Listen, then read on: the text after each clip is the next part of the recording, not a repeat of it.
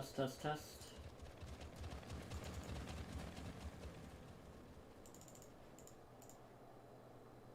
Ah, there we go. Testing, testing. Low, low, low. Yo, what's up, everybody? I'm back. We're live again. I'm gonna keep playing through the Endwalker MSQ. Welcome back. I'll get started here in like 2 minutes.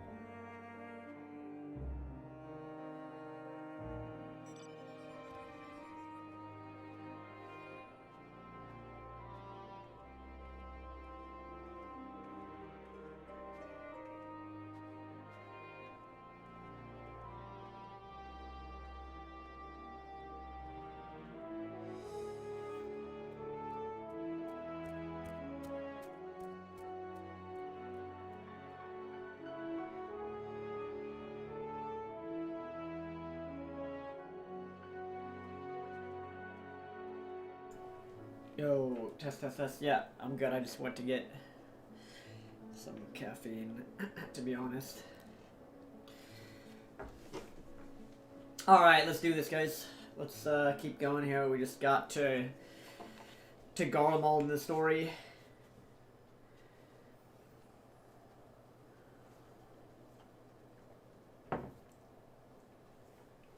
Let's keep going, man. Test, can you guys see me? You should be able to see me. Testing, what's up? Let me make sure oh yeah, my mic is good. Alright, we should be good. Alright, let's keep going here. Let's keep going.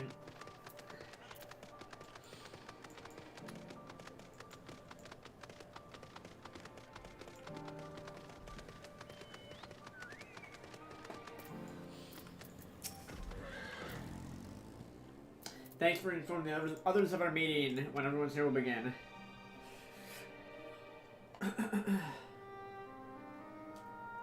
Yeah, I'm good, Eddie. How are you? And anybody else that is here? Our present situation is as follows. Efforts to aid the people of Garlemald have begun in earnest. Moreover, having entered into the capital, the Imperial Palace is within our reach. But before we proceed further, we must learn what has befallen this city. For therein lies the key to understanding and combating the Telophoroid's designs. True. I have a suggestion, if I may. Several of the Imperial soldiers we captured on the Magna Glaciers are members of the Populares and acquaintances of mine. Once we have cured them of their tempering, they should be able to give a reliable account of the events leading to the capital's downfall. A promising idea. I will assist the healers and their ministrations. Of course, I will require a proxy of my own, assuming you can spare one. Would you like a hand? No, I am sure we will manage. Better that you take my place in the field. The noxious ether of this place disagrees with me, and as I shall need to draw on my own for the treatment, 'twill be prudent for me to remain within the camp. This talk of curing the tempered is all well and good, but I reckon the cold is a more pressing. All the houses round here are fitted with ceruleum heaters that could keep us warm and toasty. Problem is the machines seem to have given up the ghost, and if we keep sitting around, freezing our asses off, we'll be next. My smiths reckon that with the right parts, they can have them working again, but it won't be easy. Understood. The machinist will assist them in the repairs.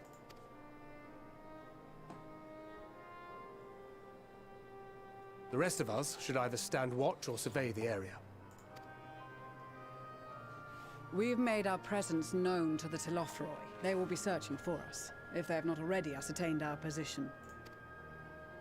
That we have seen no sign of them since the battle suggests they have yet to do so.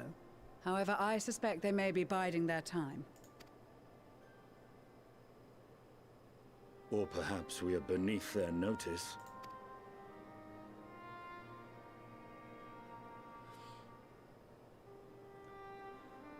In any event, we'll find no answers standing around here. Urianger, Estinian and myself have visited Garlemald recently, so we'll lead the reconnaissance efforts. Perhaps bolstered by a few Bosnian and Dalmatian scouts from my previous excursion for good measure.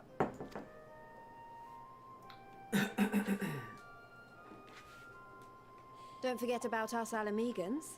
We have experienced scouts of our own. Well now, this is turning out to be a rather sizable team. With such numbers, we should be able to cover a wide area with relative ease, including that surrounding the Imperial Palace. How about you, Graha? I have a feeling we'll find a use or two for that vanishing spell of yours. Twould be my honor to be of service, though I doubt that you of all people need rely on my tricks. That leaves us with guard duty. Yay, guard duty. As a matter of fact, I have something else in mind for the two of you and Alphino. Between here and the center of the capital lies the Eblan Rhine. I would have you search the area for survivors. Your keen sense of direction, honed in your extensive travels, should prove useful in navigating the ice fields.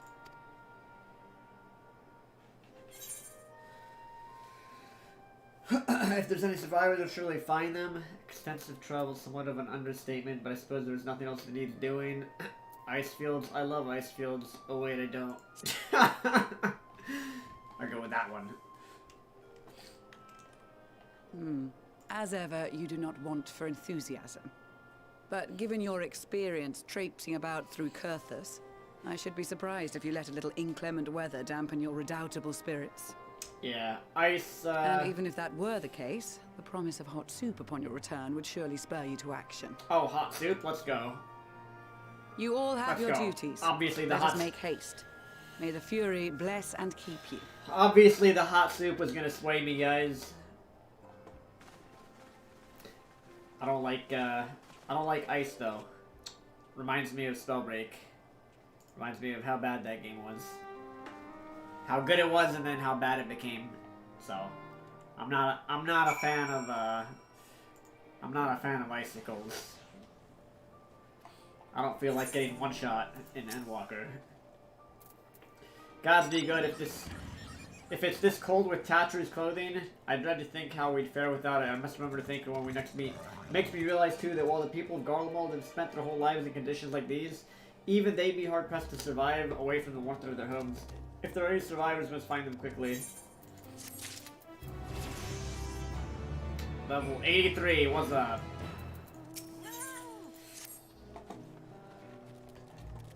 What ho, chums? Been given something to do, have you? As it happens, I too have been ordered to make myself useful. Sounds like a rather tall order. Ahem, since you asked, we're to scour the Elben Rhine for survivors. What? Wandering around ice fields on the off chance you find somebody? You'd take forever to finish the job without the benefit of my expertise. Or more specifically, my telescope. Come, friends. I know just the spot to begin our search. I'll probably regret this, but we may as well humor him.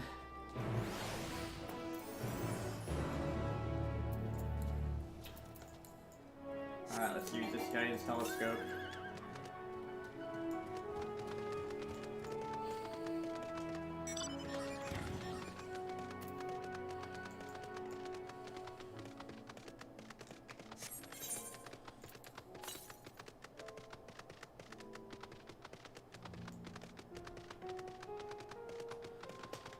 I'm gonna try and actually grab these this time.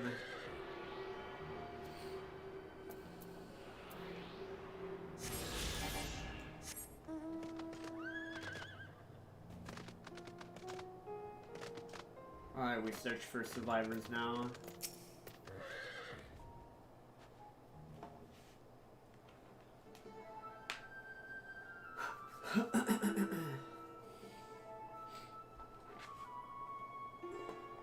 I spy with my little telescope a massive sheep thing, or maybe it's a cow. Not what we're after either. Is that an aether current? No, just a wind sprite. Other than that, it's all snow, snow, snow below. What do I see over the hill? That's no mistaking it. That's a girl. A survivor? Show me. Over there behind that tree, looks like she's running away from something, although surely not us. She wouldn't even know we're here unless she had a telescope like mine. All I can tell is that she's wearing a pale green dress, a rather fetching one at that.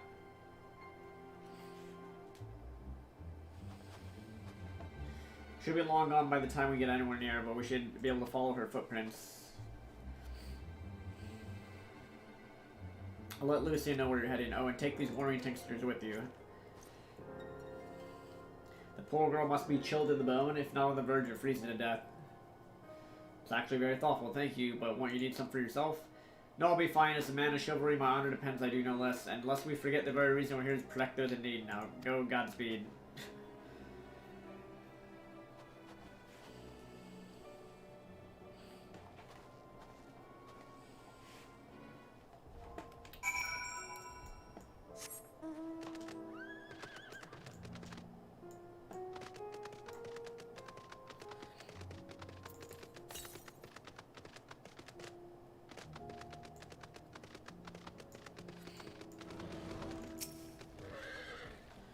Alright, we're following these footprints now. A trail of fresh footprints lead east.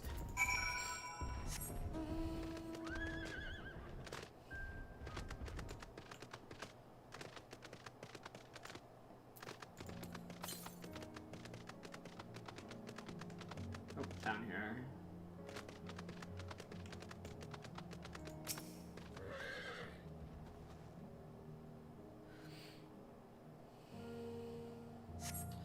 These footprints appear to be the same as those you saw previously, and they lead towards the building.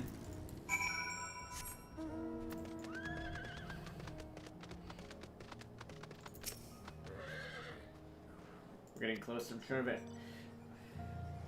At first we thought she'd gone inside the building. The door doesn't look to have been open in some time. She might still be nearby, so let's keep looking around. Then again, it's also possible she ran past this place. Would you mind searching up ahead?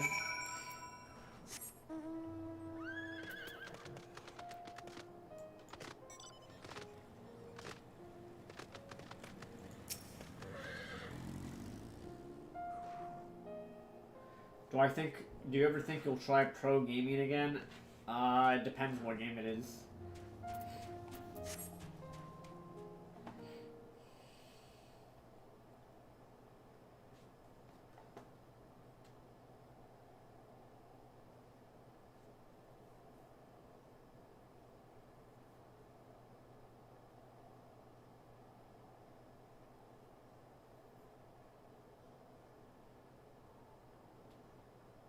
The girl in the green dress anxiously surveys her surroundings. Were you to call out to her from this distance might attract wild beasts to your location. To be safe to get closer first. Do so without drawing her attention.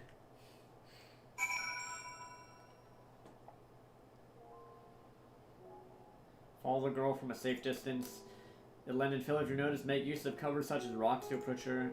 Similarly, the objective will end in fail if you fall too far behind. Should you complete the objective? Okay. What? Alright.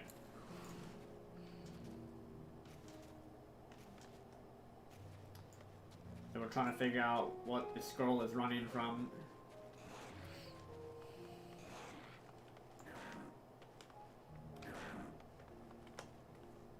I don't know if this matters. If we're in sight, this other person doing the same thing.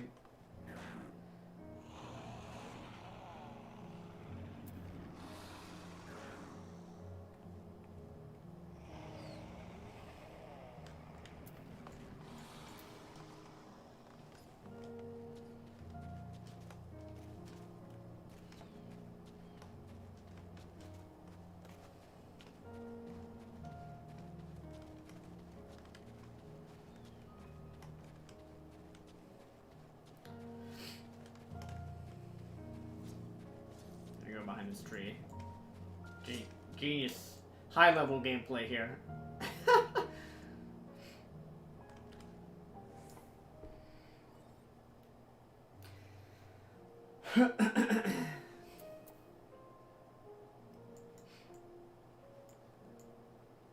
Dude, these Metal Gear Solid missions, I am an expert at, man. Easy peasy.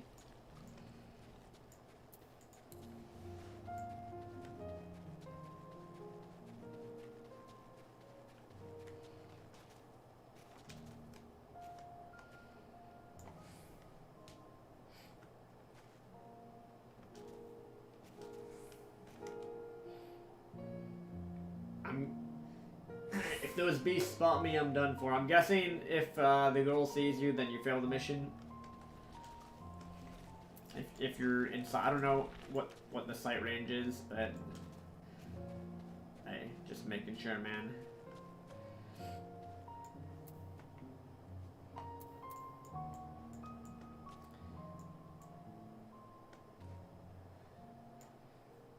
Yeah, there's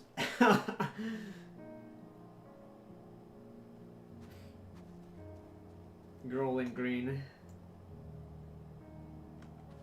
Oh my god, wait, she's moving fast as hell.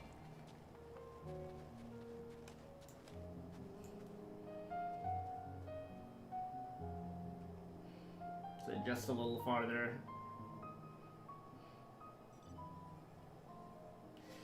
Shouldn't have sprinted.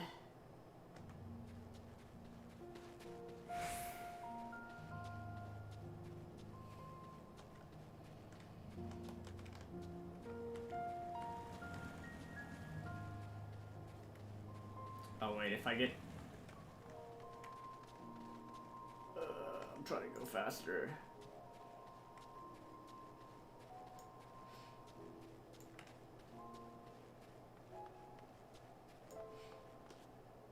Alright, we're good. Nice.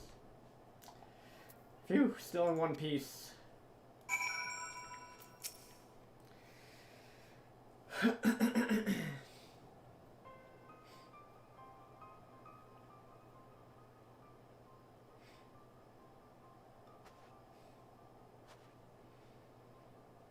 Who are you? Stay back. This house is packed with explosives. Take another step and I'll blow this place sky high. Please, we just want to talk. Alright, there's Alphino coming out.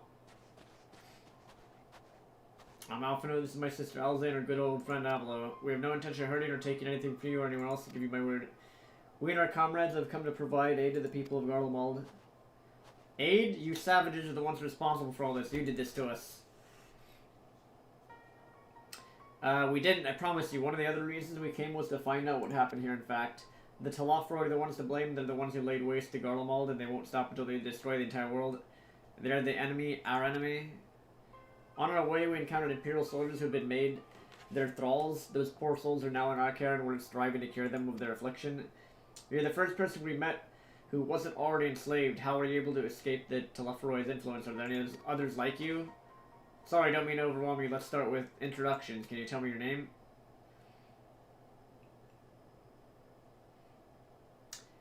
My name's Licinia. As for how I've managed to stay sane, I've been asking myself the same questions ever since that night and the roar, that terrible roar, and then the screams I was screaming too, I think.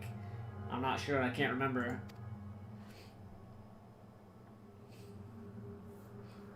Then came the silence. Everything was still.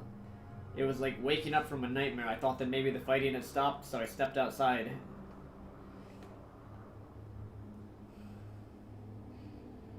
If your hells are real, I saw one that day. I ran past friends, people I'd known all my life, eyes vacant, dead, staring at the sky. Others were mad and violent. I saw them struggle with soldiers, but didn't stay to watch. I fled as far as my legs would take me.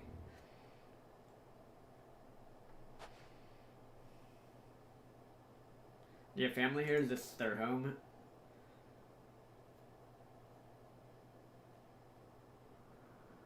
No, this is Victor's Spoils, a mansion for retired soldiers, or it was, but now me and a few others are borrowing it. As for the explosives, I was making that up. Just want to keep everyone all safe.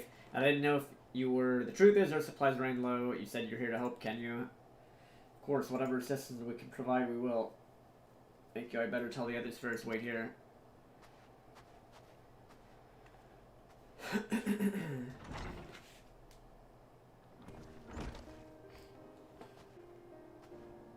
This is everyone. Licinia says you can be trusted, but these are desperate times. We fools to let foreign troops into our home. Having said that, were you to provide us with means of heating the place as a sign of goodwill, perhaps we could take you at your word. If that's too much to ask, then leave us be. Time to put my firewood gathering skills to use. We'll have a fire burning in no time. May we build it under the gazebo? The what? Oh, you mean the bower? Yes, you can do as you will. A snowman with a vampire, you get frostbite? Haha. Ha ha ha.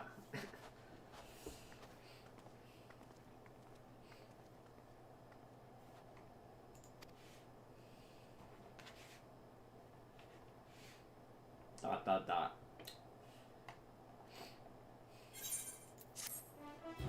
Alright, we followed the tracks in the snow.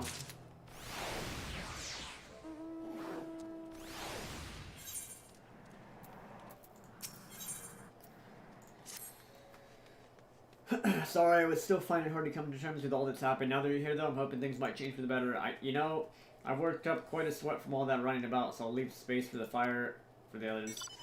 As you can tell, they're in a far worse state than me. We're planning to look for somewhere warmer or with more food. But they're not going anywhere until we nurse them back to health, which I don't know how to do. Is there anything you can do to help them?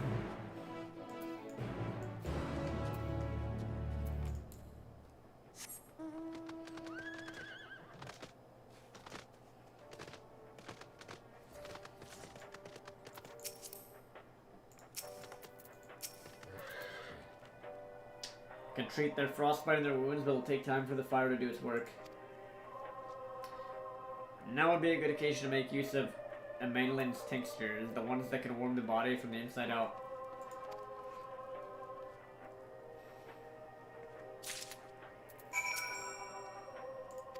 Oops, misclick. The numbness is beginning to subside, though I suspect once the fire dies, it will return with a vengeance.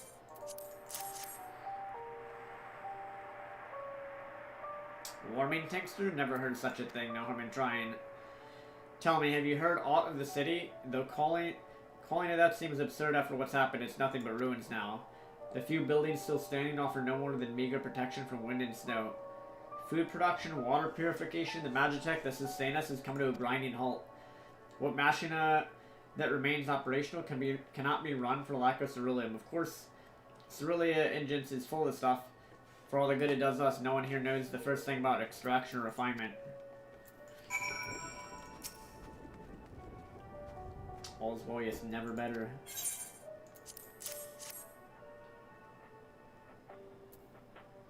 Oh, what sweet libation is this? Is it poison by any chance? Ha! 'Twas a joke, ha ha ha!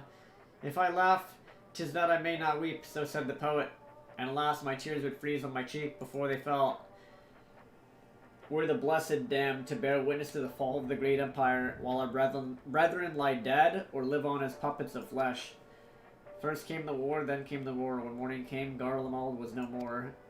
In a cacophony of gunfire, explosion, and screams, was our beloved capital razed to the ground.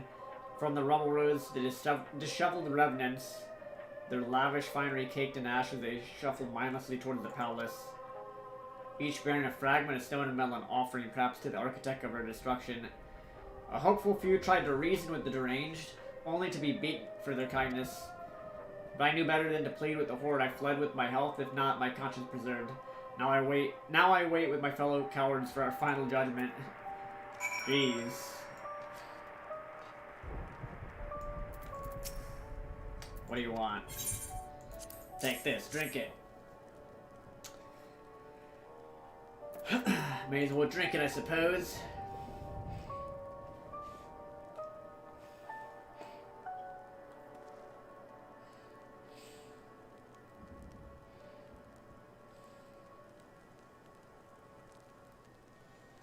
It's a radio. You don't have them where you come from, I take it? We use them to listen to messages sent by others, even over great distances. There are different types, but this model is by far the most popular. Made with quality components crafted with the finest ore. Sourced from heuheu it is. Not all that useful since the capital fell into ruin. People at the broadcasting station must have either fled or ended up like all the others, because all we've been hearing is the same music being played over and over again. Home beyond the horizon. An ode to the brave men and women sent to reclaim our ancestral homeland of heuheu. We may have founded an empire in these frozen wastes, but we always hoped to take back what was once ours. To the solemn reminder that though we must suffer great hardship, better days will surely come. Dude, so that's the radio that's been playing this whole time. I thought that was like...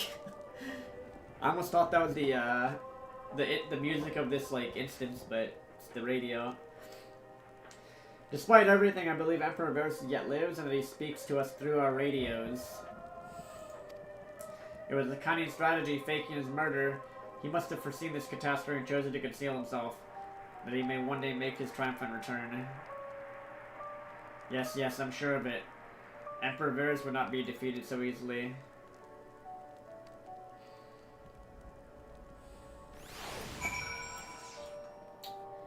They don't know, man. They don't know he's dead. They just don't know.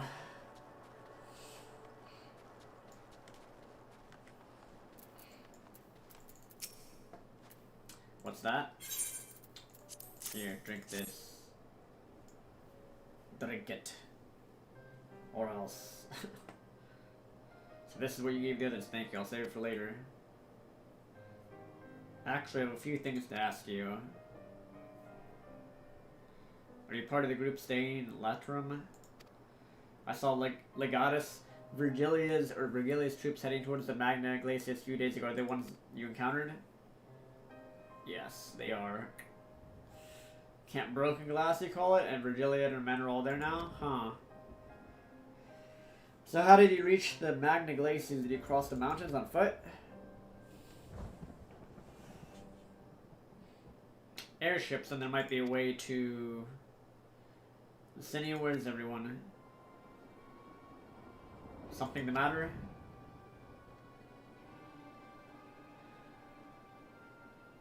A voice from inside, you say? You must be imagining things. Everyone's out here. Perhaps a baby Almasty has found its way into the house. It wouldn't be the first time. Without the soldiers to scare them off, wild animals have been roaming closer to the settlement. Some have been known to attack people too. I've just had an idea. If you and yours are strong enough to defeat a Legatus, surely a few beasts shouldn't pose a threat. If you've a mind to continue helping us, perhaps you could head to the other side of the lake. There's a small group of tappers living there, people whose job was to extract sterling. They still do, from what we can tell. We've tried asking if they would share their fuel with us, but they're not willing to give it away. They want food in exchange. Lots of food, and that's something we don't have and can't get on our own. On top of that, to even reach their den, we'd have to make our way past all these creatures. Would you be willing to go in our place? Will you need enough sterling to last until the others are strong enough to travel to your camp? If the offer still stands, that is. Oh, I don't expect you to give up your own supplies, but there might be another way to pay the tappers. You'd best watch out for baby Almasties while we're away. Yeah. What? Oh, yes, of course. I'll see any. I'll be sure to shoo them away. To reach Tapper's Den, you have to cross the lake. The ice is thick enough to support a person's weight. But if you'd rather not take the risk, you'll need to take the long way around. Finding the entrance can be tricky, too, so it's easier to look for someone standing guard outside. I bet she has one of the people that is, like, basically kind of being, like, zombified. I bet one of them is in there or something. Although, I don't see why they would be, because they would have killed them, right? Someone be hiding there. Someone is hiding.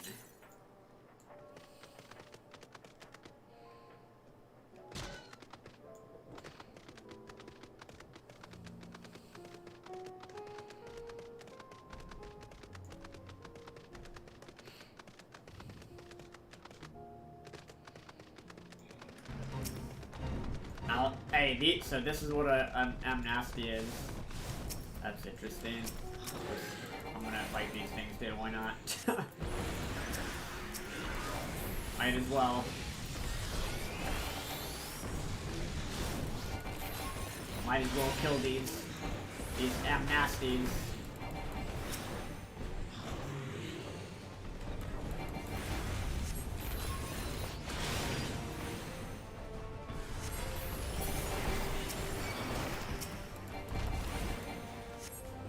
These remind me of something. I'm trying to think of the word.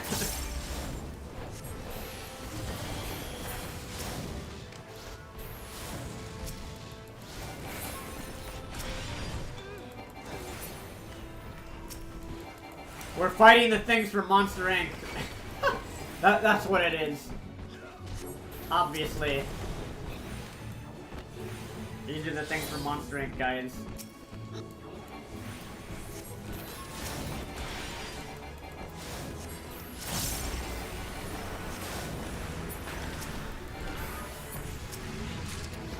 Alright, nice.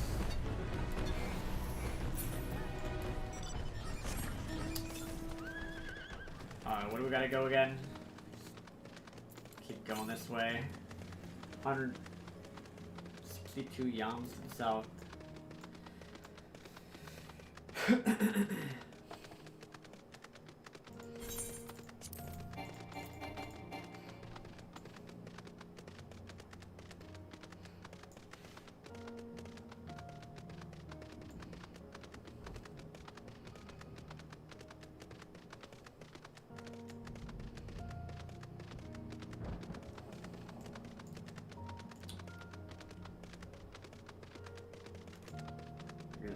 This cave over here. Oh, I see an aether current. I'll grab that real quick.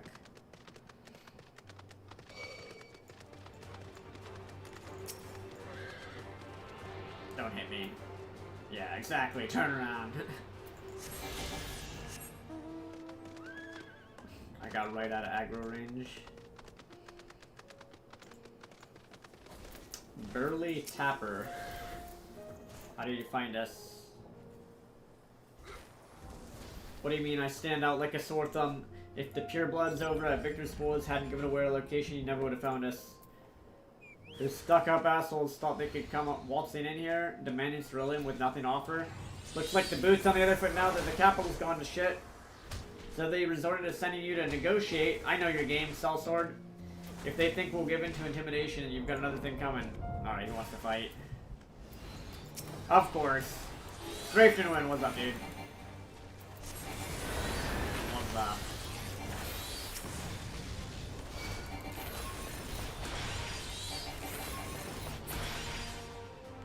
Stop, please consider me intimidated.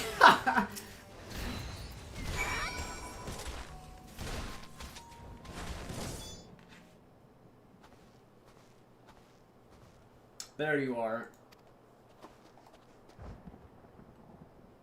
Just after you left, Licinia asked me to go and catch up with you.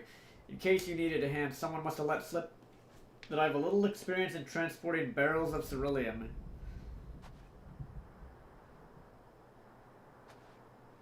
So this is Tapper's den, well then after you.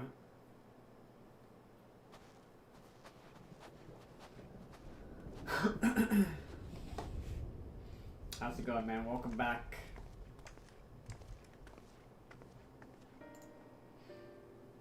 Who are you? What happened to the guards? We beat them up.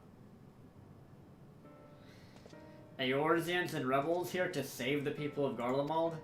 That doesn't make any goddamn sense. Why in the hell would he pass up this chance to put those Imperial bastards to the sword? Let me guess, none of you are Garlean. You were brought here from other lands? Garabania, Yangtze, Bosja, Dalmasca, to name a few. Some dragged here against their will. Others fed bullocks about a better life, all put to work extracting ceruleum. All given the esteemed title of AAN, placing us firmly on the bottom rung of the ladder. But the old hierarchy means nothing in the new Garlemald, says we. About the only thing that's escaped more or less unscathed is cerulean engines, still sustaining us, even with our paymasters out of the picture. We hear you're experts in drawing up cerulean from the bottom of the lake. How do you do that if it's frozen over? Ha! Wouldn't you like to know? Trade secrets, I'm afraid. At any rate, it's not as if ceruleum is used for much these days. What, with the city in ruins, we take enough power to power our heaters and save the surplus for later. And though it helps stave off the cold, it does sod all about our hunger. Unless we trade it away. Speaking of which, be sure to tell your contingent we've got cerulean by the barrelful. If they're interested, we'll exchange it for whatever provisions they're willing to spare. We can certainly ask, but if you're all free to go, why carry on living here? Free to go? Go where? Even if we manage to get back to our homelands, there'd be nothing left for us thanks to the Empire. And the knowledge and skills we acquired working here would be practically useless outside of Garlemald. So we're staying for the time being. As long as there's a need for ceruleum, we'll find a way to get by, even if Garlemald as we knew it is gone for good. Gone for good.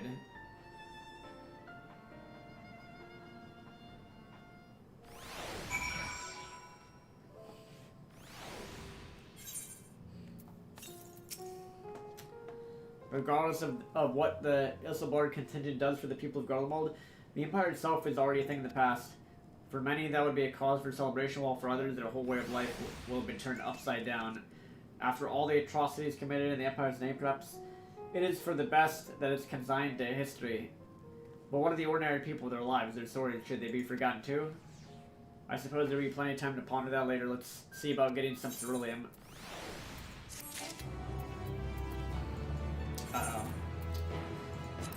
I got no more slots in my inventory.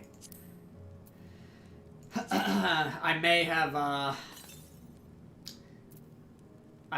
not cleaned out I may have not cleaned out my inventory before the expansion started. Here, let me eat this bread.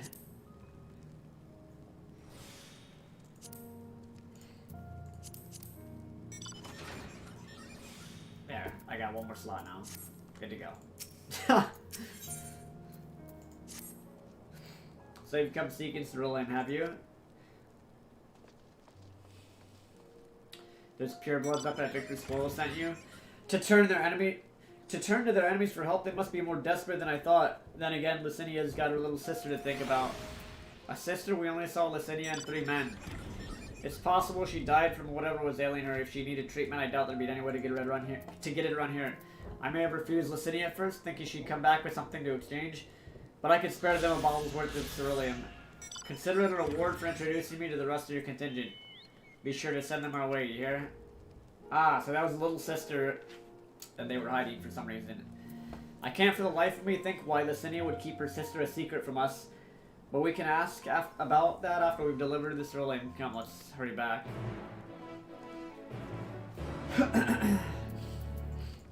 Hey! Zenki, what the hell? Are you level... You're level 88 already. Look at you. Aren't you? What level are you?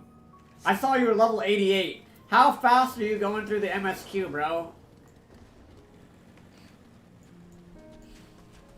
You are speeding through.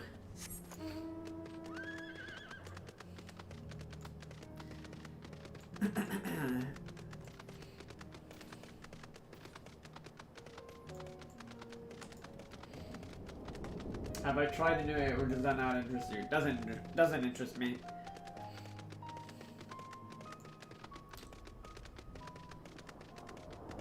Better go back up.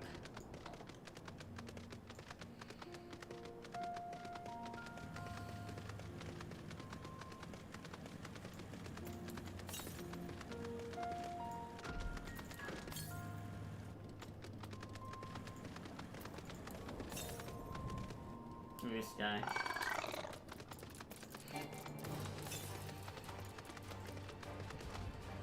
Oh, it's probably up there.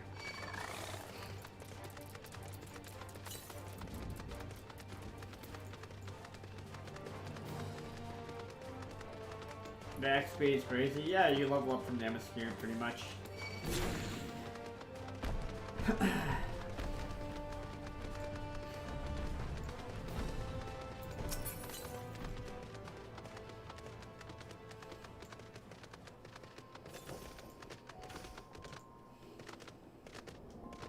Yeah, it's good.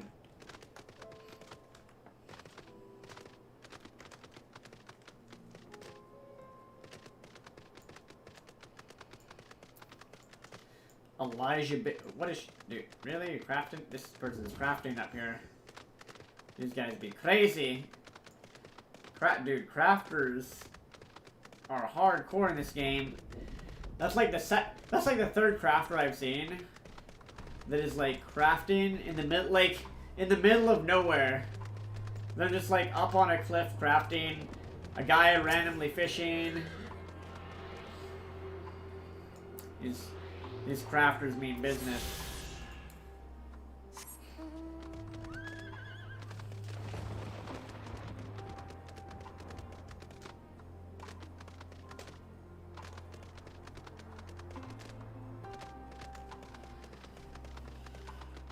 Dude, yeah. I mean, I'm hooked on FF14 period, like, just the whole game.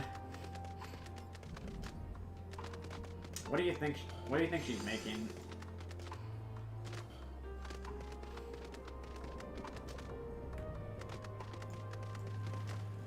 What could be so important to make in the middle of nowhere?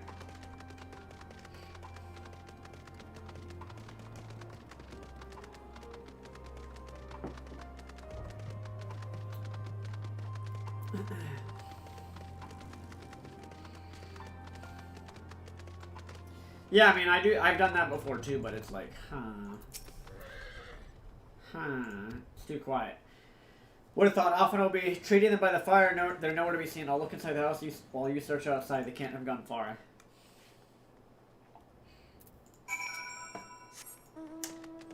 I wonder, dude. I mean, I actually like crafting this game. No kappa, like I actually like crafting is actually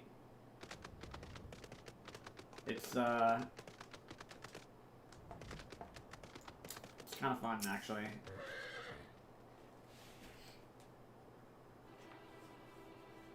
Oh god, look, two of these guys got taken out.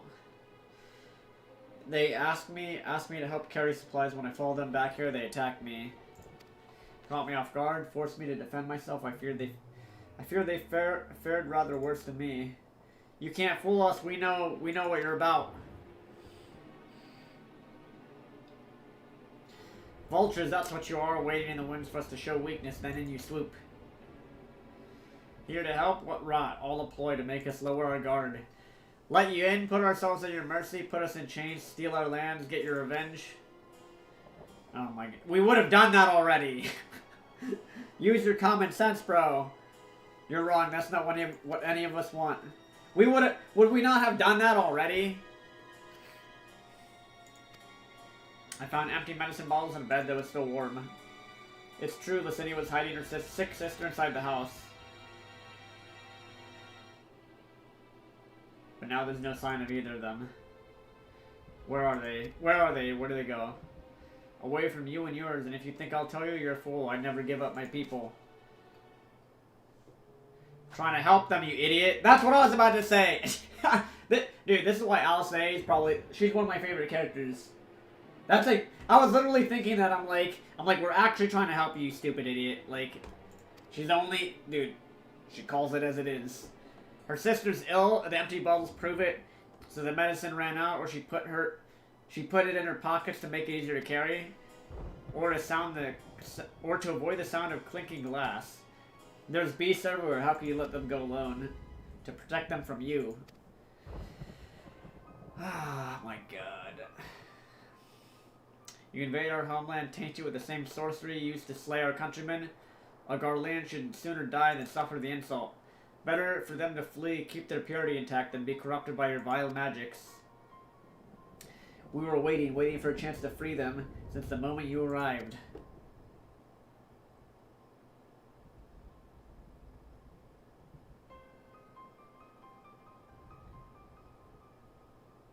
This is getting us nowhere. I cannot say how Licinia and sister will react when we find them, but find them we must. Go on without me, both of you. At first need to tend to my injuries and theirs. I'll join you in the search after. Alright, be careful. We'll do our best to find them quickly. I bet the little sister is, she got tempered. I bet she got tempered or something.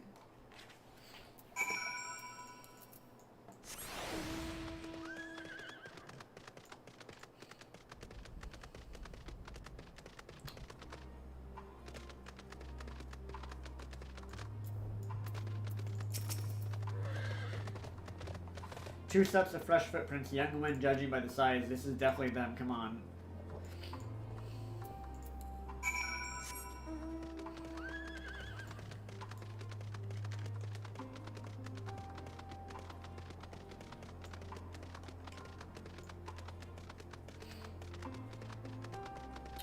Alright, back this where we just came from.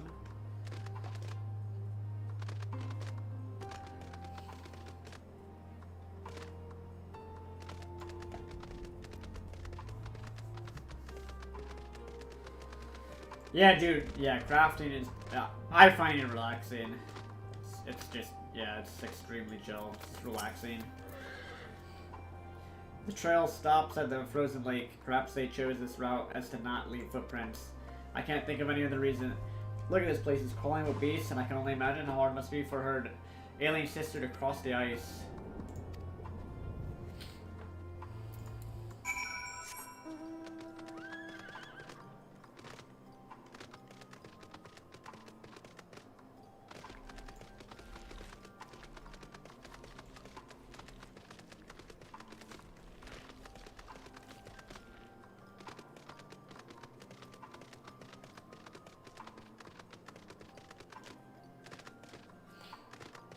Empty bottle.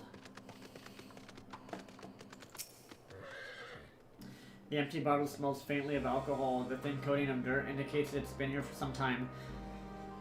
Unlikely to have any connection to Licinia or her sister. Yeah, unless she was using it to put it on her wounds. Maybe.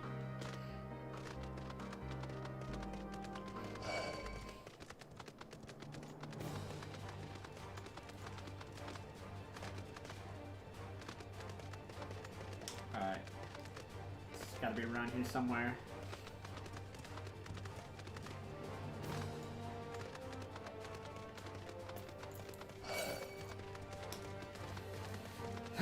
Yeah, I haven't unlocked flying yet. Not quite yet in these places. The Aether Currents.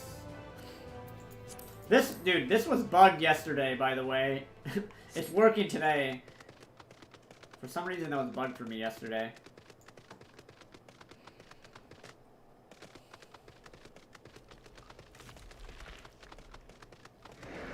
It wouldn't show the Aether Currents that you were getting.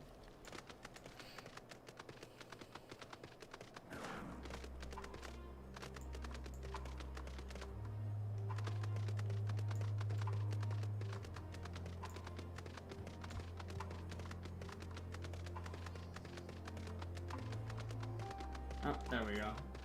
Over here. Half-buried piece of paper. Appears to be a flyer for a theater group, though the run of shows advertised has long since ended.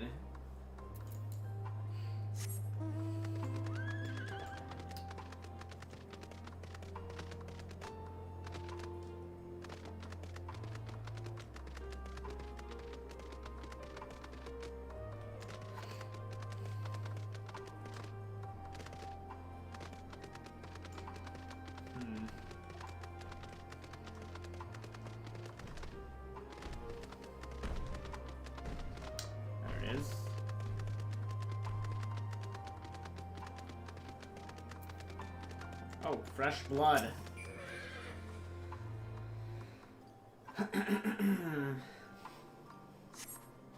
The blood staining the snow appears to be fresh, judging by the amount the victim may have been severely wounded.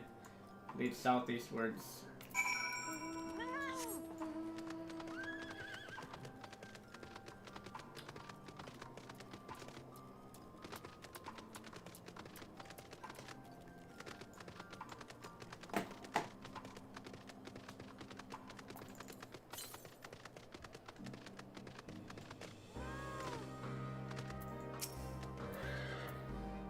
Licinia. Oh my god. Wait, oh my god, dude, wait a minute. Hopefully they're not both dead. That doesn't look good. The two bodies are already cold. Oh, man.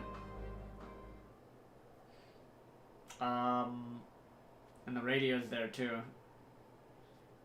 And the holding hands.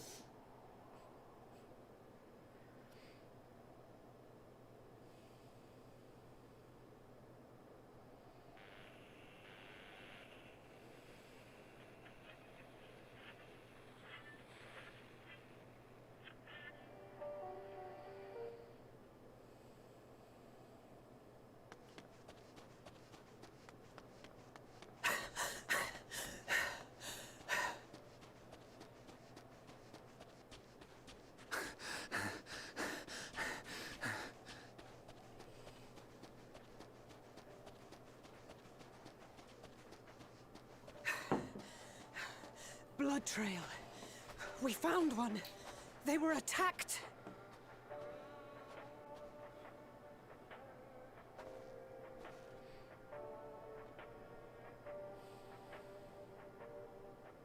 No.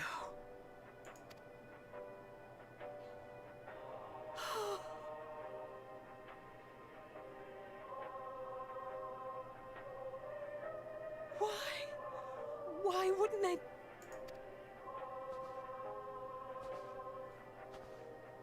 Safer to brave the wilds than trust in our magic.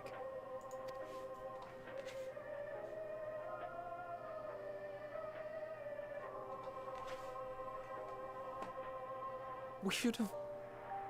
I should have...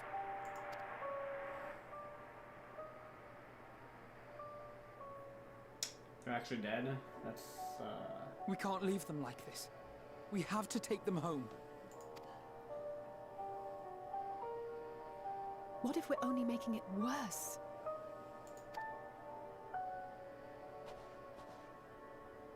Maybe we don't belong here, but neither do they. Not out here in the wind and the cold.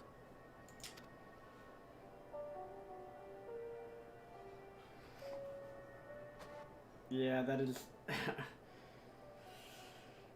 that is, feels bad, man, indeed. We better not get blamed for this one, too.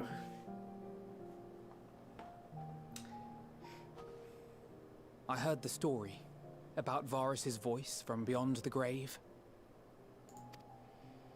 Of course, I didn't believe it, but Licinia and her sister did.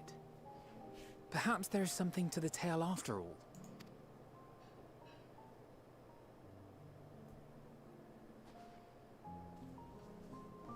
I want to understand. So I'm going to borrow this for a while, if that's all right. Yep. You had every reason not to trust us. We came as trespassers, invaders. But I pray that in time, we will be more than that to you. That we will find a way to help your loved ones. And see that no more children are left to freeze alone in the snow.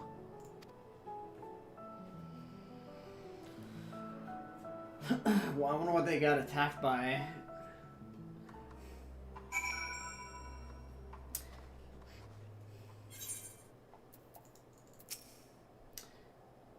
There must have been something we could have done, but what? Should we have never come here? Would they still be alive if we hadn't? I don't think that would matter. We've already caused enough harm here. Let us return to the camp before we cause any more. As for those inside the house, we should send someone to take care of them. Someone who isn't us. All we can do now is make a report to Lucia and do everything in our power to prevent further tragedy.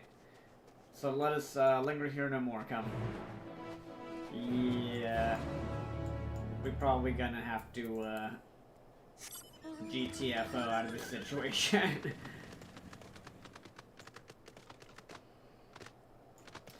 While I'm up here though, let me let's grab that 8th right up there. Well, that was sad. That's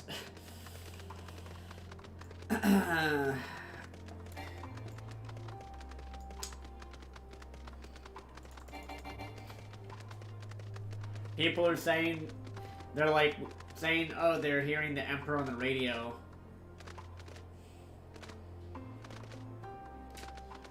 Kind of suspect. What is it, the train track? Oh, it's just a road? Oh wait, it's kind of a train track.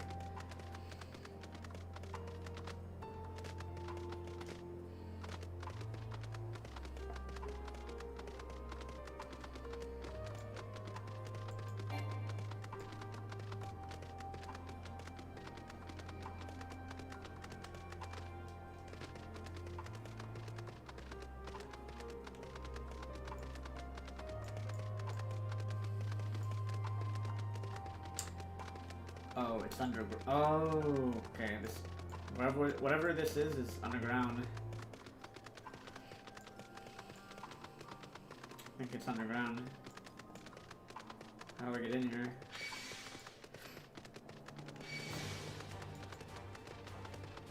Let's see here. Is that maybe that's an entrance?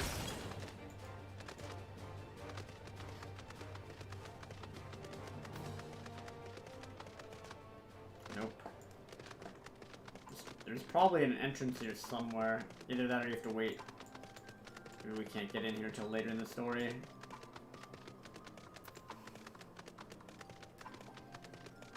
Let's check over here.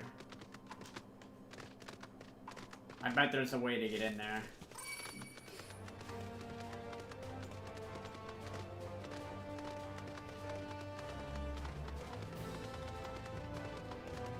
Dude, this is the wait.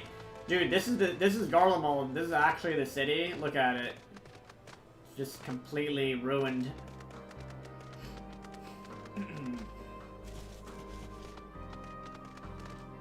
Alright, I'm just gonna TP back.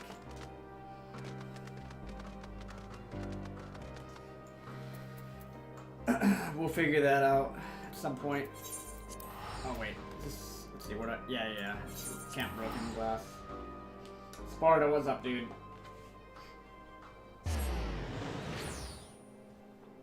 Alright, let's TP back here.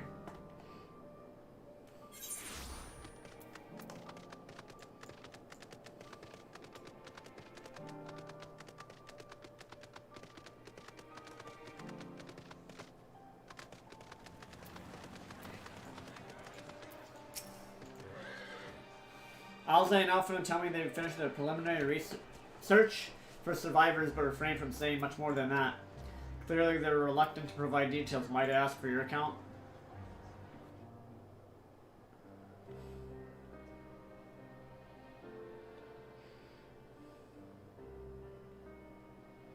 Thank you for your report. We shall inform the troops of these developments and instruct them to proceed with the utmost caution should they encounter any survivors. Allow me to go and speak with the ones at the victor's spoils. They may be more willing to listen to a fellow Garlean and accept our offer of assistance. I pray you are right. And though I am loath to burden you any further, should there be an appropriate occasion to speak of Licinia and her sister, please do so.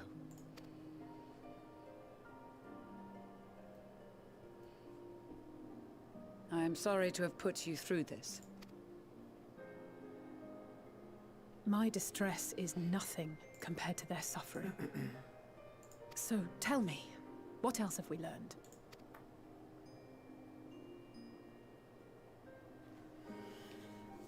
As you may have already heard, we have succeeded in curing the members of the Populares, Maxima identified.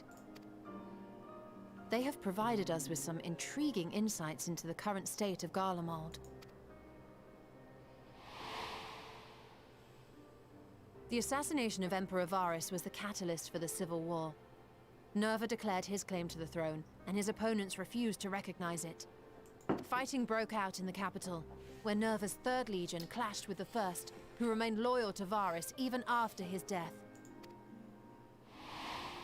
Of course, even Imperial warmongers would balk at the idea of turning their shining city into a battleground. Like burning down the wood to spite the wasps. Neither side would be so mad. True. Unless something or someone inflamed their animosity to such an extent that they could not help but act against their better judgment.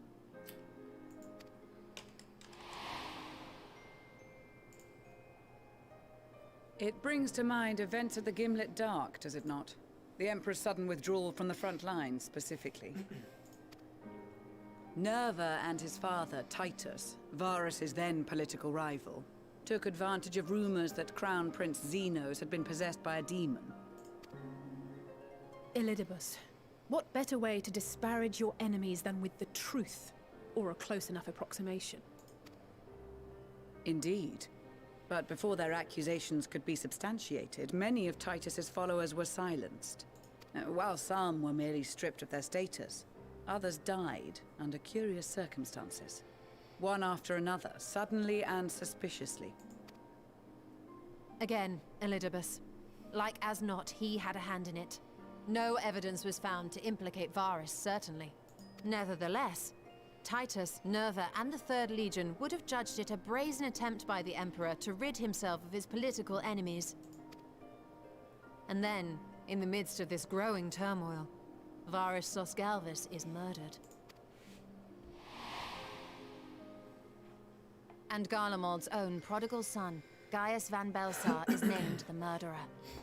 Shortly thereafter, Nerva claims the right of succession, and in response, the First Legion claims the assassination was part of a coup d'etat orchestrated by Titus and Nerva.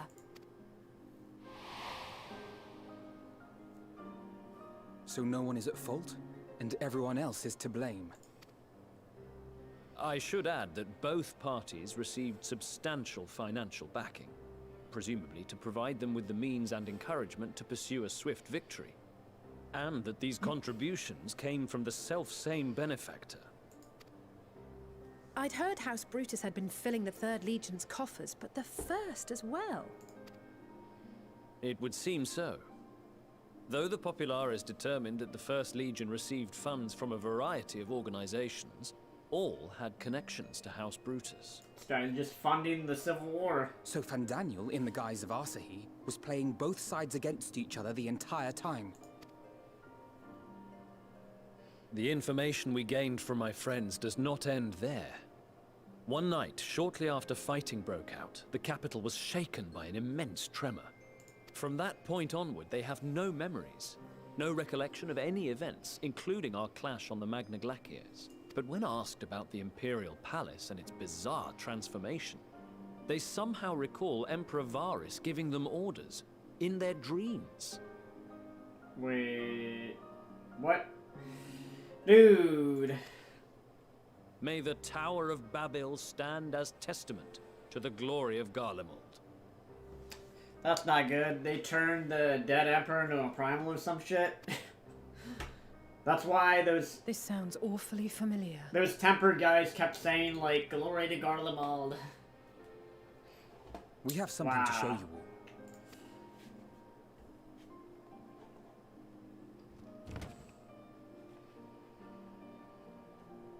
New dungeon height pog. Varys spoke to them through this radio. Perhaps it was a recording, but if not, that would be inexplicable.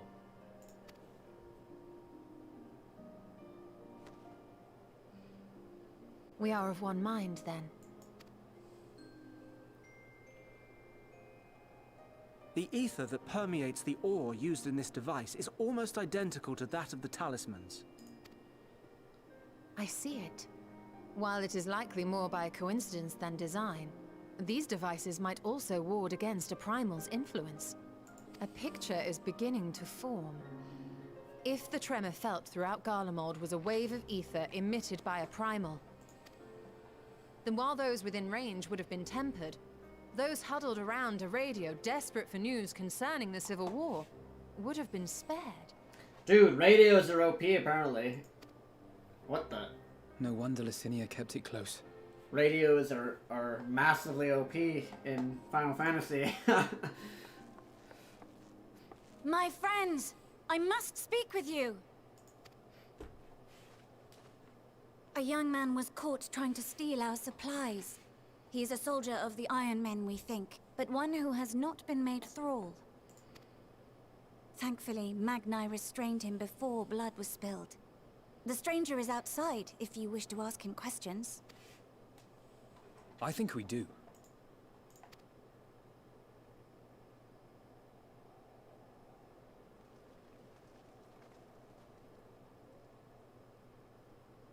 Who do we have here?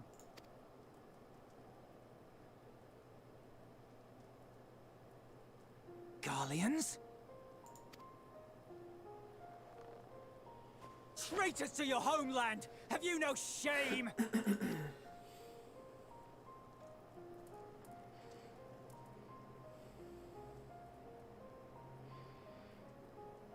I am Lucia Junius, a Temple Knight of Ishgard. And you are? Julius Pier Norbanus. And that's all you invaders will get from me. We are not here to invade Garlemald. Far from it. Like you, our allies in Eorzea and the Far East fight in defense of their lives and their loved ones even as we speak. But it is the people of Garlemald who have suffered most. This we know. And that is why we have come to offer you our aid, that we may unite against our common foe.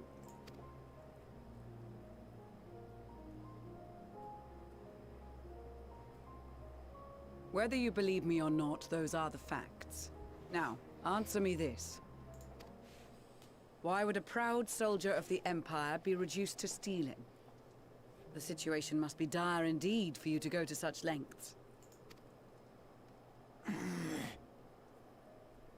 If it is supplies you seek, we would gladly share ours, or turn a blind eye while you leave with your spoils. I will not negotiate. My commander will determine how to deal with you and yours. If you wish to treat with him, I will take you, but no more than 3. I don't much like the sound of that. But if we do accept his proposal, I suggest the two of us and...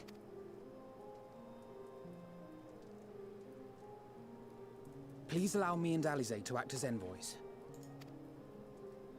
May I ask why? We have seen with our own eyes the hardships the Garleans face. How their futures and lives hang in the balance. It's not the warmest invitation, but it's an opportunity to prove our intentions true. Maybe not a chance to make things right, but a chance to make them better. Yeah. Radio Primal confirmed. Oh yeah, they said it was in a dream, but they also said it was coming through the radio. I can see that persuading you otherwise is a lost cause, but you will proceed with the utmost care.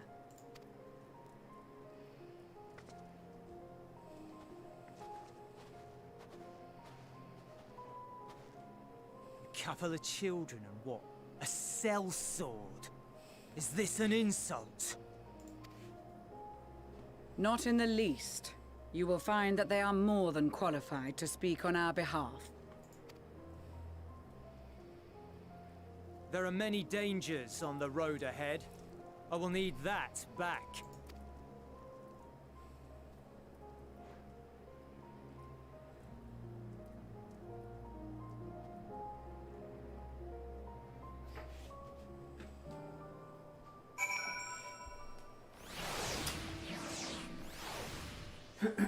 Alright. You've received as invited guests. Yeah, so he says, I urge you to observe proper social etiquette and conduct yourselves accordingly. Your safe return takes precedence above all else. Remember this. Thancred in particular be worried sick if you're gone too long. May the Fury watch over and keep you. Are you and the children ready? I will explain the route once we're outside your camp. If anyone attempts to follow us, we'll judge it an act of hostility and will not hesitate to take appropriate measures. I expect nothing less. You have our full cooperation.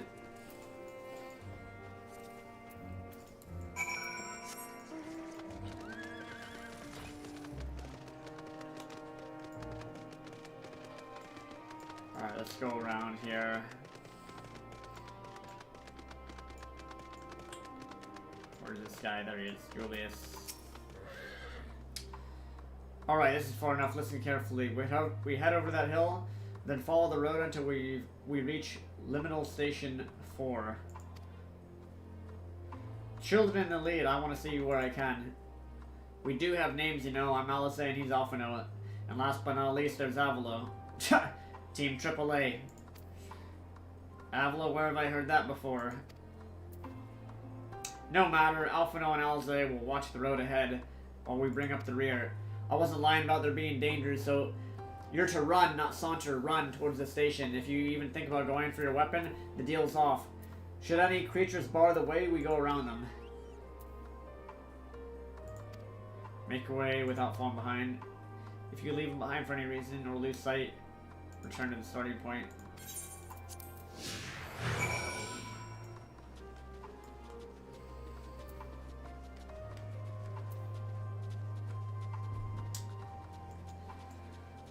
Axpash, what's up? That's a note of that.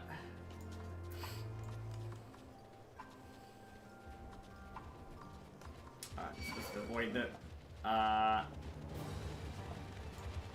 this must be the route. Okay, I'm just gonna run from that bear that is chasing us.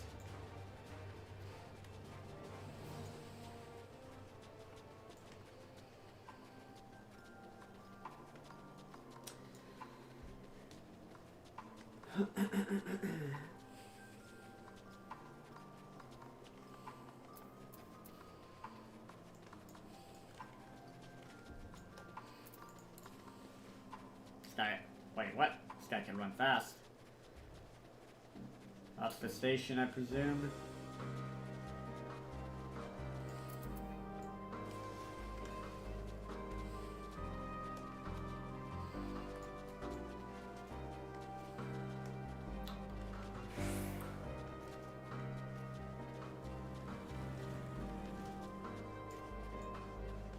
I wonder if I pull out my weapon if I fail this. I'm not gonna do it.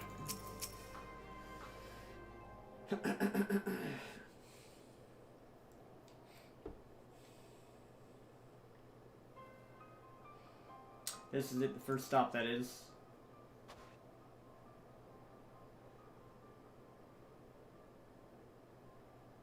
Good, it looks like your friends knew better than to follow us. Are these your headquarters? No, we're stopping here so I can check for pursuers. Since it appears you've kept to your side of the bargain, we can carry on.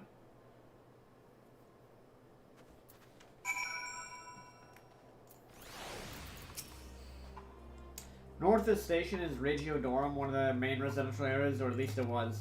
The afflicted roam the streets in packs. They'll tear us to shreds if given the chance. Keep close, no wander enough. Understood?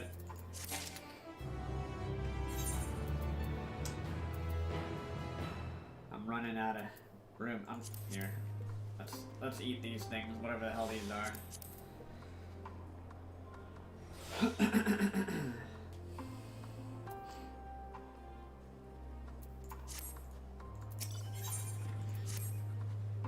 From here, we'll be heading northeast, keeping to the left of the railway. While the route itself is straightforward, getting past the hordes I'm seeing is anything but. Keep your weapons at the ready. They would attack their own countrymen.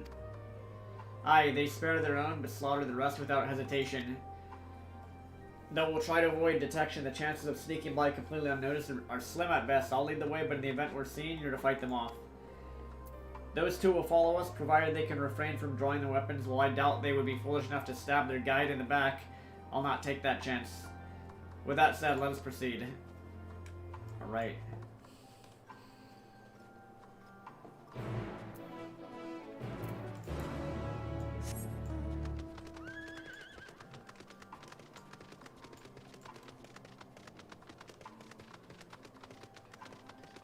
So these are the, tracks.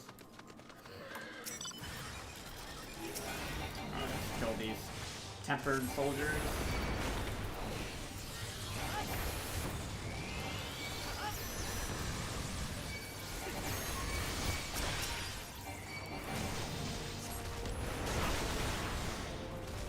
What? They're not even doing anything.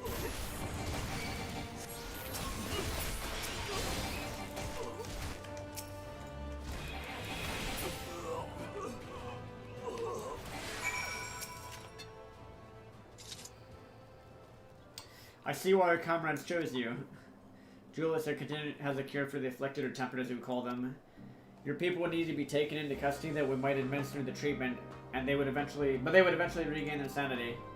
Is that so? For all I know, your treatment would simply force them to forsake one master for another. As far as I and my legion are concerned, they're no longer our people. They're beyond saving. Those who thought differently and tried to reason with them were butchered before their bleeding hearts. Come, we have to keep moving. These guys don't know. They don't know we have a treatment already for this.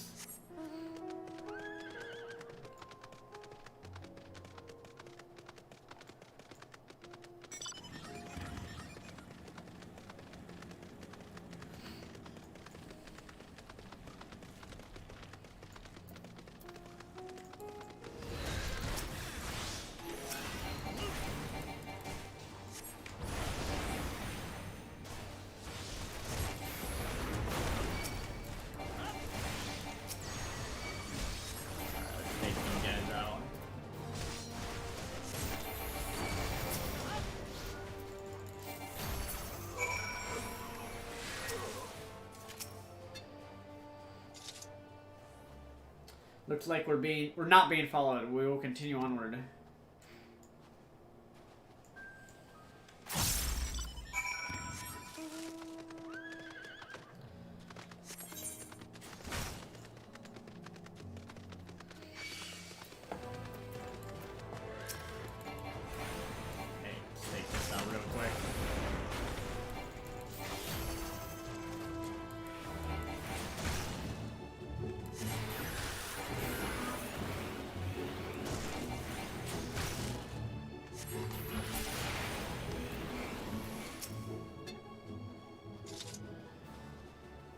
I meant what I said. These people deserve only death. I stayed my hand before out of a desire to remain undiscovered, and that is still a higher priority. We should continue Continue to avoid any unnecessary confrontations. Keep following the railway.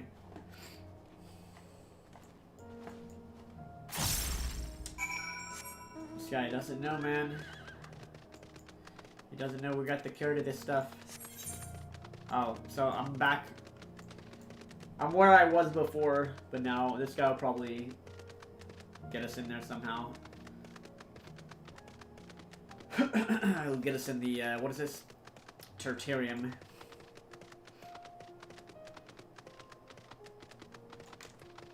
Whereas, yeah, I don't think we can get in there without this. Pretty sure.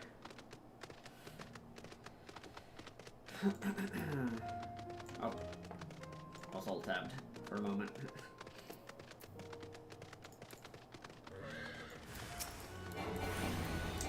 Two more tempered imperials.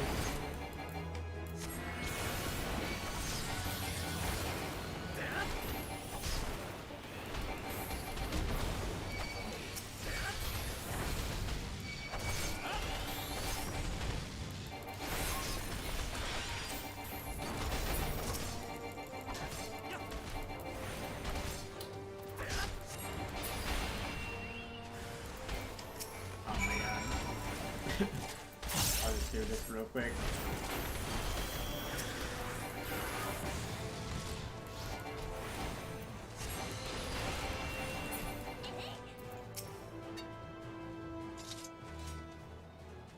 Look at what they've become. Would you still stand there and claim that they can be cured? Yeah. Those exposed to a vast quantity of primal Aether may suffer severe corruption. Even with treatment, such victims are beyond salvation. Then you admit it. Now that you've seen these monstrosities for yourself, perhaps you can think twice before speaking of a cure. Yeah, those ones, we don't know how to... There's no cure for those ones yet in the story.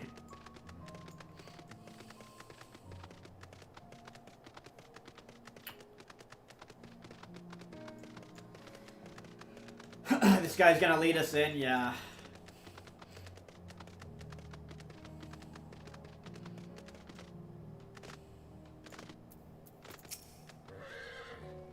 We're almost there. You've kept your side of the agreement, so I'll keep mine this way.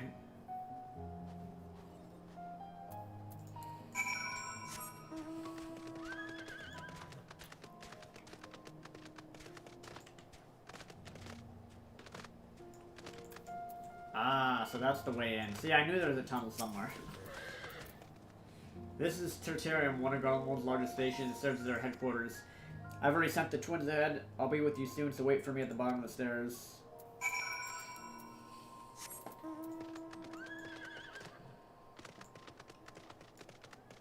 I knew it was around here somewhere. Theodora. She clearly has no intention of speaking with you.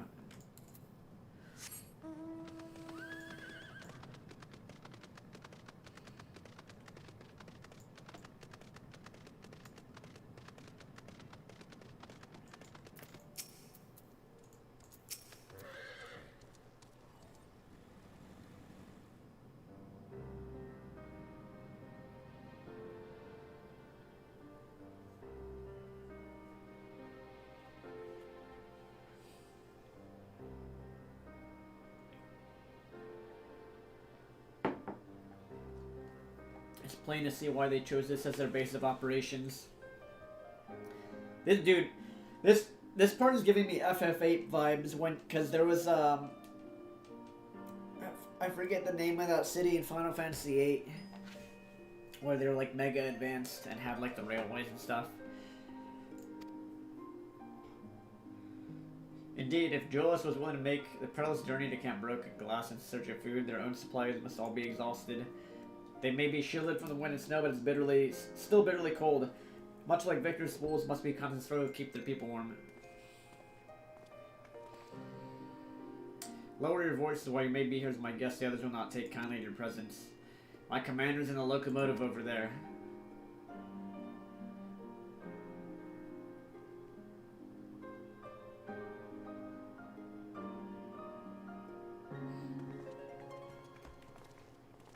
Hey, good thing this guy doesn't recognize us. He said he's like oh Avilo, that sounds familiar. He doesn't realize we're the Warrior of Light, man. Otherwise he would have been like, what the? Hey, they have a radio too. Alright. Let's talk to this dude, this Julius guy. These are their chosen representatives.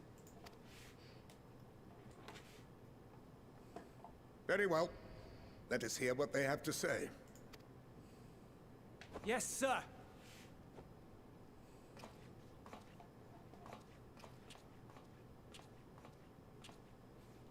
I present to you our commander,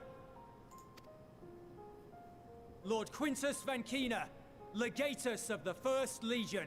Yeah, they got no idea. The first? I had no idea you had survived. We lost our emperor, our city, more than half our troops. For my wounds, I may never take the field again. But we survived, aye. In a manner much to your liking, I dare say. We have no intention of adding to your misfortunes, nor do we bear you any ill will. Spare me. Though you children may speak in earnest, overtures of peace ever ring hollow in my ears. So long as man stands to profit from his neighbor's suffering, war is inevitable. Driven from our ancestral homeland into this blasted waste. Yet still you yearned to rob us of our paltry scraps. 'Twas only with Magitech that you learned to keep your distance.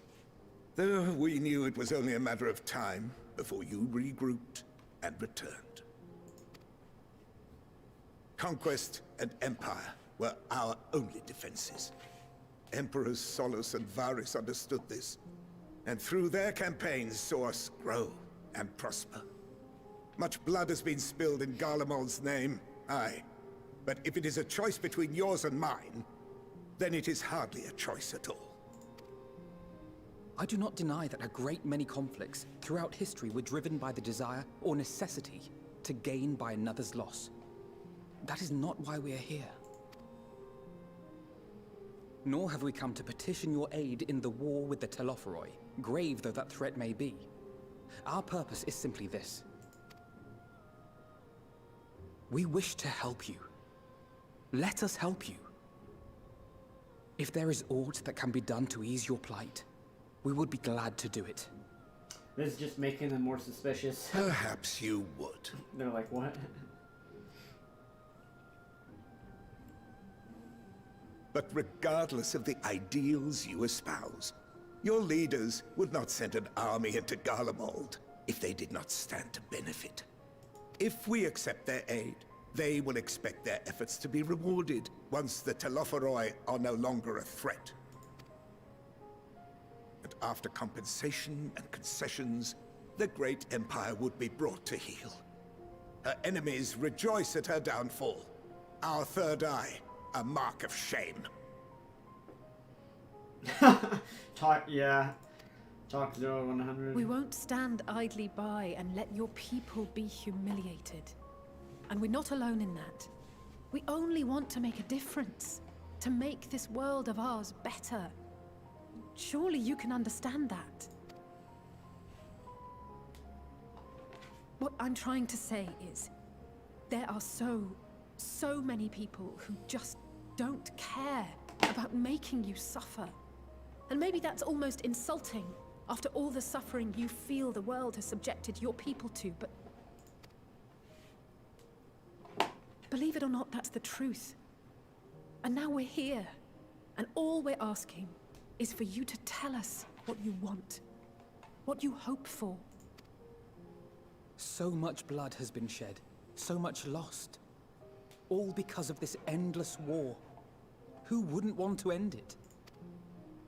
Can we not work together to face our problems as one?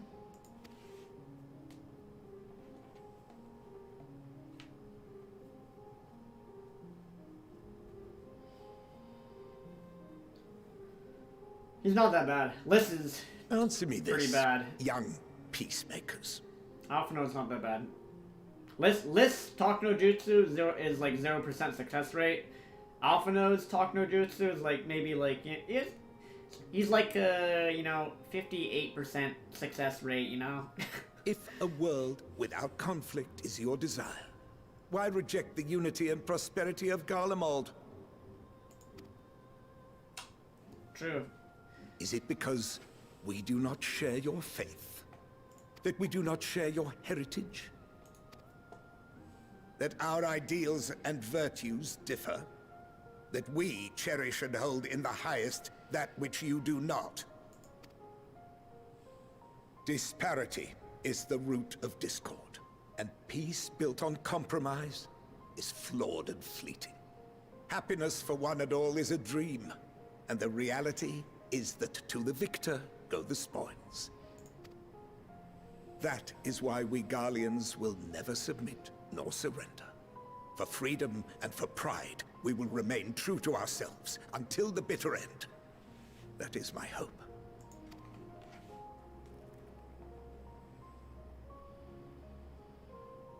It seems there is nothing more to say on the matter.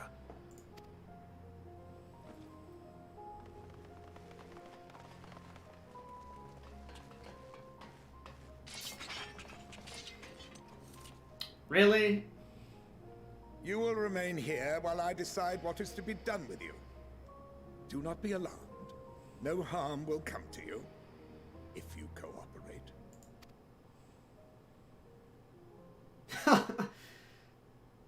Son of a bitch. We will not resist. However, as your guests, I ask that we be allowed to speak with the other members of your group. As you wish. I had no intention of locking you up, as by dawn you would be frozen stiff and you're no good to me dead. You are free to move about the encampment, but there is one condition. Collar them. You kidding me, buddy? Oh my god. They're imprisoning us. Sorry, wait. Dude, let me time this guy out. Sorry. Let me time you out, buddy. What are these?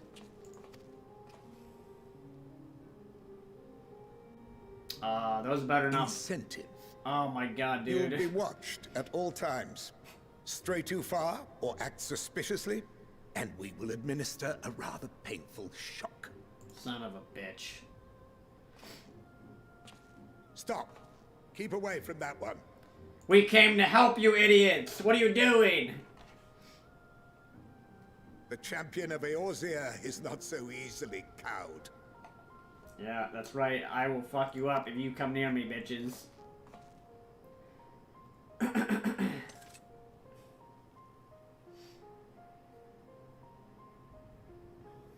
Even if he allowed himself to be collared, the shock would be no more than an itch. No. If he refuses to obey, we will activate the twins' restraints instead. I see how it is. I see how it is.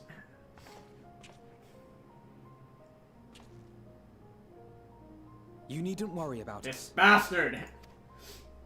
We'll forget we're even wearing them soon enough. Even now, you still... Why go to such lengths? What is it all for?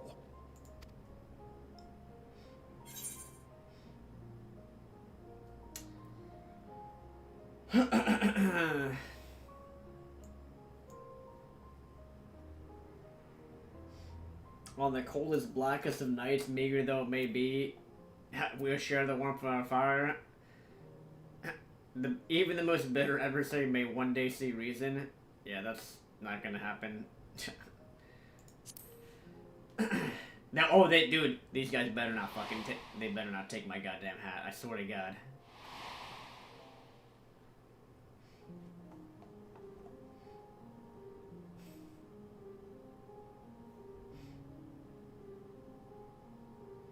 You are a curious one.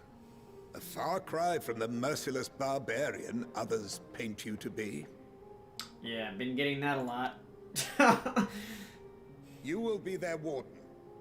Take them away. Yes, sir. Yeah, so they couldn't, they know that I was gonna fuck them up if they put a hand on me. They try and do that to me, so they're just, they're like, alright, we're gonna put it on the twins, and, if I don't listen, they're gonna shock them to death. Oh my god, dude. Yeah, I mean, both of those options are a little bit cringe there. That's true, but hey.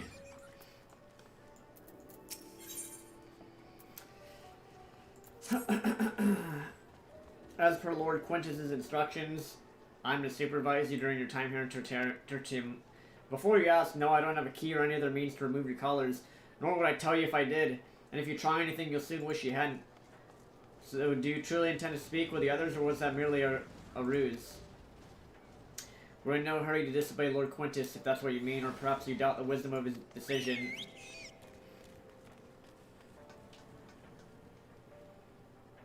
Do as you will, but remember, I'll be watching.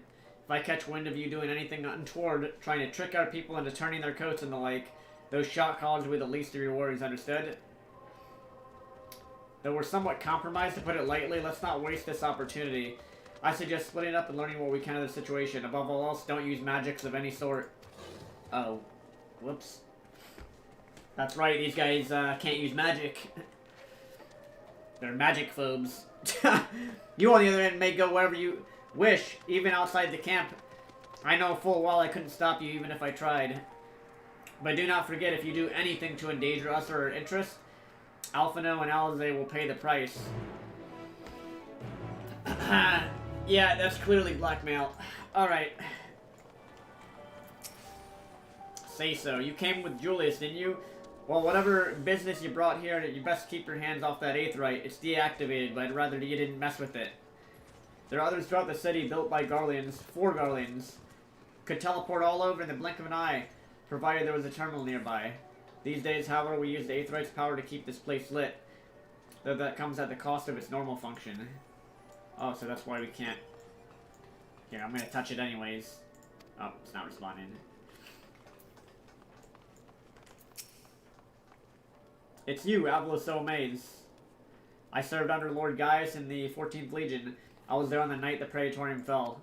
You and your adventurers, you killed them, my comrades, my friends, swept them aside in their dozens, as though they were nothing to you. And maybe I am too, just another face will send me to be cut down. But it won't be long until our countrymen return, until you get what you deserve, mark my words. Goddamn. I was ready to abandon all hope until I saw you. You. Soon, very soon, will make you pay for every life you've taken. Okay, they don't like me too much. Not sure how long we can last on the swords we have. Okay, that guy didn't say anything useful.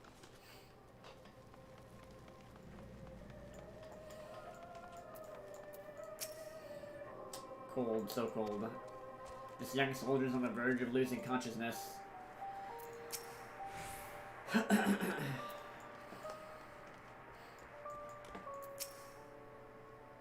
We've not the resources nor inclination to assist the likes of you. Be gone. God damn, man.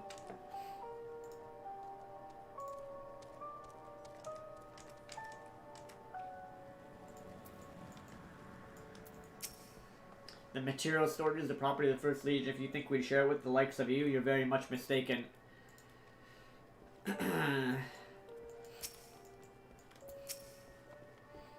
I know who you are, the so-called champion of Eorzea. Come to gloat, have you? I'll wipe that smirk off your face by the blood of our fallen compatriots. I swear I'll... Damn, tore the sutures. Of all times, the worst of the lot, within striking distance, and I can't even muster the strength. If it weren't for the third bleeding us, we'd be at the end of you. Virgilia's treachery nearly cost Lord Quintus his life, but we made our escape. Took shelter in a mansion, tended to the wounded, we prepared to strike back, and then night fell and we gathered around the radio. Then the roar, the terrible roar. The capital was in chaos, but we were spared. If you can call this a mercy, mind intact, but body broken. A soldier in name alone. I'd cut you down where you stand if I could, murderer. Jeez. Well, don't worry, guys. It's... Dude. It's kind of funny. I've been put through this shit in real life. This is nothing. This is another, this is just another Saturday for me. This radio is the same model as the one used at Victor's spoils. Perhaps it is what saved the soldiers here from being tempered. Yeah, these radios are pretty OP.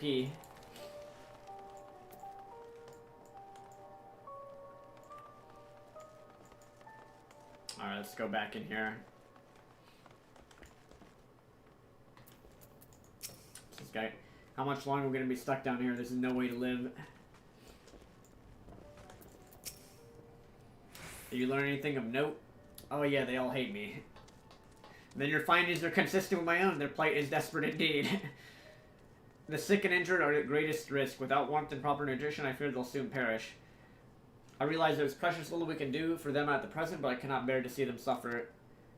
Will you help me tend to them? Alright, let's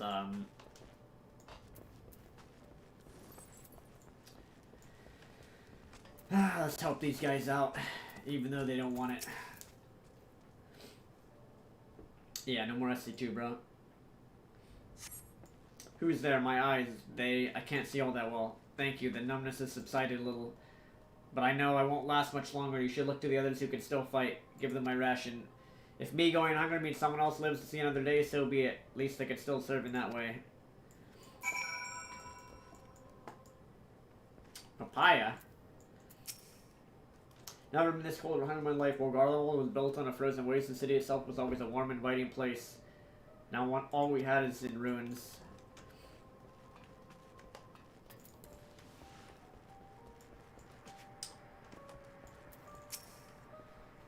So those you met fared no better. I was afraid you would say that. I know we were warned against meddling in their affairs, but we can't leave them like this. Perhaps we might gain permission to have the contingent deliver supplies. Quintus may have made his feelings on the matter quite clear, but even he must recognize they are not in a position to refuse help. Maybe Julius can persuade him. Though we need to persuade Julius first. Yeah.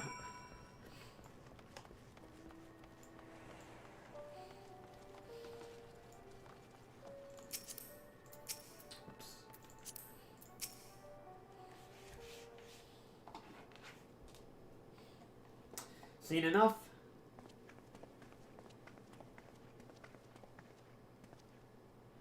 Jules, the people here have barely enough food and fuel to survive. Have you and the other soldiers been able to procure more supplies? We've been scavenging provisions from the nearby houses, and most families kept some stored away in the event they were snowed in. Still, going out and getting it is dangerous work, and we've a lot of mouths to feed. Fuel is the greater concern, though. We had some ceruleum set aside until it was stolen. We haven't identified the culprit. Could have been other refugees or one of the afflicted for all we know. Either way, we're down to the last dregs. Without the heating they need, those in poor health are going to get worse instead of better. If it's ceruleum we need, our contingent has secured a ready supply. We can have some sent over. We will not accept your charity.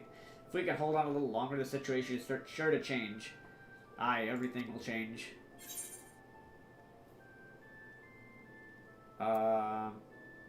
What's like one of your mysterious countrymen? Heard something of it, have you? Well, from what I've seen, there's little you could do to interfere, so there's no harm in telling you. One of our scouts spotted a hooded man issuing instructions to the afflicted, or in the bastard's words, loyal servants of the Ffxiv. Then he made his way inside the Imperial Palace, or what stands in its place. We've identified the seat of the enemy's power, we realized. Lord Quintus dispatched a messenger to the 10th Legion saying as much, instructing them to join forces with the provincial legions to prepare for a combined assault on the Ffxiv. Once our allies arrive, your contingent will be sent running for the hills. Then we shall reclaim the capital by our hand. How do you intend to survive in the meantime? At this rate, many of your countrymen will perish before reinforcements reach Garlemald. They need help now. Say the word and we'll bring you ceruleum.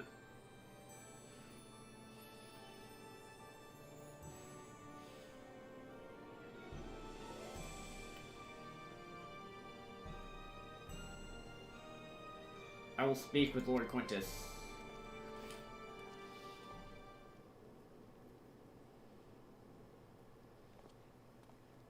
And he said no. Did he agree to it? No, he will not place Garlemald in the debt of our enemies. I have, however, been ordered to search for ceruleum outside. As you're under my watch, you'll come with me.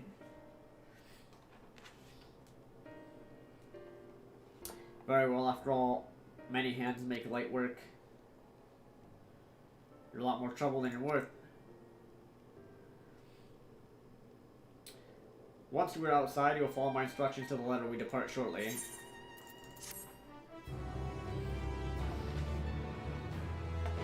Yeah, I had to ban a couple trolls from chat.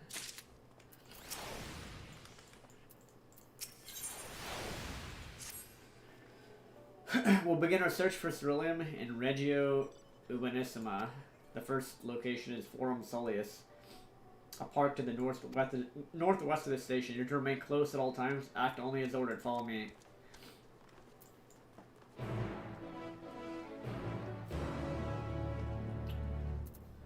Alright.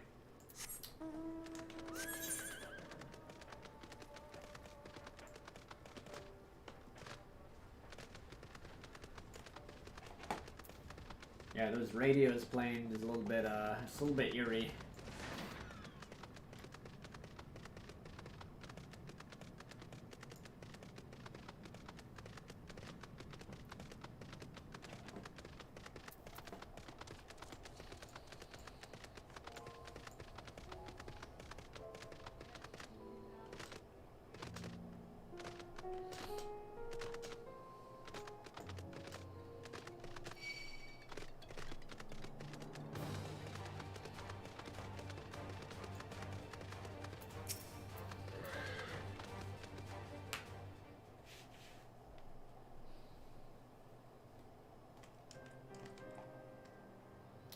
So this is the park. I'm surprised they found space for one amongst all these buildings.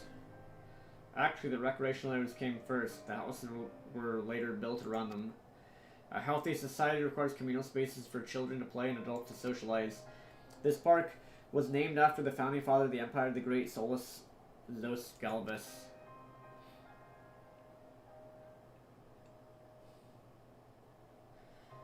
Did we come to extract ceruleum from the wrecked Magitech armor? No, we've already drained it dry. Same goes for the rest of the machina in the vicinity. But as our ceruleum has been stolen, we will scour the city for every last drop. While I don't expect to find anything here, I've decided to try one more time, in case something has been overlooked. I see, then with your permission, we'll commence the search.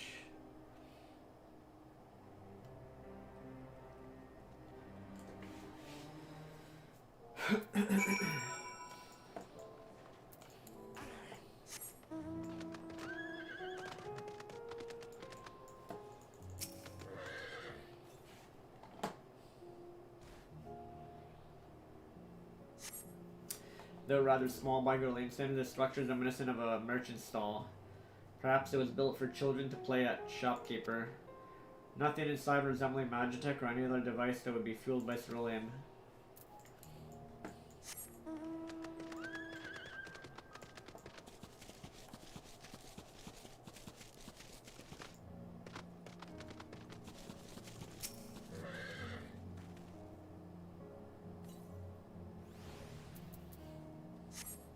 A cursory inspection of the wrecked Magitech armor confirms that the fuel canisters have long been drained of ceruleum, just as Julius said.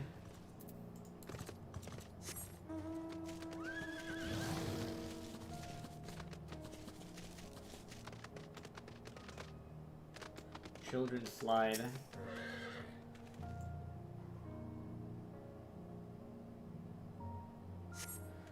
The contraption is built in the style of Imperial War Machina, armed with a battery of weapons and capable of transforming into different configurations. But on closer inspection... But on closer inspection, it appears to be no more than a children's slide. Wait, what? I think that's actually just a children's slide.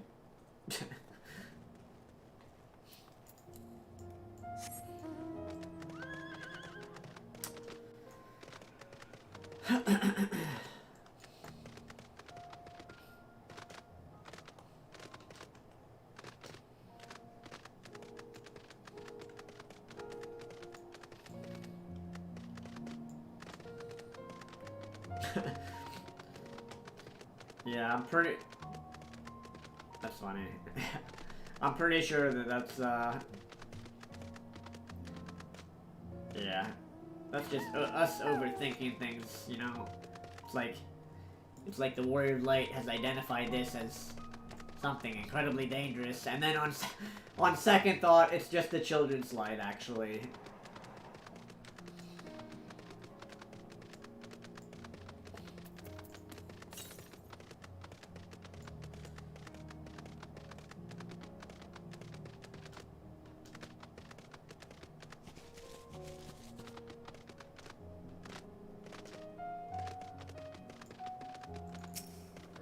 Perform Solis.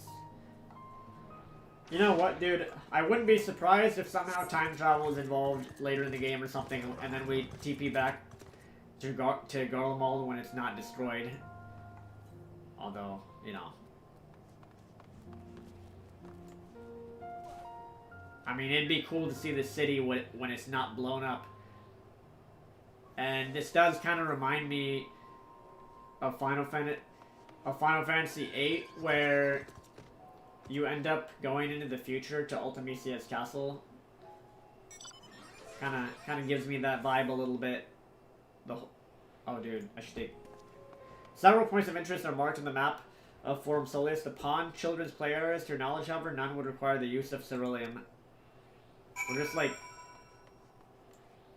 Dude, this... Boom, that's a screenshot arena right there.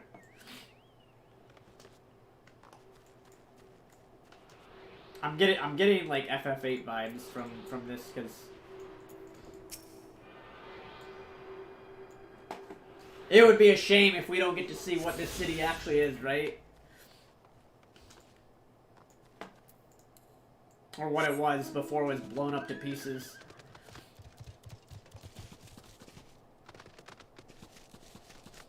We'll see. We will see.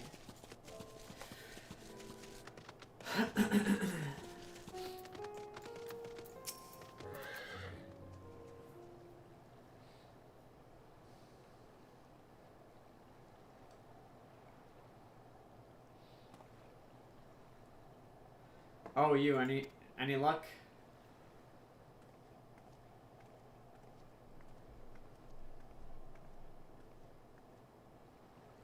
There's no sign of any ceruleum. Hardly surprising, but disappointing nonetheless. I couldn't help noticing you gazing at the pond. Is something the matter? What? Yes, I mean, no.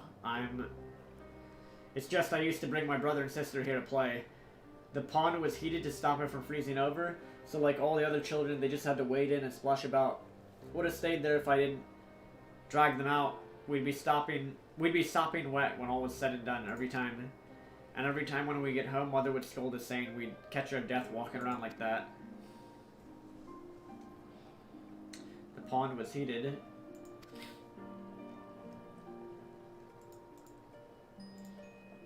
With a cerulean-powered heater by chance?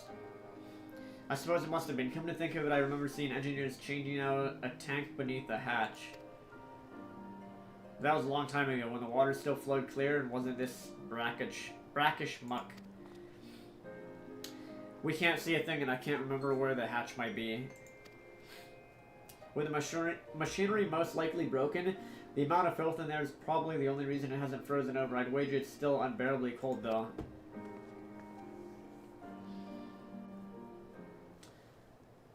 Julius, what are your thoughts on magic?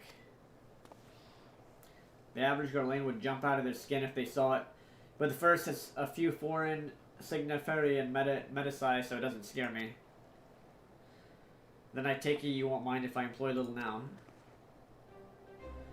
Alpha knows you have a knack for finding dry wood. Why don't you bring me some? Once that's done, a blast of our fire should do the trick. Leave it to me. You're not planning to go in there, are you? Of course I am. That tank isn't going to fetch itself. It's nothing so involved as extracting unprocessed cerulean from a frozen lake, like how the tappers do it. We're talking about a shallow pond in a park. And we have a way of warming ourselves up after. But that's insane. So fancy a dip? A little friendly competition might make things interesting. Last one to find a cerulean tank is a rotten egg, though I dare say we'll both smell like rotten eggs when this is over.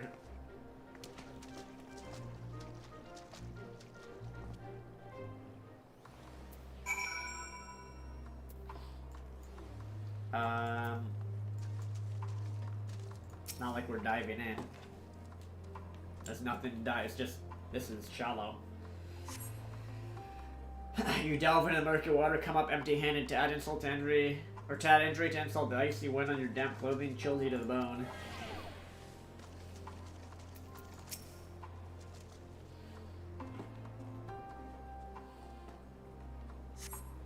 You delve into the murky water, come up empty-handed. God damn it. Chilled to the bone again.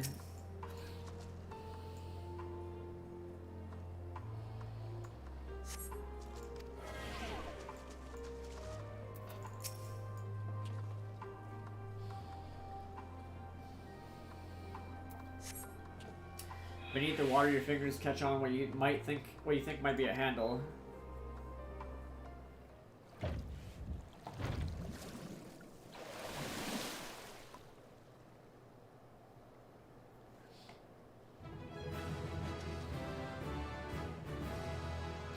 You open the hatch and retrieve a cerulean tank.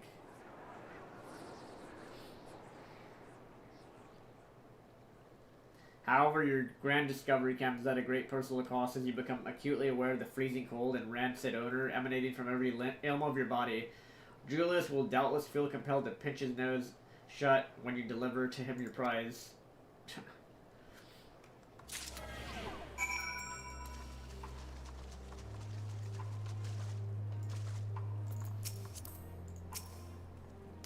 Did you find anything? I hope you did.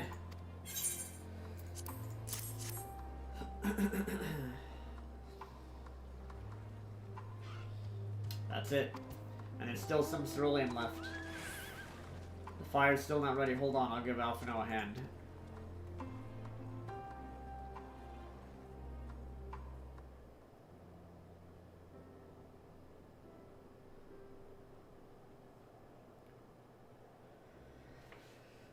Call me an old man because by fire I am reborn, and my clothes are mostly dry now too. I appreciate you recovering cerulean. I wish you'd taken the time to discuss the plan with me beforehand. Despite the way you've been treated in Lord Quintus's eyes, you're still envoys deserving of protection. If you were to die on my watch, you would be most displeased. Your concern is duly noted. All's well that ends well.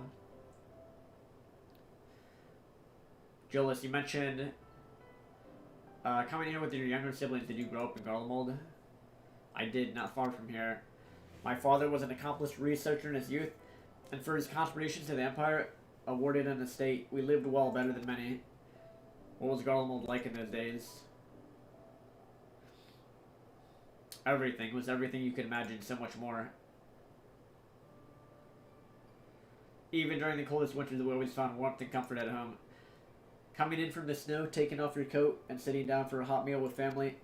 Visiting friends and relatives, receiving that same welcome, knowing they had everything they needed. Walking down the street, seeing the lights in all the houses. Hearing the faint sounds of laughter and song of happiness.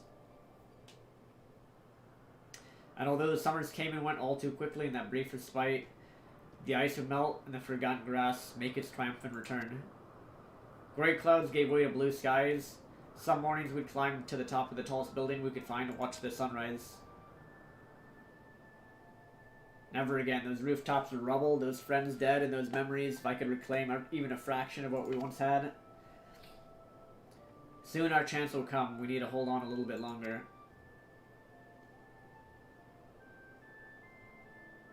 Dude, I think they're being... The Garleans right now, they're being debated. They're being... Like... The stuff that they're hearing on the radio...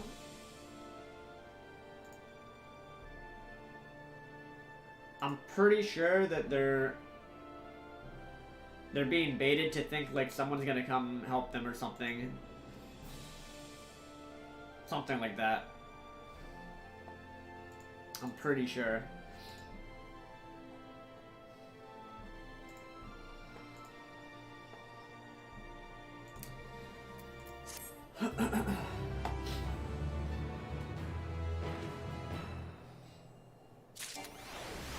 Oh, I got no more inventory slots.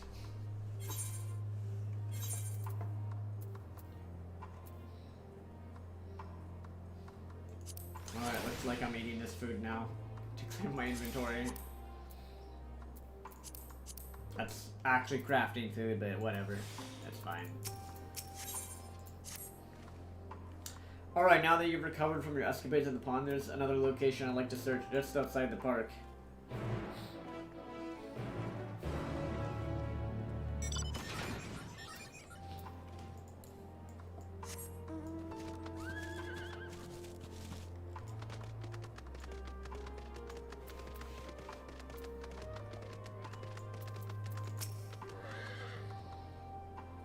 As you can see, this place is littered with remnants of various types of war machina. While my comrades and I have already recovered the tanks with less damaged units, those that took a more severe beating are harder to scavenge. We decided to save those for another time, that time being now. Rather than prise them apart piece by piece, it would be quicker to remove the outer casing using compact explosives. With luck, we'll gain access to the tanks without rupturing them. Though the force generated by these devices is relatively weak, I would advise you stand well clear to avoid being hit by shrapnel. Before even bothering though, you should check the Machina's Cerulean gauge to see if there's any left. It should still provide an accurate reading, even when the unit itself is inactive. If the gauge is broken, I'll let you decide whether to use an explosive or not. Should you need more, come to me. Yeah, inventory ultimate. for me, yeah. Pretty much, yeah.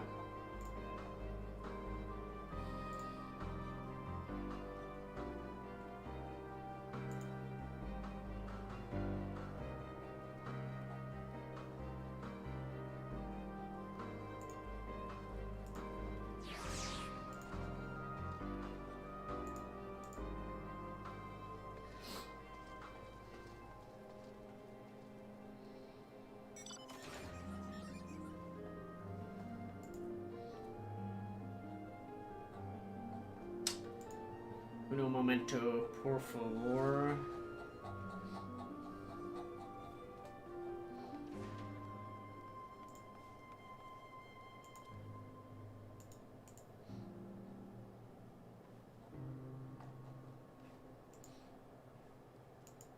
Alright, let's keep going here.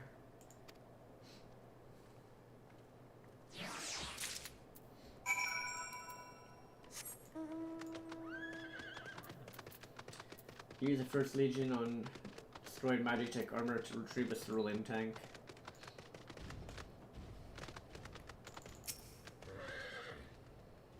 The unit's fuel tank is empty.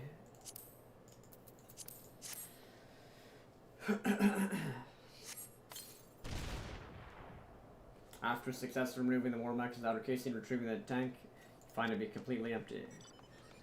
Alright, let's do the same thing to this one.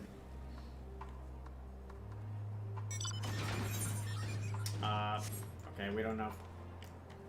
Should I do it on this one too? Let's try another one first. If there's another one around here.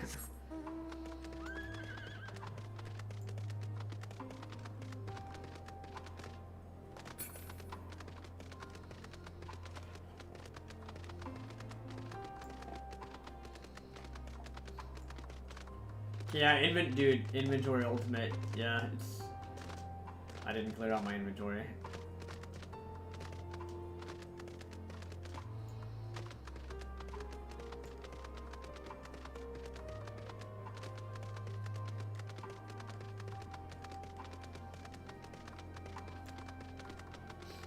Surely there's another armored thing somewhere. Oh, here's one.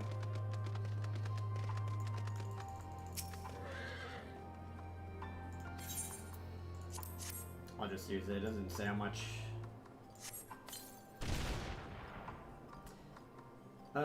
You find it to be completely empty. Well, that's great.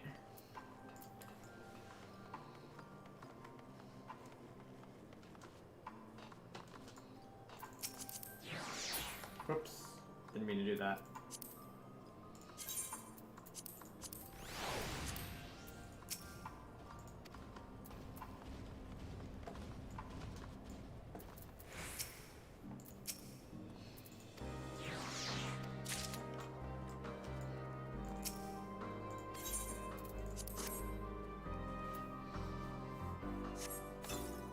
Yeah, you're about to have like a bajillion stuff in your inventory.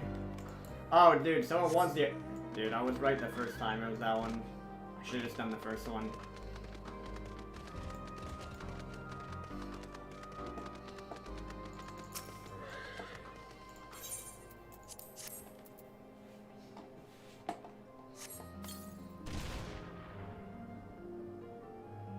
It's half full. Or half empty, depending on your perspective.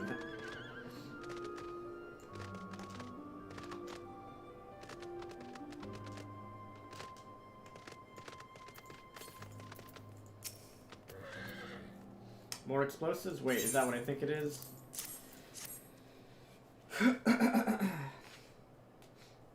You've done it again. Truly, luck is on your side. With this, we should be able to refuel quite a few of our heaters. It's time we headed back. Wait here while I go see how an Elze and Alphano are faring.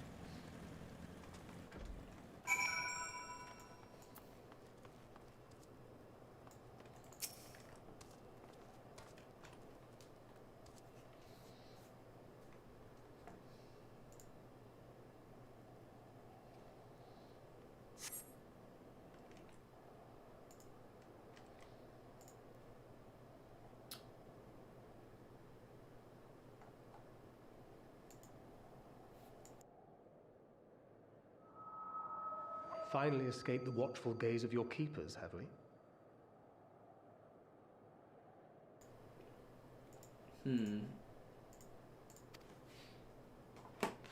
Don't react. You'll only draw attention to yourself. Just carry on as you are and listen. After you left with the Garlean lad, Lucia bade a few of us scouts follow you at a discreet distance. We observed you being led into the station, but decided against venturing inside. When you emerged sometime later, and we saw that the twins were sporting Magitech collars, it was clear what had taken place. Now, as quietly as you can, tell me everything.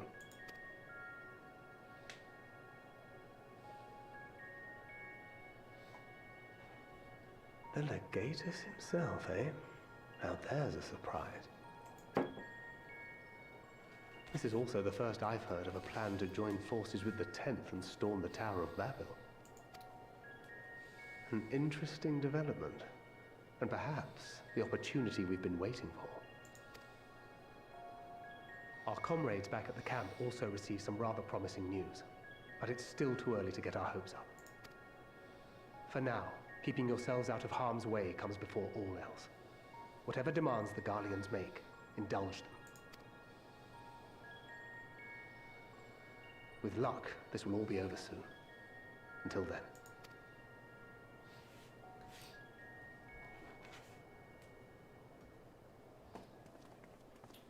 So... They had not gone far. I think he was invisible right next to us. Or something.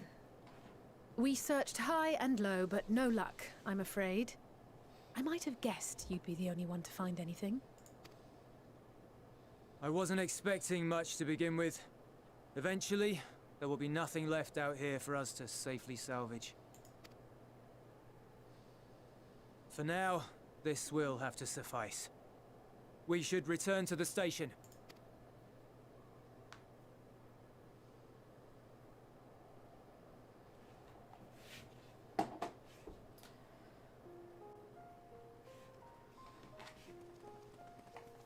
Ah, there you are. Heard you'd gone hunting for ceruleum above ground. Brought back a king's ransom? Hardly. But thanks to these three, we have enough to last a little while longer. Well, well. It's not at all as I was expecting, these ones. For savages, they seem positively docile.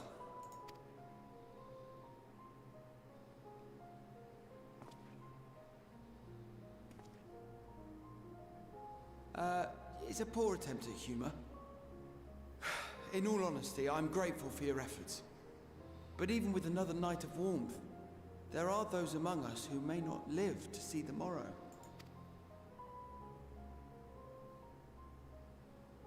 I trust your expedition was fruitful. Lord Quintus!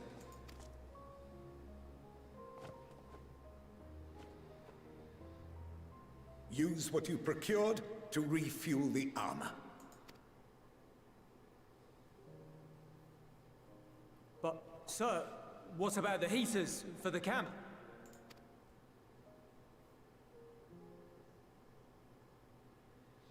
The time for action is upon us.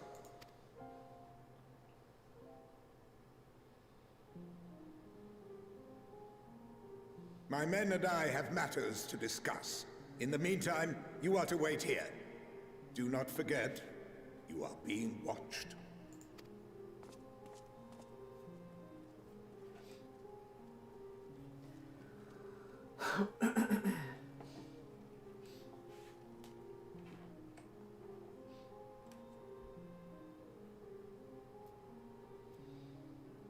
The time for action. What did he mean by that? I can only speculate. Clearly something requiring their magitech, given what we just heard. Whether they plan to utilize it now, or after they join with the 10th, is another question.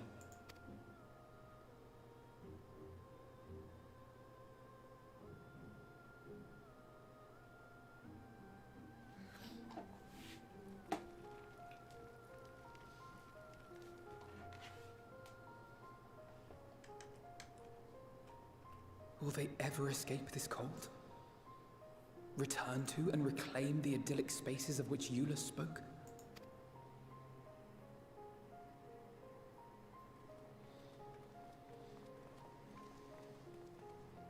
Finished your war, Council?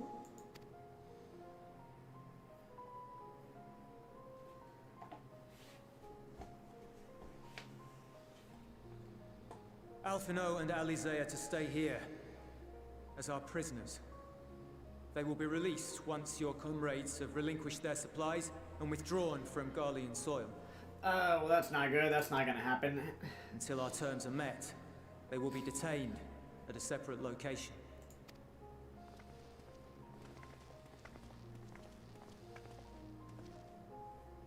After everything we've said and done, this is how you treat us.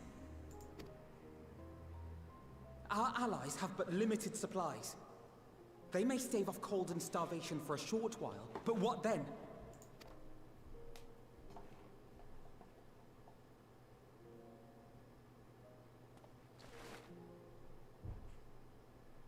Don't do it.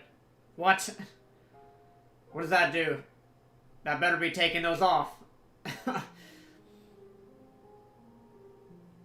For now, keeping yourselves out of harm's way comes before all else. Whatever demands the Garleans make, indulge them. Yeah, do as he says.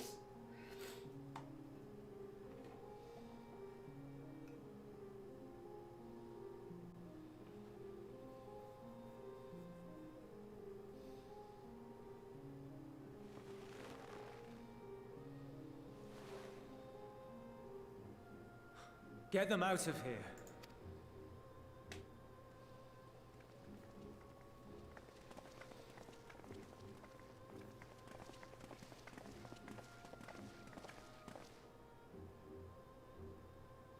Well, that sucks. Thancred can go invisible. So I didn't know if that was like by Link Pearl, but obviously it wasn't because it didn't sound like that. So he probably snuck in, did his little ninja thing, being invisible. Alphino and Alze we find providing they do not resist.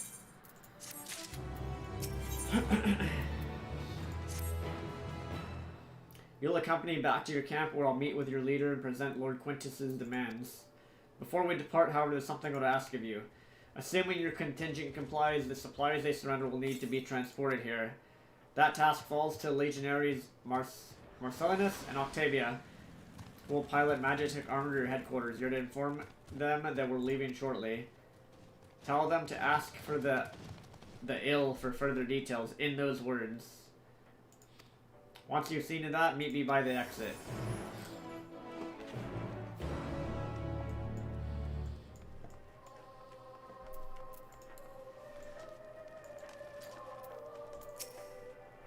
You again.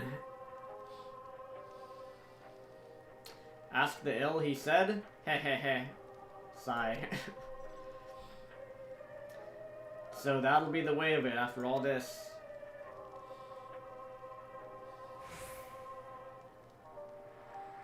How ironic that you should be the one to deliver the news. If those are my orders, then so be it, for the glory of Garlemald.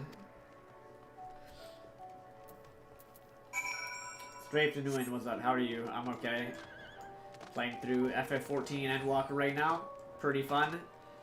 Story's getting really good right now. If you just tuned in, I suggest you stay tuned in.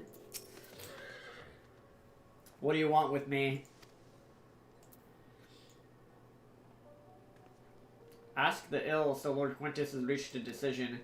I knew he would understand that he would recognize the savage as a ruthless, merciless creature, and to defeat him we too must be uncompromising. I'm ready. In the name of Emperor Varus, for the glory of Garlemald, I will fulfill my duty.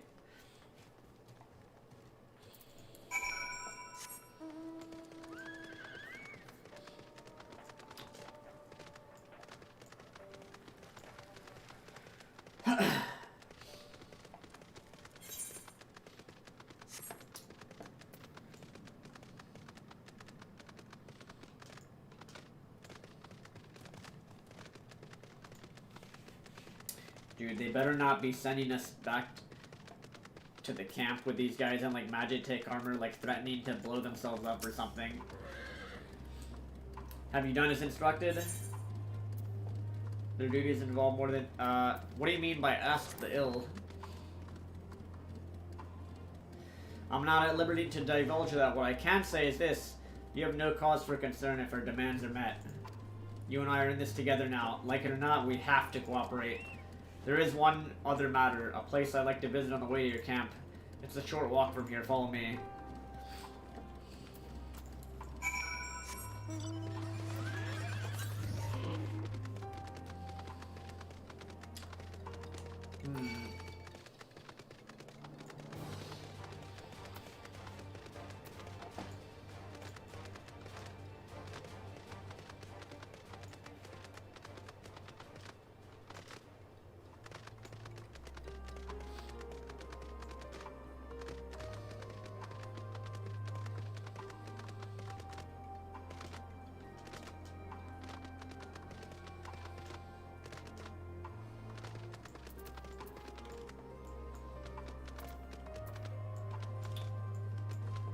There it is.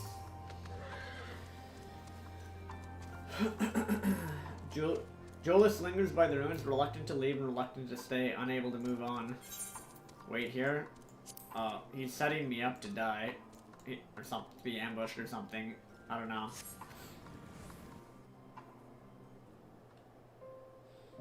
Not sure. Okay, Paso, what's up?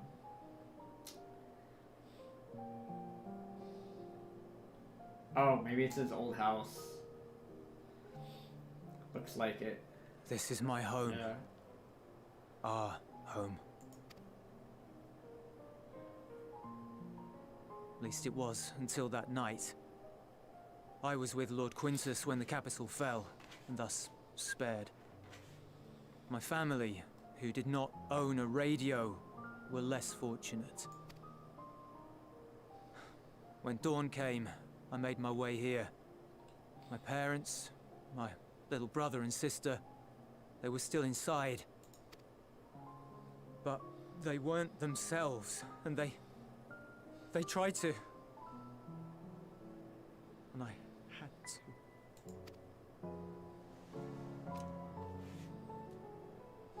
I'd promised to take them away from the capital that very morning, to somewhere safe, to hide until the fighting stopped. I promised.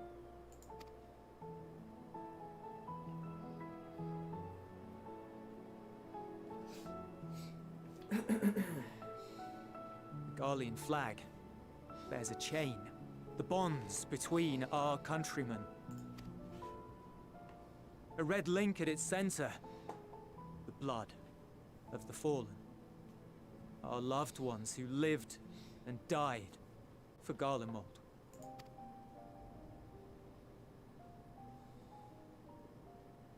But if she too fell, who would be left to remember them and their sacrifice? What enduring proof would there be that they were ever here?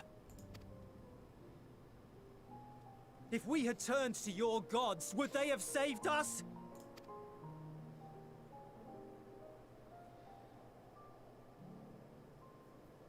I'm sorry, forget I spoke. We should go. Well, that's fucking tragic. It, like, dude. He just said he had to, like, kill his own family because they got tempered.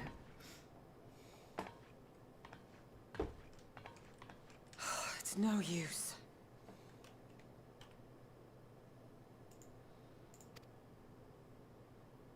Believe me, I do not enjoy being here any more than you. But he wanted us to play along, so that is what we will do.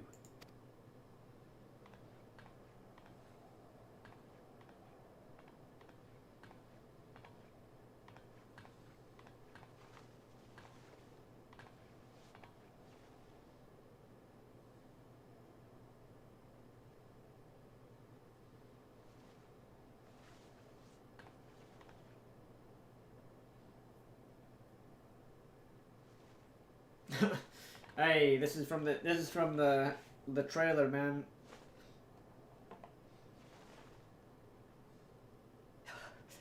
It's so cold. Painfully so. Unbearably. I've been thinking about what Quintus said. About why no one would accept Garlean rule. Irreconcilable differences. When coexistence isn't an option, only conquest remains.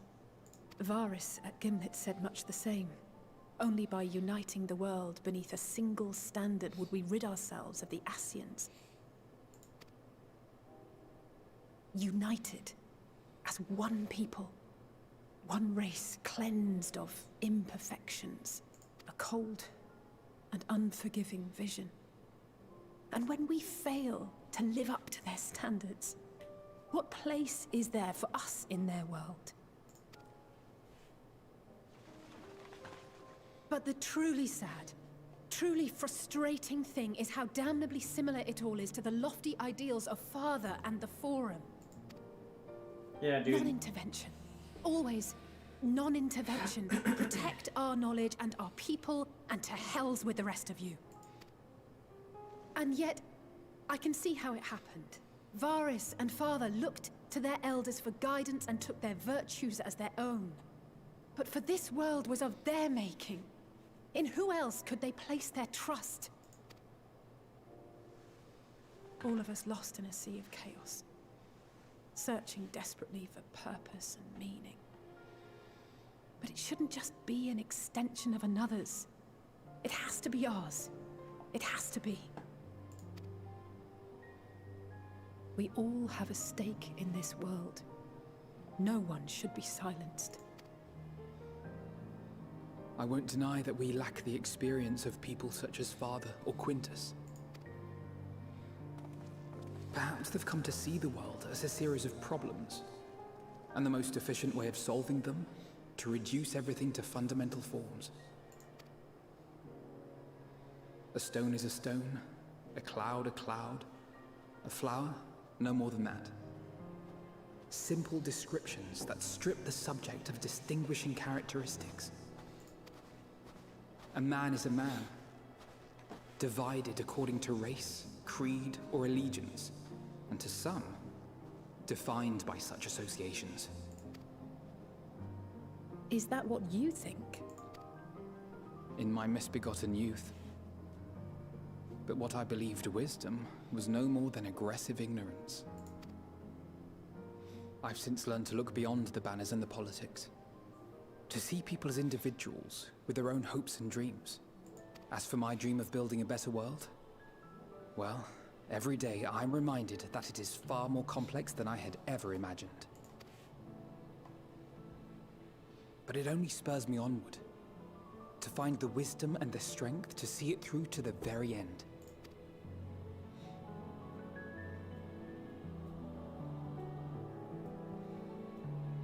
Meanwhile,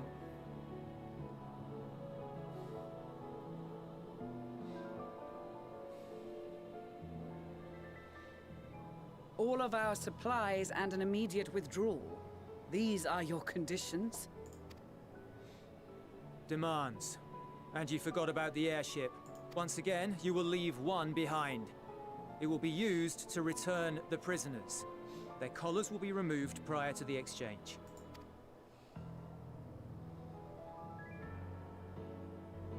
So in the end, not even Father's expertly worded rhetoric could deter you from your chosen course. Huh? Not that I thought for a moment that it would. I've no love for violence, of course, but ours is a cause worth fighting for. I just wish he'd realize it too. Sometimes the only way to protect the ones you love is to take a stand. To refuse to suffer in silence. True. True story. I want you to know I share your conviction. Whether it be on the battlefield or in the debating chamber, I won't back down. I guess what I'm saying is...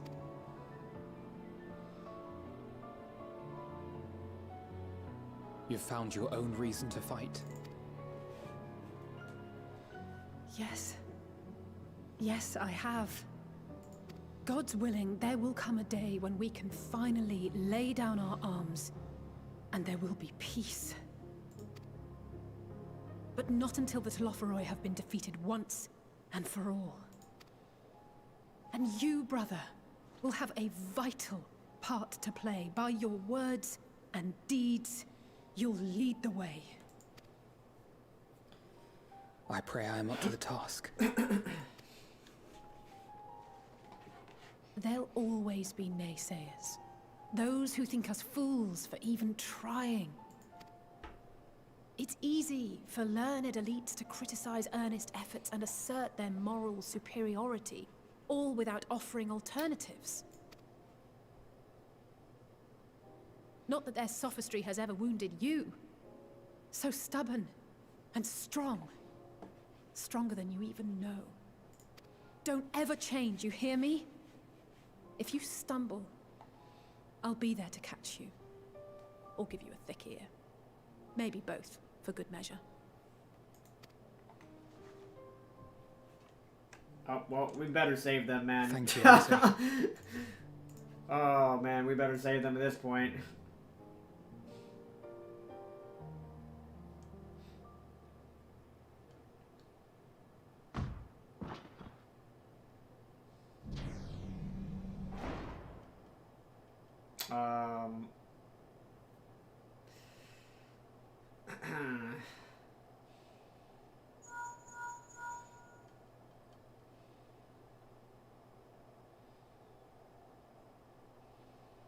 The scouts have secured Alize and Alphino. Their collars were removed without complication as well. They report no casualties, not for their party nor the guards, who will wake from their premature slumber in due course. Premature slumber.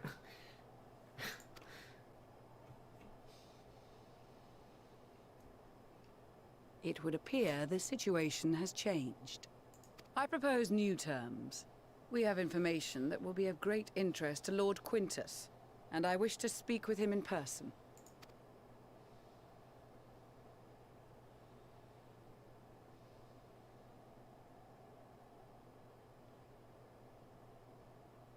No.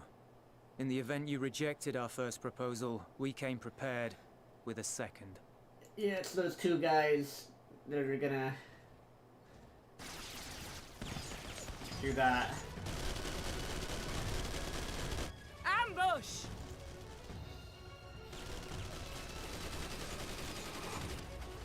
More are coming! Make ready! Really? God, these people are so stupid. We, the loyal soldiers of the First Legion, proud servants of Garlemald, of the fallen Emperor Varys, shall safeguard these lands from the barbarian hordes until our countrymen return! They're not coming back, bro. Stop! Both of you!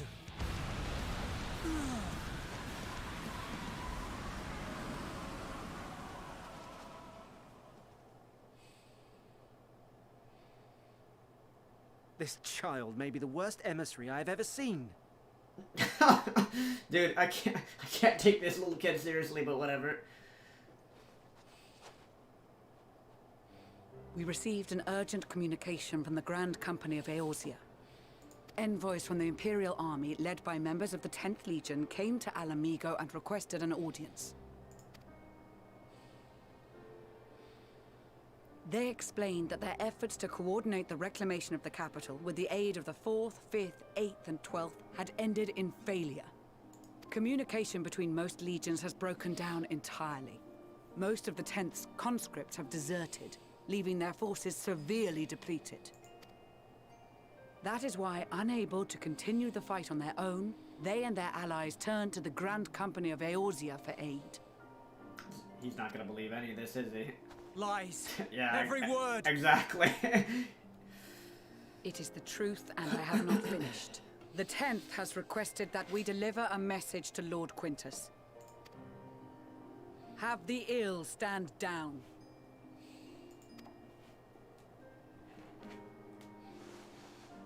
You have been listening, my lord? What are your orders?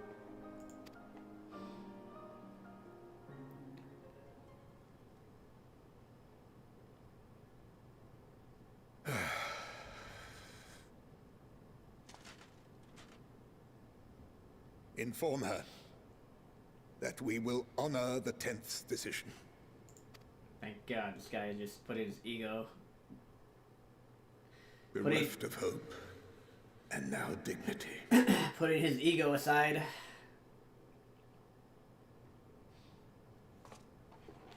I release you from your duty. All of you.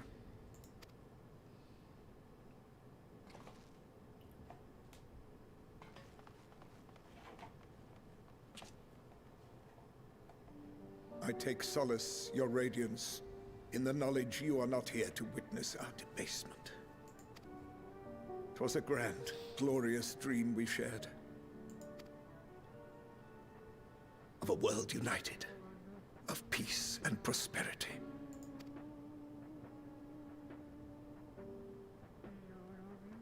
We are ghosts, you and I, memories of days gone by. Bonds forged in blood that I will not see tarnished.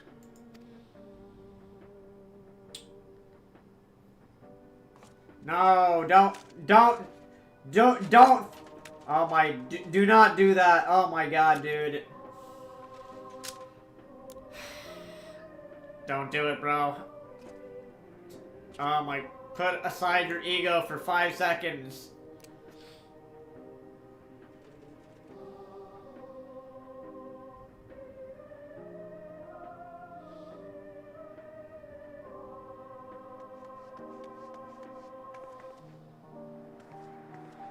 Quickly! We have to reach the station before it's too late. If there is still a chance that Quintus will agree to a truce, we must take it. I just hope we get there before he and his men do something rash.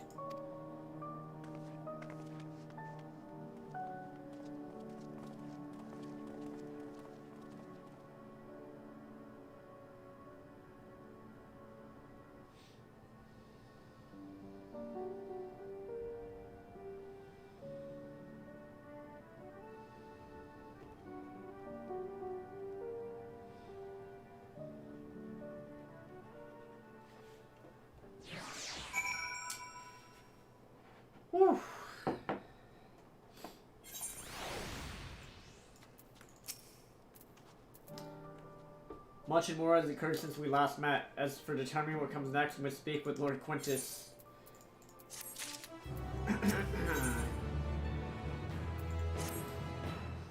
Before we proceed, tell me what you know of the First Legion and the disposition of their forces.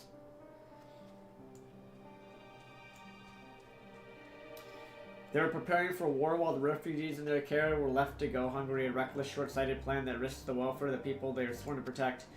Nevertheless, we cannot compel them to accept our aid. If we were to arrive in force with the intent to do so, we would only incite panic, but perhaps they can be persuaded to follow one of their own. Go with Julius back to the station and have him lead the refugees here. Some may be willing or unable to leave, but for the time being, I'll take what I can get. Alpha and Alize and the scouts sent to extricate themselves should already be at the station. We'll also have other comrades in the area lend their support should it be needed. Understood.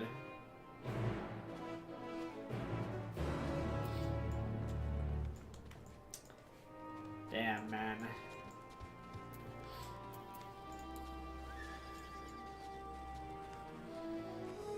Let me grab this 8th recurring quest real quick.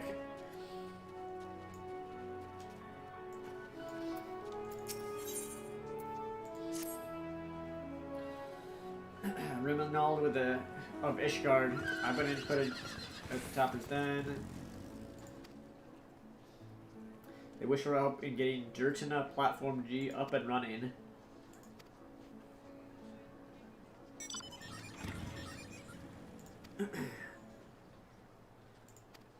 Alright, we'll do that. We'll do that along the way somewhere here.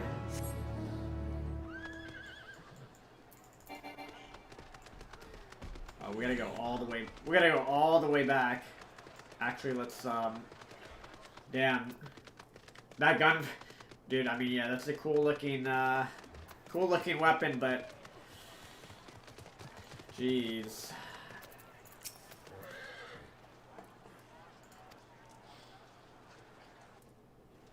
The guy couldn't put aside his ego, so he just killed himself.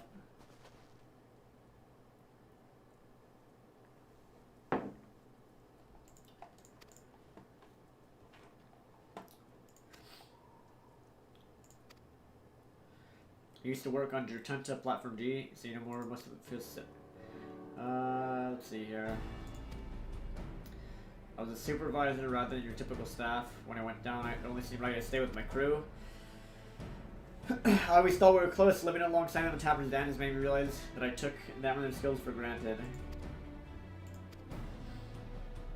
If we get the platform back in working order, it'll dramatically increase our capacity to pump and refine cerulean. Alright, so this is about getting that back in order.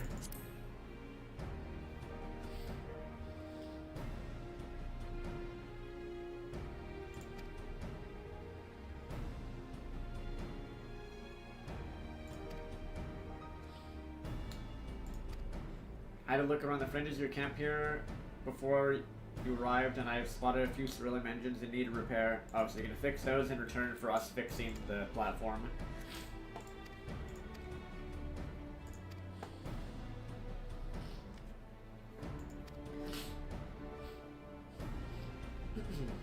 Alright, I'm just gonna keep... I'm sure this is along the way. Oh, what? Oh, really?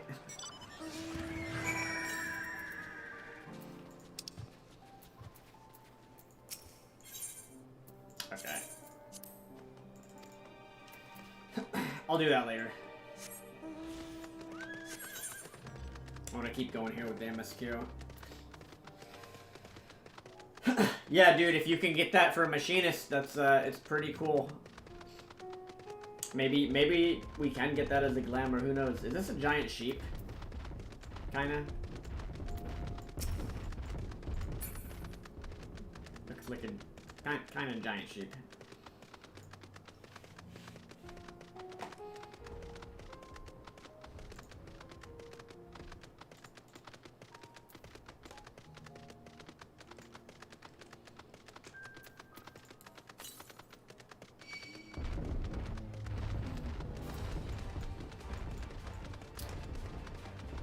Hey, hey, dude, what do you think of my hotbar in the top right of the screen? What, dude? What do you think of that? Pretty sick, huh? I still have a Nokian. I still have a Nokian, old Blizzard 2, and old Sleep on my hotbar. That officially makes me the most powerful black mage in the game.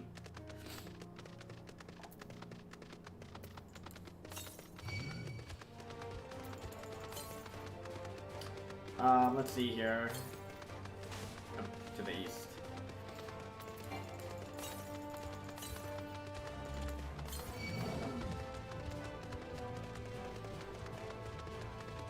Oh, it's probably up here.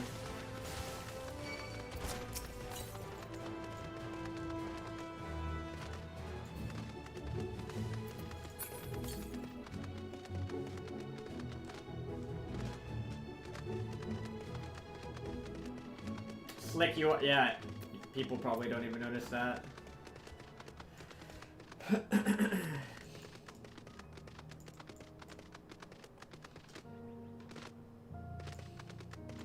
do we get up here?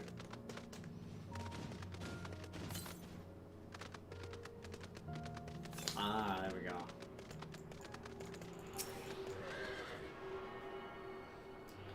You're gonna log out and log back in early tomorrow.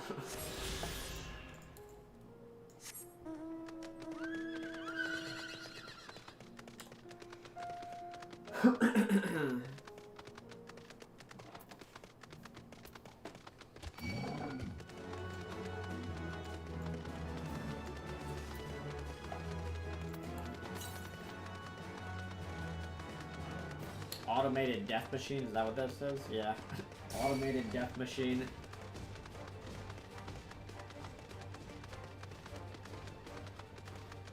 Alright, let's just run through the city here. Hey, oh dude! By the way, look at this shit, guys. I got this little mount finally from Sigmascape 4.0. Look, dude, look at this mount. It's a little airplane. It's a tiny little airplane. Pretty cool, huh? Pretty cool. It took forever to get this because every time I joined one of those groups, I finally had one group that actually would keep doing it over and over again to get the mount. It's an honor to meet you, Warrior of Light. My name is Avilo, and I serve under your friend Sid Garland in Ironworks. It wasn't always this way. I was once a Magitech engineer stationed right at this very location. My area of expertise was the automation of machina used in everyday life that it may be used by the common man. Eventually, the military expressed an interest in my work and requisitioned it for their own ends. The war machina that haunt these ruins are driven by Magitech I created. Though it has changed much since my defection, I seek to gain a greater understanding of the latest Guardian technological advances. In order to silence these instruments of destruction, will you grant me your protection? Sure, let's do this.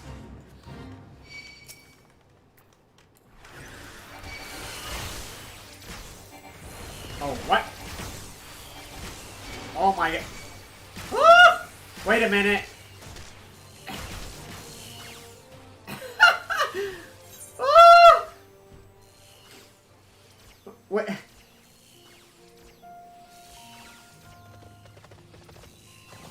Someone res me. Res me, bro.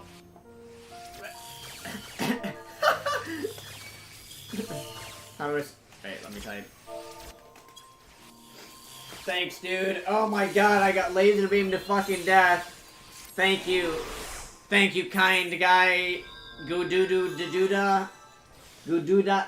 Gudada. Gudada. Guda. Thank you, bro. Gudada. Doo-doo-doo-da. However you say your name. This guy saved me. From these machines of goddamn destruction. Which laser beamed me to death in 2 seconds. Yeah, apparently you might need more than one person for this.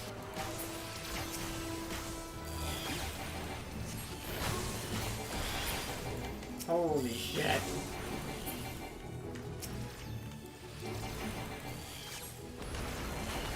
I forgot these are all level 80. I completely forgot about that. You actually gotta take these things seriously, guys. At least until we get to level 90, perhaps.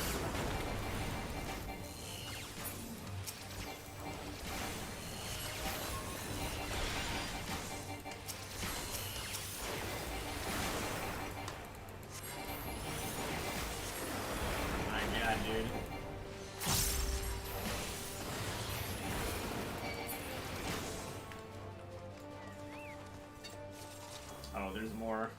There's a ton more of these.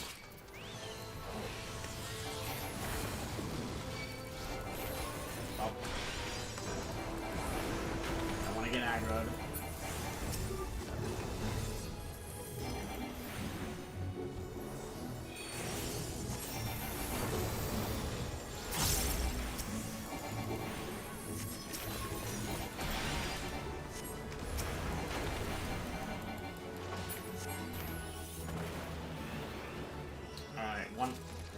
One more set of these, and then this thing is done.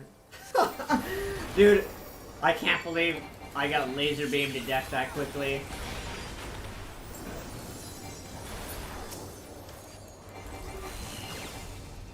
Garlemald means business, man. Crazy. Let's try and kill these. I don't know if there's a tank here that can that is grouping these all up so we can AoE them down.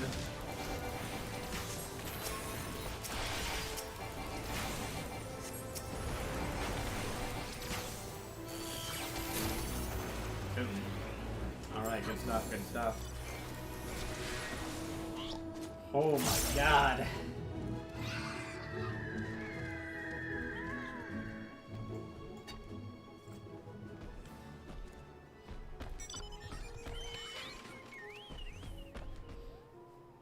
This is probably one of these, like, one of these chain, like, fates.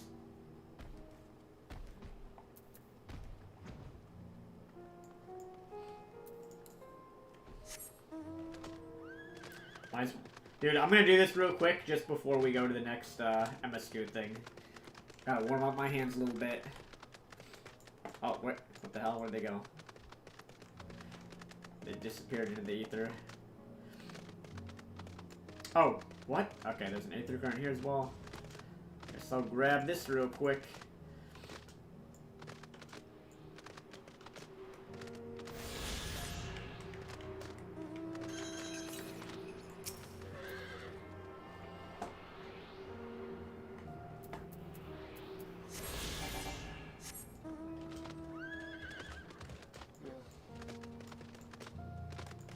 Oh, I think it's right. It's probably this one right here.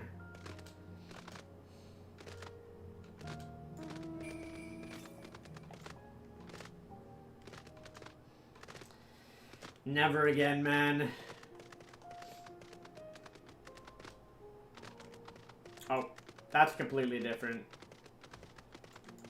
Oh, dude, they start. Okay, it already got started. I don't know if I'm even gonna get there in time.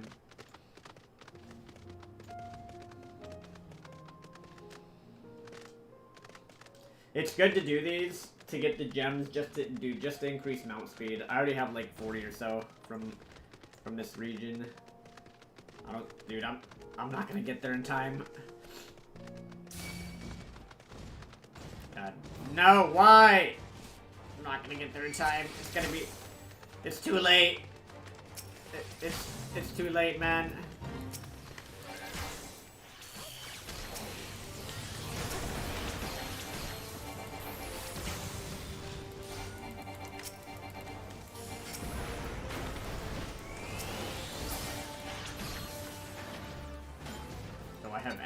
Do I have... Oh my god, I don't even have one to give to this guy.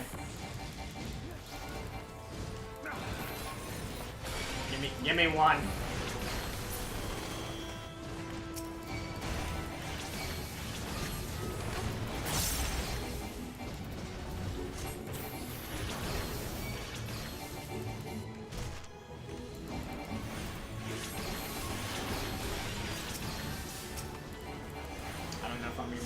Be able to get one here real quick.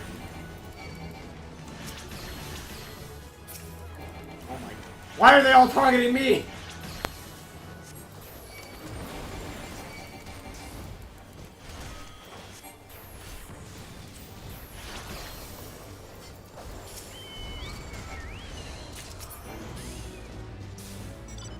Alright, well, never mind. I didn't get any credit for that. Rip. Alright, back to MSQ. Holy fuck. This place is dangerous, fellas.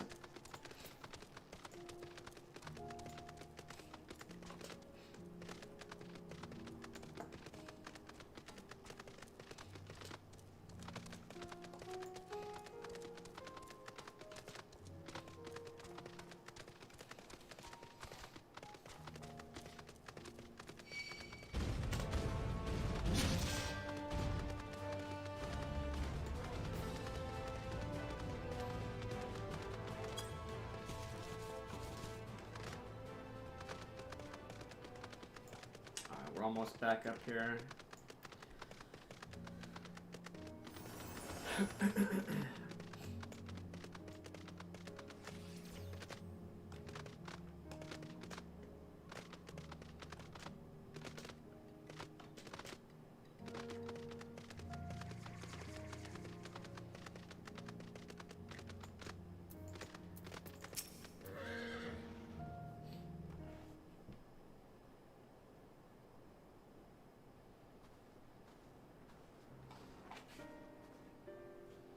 Avilo and Julius. We arrived just before you did and too late. Too late for what? What's happened? It's Lord Quintus. He took his own life. After the news about the 10th, he relieved us of our duties. Then when he was alone, he... No, he wouldn't.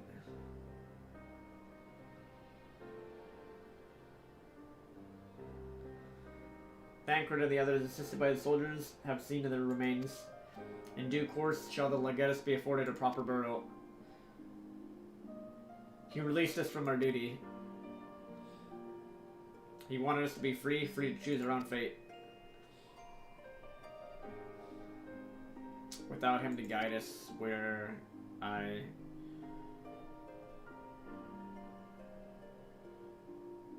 have just this moment spoken with Lucia. We're ready to commence the transfer of the refugees here to Camp Broken Glass, should they be willing to accept our aid. Some would rather die, but most of us just want to live. Songs and standards be damned, we just want to live.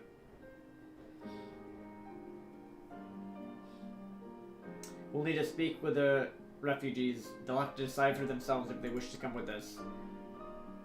If any would prefer to stay, we have supplies brought over for them. It'll be a hard journey for those, but we'll see that they reach the camp safely.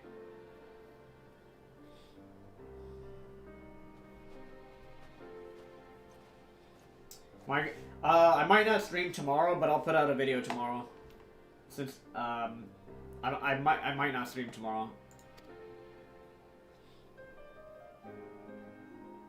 Or like I'm planning to not stream on weekends, but I might tomorrow since Endwalker just released, so maybe I'll end up streaming this weekend anyways. Might as well. I'll at least put out a video, but yeah, I'm not sure. I'm thinking I probably will though.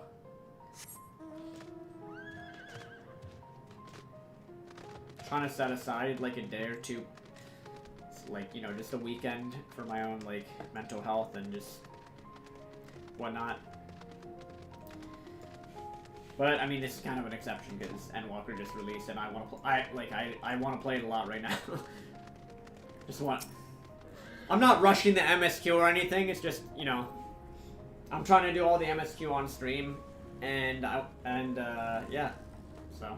I'll probably stream tomorrow, even if I say I'm not going to right now. I'll probably get on stream anyways. Maybe tomorrow I'll just do no cam stream and just play through the MSQ, so I don't have to feel as pressured to be on stream. You know what I mean? So yeah. It was only ever a dream, wasn't it, to think we could reclaim it, rebuild it all ourselves. Before this all began, I sent my wife and daughter away to the provinces. If there's a chance I might see them again, I'll take it. So take me with you, please. Yeah. Tomorrow. Yeah, I'm gonna say there's a 95% chance that I'll turn on the stream tomorrow and be on stream. Well, got the Aetheryte sorted in the end. All it took was a few adjustments, and now it works as well as it works as well as it ever did. From what I can tell, the one in Laterum is also functioning normal. That's what you lot are saying, isn't it? Now that most of us are packing up and leaving this place, I reckon there'll be more use for me and my skills over at your camp.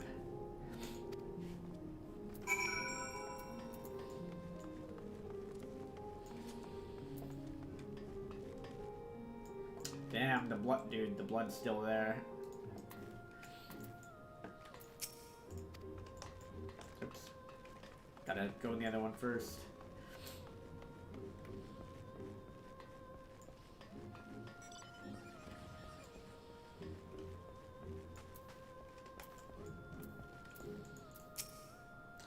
Ah, it's you, the one who treated me with such kindness. I heard from the others that you're not from around here.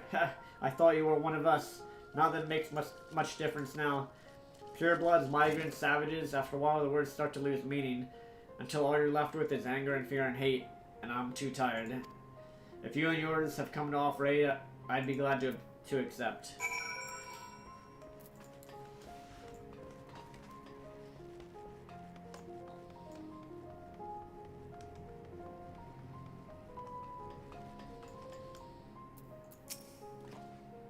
We have much to discuss: our rescue, the attack on Camp Broken Glass, what we'd hope to talk about with Quintus. But all that can wait. More matters demand our attention. Are any of the refugees who want to come to our camp?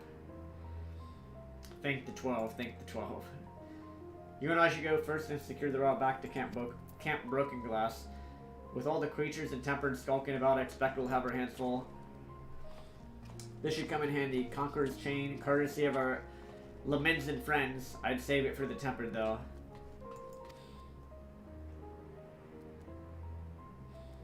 I'll mark a few points that need surveying on your map. Once you've taken care of the riffraff, we'll meet back at our camp.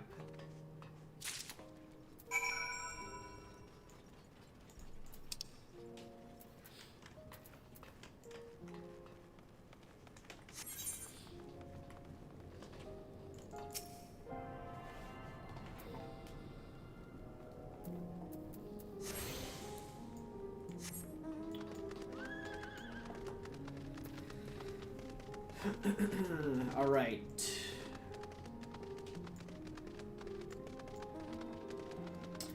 Inspect the cerulean engines. Oh wait, that's not the... What do we gotta do here? Strange bedfellows. Survey the designated locations. And deal with enemies that appear. Okay. I'm gonna grab this blue quest.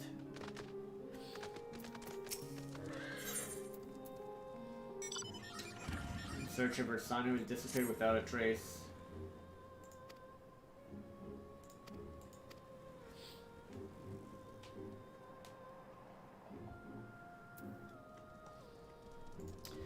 I'll do those later.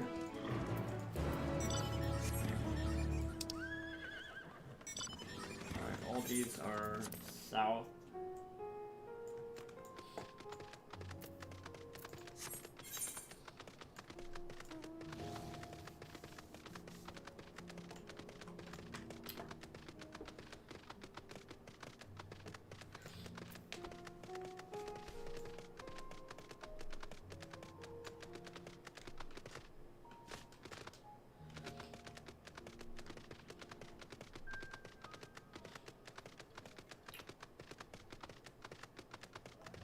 With any enemies that appear.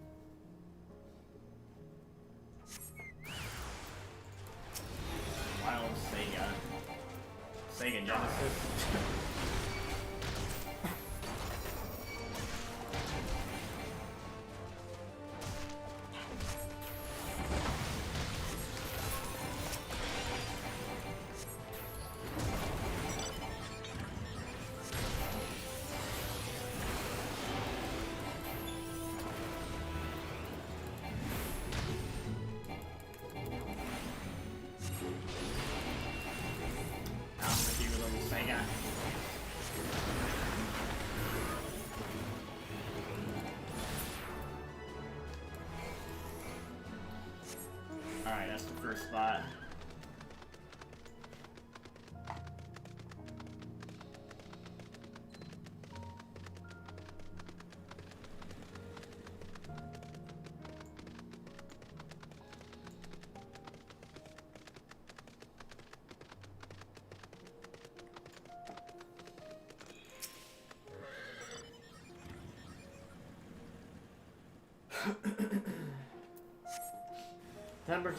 Subdue him and then use the Conqueror's Chain.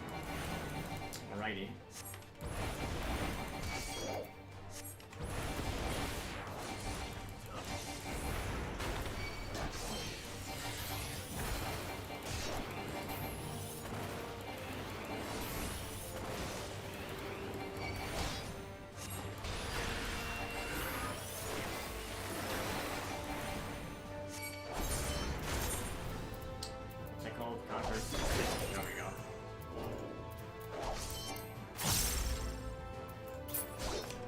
Let me use it, please!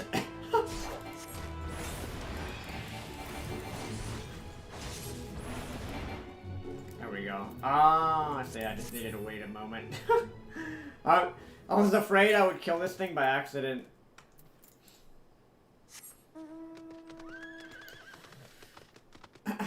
That's why I was like, usually with a lot of those quests, you gotta be careful to not kill them.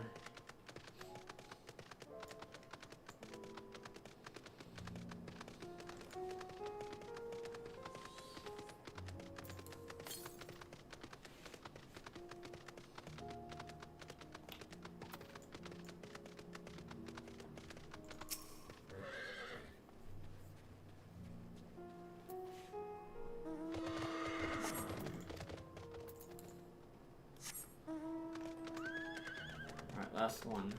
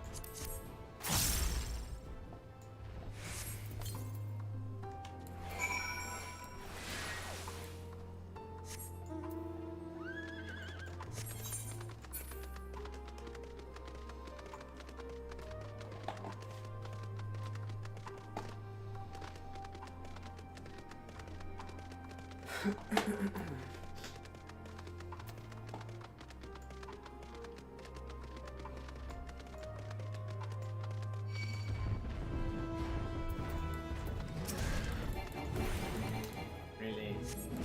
Not me, you big sheep.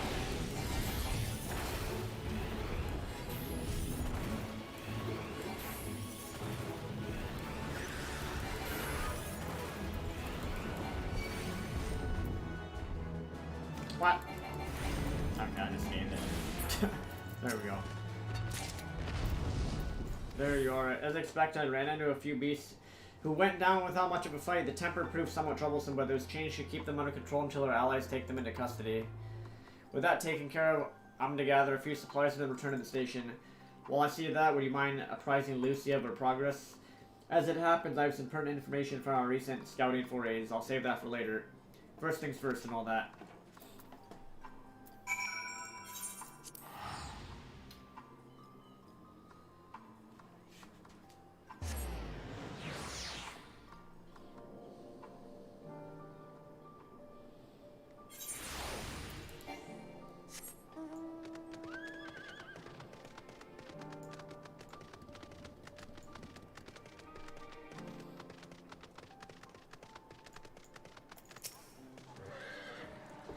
Avilo was informed of Quintus's suicide. It must have come as a great shock to his men. Or the refugees. I'm told some were receptive to our proposal, but I would hear your first-hand account.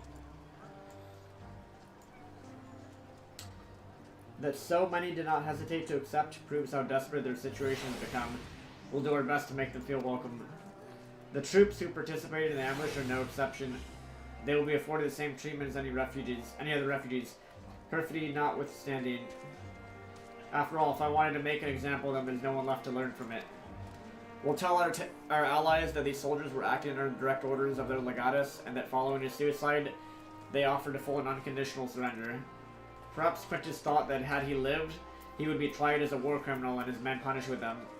Perhaps by taking his own life, he hoped to absolve them of any culpability. Or perhaps, like too many others, he was a true believer to the end.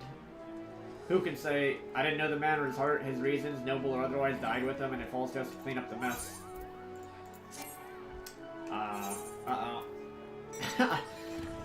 Alright, well, I gotta get rid of some inventory.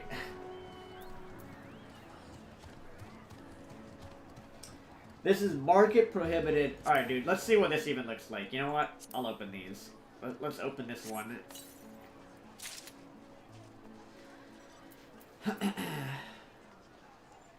And then, what is this one? Eye level 25 is 525 as well. What else we got here? Materia.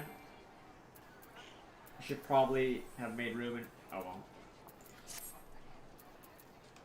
What else should I get rid of here?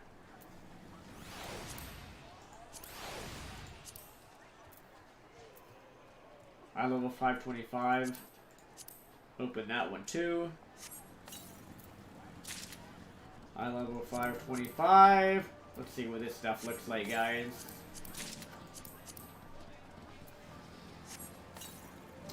The other stuff is just 515, so I'll just keep it for now. All right, guys, moment of truth. Moment of truth. Is this stuff garbage? Or is it actually gonna have? Is it actually gonna look cool? Let's try it. Let's see. What is this? Garbage. But it is item level 525, which is higher than what I had before. What does it have? No spell speed.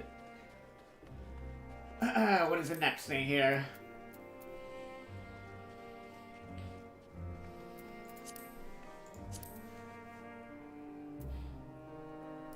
Oh, I didn't actually get a headpiece item.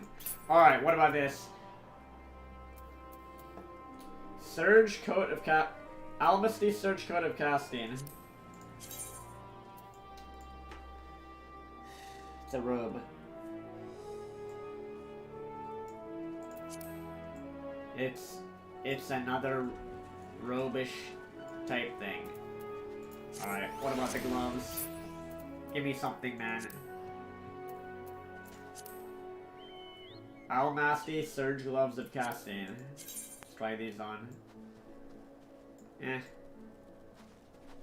Seen gloves like that before. Alright, and what about these? Luncheon Toadskin Hose of Casting.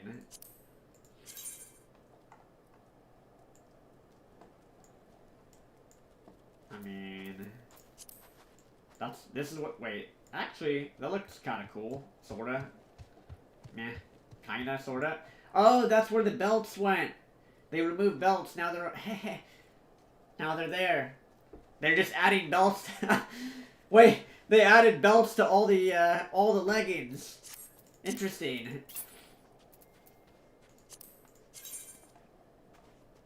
Meh. Alright, well. More robes. Avilo was informed of Quintus's... Oh, okay. I'll just skip all this. We just read all this.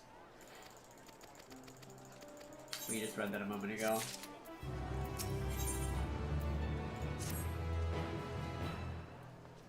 I assume you're curious about how matters have progressed here in your absence, quite well as it happens.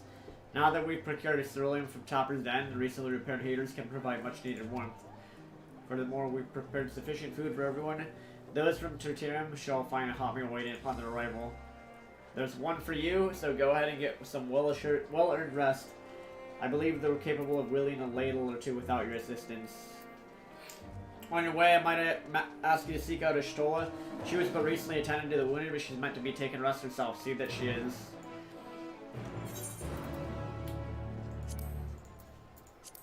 Alright.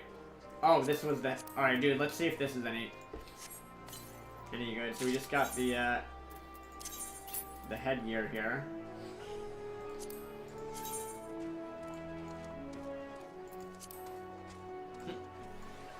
That's gonna be a no to that.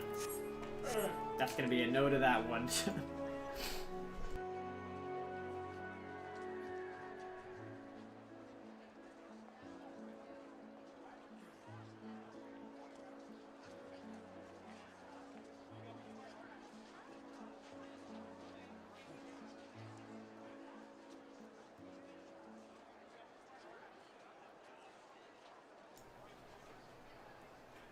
Alright.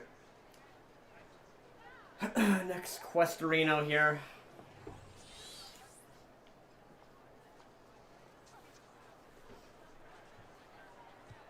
Where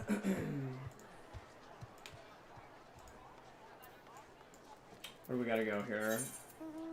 Oh, south.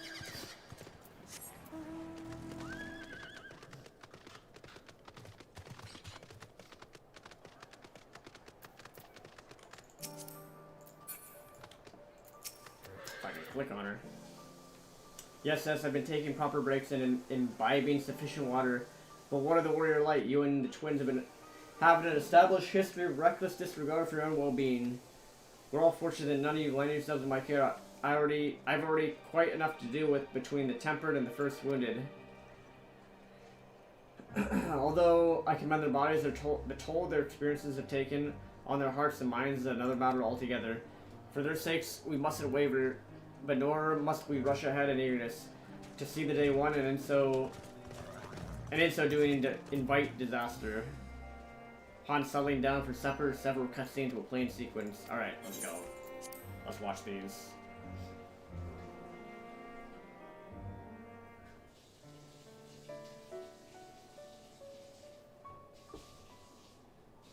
One second, let me mute my mic because somebody's randomly doing shit here.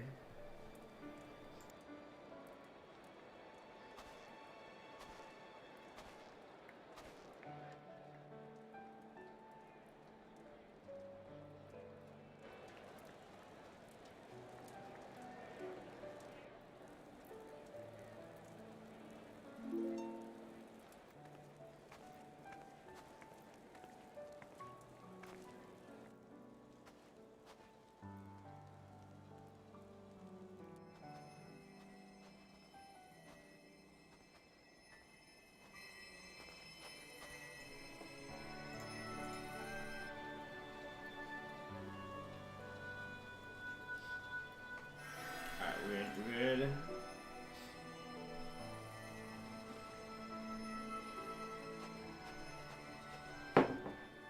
Is that all of them?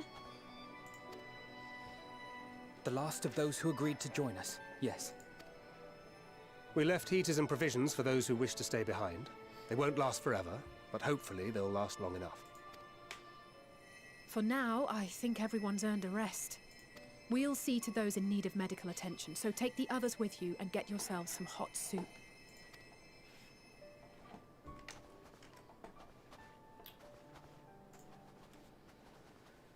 Guy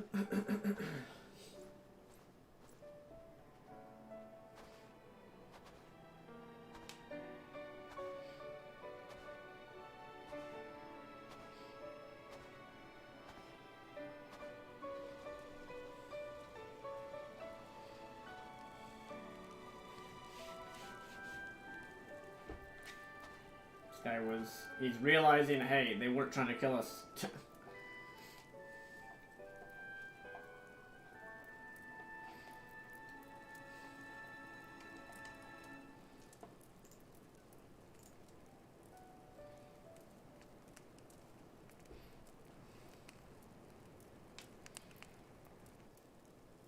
Warmth. At last. Marvelous, isn't it?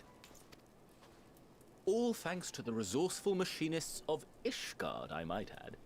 On their behalf, I bid you warm yourself to your heart's content. Hold on. Your people might have scribbled a few things on a piece of parchment, but it was our Leminson Smiths that put the bloody things together. Well, be that as it may, we single-handedly got the interior heating up and running again, didn't we? The hells you did! We were there every step of the way! We? You barely raised a finger to help, you ale-sodden reprobate. I did a damn sight more than you, you lily-livered bilge rat! Take that back! Make me. I will not stoop to your level. Here.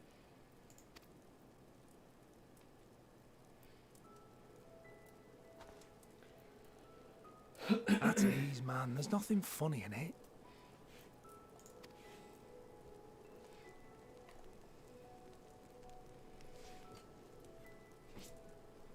I'm from Alamigo, but was a conscript until recently. Used to eat this with the officers. Apparently, it's adapted from a steppe recipe. This is my first time trying it, and I have to say, it's not half bad. It's a bit too flavorful for my liking. Perhaps compared to what you're used to.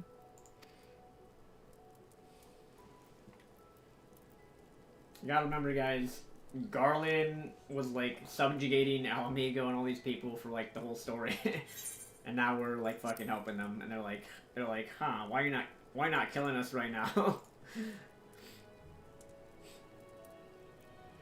It's the little things that make life worth living, don't you think?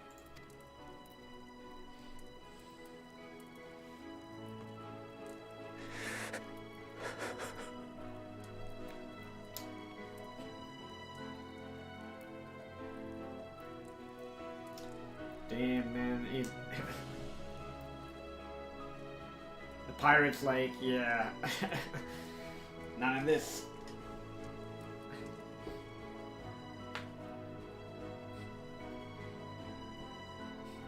Alright, now we're about to be attacked. I know this is not a dream. It's gonna happen, yet... man.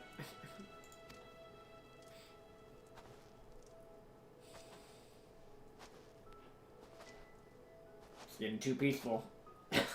I felt the same way at the Dragon Song War's end. Every morning I would step outside and need to be reminded that it wasn't my imagination. That my world had been forever changed. And just as I had grown accustomed to the idea, again you change my world in ways I never thought possible.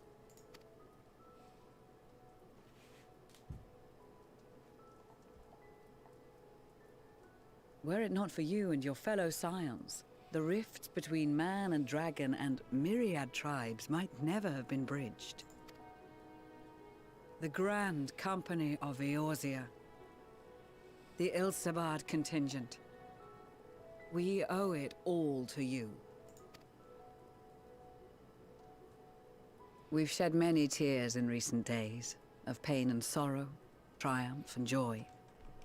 I much prefer the latter.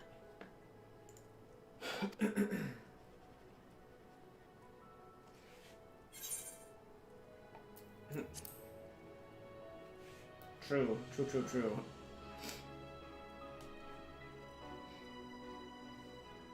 I'm honored to fight by your side.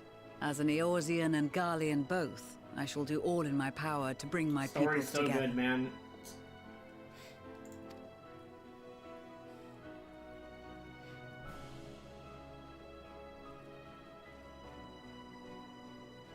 It's like the dude. What is it? It is a AR, Heaven's remarkable Ward, achievement. Stormblood, Shadowbringers. Everything that I and the and then Populares had hoped it's like for, all and culminating in this expansion. Would that it had come sooner. Indeed. Too many are not here to see it. And yet, there is a warmth in my breast, as if they still share in this moment. Yes, I know what you mean.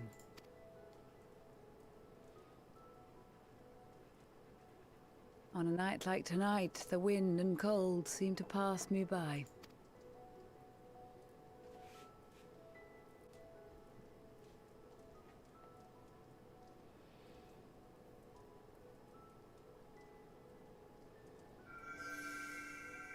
Hey. Flowers glowing blue now.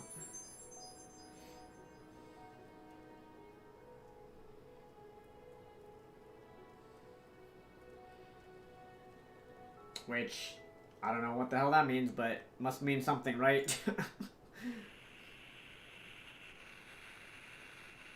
Uh-oh.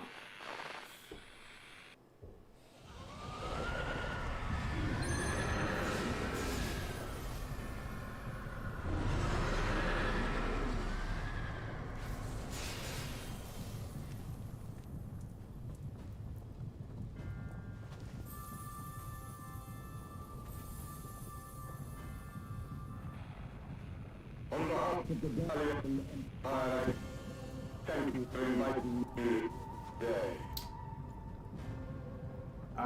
That's not good. Oh shit, he doesn't Emperor Varus? I don't think he has one of those things.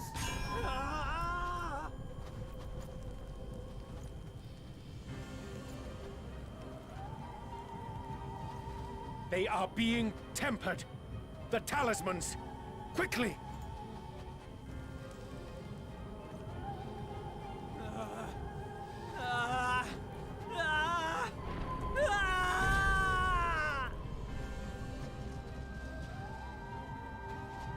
Save me, brave hero! Ahem. My lord has requested your presence, and I would hate to disappoint him. What? They just yoinked me. Are you joking? Dude, I just got yoinked. Ah, man.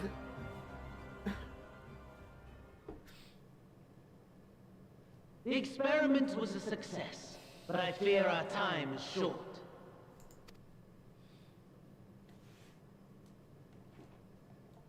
I shall begin the preparations. Now, it is time for you to awaken.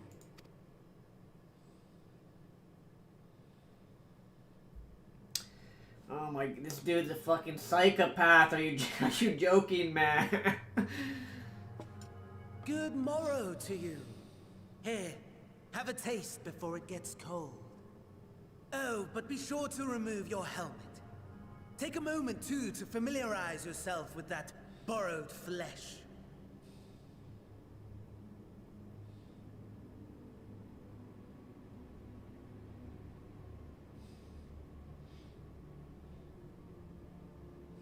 So, how does it feel? I, for one, find those first moments within a new body to be most refreshing. Oh my... What? We had a Magitech engineer... Oh my god, dude, what? ...to thank for this method of soul extraction and implantation. I believe the two of you met briefly in Alamigo. Okay, there's some creepy, crazy shit His was a going rather on. sticky end, wasn't it? Thankfully, he was thoughtful enough to leave behind his mind-jack technology. I took the liberty of making some improvements, and selecting you as my esteemed test subject.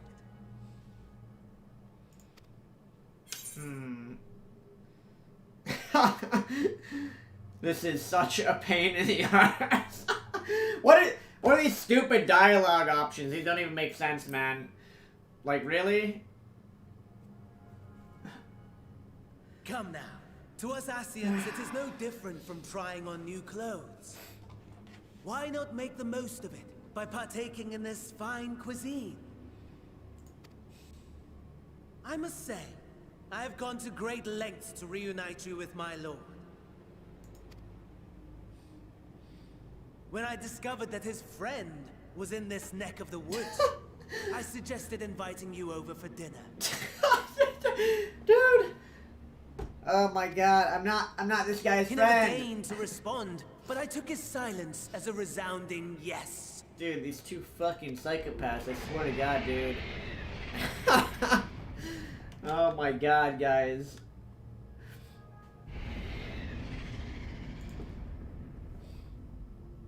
Oh my! Daddy is pleased his grumpy little boy has finally found his playmate.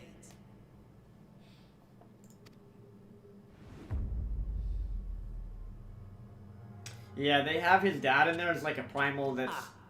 Exposition is in order. Oh. The Garlean Empire has long outlawed all forms of religion. No gods to worship, no risk of summoning.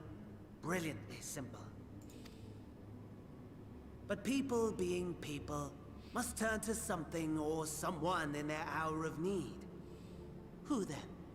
Of course, the Emperor. Why, His Radiance the Emperor, of course. So they basically turned the Emperor into like a primal. As you have observed basically. firsthand, Garlemald has seen better days. The legendary Solus Galvus, dead.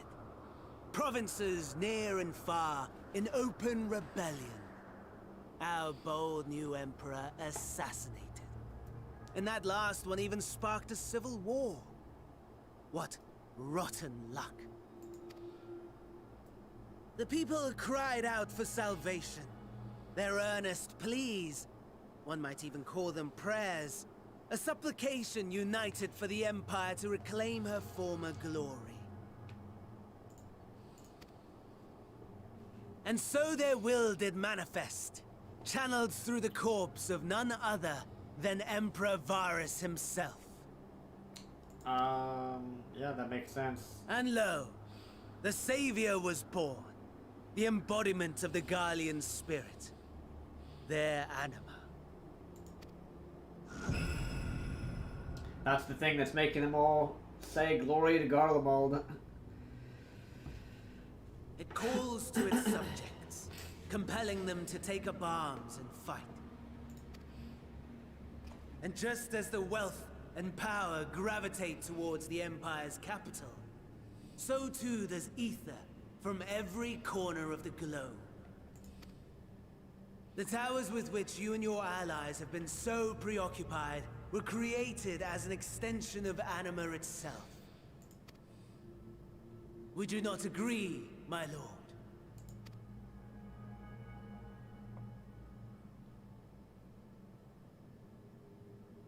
I'm not this guy's friend, guys, just so you know. Does the pursuit of prey you have bested before excite you? Oh my god, dude. Of course not. Absent the challenge, the thrill, your prize is a hollow victory. Butchery.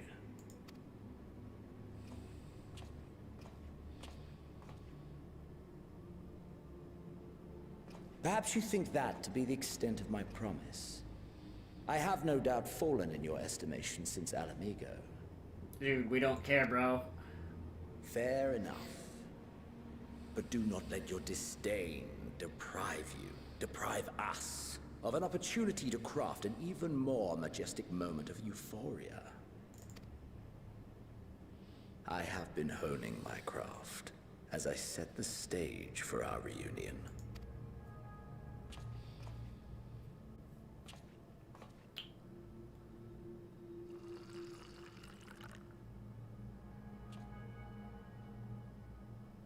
Wheresoever there is suffering and despair, you appear to fulfill your duty as defender of this star.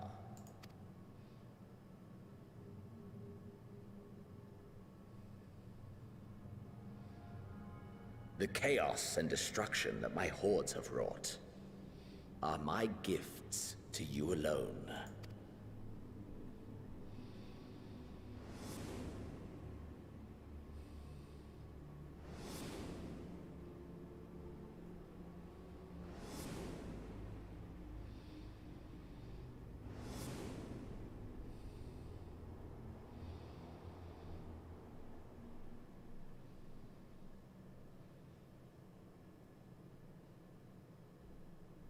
At a loss for words?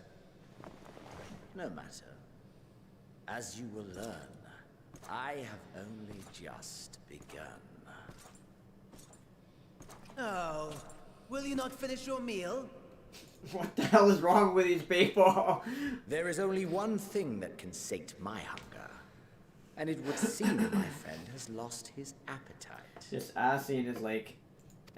Dude, this Ascian is just the Xenos version of an Ascian. Might prove an entertaining diversion, but clearly we are above such pretensions. While my lifeless body was in the possession of the Ascian, I too claimed another's as my own. It was an enlightening experience to fight in an unfamiliar form. Flaws and failings in my technique were plain to see. Whence rises one's true strength? The flesh? The soul? Perhaps you should like to discover the answer for yourself. Well, we know where this is going.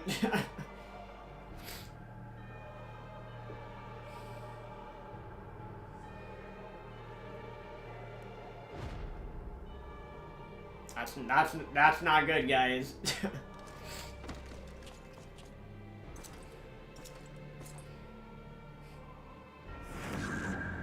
Or together.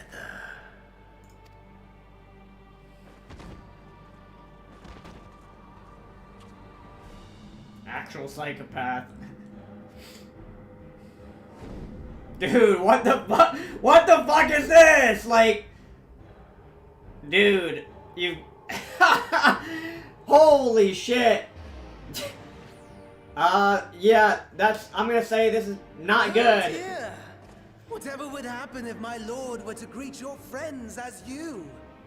I shudder to imagine what carnage he would wreak.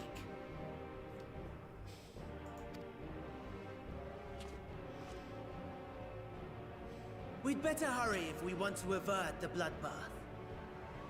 You can thank me later for my generosity.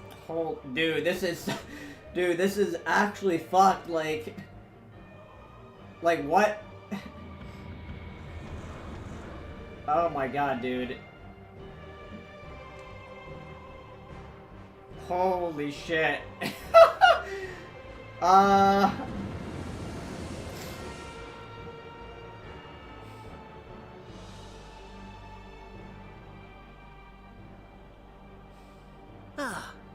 there it is. Your camp, I believe. Oh my god. Dude. Oh my god. If I were to hazard a guess, I would say that you, the other you, is making his way there as we speak.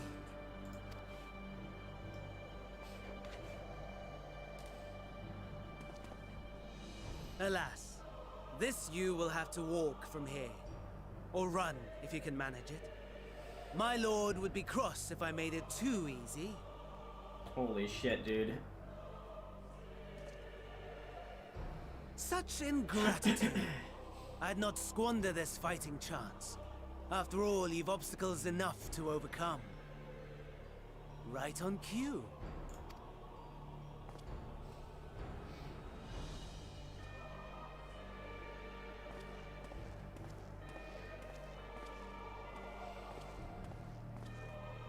tempered soldiers, with standing orders to kill those not sworn to anima. Under normal circumstances, you would make short work of them. But on this occasion, the odds are not so heavily stacked in your favor.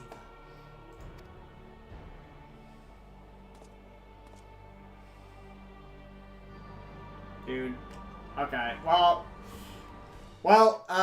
people said Shadowbringers couldn't be topped, but, it's clear that they were wrong about that. Holy fuck monkeys.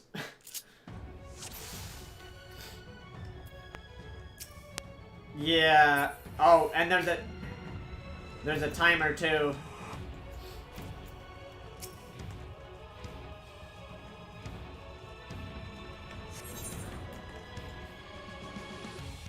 I guess I'm supposed to... Oh my god, dude.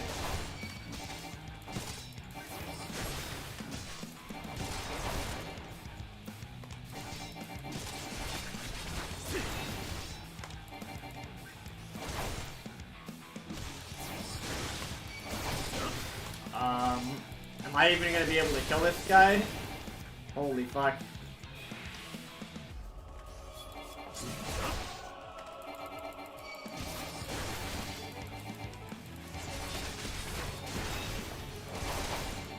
Not bad at all, given your diminished capacity.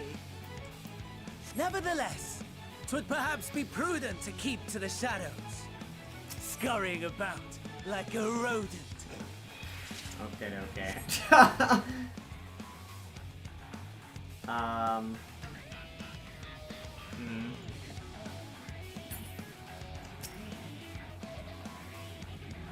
do I get my health back?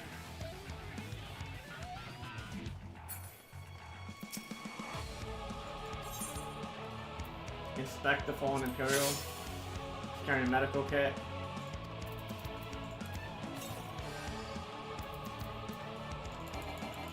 What? Can only carry a limited number. Inspect the fallen soldiers with wreck Magitech. Holy fuck, dude. Okay. I don't know if I'm even gonna have enough time here to get through this. I'm supposed to go this way. I don't... Wait a minute, what? Oh.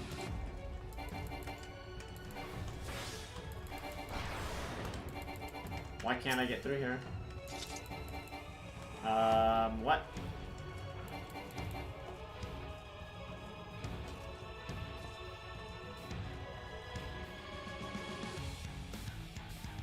Oh. I should pay your respects. You offer silent purpose. What? Were you in possession of your own body, you may have had the capacity to subdue rather than slay this tempered soldier. In this battle, you're unable to use the full extent of your powers. To reach Camp Broken Glass quickly, you should avoid combat whenever possible. If you're discovered, your foes will chase. The Magitech units are especially powerful. Your chances of defeating them in your current state are slim at best. Well, fuck.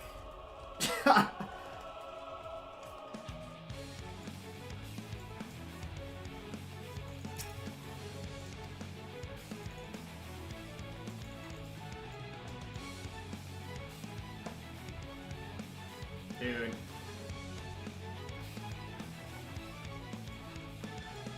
Small sack. What is this? You find a medical kit. Gonna need that.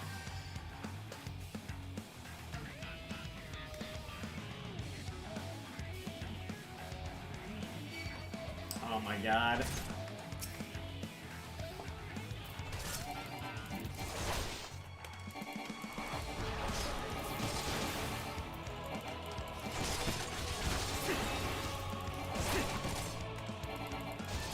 I don't know if I'm gonna make it on the first try here, guys.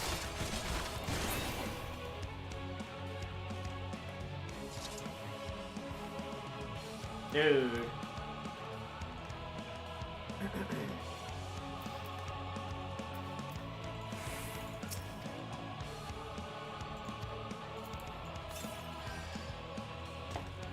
Alright, we're going around the long way.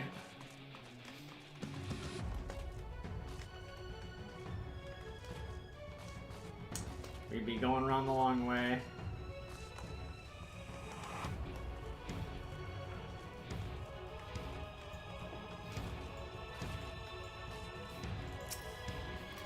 Once whoever this was fought into the better end, you found a okay, another medical kit.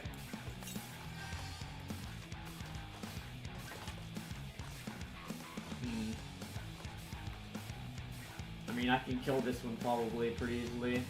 I won't be able to kill that. I have to avoid all the, let's see here. You know what? Fuck it. Let's kill this one.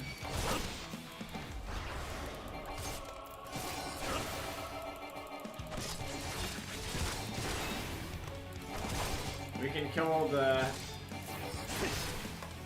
soldiers that are tempered pretty easily, I think.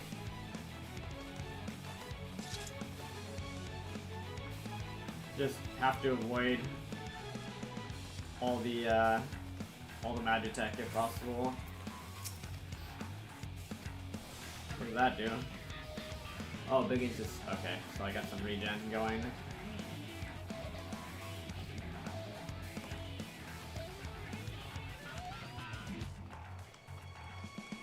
Alright, work on this too.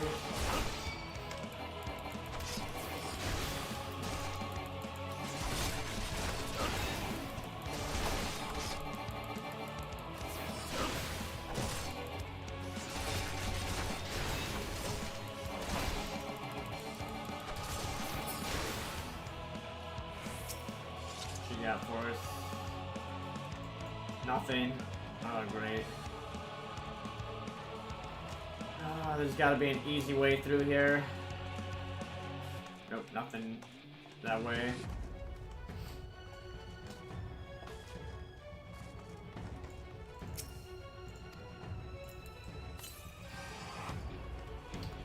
So this is what it's like to be a normal useless soldier, Kappa.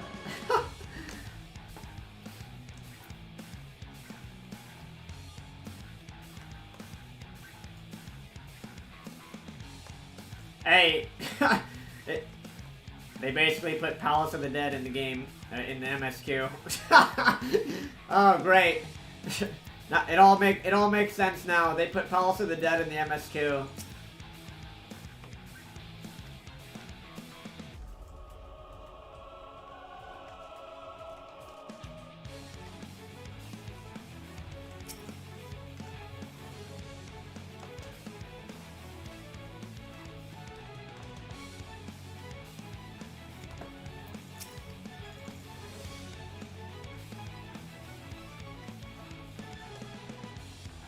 Alright, let's keep going.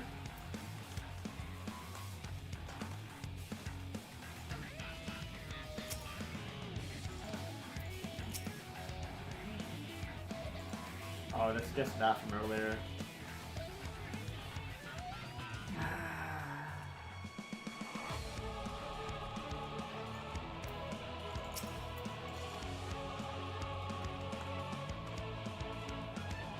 I don't think I can get around there. Go back the other way. I'm wasting a lot of time.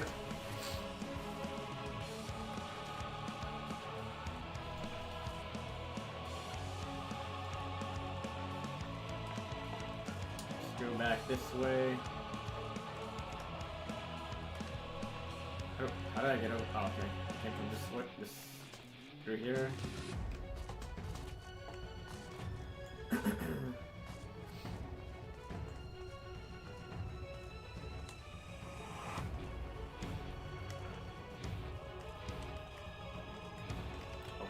Shit. Okay, let's take this guy out.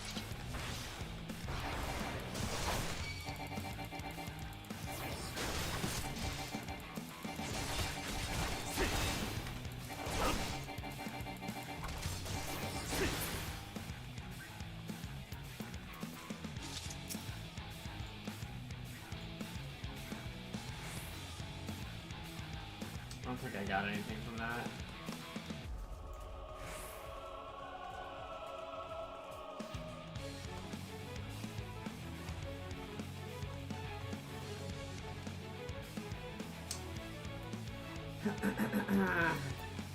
Thank you.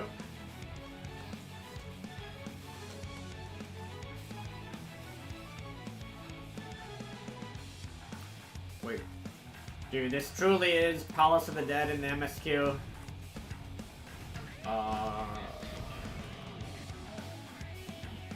You would turn around the other way. There we go, there we go.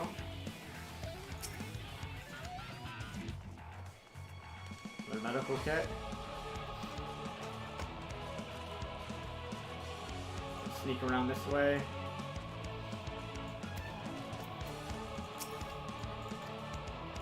Another medical kit.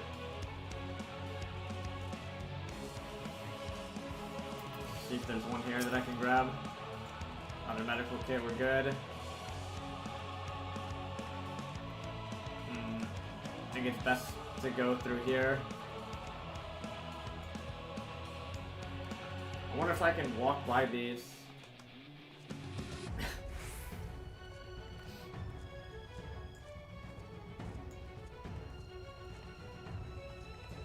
I don't know if walking will let me get by those or not, if it matters, but hey. You should be able to clear the path if you find the identification key and fuel. Oh my god, dude.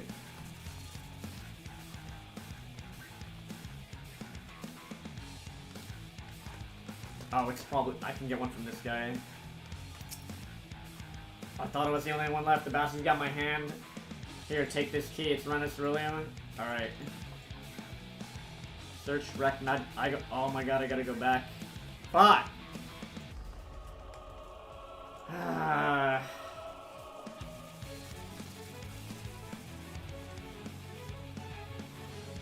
gotta go all the way back. Might have to kill one of these things on the way back. Didn't realize I'd have to run back.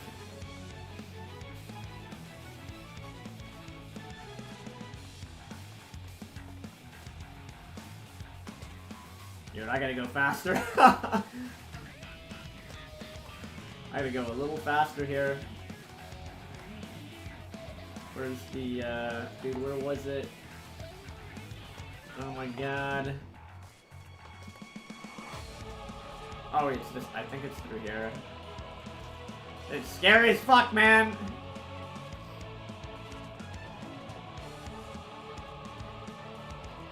Where's the, Alright, this is where I started, so...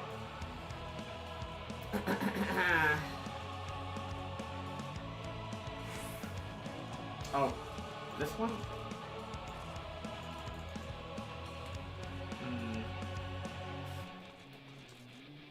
I wonder if it would be faster to just kill one of these things.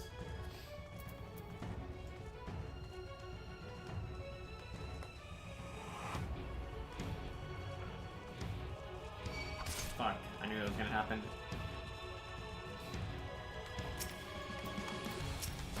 Alright, let's take out this one.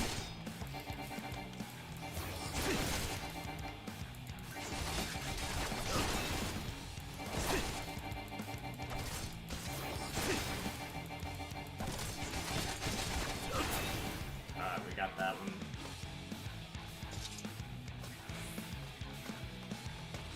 Search Magitech Reapers for fuel. Dude, where the hell did they go? Oh my god. I don't know where the hell they went.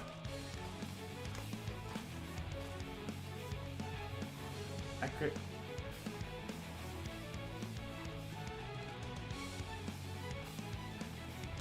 I gotta go all the way back.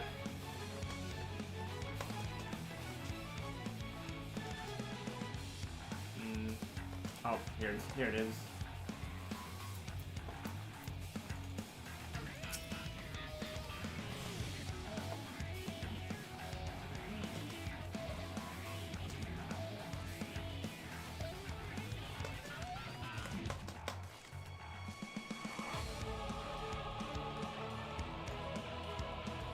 Should be 100 times easier.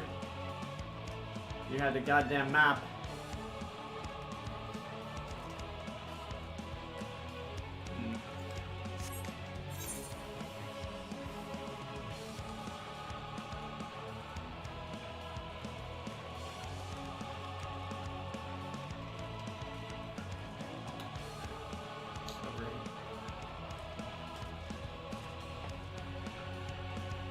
keep going.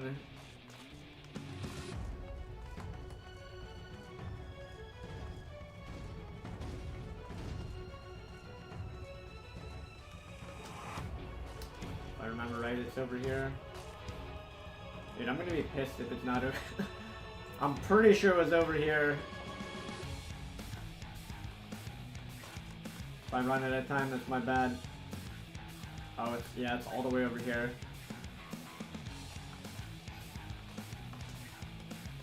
Alright, let's wait for this one to turn the other way.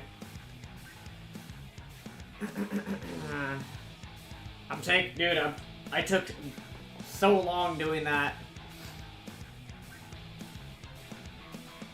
Alright, that one turned. Let's hope. Alright, there we go. We're good, we're good, we're good.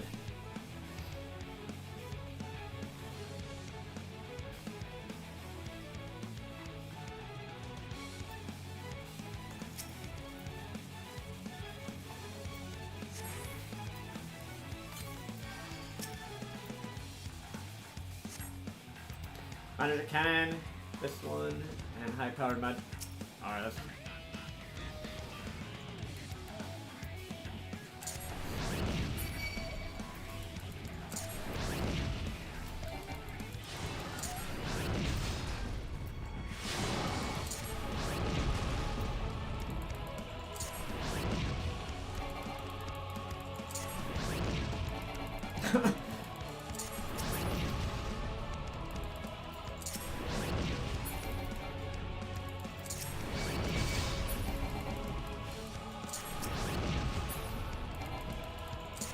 I'm trying to take them all out, man.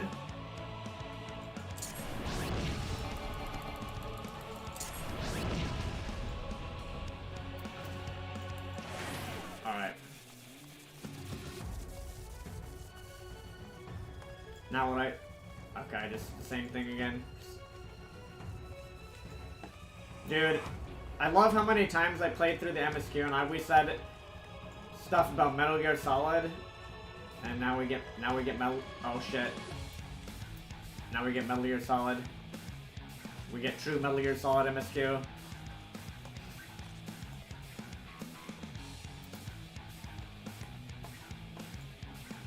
Armed Imperial Citizen. Where's? Alright.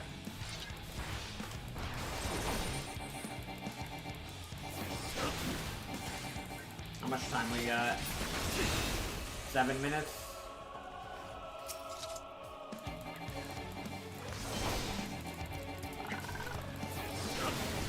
You're one of us, right? We need your help. Take these out as quick as humanly possible.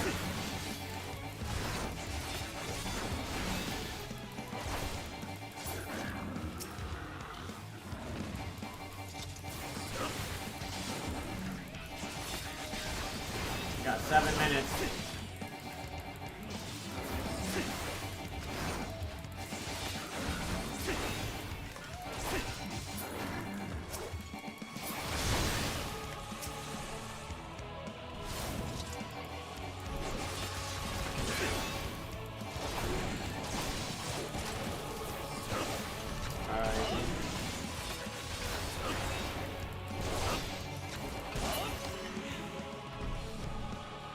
We have to get back to the shelter.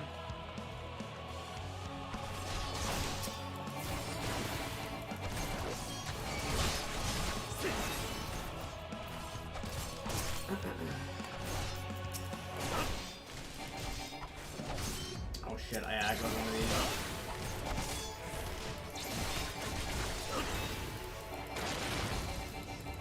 What the hell is that? Ow.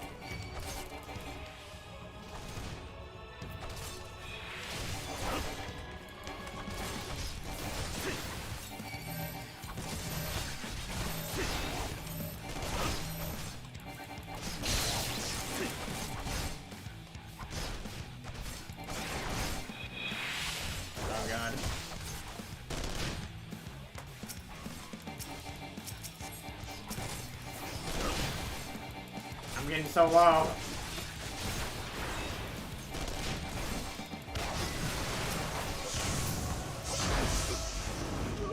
god, dude.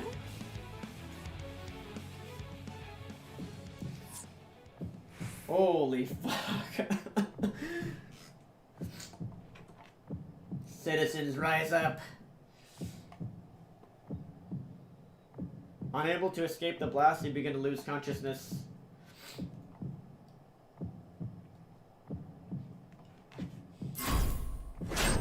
Oh shit. Ah! Ah! One of these things. You crawl to safety and regain consciousness. With the last of your strength, crawl to Camp Broken Glass. Oh my god, dude. Holy... Really?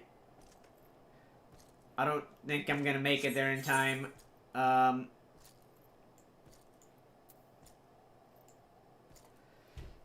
my god, man. Yeah, there's no way I'm gonna make it there in 4 minutes. Really?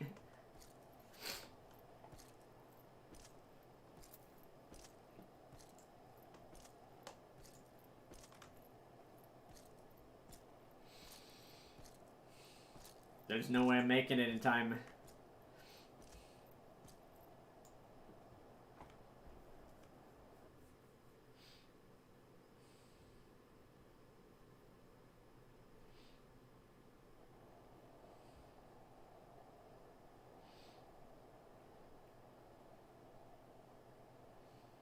It is a miracle we were able to restrain the Tempered without suffering casualties. Kevinville, what's up? You tune in at the perfect time to see, A welcome one. Arun, Senna, and the others have their hands full as it is. To see some Thankfully, crazy there are shit enough going down in scales this for game. everyone. And what of Euless? His symptoms were particularly severe. They were, but others fared still worse, including some brought back from the Magna Glacius. As those in most desperate need take priority, it may be a while before he receives treatment. But rest assured that he will. In the meantime, we must find our missing friend. May the Fury guide you.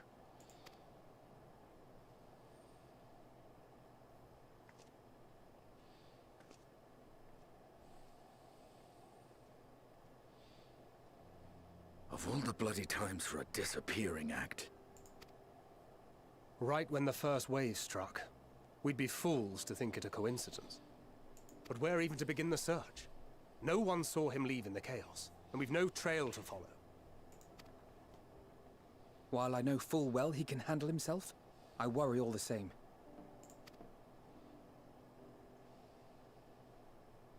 Come on, guys, use your detective skills. It's Speak of the devil. It's not me. I mean, it's me, but it's not me. Use your detective skills, guys. Oh my god. Well, time to call off the search.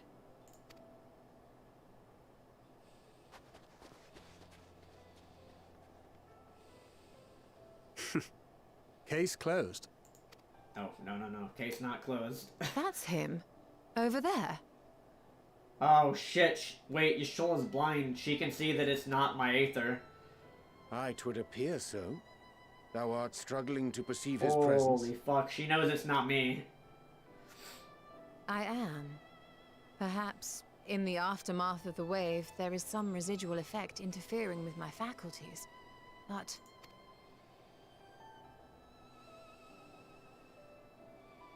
Where have you been?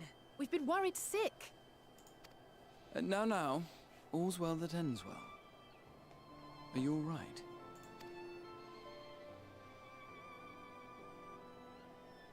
Are you all right?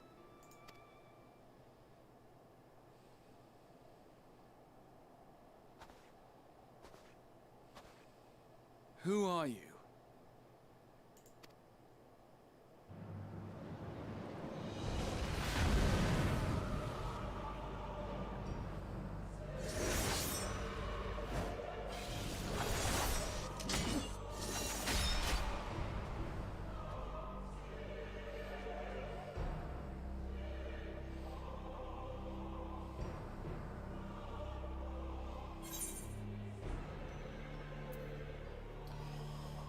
Say, enough Xenos.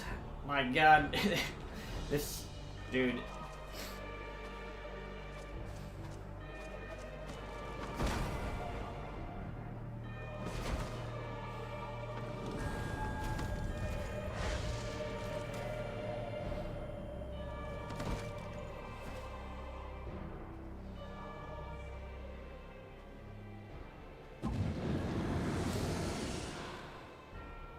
Sadly, that is all we have time for today.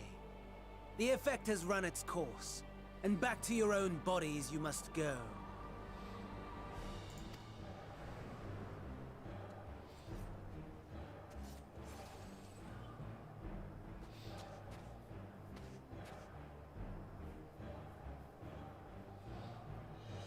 But where are my manners? You have all traveled so very far, and I've yet to pay my respects.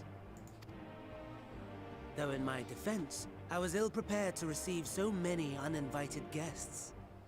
As such, preliminary entertainments were in order. A handful of tempered soldiers to hamper your progress. Refugees to command your attention while I siphon the ceruleum from the shadows. Particularly effective. Charitable souls that you are, you bent over backwards to aid them, heedless of the delay, predictable to a fault. And so my plan approaches completion unhindered. Anima will soon have absorbed the requisite amount of ether, and then shall come the spectacle to end all spectacles. The eldest and most powerful of primals will awaken, and all shall bear witness to the final days!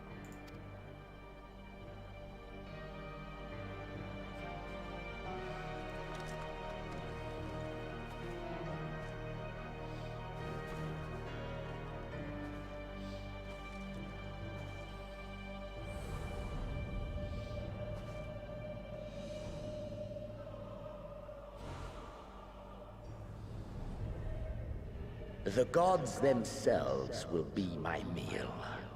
Your dear companions my dessert. Upon this world I'll feast, and death shall follow in my wake.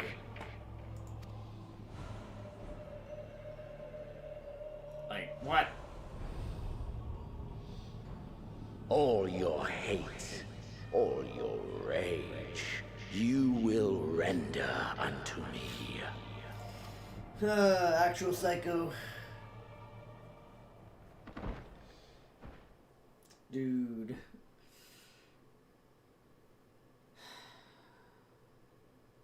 For upon thy life's reel wind too many threads of fate, power, weal enmeshed with woe. More terrible still is the attrition wrought upon thy companions, as they are swept up in the storm of thine existence. Take heart and protect them well. They will be your strength and your salvation.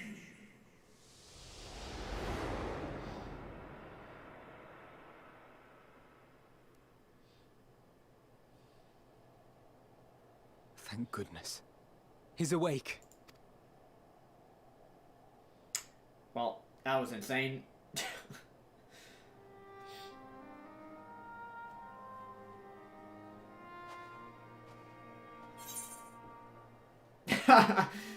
Is everyone right? So I'm not dead yet?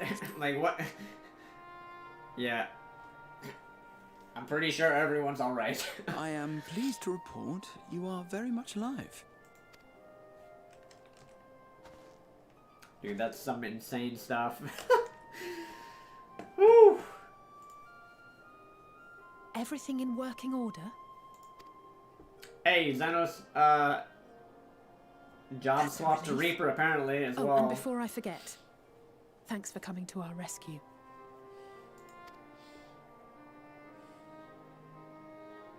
Given recent events, I would be surprised if you weren't feeling a bit poorly. A hearty meal and a long rest would be my recommendation under normal circumstances, but these are anything but. If Fandaniel's boasts are to be believed, we must act quickly. Once you've blown away the cobwebs, we can discuss preparations for our assault on the Tower of Babel.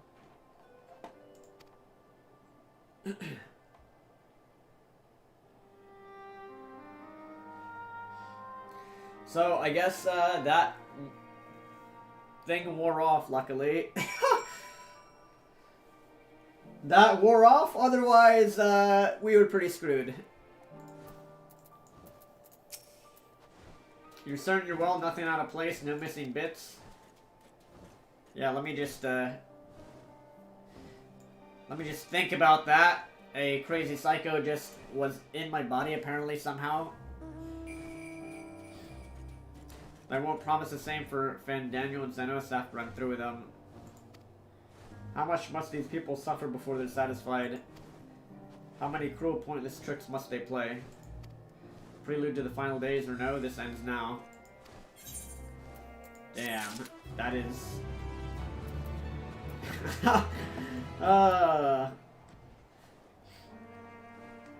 Alright.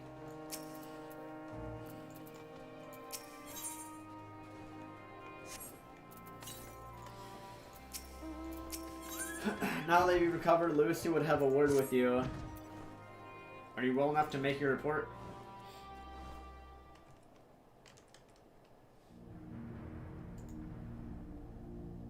Yeah, let's just explain all that just happened.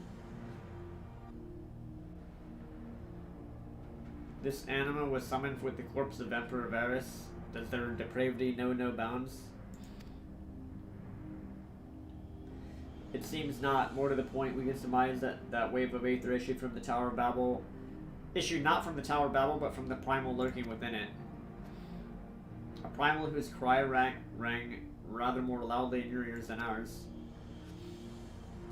If you were taken to the tower itself, then this proves beyond a shadow of a doubt that it is the beating heart of the Ffxiv's machinations.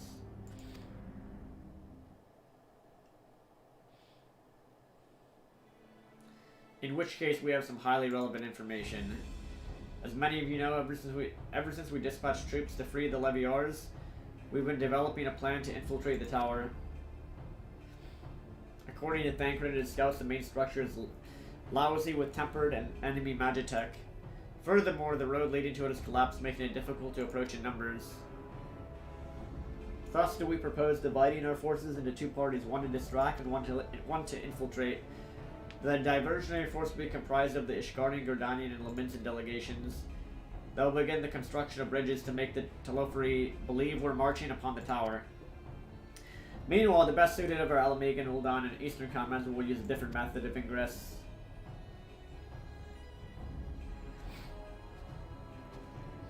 Look here. The facility marked in red is Enceladium, a vast magitech manufactory in ruins now, of course, but the freight tunnel connecting it to the erstwhile Imperial Palace remains intact. While the Tlofri's attention is elsewhere, our infiltration force can use it to enter the tower undetected. Be aware, however, that the underground rail network remains very much operational. The Tempered are using it to bring supplies to the tower even now. If it can carry the material, it can carry us too, providing we sneak aboard unseen.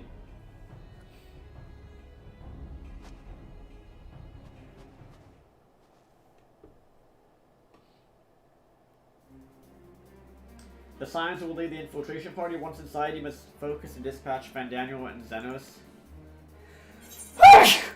Sorry. Oh.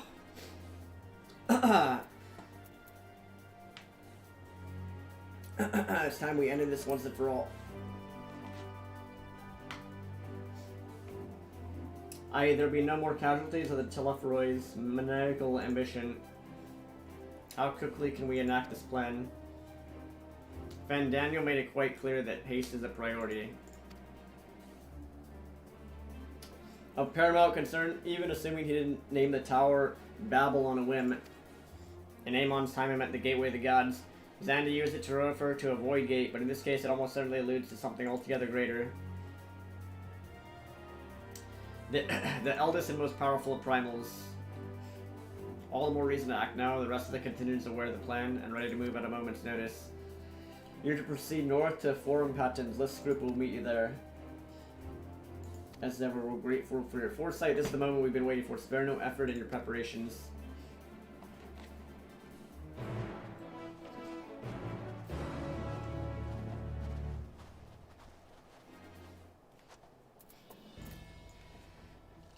All right. Speak with Liz. Where? Oh, all the way up there.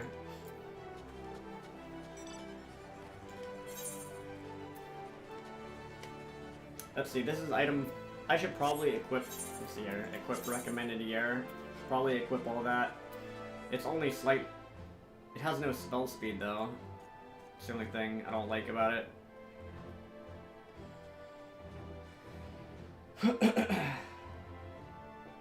Vitality crit, int, direct hit.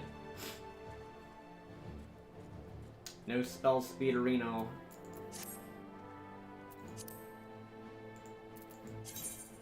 What does this have?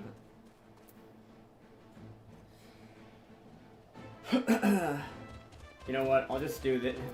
Just do this, and then. Actually, you know what? Fuck it. I'll just keep my current gear on. Should be fine. We should be fine. I don't feel like doing that right now. Too lazy. I was gonna take all the materia out of my current gear and then put it in the new gear. Actually, I don't even. It's wait. I can't even do that. Never mind, because that stuff's level. It's above level 80. So I don't think I'm not. Maybe I can, but I'm not gonna bother with it. Just wait.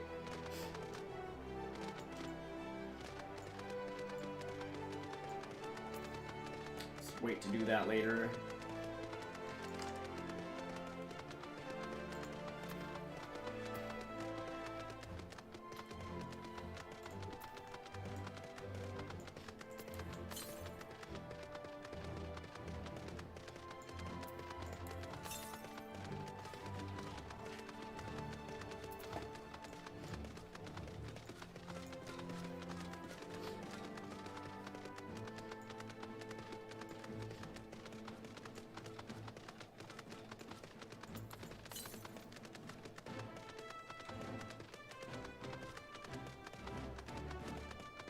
Yeah, guys, anyone that's done Palace of the Dead, that MSQ, if you've done Palace of the Dead, easy peasy.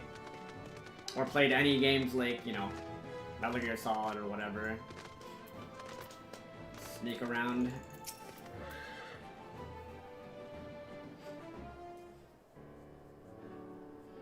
The way to the tunnel is clear. We've made sure of it. Wish you'd made sure to bring a coat instead. We get in there before you freeze. Huh. Should have brought a coat. I'll warm up when I throw a punch at you. Oh, that's true. She's in her dress. Barely enough cloth to swallow a newborn. Clearly, you've spent too long around this feral dog of a Detharl.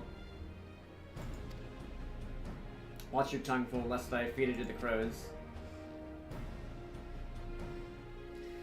We will see who is the fool when you freeze to death. Expect me not to warm your ill-prepared hide. These furs are for myself and my Nama alone, should I be blessed to meet her this day.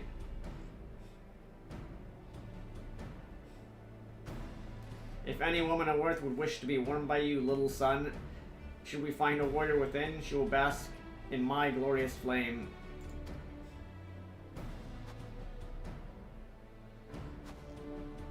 Stop, both of you. Save your fire for the enemy. As for extra furs, I have plenty to spare.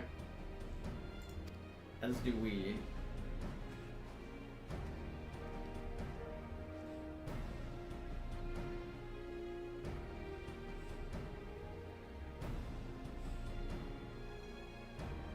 Hello, everyone. All set for battle, I see. Yes, free of unnecessary encumbrances, if rather more susceptible to the cold. Let us review our strategy quickly, if you don't mind. Pippin's group has gone ahead to the Enceladium, and we're to meet them here. We wait until the Temper's attention is drawn by our devotionary force, then we sneak on the train. Next stop, Tower Battle. If any Tempered included are injured, we Zayla will tend to them. You signs must press on no matter what.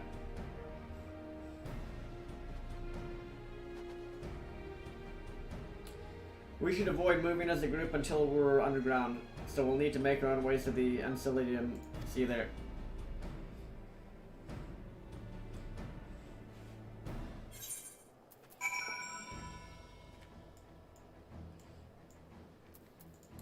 Oops, gotta go north still.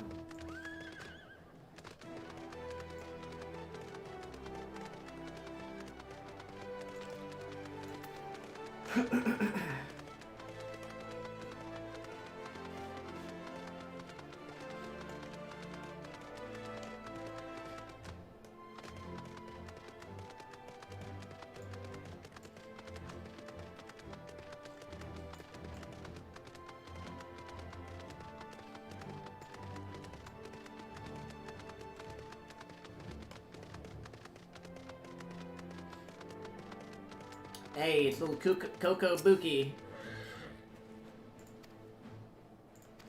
Ha! So let's go forth and wreak your destruction.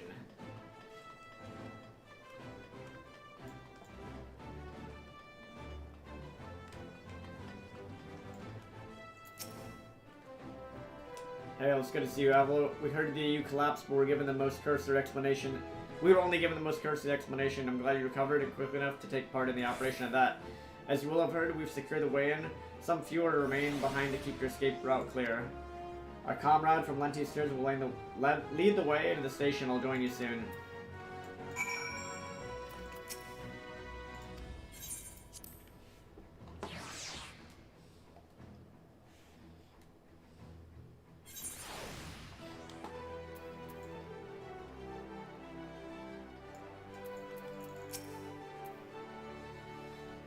I have no idea what Lenti's Tears are because I didn't do the Bosja or whatever.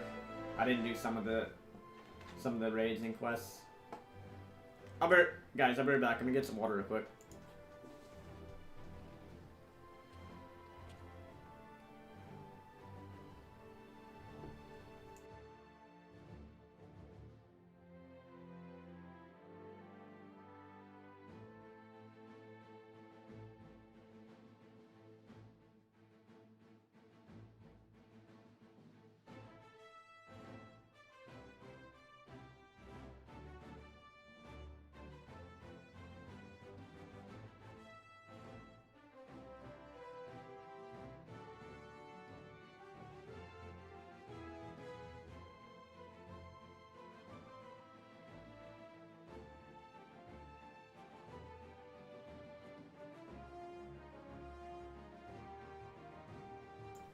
This is everyone.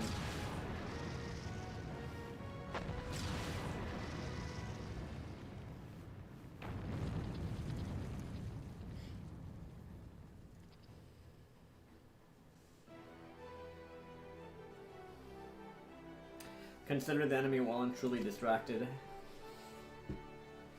Time to go. Our primary objective is, of course, to Lefroy's leaders. But should we be presented with an opportunity to vanquish Anima, we must seize it. If it is indeed the force behind the towers destroying it, will deliver our allies from the Telepharoid's reign of terror. And I, for one, would not see the Gorlian people manipulated any longer, be it by primal Ascian or anything else. Hear, hear, there's been enough of that. We came to help the people of Garlemald, and that's what we're going to do together. Till the very end.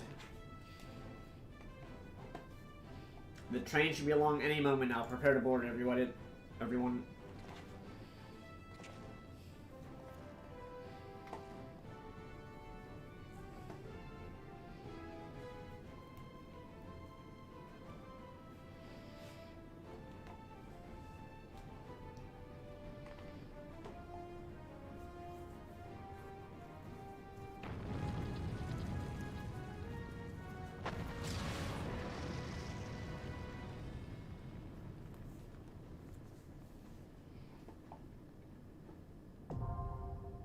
Tower of Babel now accessible.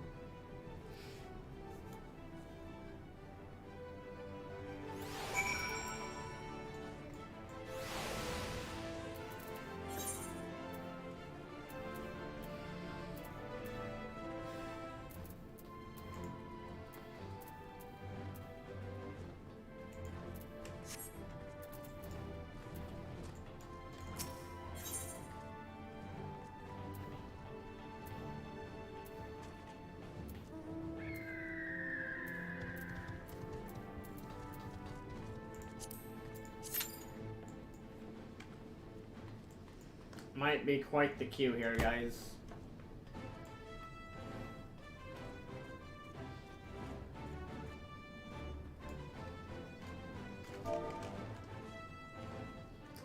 Hey, maybe I can get some people to party with me for this.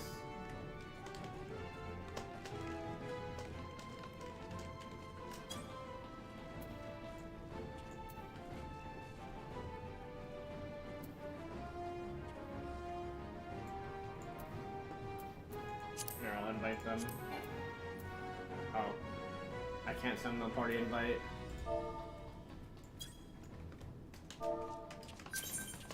Oh, there we go. Alright, they invited me. Oh, nice. It's a tank, thank God.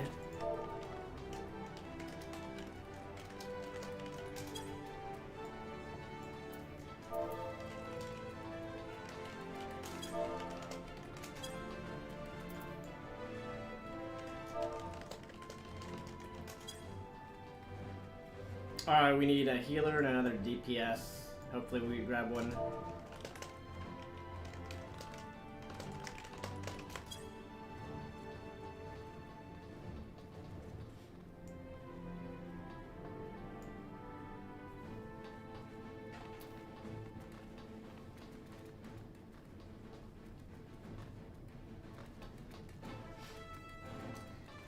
This is faster than waiting for a 30-minute queue.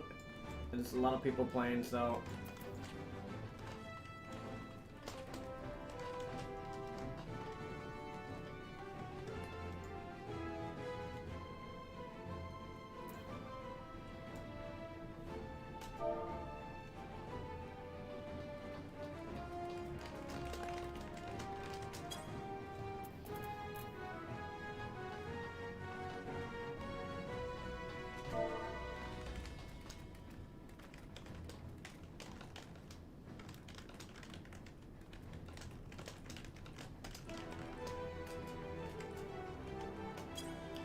Copy paste that.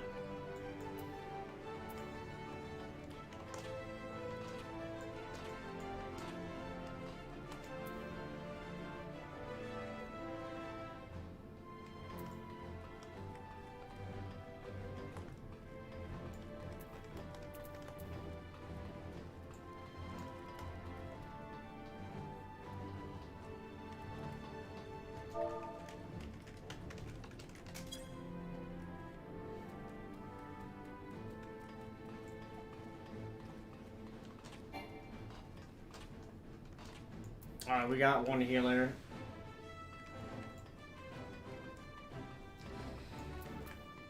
We got one healer, I think.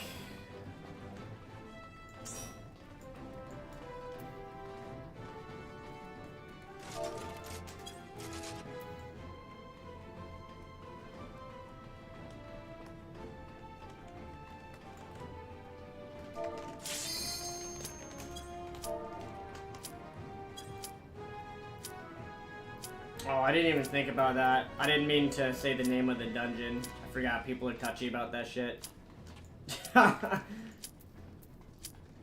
Dude. We need one more.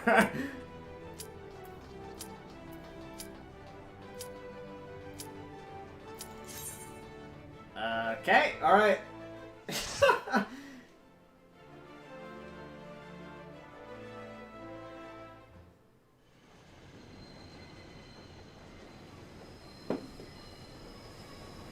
Alright guys, I gotta do the job at 2 DPS. It'll be fine.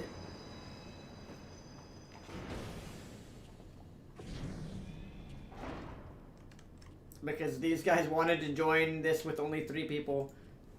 Yeah, I forgot everybody's touchy about Now like or never. if you say the name of a dungeon, oh my god, it's a spoiler. I mean, not really, but sure.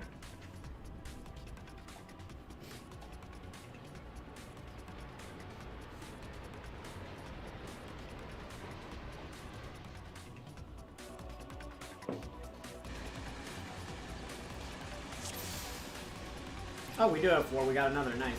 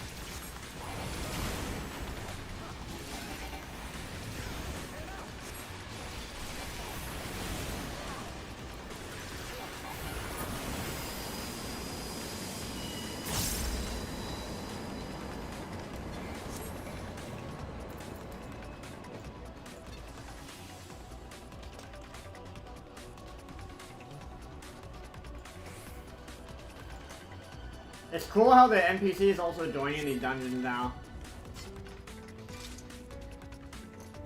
Pretty cool. Up, and they leave us.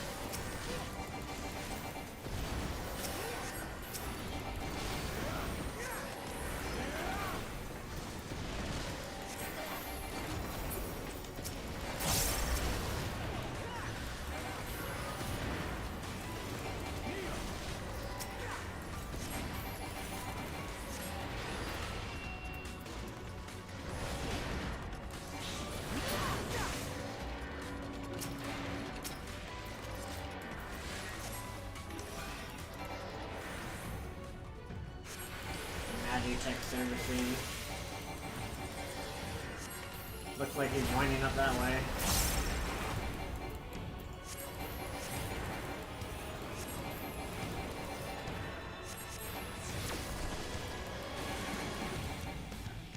Dude, and oh shit. Endwalker started off so slow, but it got so, like I said, the pace has picked up so much. What the fuck does this mean? Oh wait, this is Lake Alexander. Uh-oh. Okay. I think that's like the Alexander raids where opposites attract.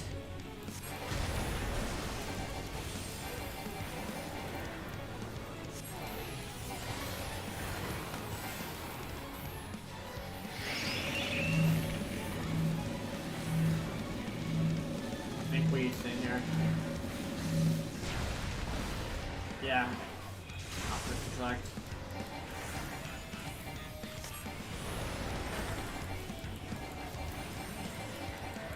Oh no no! Oh wait! Oh wait! Oh my god! I know what I'm saying, but I did it backwards.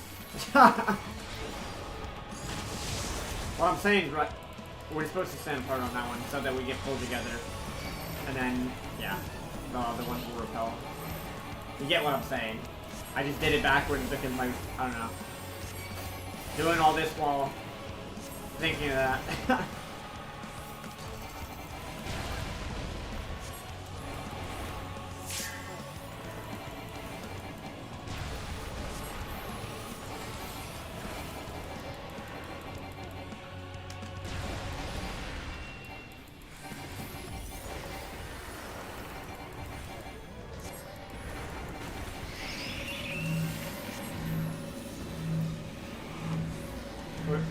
I don't see which one he has.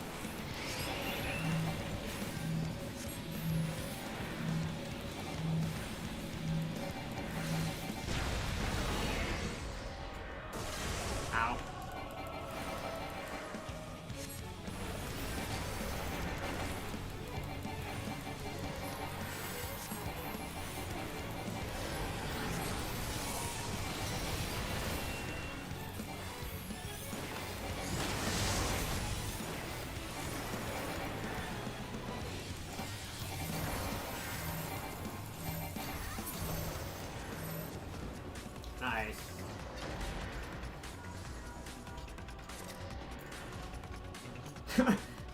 Smash these noisy machines to bits.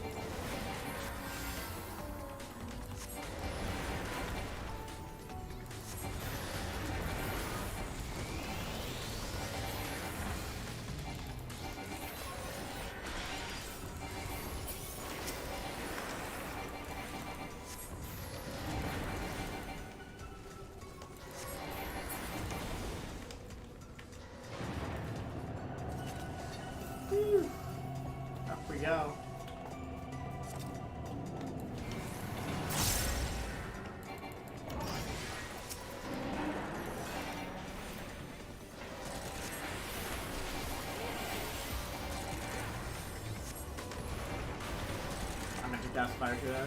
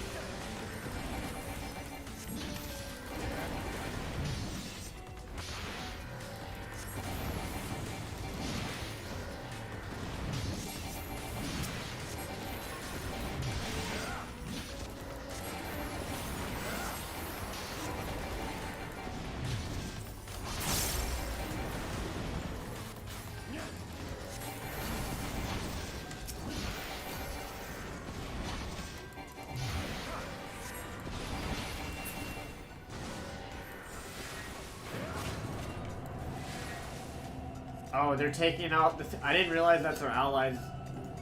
Wait, is that Pippin?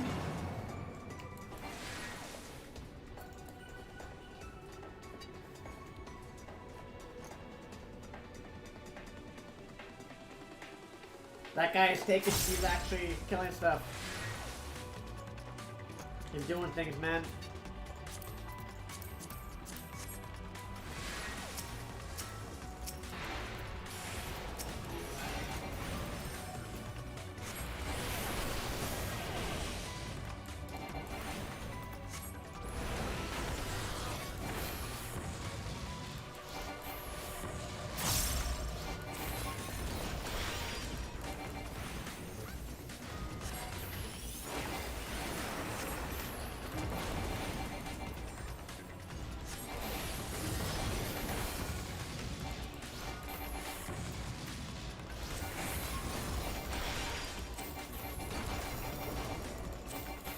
We have we have so much AoE, it's actually insane.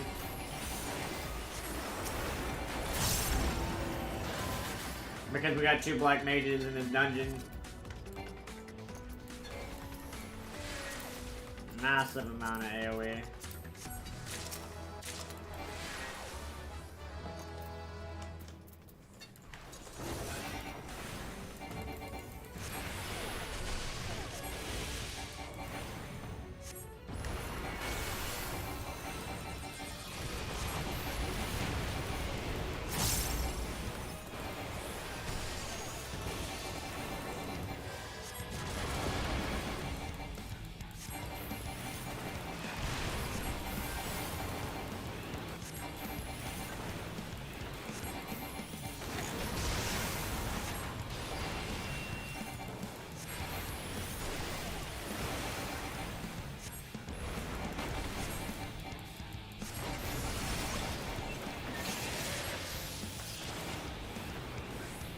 Ow.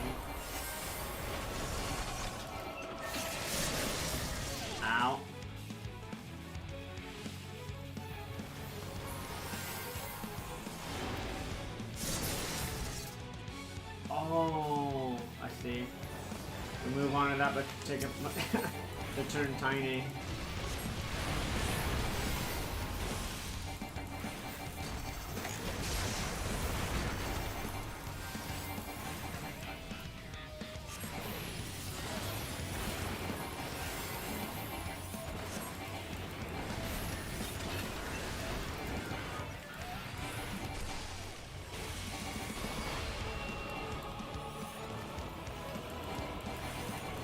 I remember these bombs from the Alexander raid. Those huge bombs.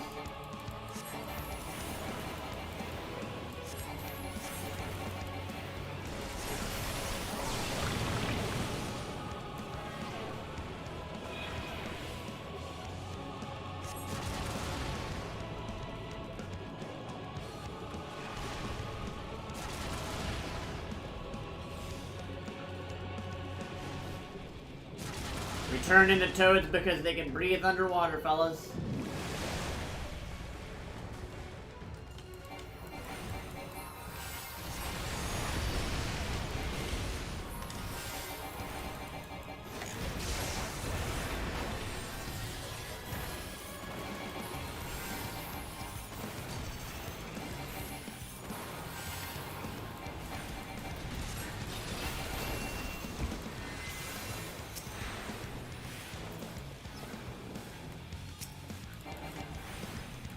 I forgot. There we go.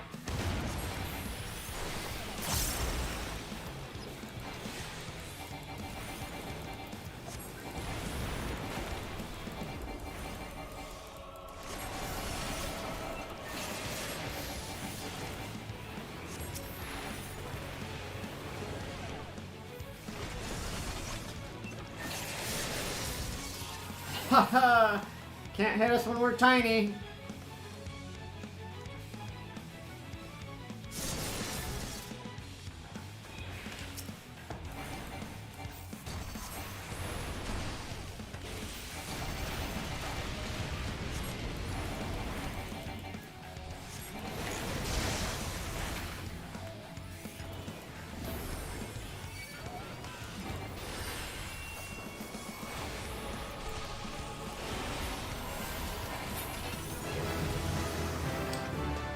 Good stuff.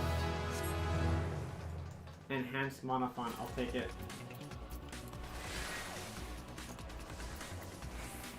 Good stuff.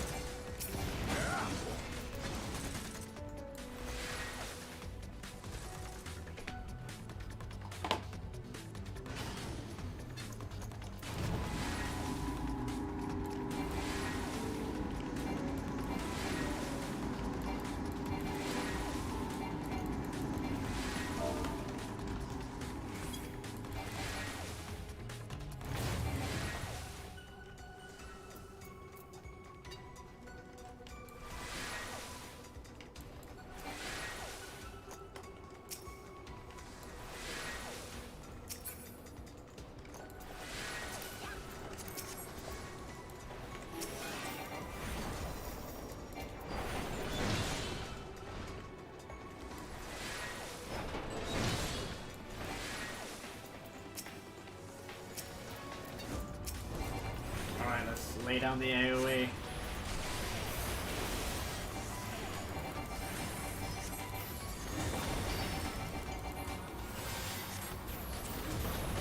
one foul proc because I'm gonna get another in a moment.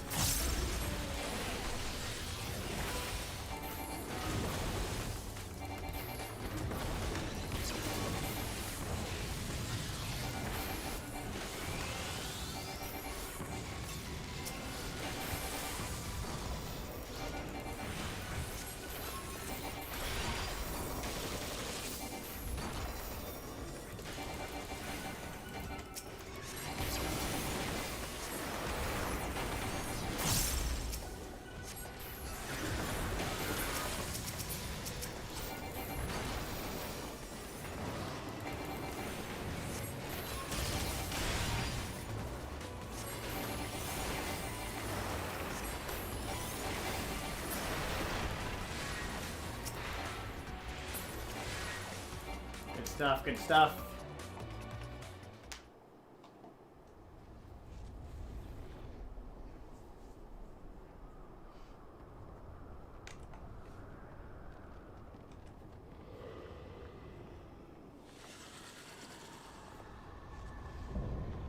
Icon of icons, Anima.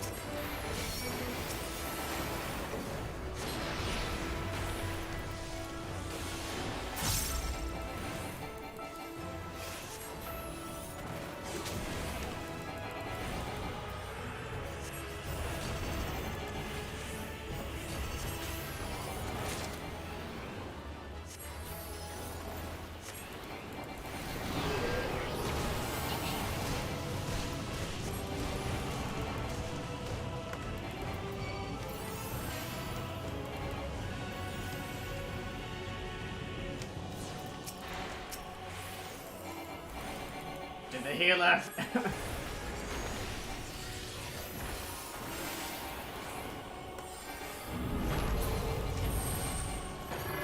Oh my god.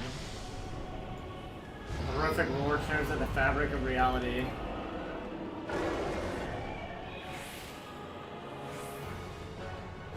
Anima's dimension.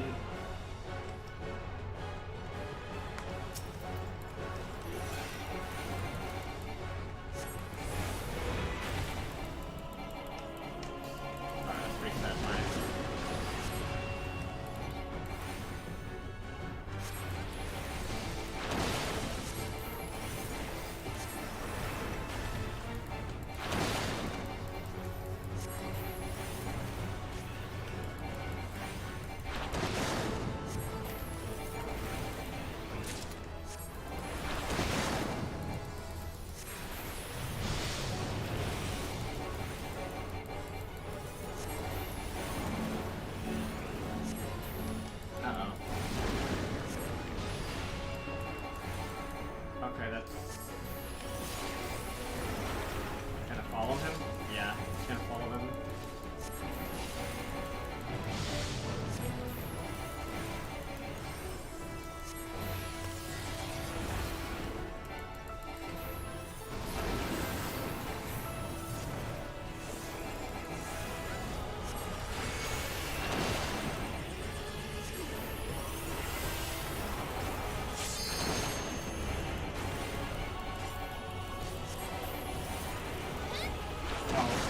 I did that backwards.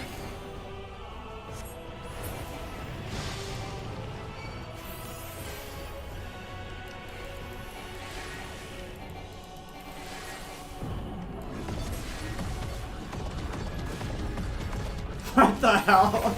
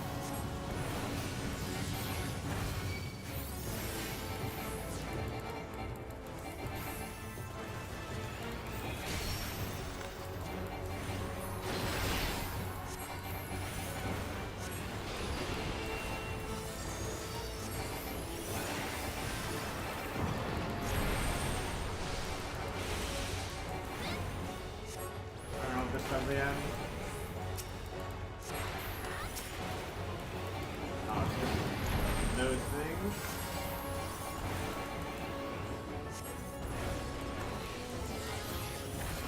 Probably good to be in the center, just to be able to avoid stuff.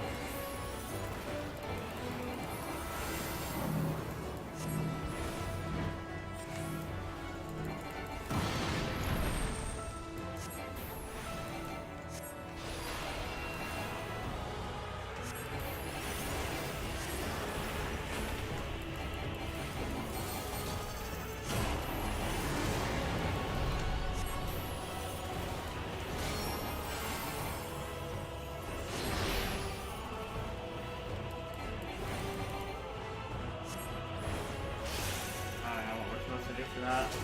Ow.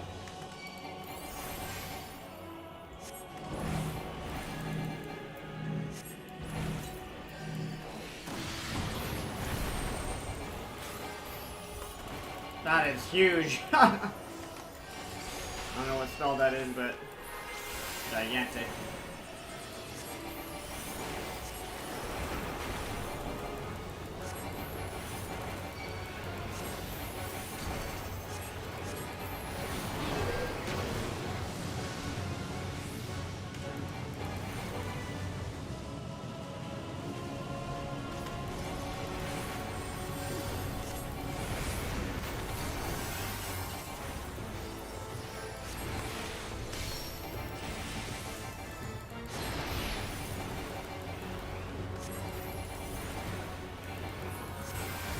Dead.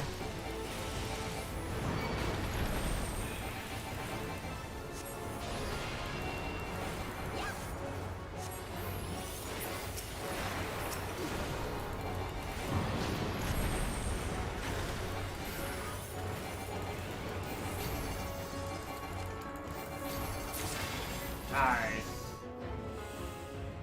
Woo.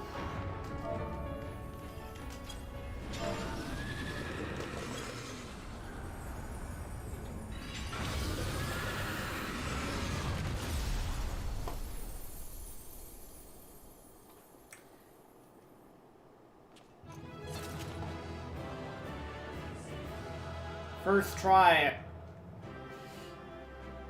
No wipes. Good stuff, man. I don't... Dude. Good stuff.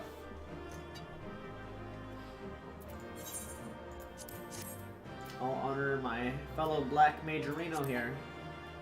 Oh, I already have one of that in the capacity, so you can get that.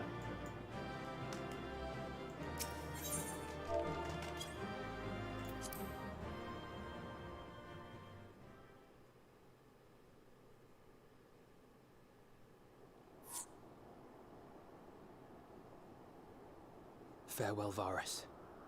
May the gods have mercy on your soul.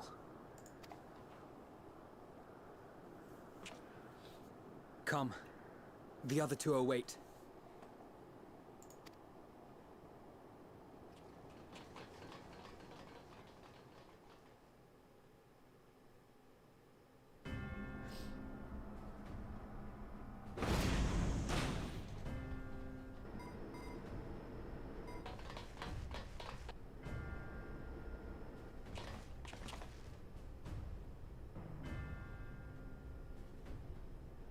This madness ends here!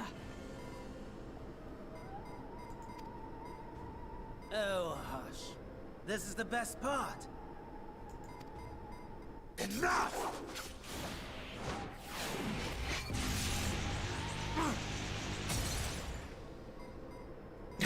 He just keeps pressing the keys like nothing happened.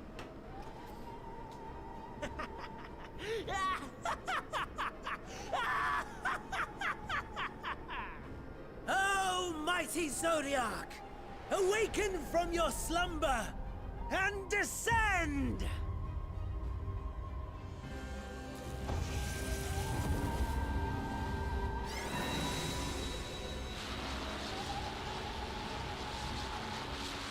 Some manner of magical defense?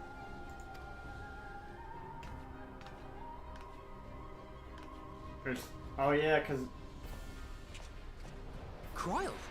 But how?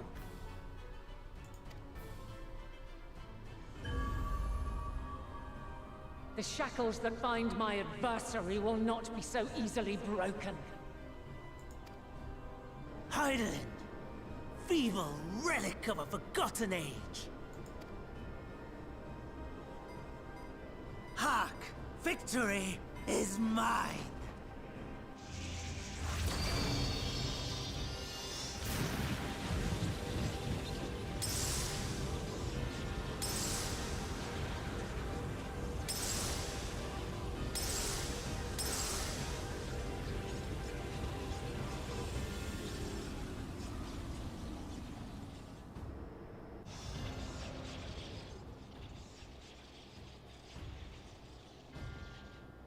No more ether. And I was so close. My lord, a slight change of plans. We shall travel to the moon and break this wretched barrier ourselves. To the moon. Whatever it takes.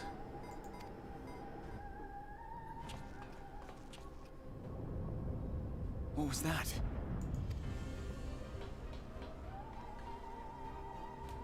The final order issued by Anima to the Tempered Thralls.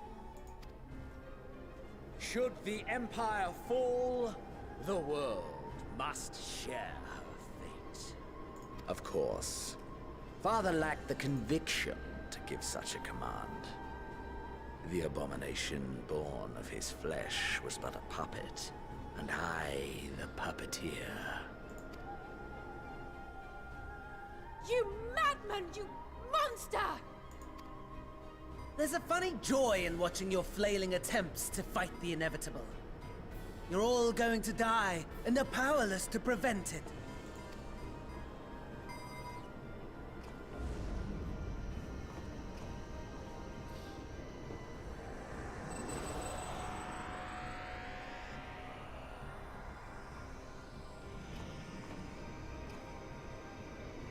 We really must be on our way. You're welcome to give chase, provided you are content to leave comrade and tempered alike to die screaming.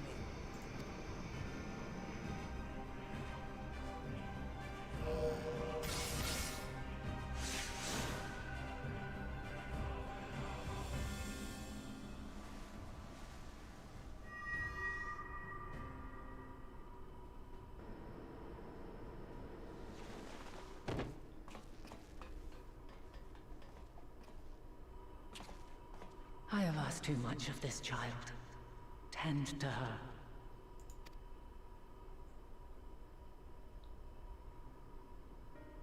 The last brand at Mare Lamentorum is yet unbroken. Zodiac remains bound.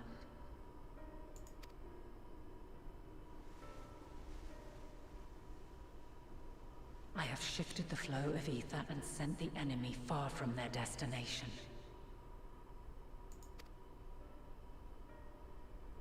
Now, I shall divert it once more. An ally awaits, and I will deliver you unto him. Seek his aid, restore the seal. Zodiac must not be set free.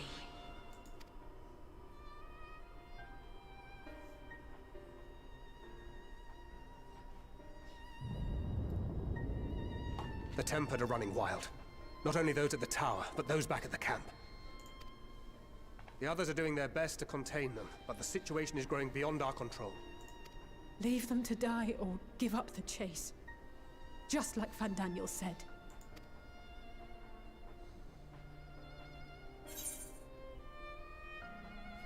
What we say? Garmold's fate is in your hands. I'm the one who knows once. Only I can bring an end to this. True.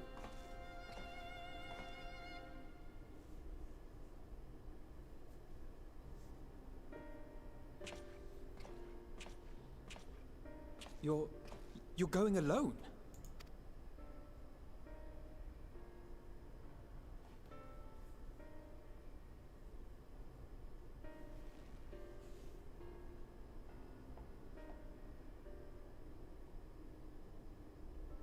You have our trust and our faith. I pray we have yours. See you on the moon, buddies.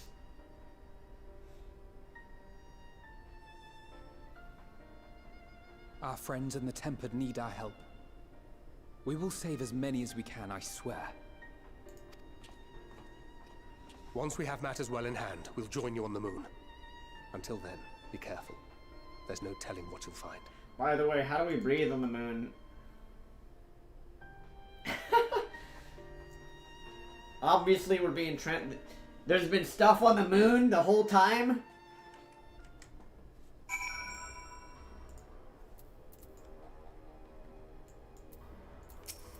Conspiracy theorists in real life are eating this up right now.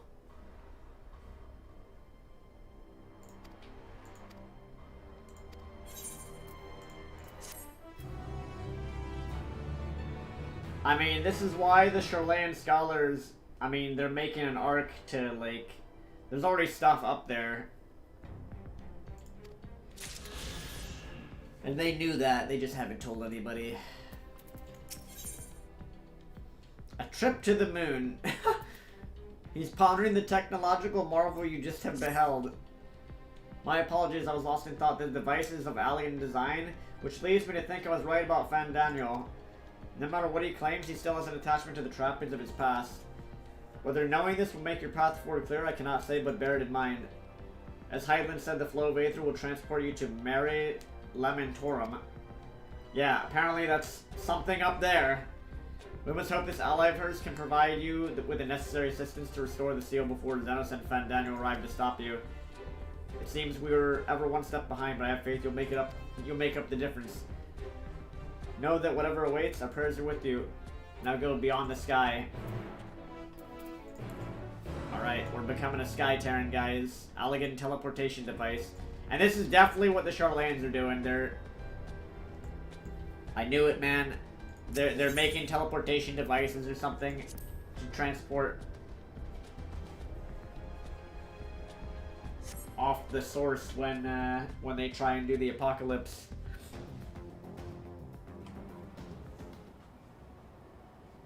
Long, long before Dalamud was forged to imprison an Elder Primal, the eldest of them all, savior of the star, was sealed within a moon of his own. Souls sacrificed to grant him life still slumber and dream of the day he and we will be made whole. Here he waits, in this cold, barren place, his cradle and his grave. Silent lamentations and prayers of hope echo soundlessly to a sundered star, adrift and alone.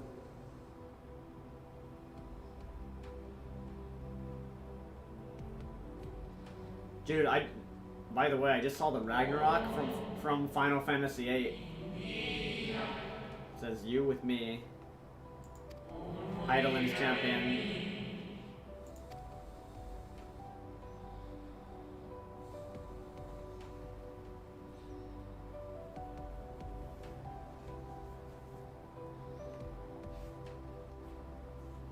Dude, I just saw the Ragnarok from FF8 is on the moon. That's so cool. I don't know where it is. It's like the airship slash spaceship from FF8. It's so cool, man.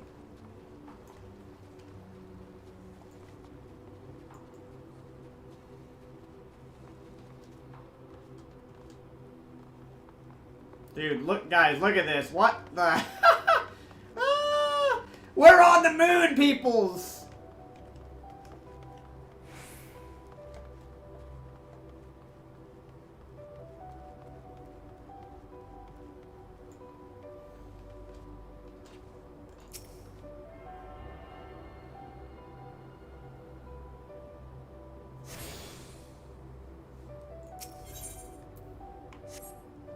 Should I set my home point to the moon?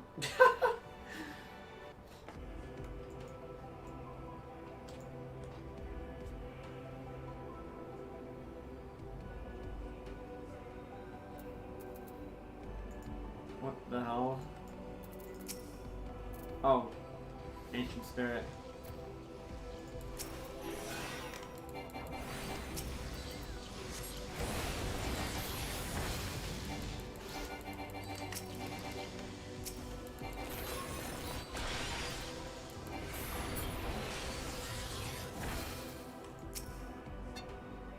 I must return. I must return. Why?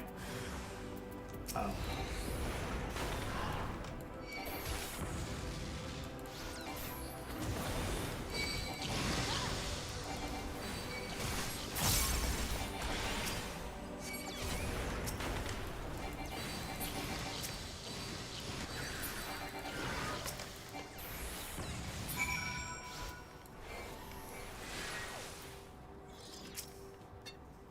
Home, I need.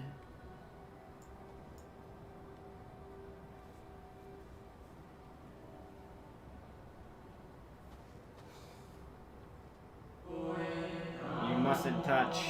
By the way, guys, that's my bad. That's my bad. When I was doing that dungeon and I was asking for people to like join me to do the dungeon, I didn't mean to say the name of the dungeon because I wasn't trying to spoil people or whatever. I thought that instance was like a tiny instance where only the people that are like in the instance could see what I say. My mistake. My bad. I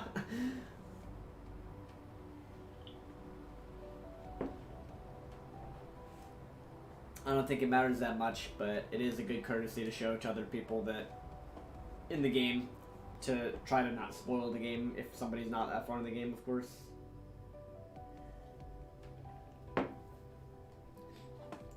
You mustn't touch.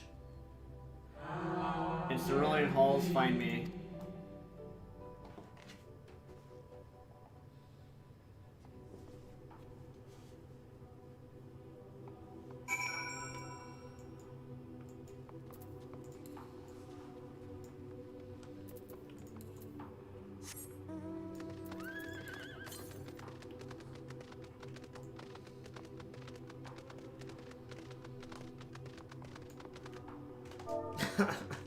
Welcome to the moon.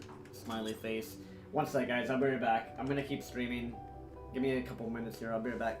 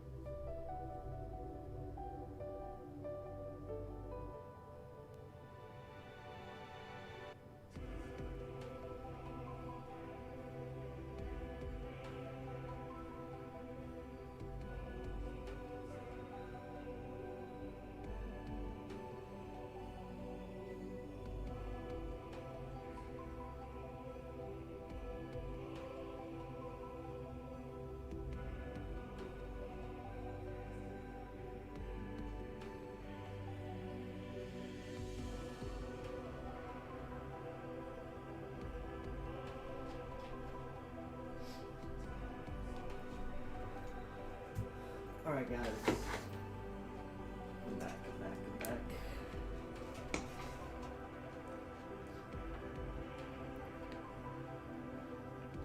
Dude, this honestly might be a good place to even stop, but it's like, I want to keep going, man. I want to keep going here, too.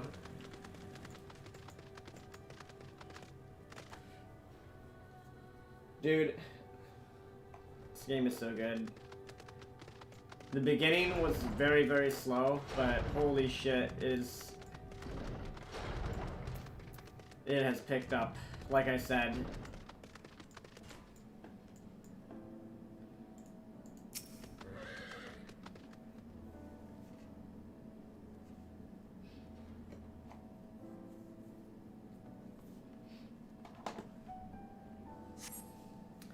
No steps echo through this looming spire save your own, but you nevertheless sense the presence above.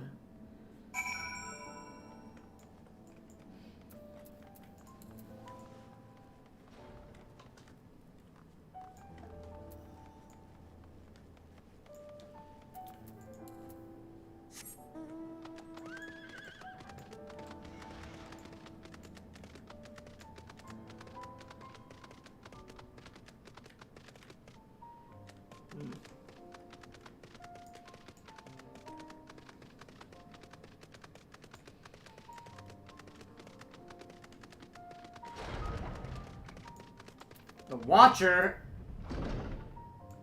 Wait a minute. Is this Marvel?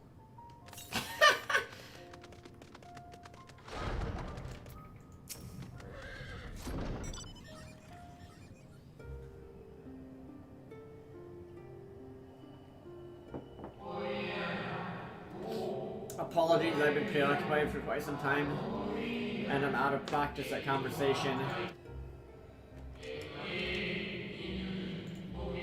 Ever since this moon was created by Heidelin, I've served as an integral part. I'm the Watcher. I'm responsible for the prisoner and the devices that hold him fast.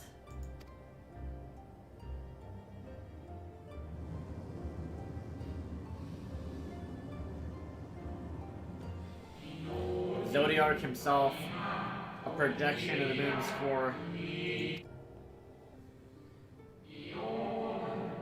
Though rent asunder by Heidelin, he grows more powerful with every rejoin. 7 there have been, 7 too many.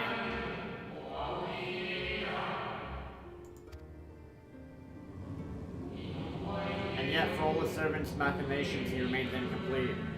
The fallen are beyond salvation. No attempt will be made to free Zodiark, not until he is made whole once more.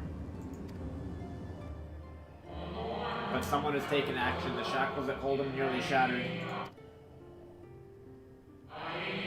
6 locks to his jail.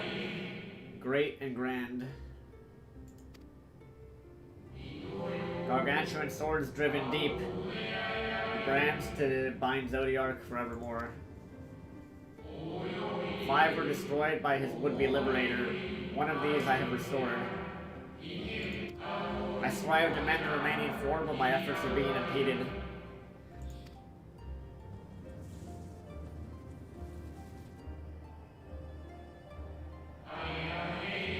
Souls sacrificed to summon Zodiark, their manifestation, consequence of the waning seal.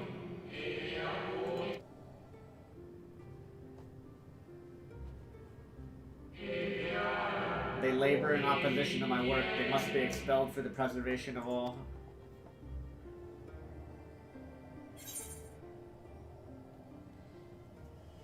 If keeping Zodiark imprisoned is the right thing to do, I will aid you. It probably is.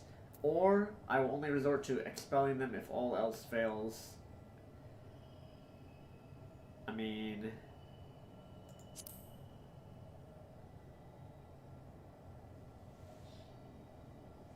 they are technically dead Asians. Oh god, I have no doubt you are chosen.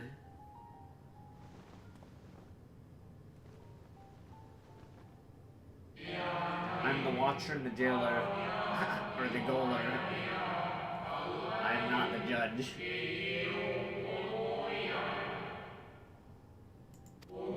Know this.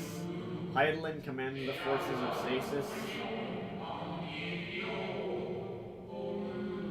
And this moon is the product of such power. So long as Zodiark remains imprisoned in this place, no more sacrifice will be made in his name, nor will those souls rendered up in his name fade into oblivion. Go, meet with these wandering spirits, do what you think is right.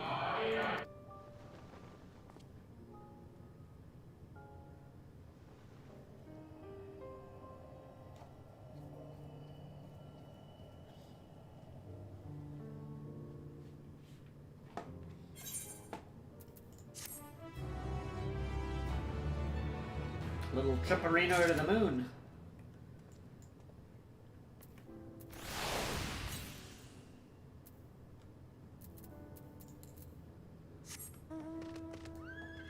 I guess I just jumped. Oh, no, no, no. Oh, fuck. Wait a minute. Whoops. Oh my god. I didn't click. Are you joking? I forgot to click him for the MSQ quest. Whoops. Come on, dude.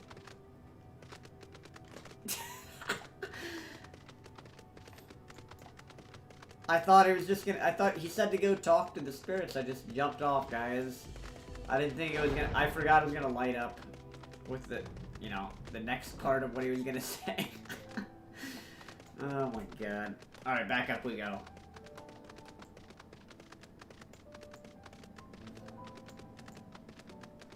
Elo and Heart, you can mount, you know. You can mount. You can get on your little mount. Hee hee.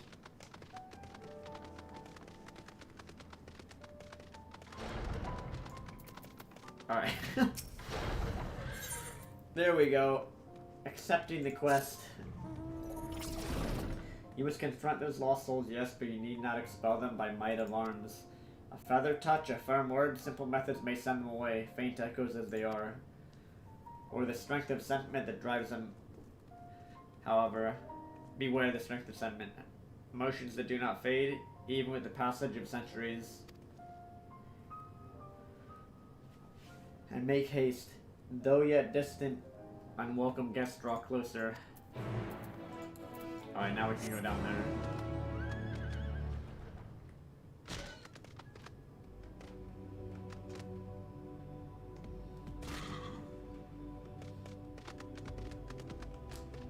Dude, look at all this. Look at this. Oh my god. This guy, dude, I gotta take a screenshot too of this. Holy fuck monkeys. This guy's doing it. This guy's in G pose. Dude, look at this. The moon. Let's snap a little screenshot Reno there. Look, I made it to the moon!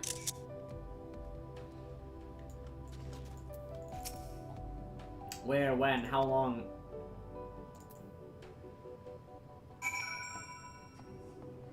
Really, that's all I had to do, just...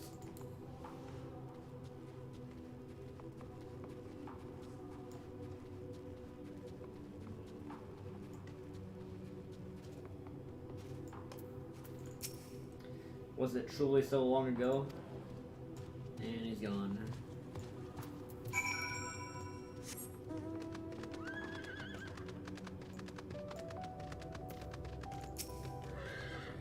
We were happy, at peace with the star. We nurtured it, helped it grow with our will of creations.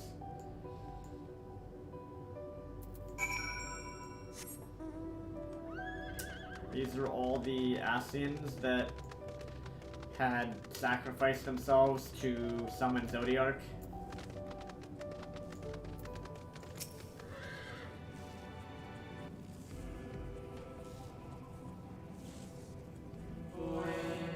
We were the star's beating heart, its life. Every soul a drop of blood flowing through its veins. To live, to learn, to create, to make better. The star flourished as we did. Or as did we. Do you remember?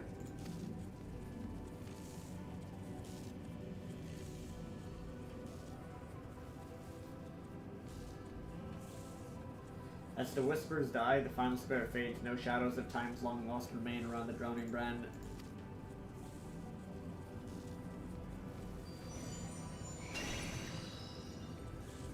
What is this?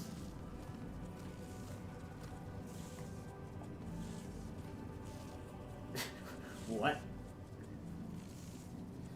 An unusually lustrous dog is gazing at you with what seems to be fond anticipation.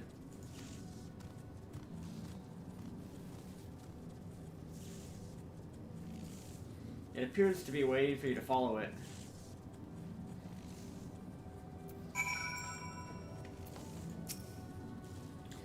Follow the lustrous dog and try not to fall behind. What the hell is this?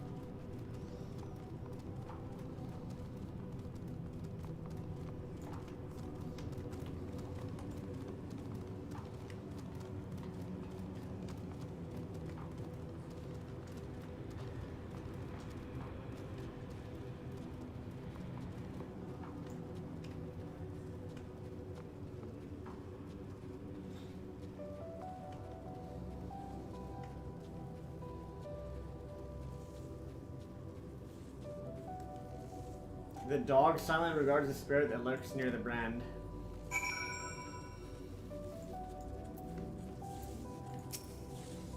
We in the star were fulfilled. Wanted for naught, mourned for naught. So why? Why did it have to end? The spirit's resentment takes form and lashes out.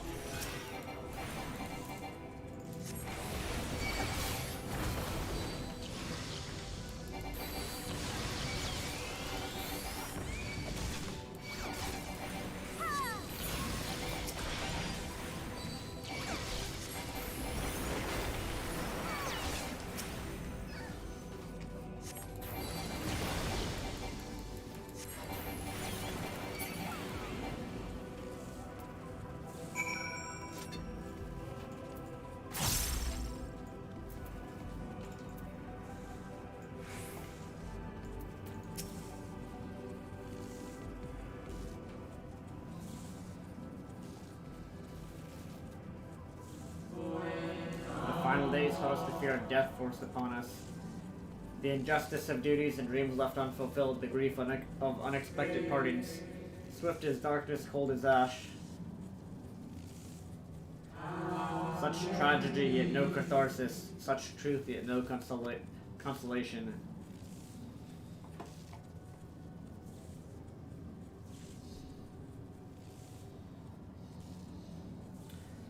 As the whispers die, the spirit fades, all silent and still around the numbing brand.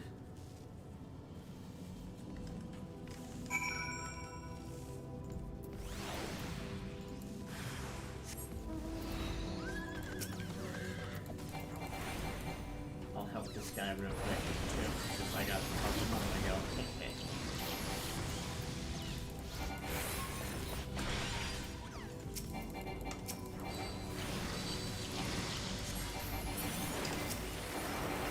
On the moon, guys.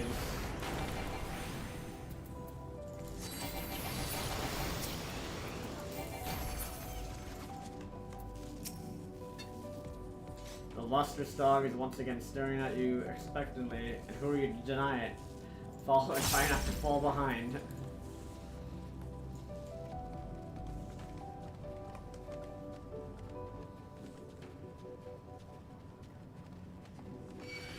Oh god.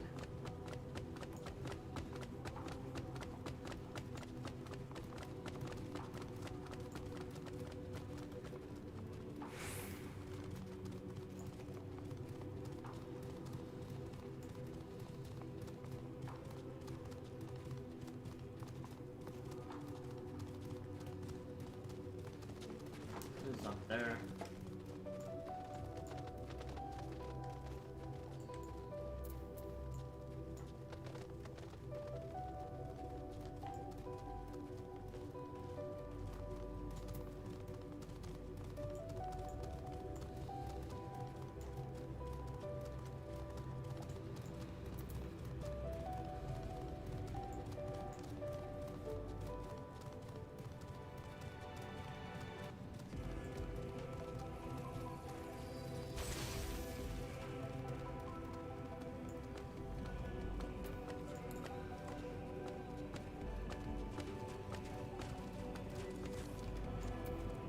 The dog silently regarded the shadow that lurks near the brand.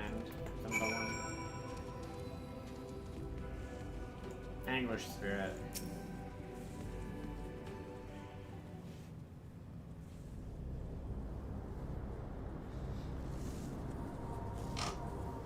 Our perfection came crumbling down. Such overwhelming despair.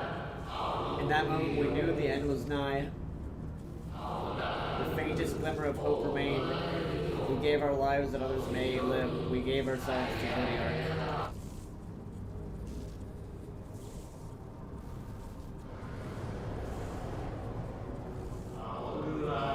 Zodiark, our Lord and Savior.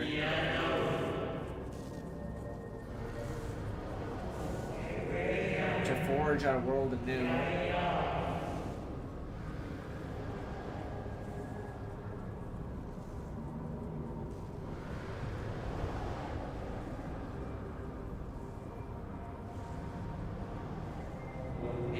To live and love again.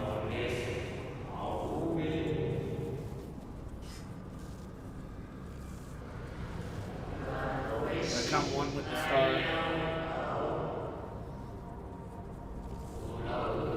Fill earth and heaven with life. Birth paradise where fear and distant memory.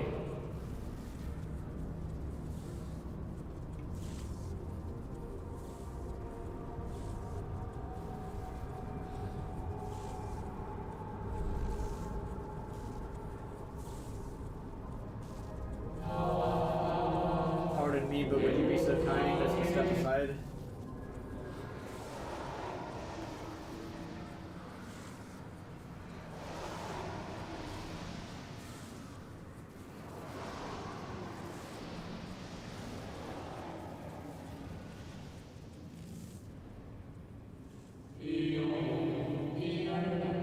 That unmistakable color, the soul of a Zem.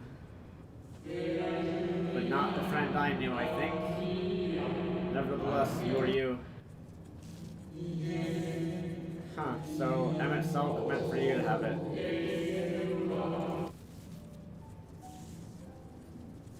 You seem surprised. Why might that be?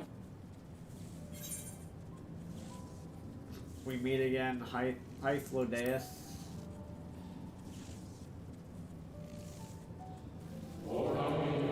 Again? I do not believe I have yet had the pleasure.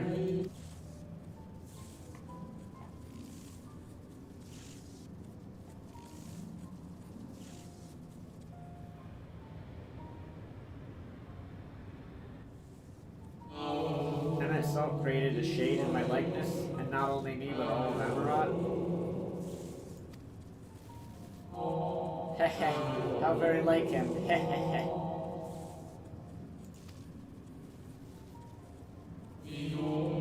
A slave to sentiment even after an eternity.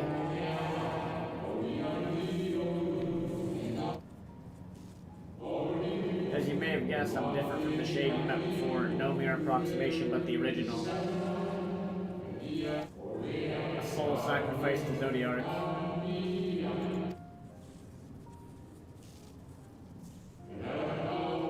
We remember in vivid detail the events leading to our purgatory.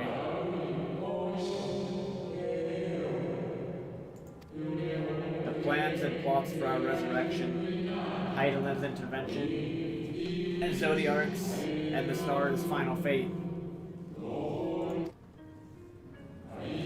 And then we drifted in a waking dream, our minds steeped in fog until you came.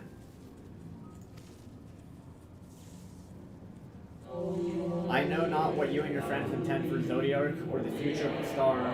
Nevertheless, in you I place my trusted faith, in you I choose to believe as Emmett Selk did.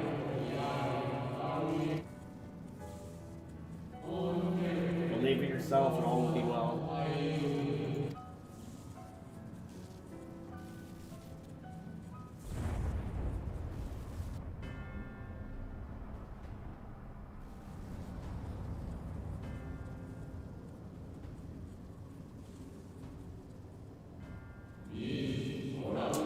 More new arrivals, though, as Fen Daniel, that color I knew. And another I do not, an unfamiliar but fearsome being.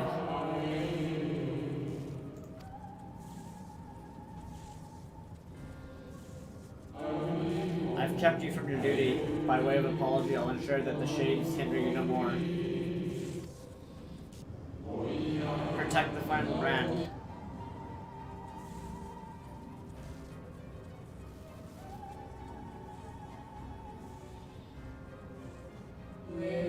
Very well, my new old friend.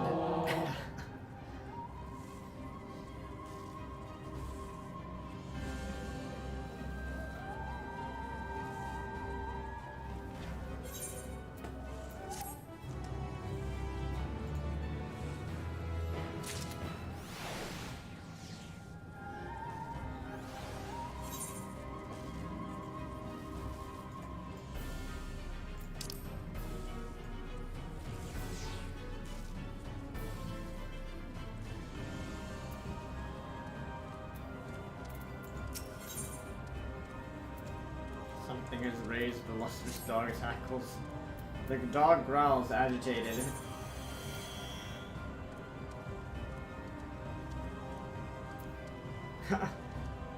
We must protect the brand. Come on, boy. Cry havoc and let slip the dog of war. That's you, by the way. What the heck? The dog nudges you with its nose. You get the feeling it wants you to hop on. Ride the dog?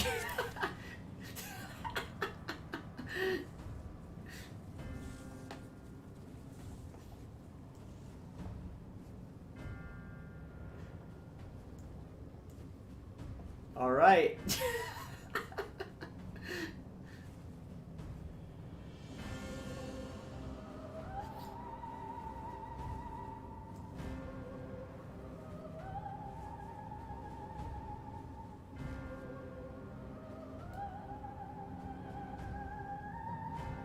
This is happening, man.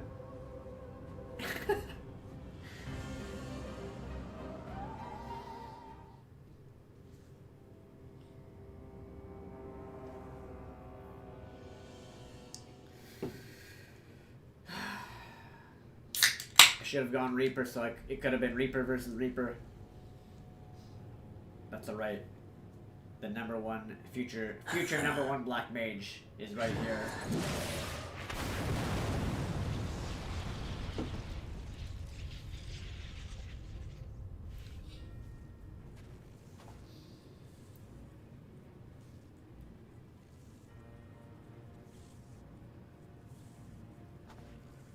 In the nick of time, to savor the crowning triumph.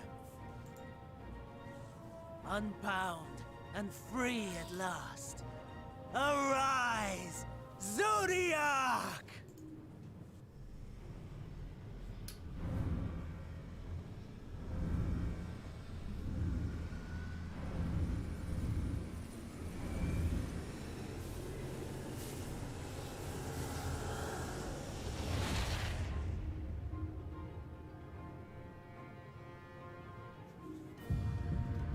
Oh shit.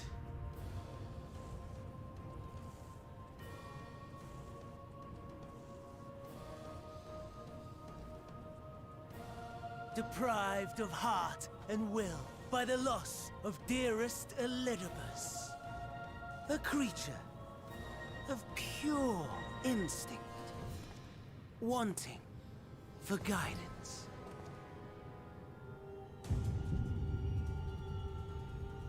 But powerful, oh so powerful. More so with every passing moment. He's gonna become its heart. Such potential, even in this incomplete state. Still the savior who delivered a world from certain doom. So, here we stand. You know my intent. Consume the god, then the world. Stoke your fury to a raging inferno, and dance among the ashes. Or perhaps you would face me here and now. A lesser but welcome amusement.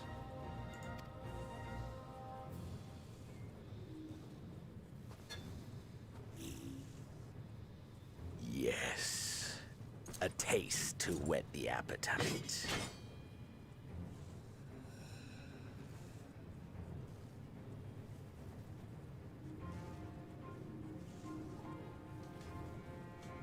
Sorry to spoil the moment, but might I ask that you postpone the slaughter until I've said my piece?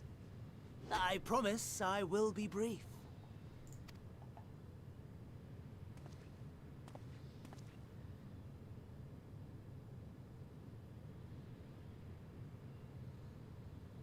Do you remember when I told you that I wanted to die and take everyone with me?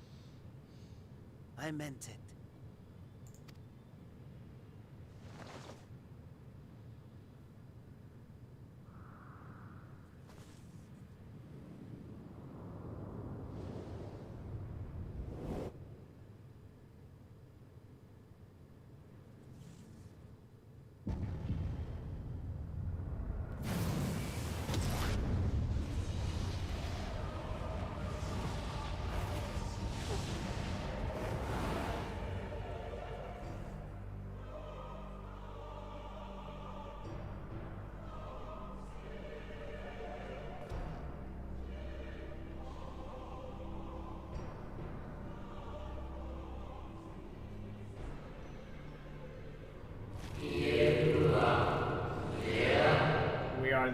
We're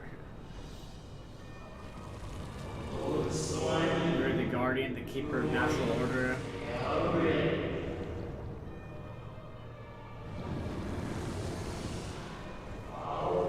We are the martyr, the bestower of new beginnings. We are...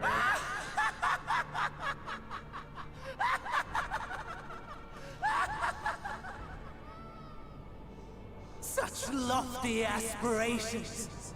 And what sweet irony that the world's saviors will become the agents of its destruction! It cannot end this way. That's Hythlodeus. I don't know. We must return and be made whole. We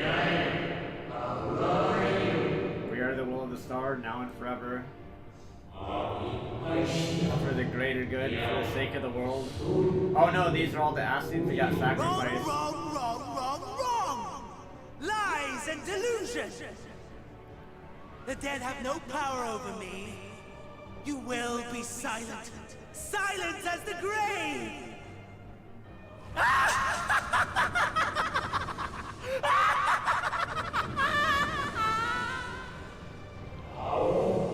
No more, we beg of you. The star must endure.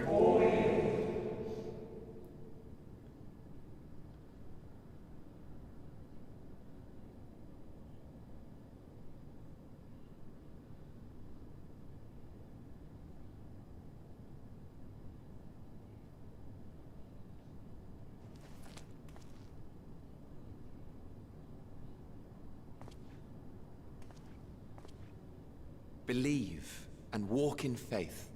Let the light of your soul shine for all to see.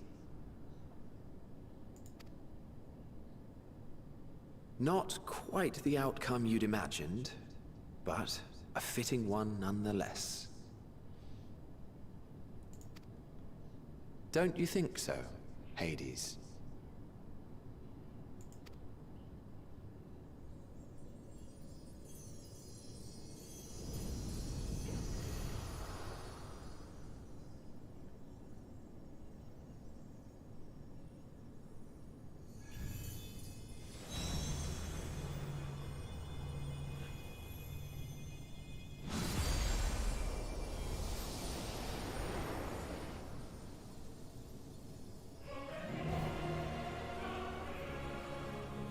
All I crave the more.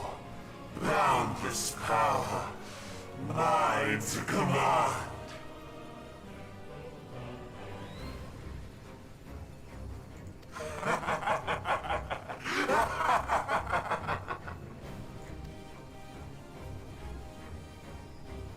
I had intended to pit my fractured divinity against Xenos, but a more tempting option presents itself.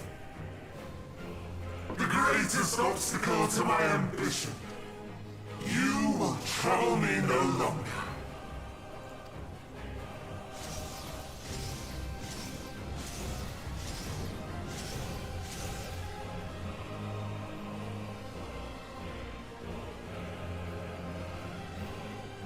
All right, let's go.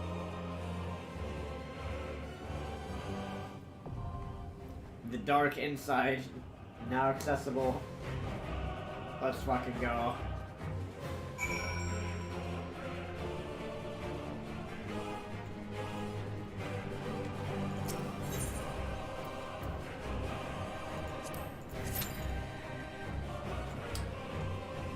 This is the first trial of Endwalker.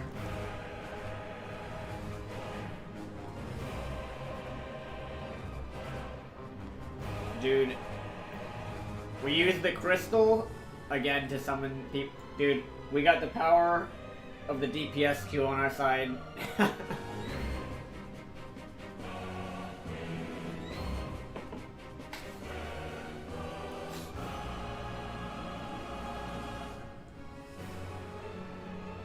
Dude, look at that, man.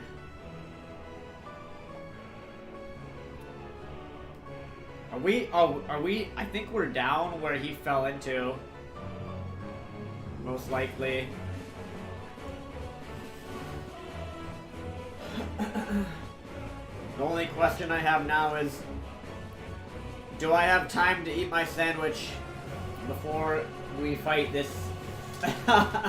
Before we fight this.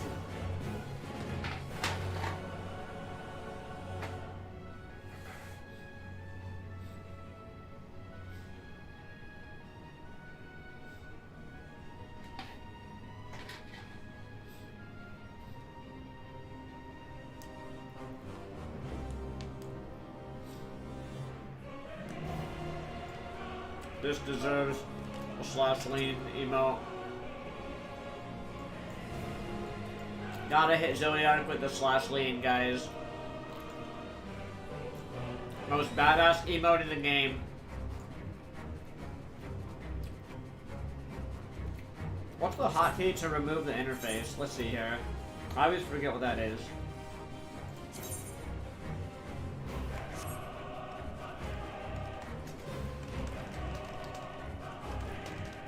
We can go that real quick.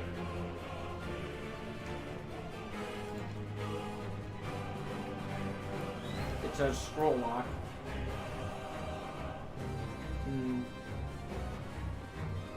Boom. That's a screenshot arena right there. If I've ever seen one.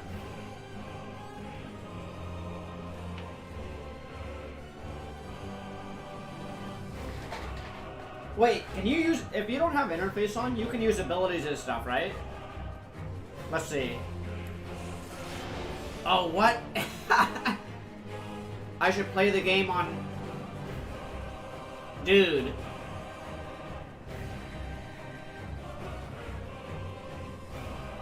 I should play the game on insane difficulty and not even have the interface.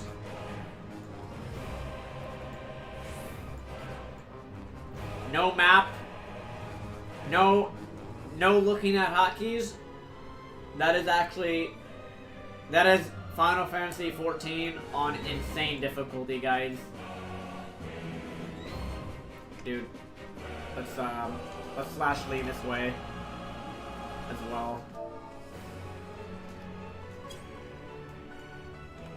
So cool. Oh wait, I think people usually use G-pose for this stuff. /G-pose. Yeah, people use G-pose like this to take screenshots.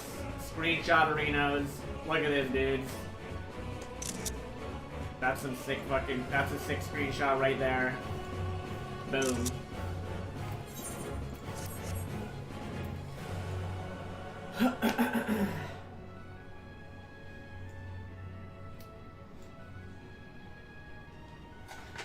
DPSQ is strong, man. I should have tried to get a party before, dude. I should have tried to get a party before this.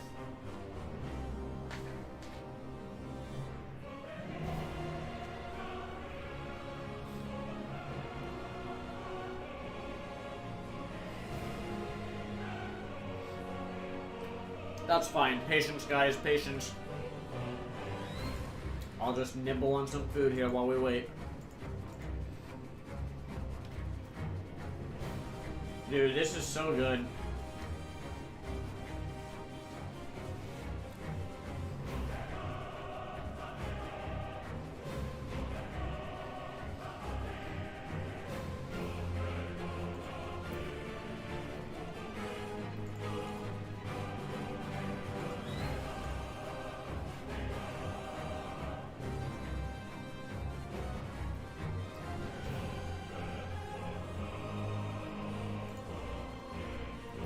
I'll use this queue as my my little food break here.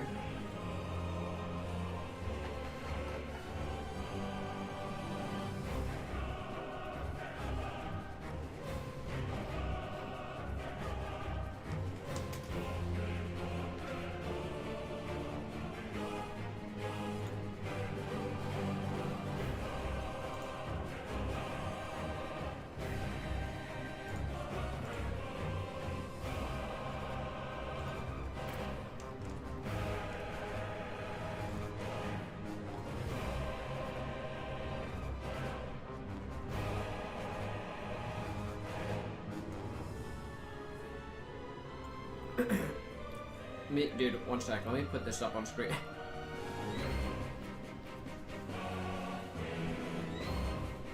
I just realized I should probably make something for my stream, just literally for when we're in DPSQ. I just realized that. Like, I should make, like, get, like, an actual graphic for it. Alright, let me edit this real quick.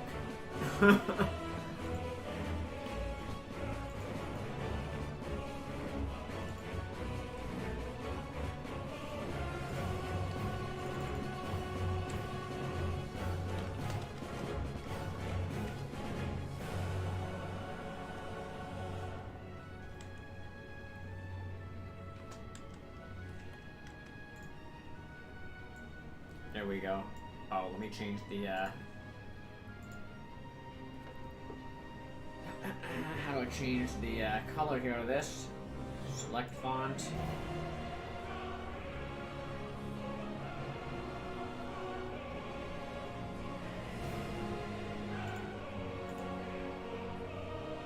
Text transform? No.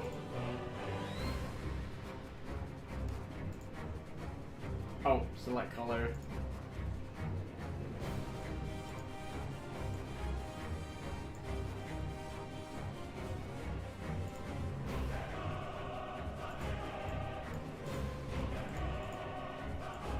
This should turn it green.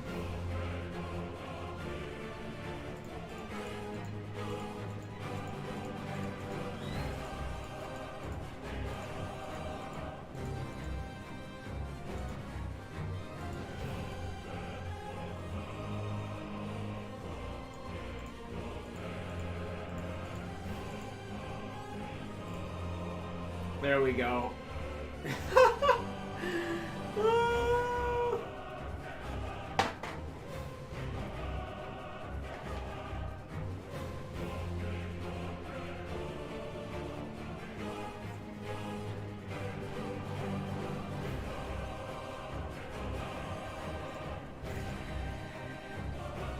If anyone is at this point in the game, again, you guys from stream, you guys can join me. Just let me know. I don't know if there's anyone watching right now that is at this point, but probably not. Considering how many hours I've played in 2 days so far.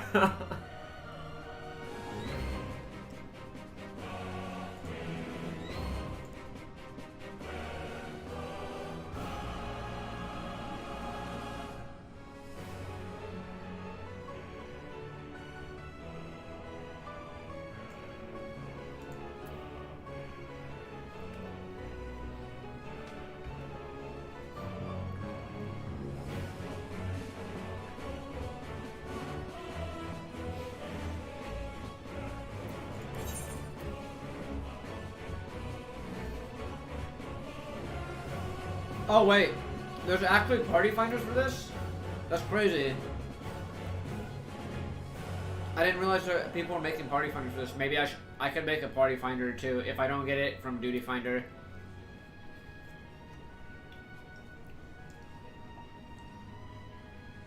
Actually, it might be better to join a party or just make one myself.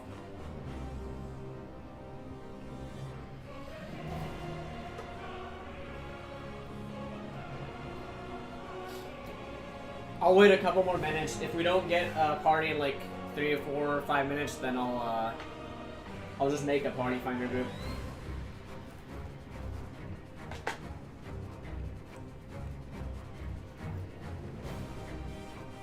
I thought it would be pretty easy to get a group from Duty Finder, but if not, then Party Finder it is.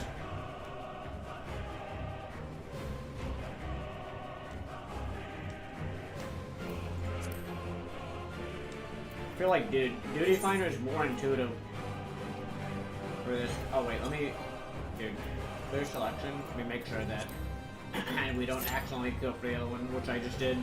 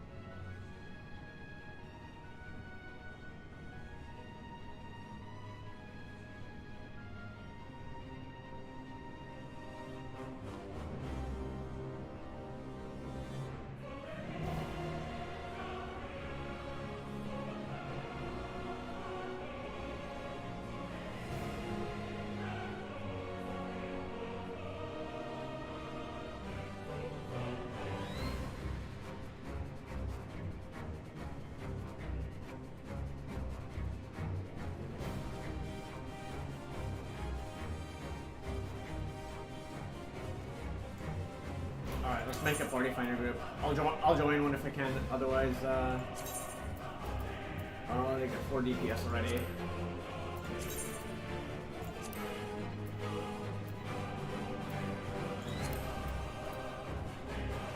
Dark inside. Duty completion.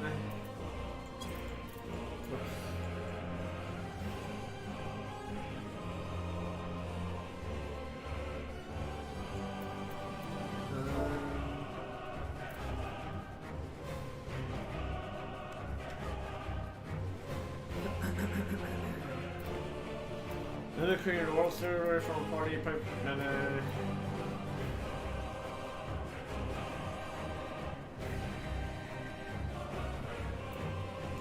Alright.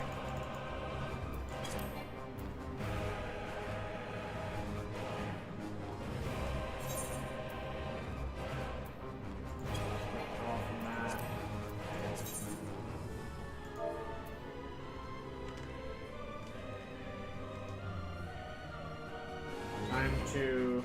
Oh, what should I put for the description?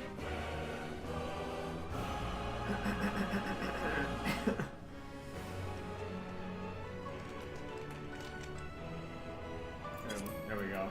I'm sure people will join.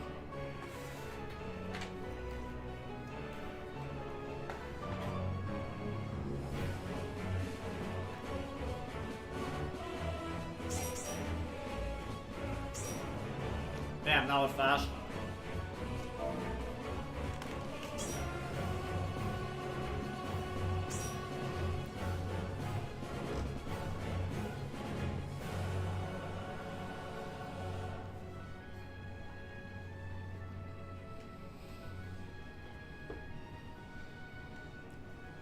Now we just need 2 healers.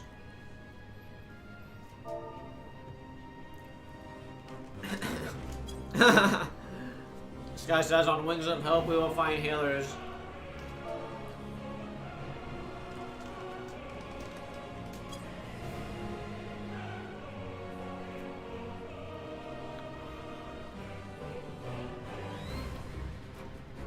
We got another fellow black mage. A summoner, a bard, a dark knight, and a warrior. Seems good.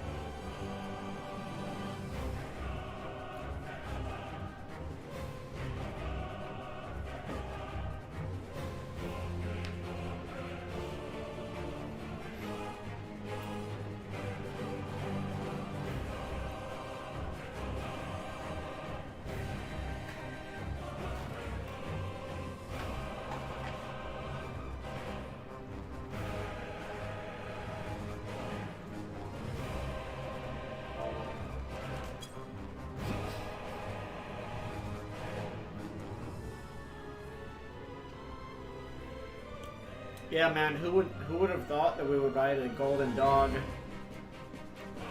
That doesn't even make sense, but hey.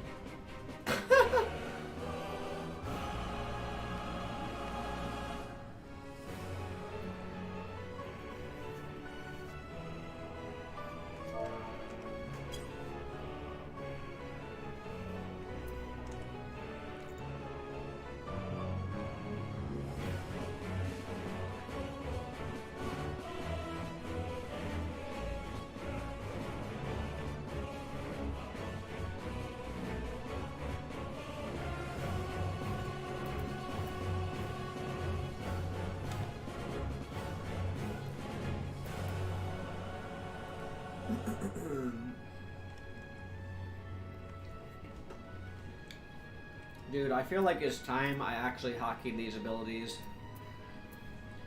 Do I have Control E as anything? Control E. Oh, no, I don't. You know what? Boom. Between the lines, Control E. I have E as my ethereal manipulation.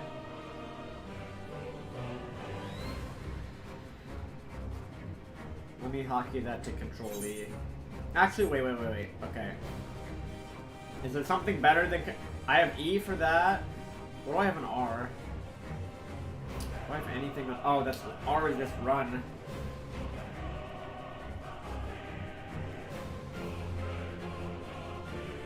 I feel like I should take run off of auto run. I have auto run on R. But I feel like I should make maybe R limit break or something more important. And then just have auto run and like, I don't know. I don't know what I should put auto run on.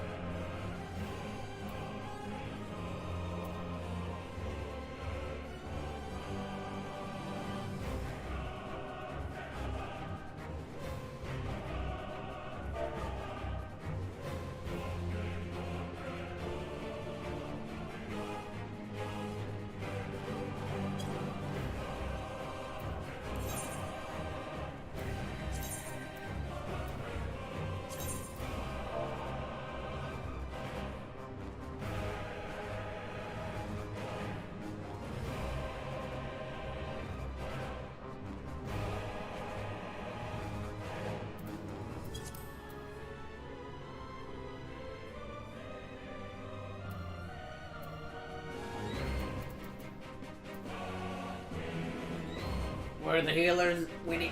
Let's go. Come on, healerinos and healerinas. This other party.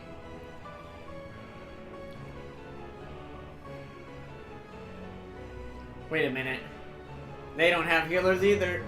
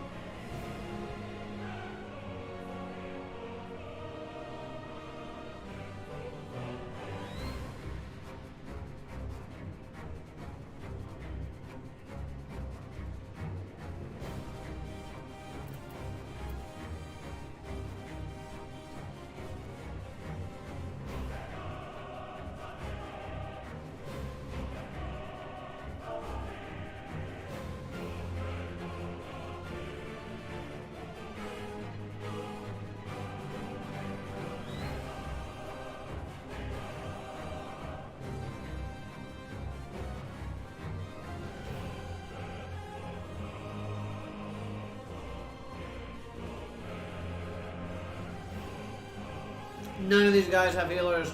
Oh, man. Don't worry. We'll be saved by the healer soon, guys.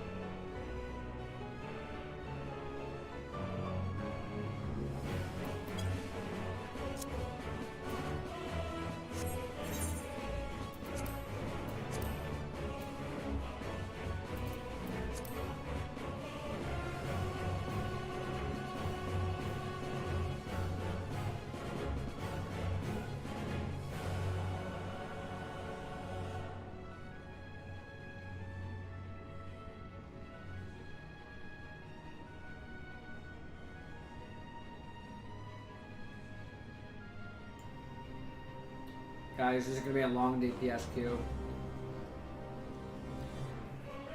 I don't know who's here right now on my stream.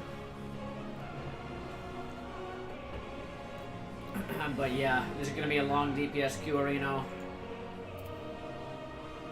I don't know who's in chat, but let me know who's here. This is a new expansion, so I don't know how many people are this far in the game, to be honest.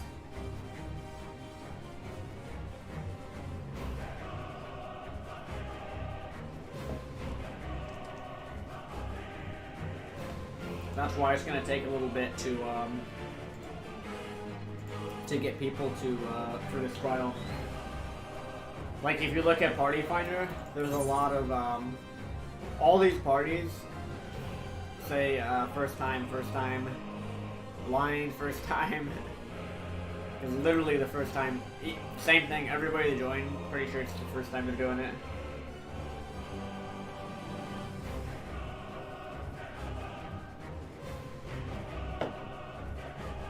So be patient, guys. Be patient. Be patient. Not many people have done this fight yet. Not many people have done it yet.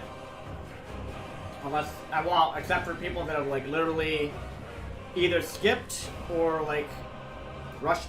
I don't. Can you even buy a skip for this? I'm not even sure if you can get a skip, but there are people that literally just rush through it with. They skip every cutscene and just spam. You know, they skip all the dialogue and whatever. They don't. You know. Maybe there are like some groups that have finished it already because they skipped everything, which is fine.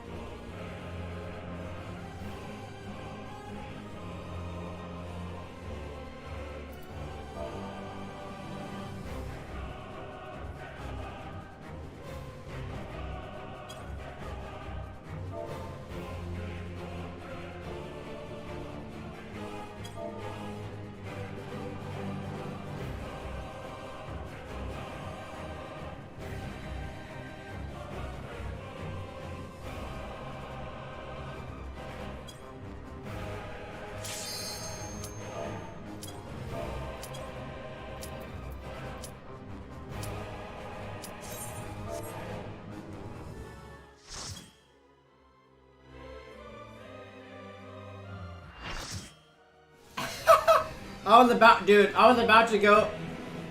Our patience. I guess our 200 IQ strat worked.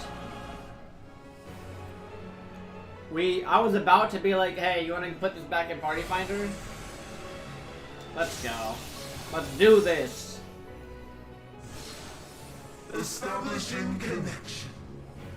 All creation shall bend to my will.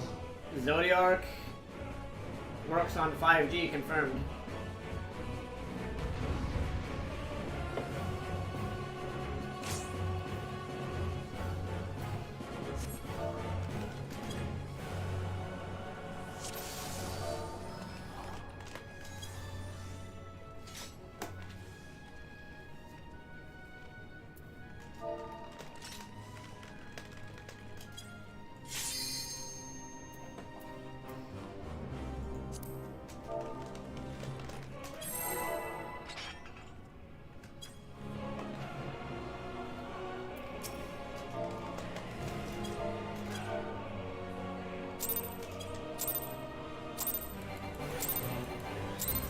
The end has come, we got this. and it will be beautiful.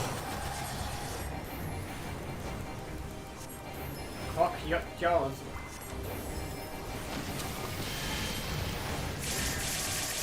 The marvels of circus were but playthings.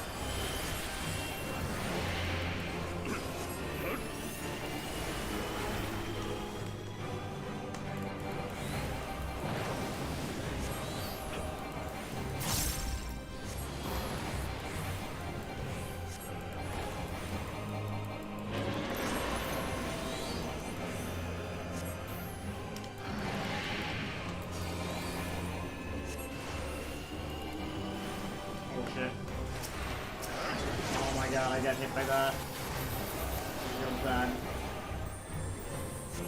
Malice become flesh.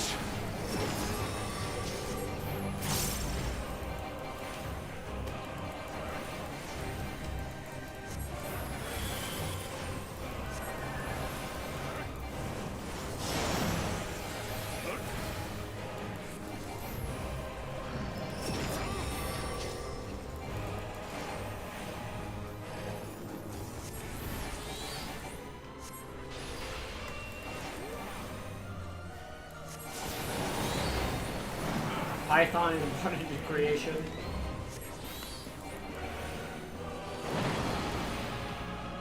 Will you live to see the end?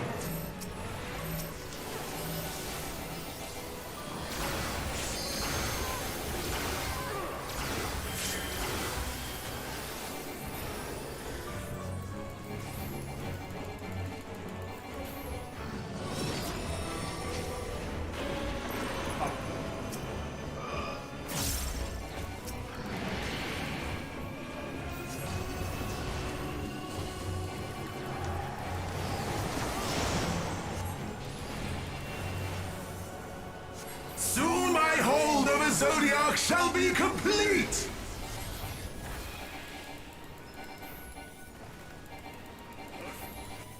Mine! All Complete mine! control.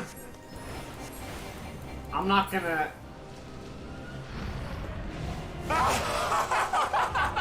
I'm not gonna lay lines yet.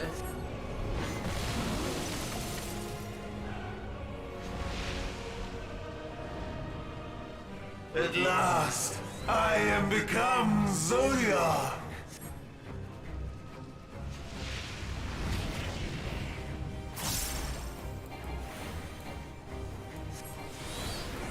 Actually, maybe I can.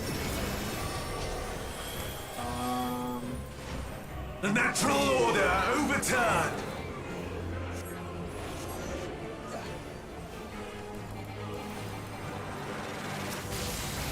All in existence, bent to my will!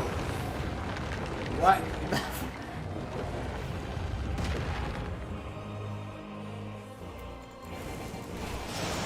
Oh my god, dude. What is that? My life's work!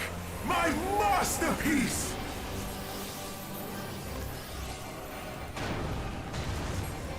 He literally moved the whole arena and moved us in a 3, like, 180 degrees, I think.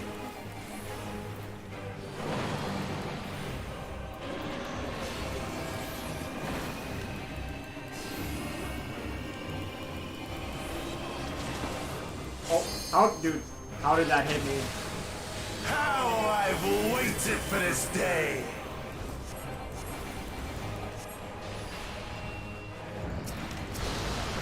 What? Oh my god. That's... 3 people died from that.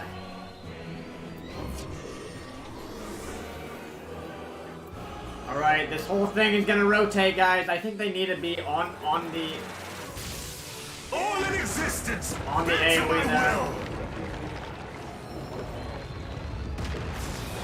Goddamn.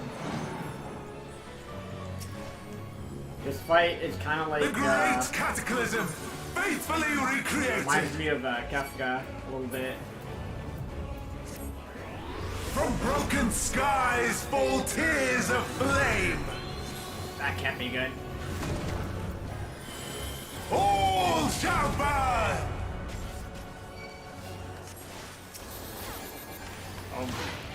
Oh my god. Oh boy. Will you live to see the end?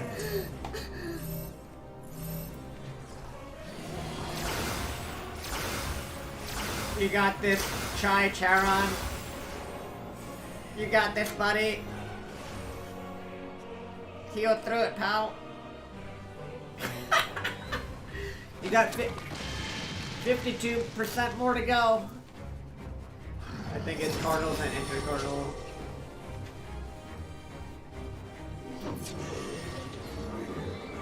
Yeah, it might be.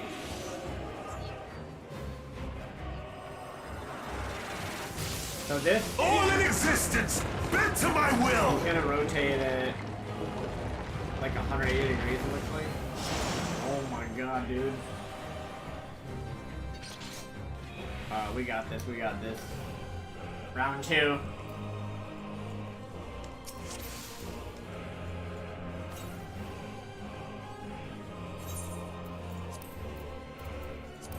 Let's drink some lemonade. That's why we died. We hadn't drank our lemonade. Alright, we're good now.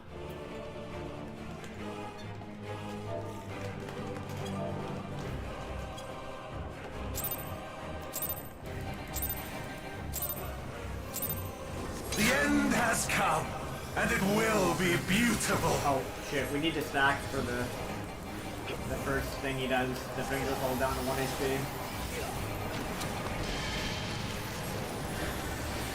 The marvels of circus were but playthings.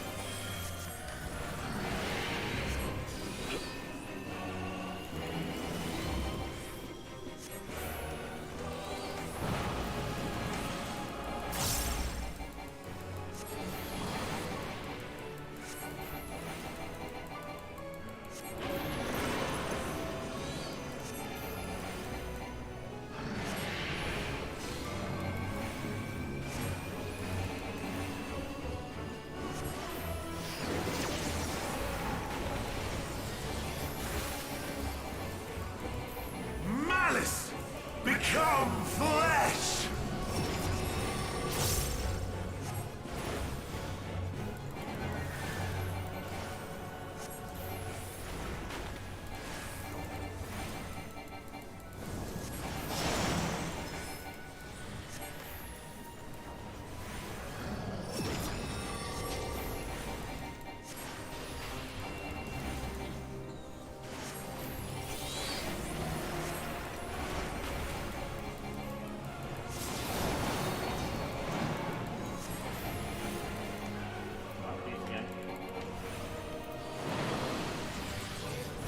Will you live to see the end?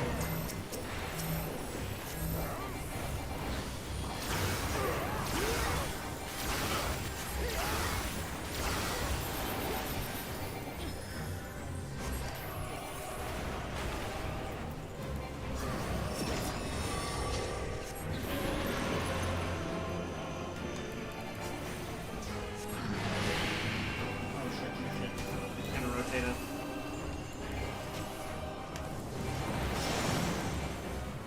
Okay.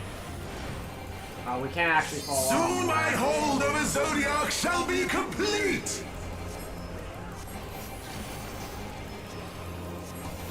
Oh yeah, it's only the arrows when he... Mine! All mine! Complete control.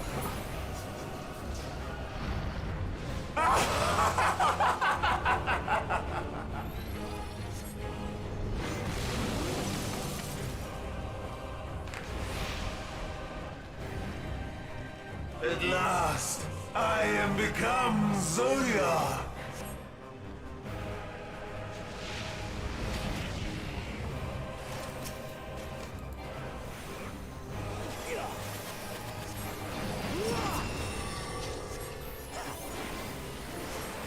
The natural order overturned!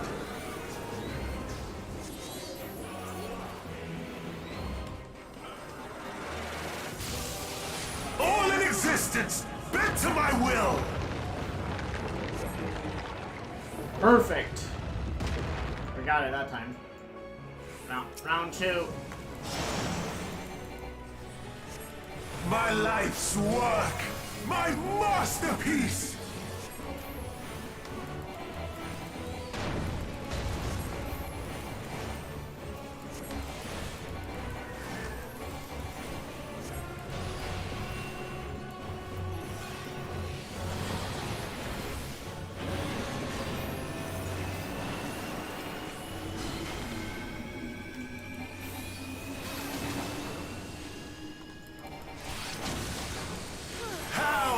Waited for this day.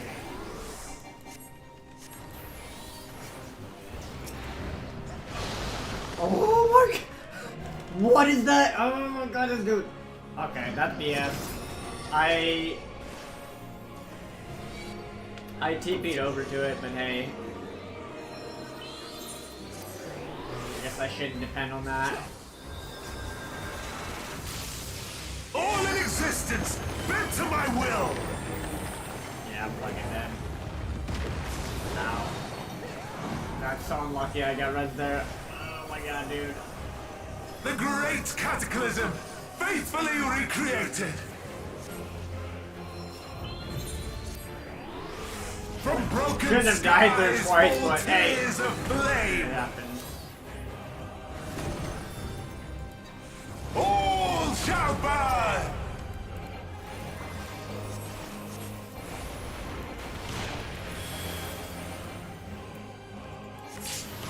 Ow. Will you live to see the end?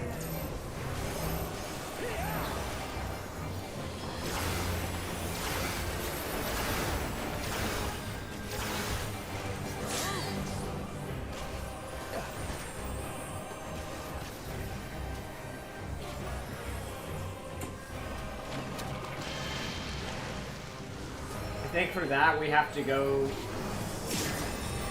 straight up to him.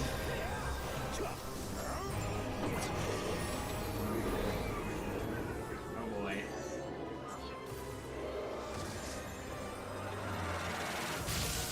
All in existence, bent to my will!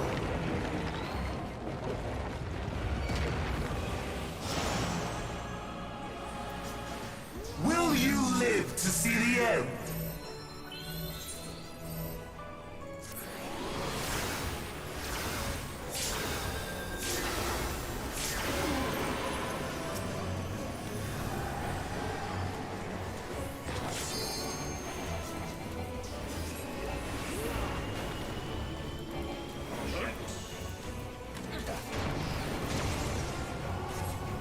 I have no need for restraint.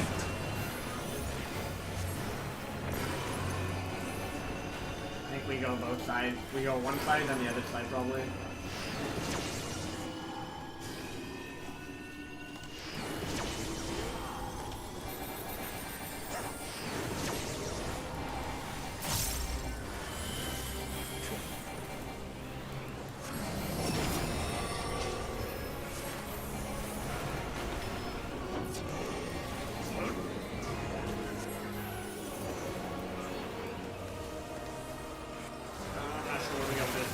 over here. All in existence, bent to my will! Yeah, we're good. Will you live to see the end?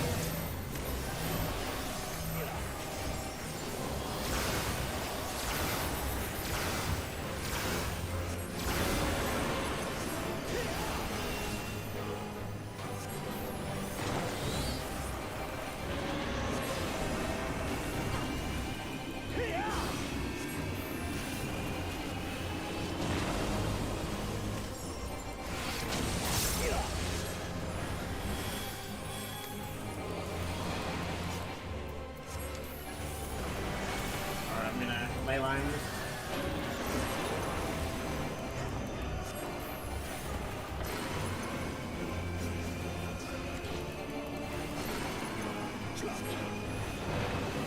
That's a lot of fucking triangles.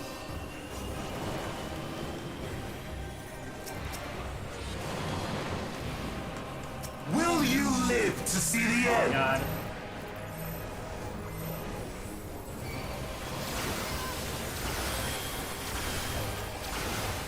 Close.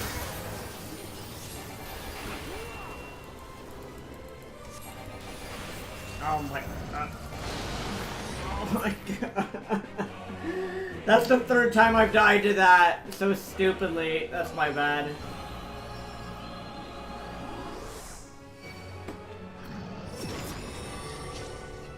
I shouldn't, dude. I need to start clicking on names instead of what's it called? I got all in existence, bent to my will. I need to start clicking on names instead of what's it called? Will you instead of live trying to to click see on the end? somebody. I've done that so many times already.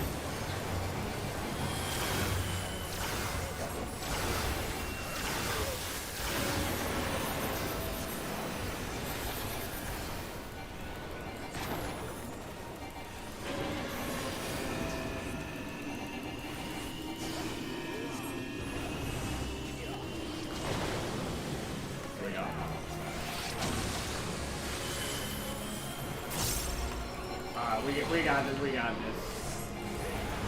Couple of stupid deaths, but we should be good.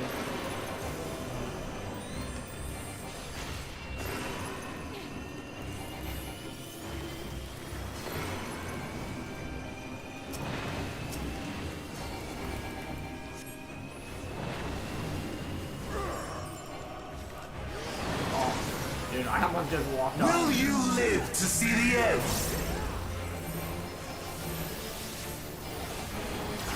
I think it's a little bit low all this. Almost break.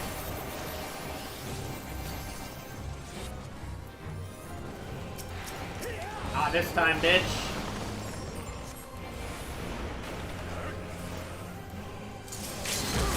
Bye-bye, bitch.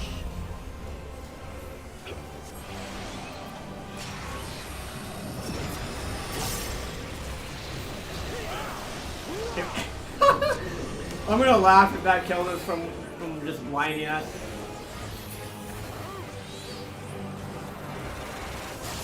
I think I'm good there. I think I'm good. To my will. No, maybe? No? Oh god. Slight miscalculation. Will you live to see the Nice. end? Is this the limit of your power? Is this how it ends? Good stuff, good stuff.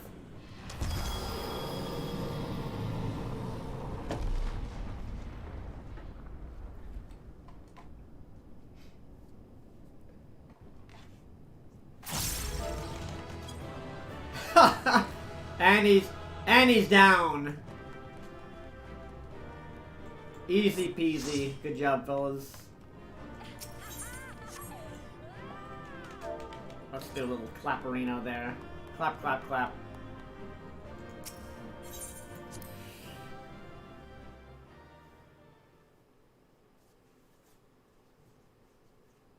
Can't wait for the extreme version of that. Oh my god. I need to hotkey my anti-knockback. I keep forgetting to hotkey that to something.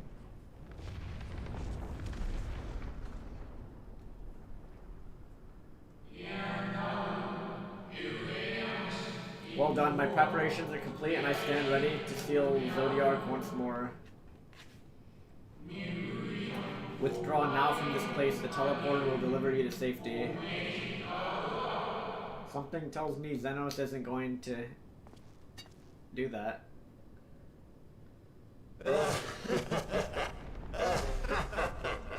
Incomplete and insufficient. Of course he was no match. He's gonna absorb Xenos or something. Once again, you have left my best laid plans in ruins.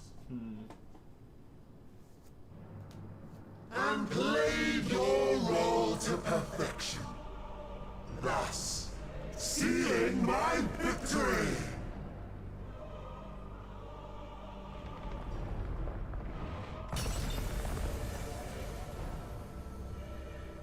From the first, all I wanted was for you to kill Zodiac. 'Twas but one of many methods to achieve the desired effect. 'Twould have been the same had Xenos died in my place.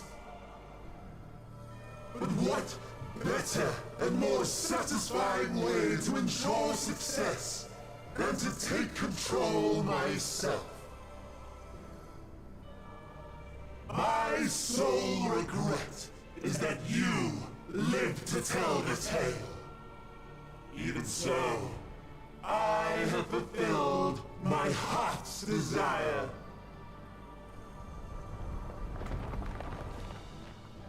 Let your murder mark the beginning of the end. The coming of the final days!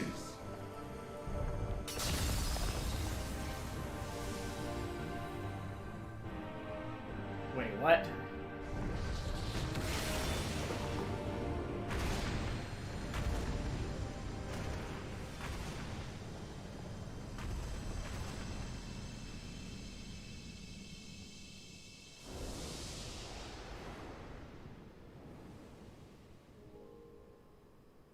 How quickly strength fades and blood cools. Old familiar sensations. So many lives, so many deaths. No different this. I close my eyes and slip into the dreamless slumber.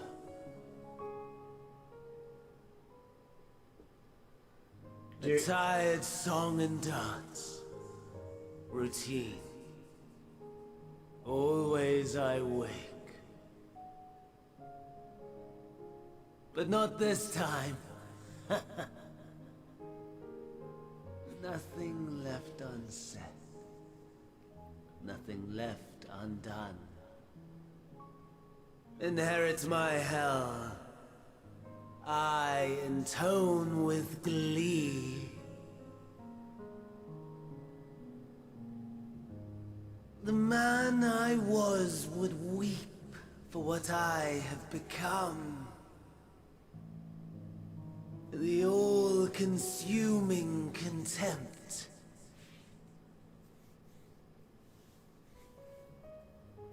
But I've the wisdom of 10 millennia to justify my answer to the question. No value in their existence. Not a whit. For all that I looked. None that I did see. A final chance, then, for Heidelin and her faithful. In Cataclysm, prove me wrong. I snare. All shall return to nothingness, as was your will, Emperor Zande. I, the star, and every living being, consigned to your oblivion.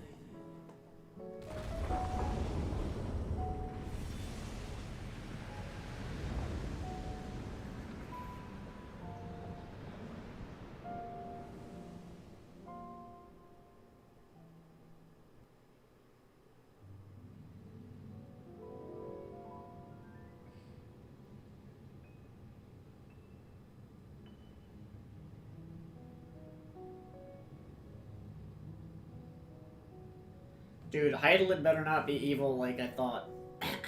No, I don't think she's evil.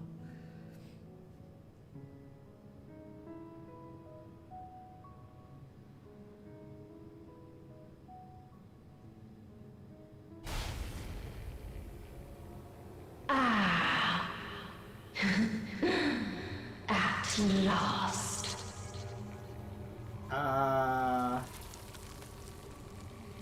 Maybe she is evil? Wait.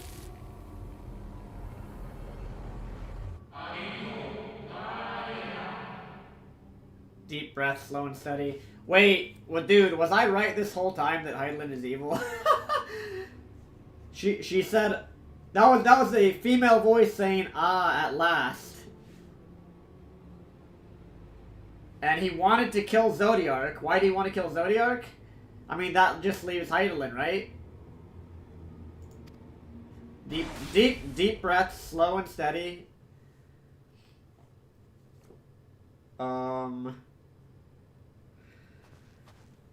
Did we...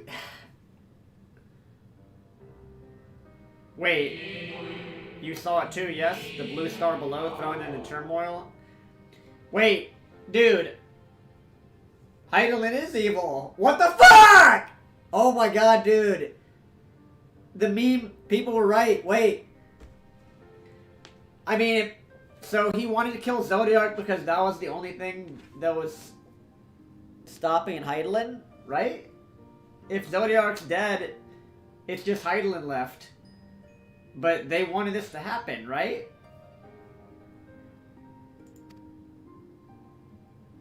And why? I mean, they, dude. I don't know. Maybe I'm just theorizing. Then it was no illusion. All was truth. I mean, why did the Amarat people want to summon Zodiark to save their civilization, right? So then why was Heidelin summoned to kill Zodiark? And they summoned Zodiark to bring their civilization back. I don't know. We'll see. We'll see. With the death of Zodiark, the laws of nature over which he presided have begun to unravel. The final days are upon us.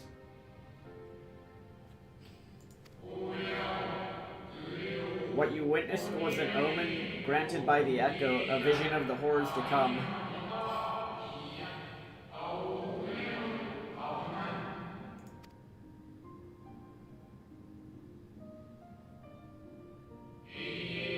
Time grows short.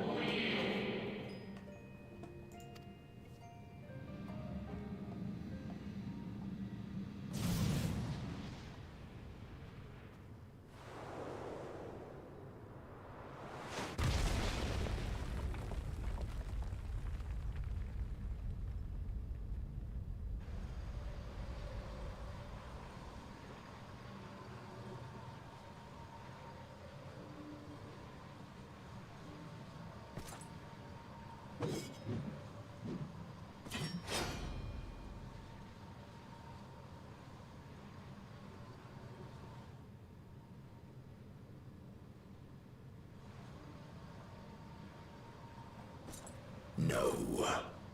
I'll find no fulfillment in a contest with you this day.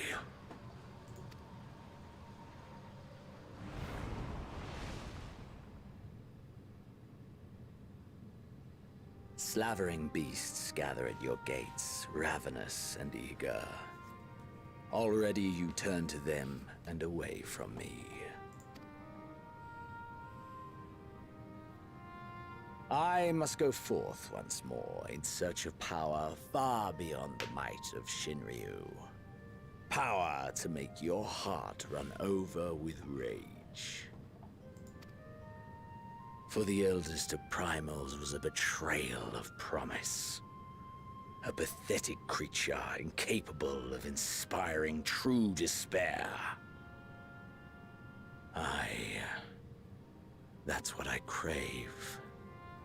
Pure, unadulterated despair.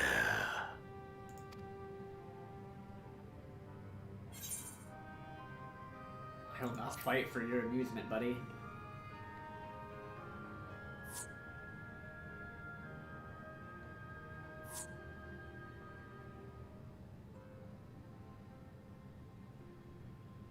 We shall see.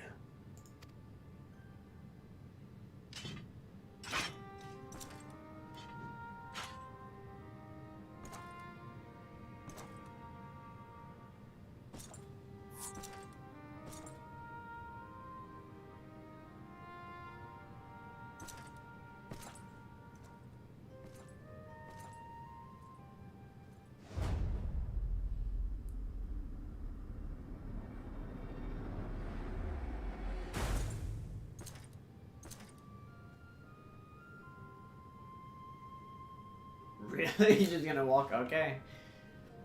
We're just gonna let him walk away too? Although, that's probably a little bit more of a pressing matter to the entire world.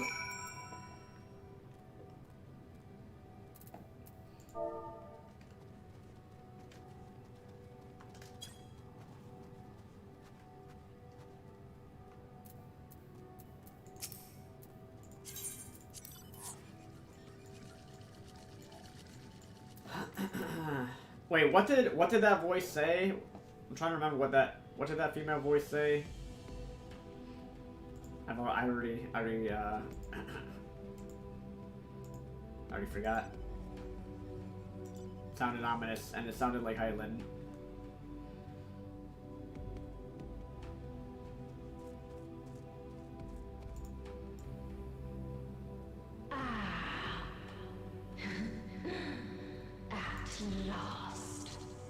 At last. Yeah, that's,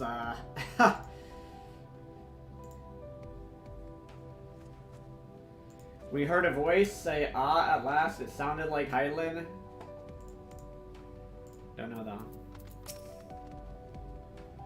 I sense his presence on the moon no longer. If you need not follow, then I beg you stay and listen to what I have to tell you. Of Zodiac and the end of all things. Well, we're screwed. I told you guys. I knew it. Highland's evil. Obviously. Before we speak at length, I believe a change of surroundings is in order. I have more than ill tidings to share. You see, I sensed others arriving not long ago. Though my communions with Heidelin have grown infrequent, I've learned enough from her to know these are your comrades. As luck would have it, they've already reached my abode. Come, let us join them. So, Heidelin is either evil or not evil. I don't know, man. That voice sounded like a creepy, evil Heidelin, and we just killed the only thing that was opposing was opposing her, right? So we'll find out. Hey, they were the healer in my group, Muna T, and I think one of these other guys. Oh, never mind. I'm gonna wave. Hee. I'm gonna run. All right.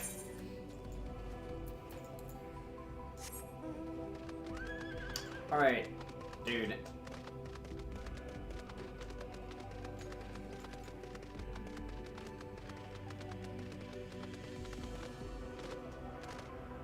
That's the voice said at last, and we just got rid of Zodiac, so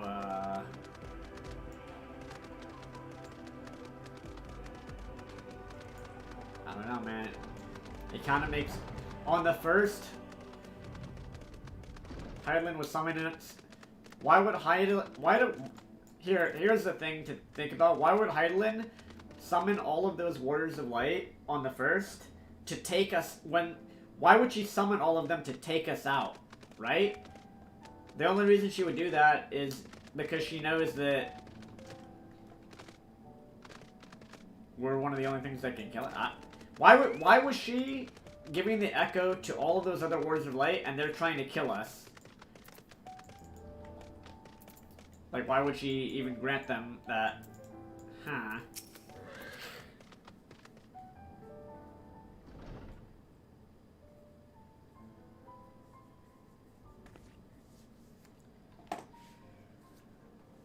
Thank goodness you were unharmed. We did what we could to subdue the temper before making our way here. Not without casualties, unfortunately. Some few detonated explosives, killing themselves and others. The contingent's healers had their hands full, tending to the injured and enthralled when we took our leave. Lest you wonder, Mistress Crawl has also been delivered into their care, serving as a conduit for Hydaelyn's power hath taken its toll, but she will recover in due course. As for Alphino and Alize, they insisted on remaining in Garlemald while we three rushed to your aid. It appears, however, the matters here have already come to a conclusion. It makes sense, yet. Like, maybe Hydaelyn wanted somebody strong enough to kill Zodiark to get rid of him because she couldn't. Like, what? Dude, what if this whole time that huge... Remember the huge mother crystal? Maybe Hydaelyn got sealed in that or something. I don't know. Either that or all of this is BS. What manner of conclusion, if I might ask, and is this the ally whom Hydaelyn bade you seek out? He's not unlike the Shades of Amaranth. Not unlike, perhaps, but not the same. I was created by Hydaelyn together with this place. It has been my duty to keep vigil over Zodiark, or rather, it was my duty. Yeah, oh, maybe all the stuff I'm saying is BS. I don't know.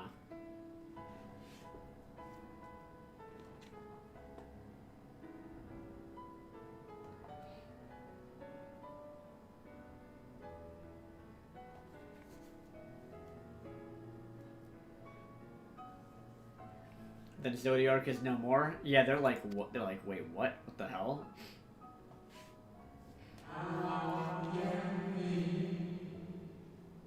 And not without consequence, I'm afraid. For now, the delicate weave of the star preserved by his presence will begin to unravel. If you mean to avert the final age, you shall have need of. Are you all right?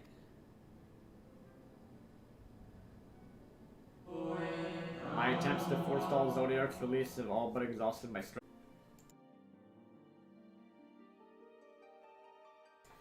Sorry about that, guys. Dude, my internet went out for a moment. Internet disconnected. I'm gonna keep playing though. Actually, dude, it's already 3 a.m. I didn't even realize that. I did not even realize. At this rate, I might not stream tomorrow, although technically today is already tomorrow. Since I streamed longer than I thought I was going to.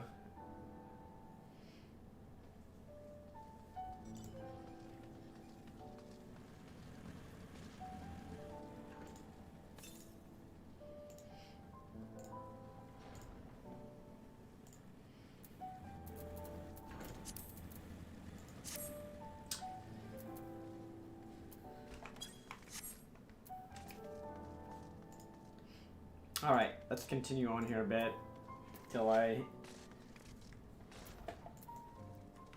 a bit more tired. I'm gonna keep going a bit longer. Dude, what? Wait, how long have I been streaming? Let's check. I think like 7 hours? Yeah, 7 hours ago I started. Probably go like maybe another hour or so. I can't help myself, guys.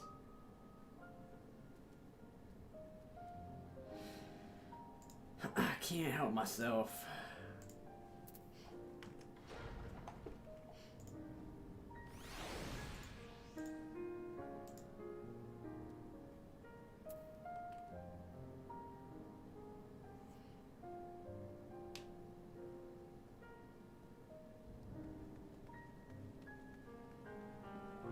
Test, test, test.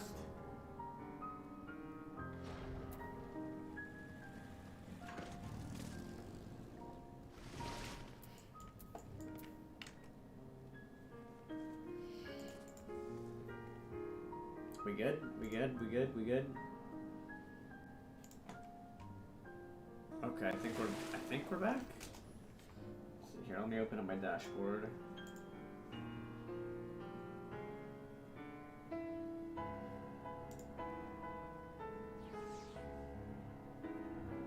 My internet is not behaving. We should be good. Let's see, let me run back and forth here real quick.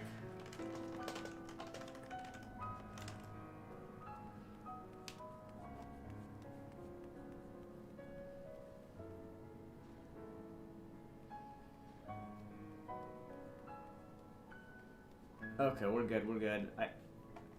We should be good now.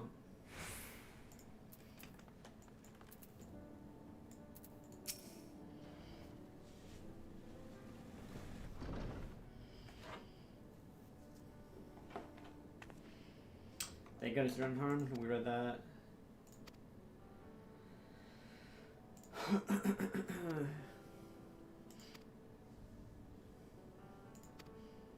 Okay, we read that before my internet crashed. And then he said he was going to tell us more, I think. He's not like the Shades of Amarat. I was created by Heidelin. To give it, or it was my duty. Alright, this is the part where we got to in the cutscene here.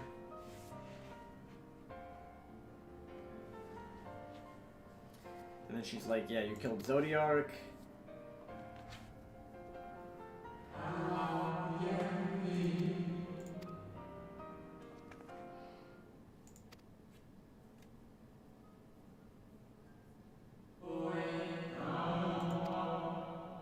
I will share with you all I can. Alright, so now he's going to tell us stuff. You need not exert yourself on our account. The crystals contain records. Okay, we saw that. I would suggest beginning on the upper floor. I shall leave that to you, Avilo, while I see what can be gleaned from the crystals on these lower levels.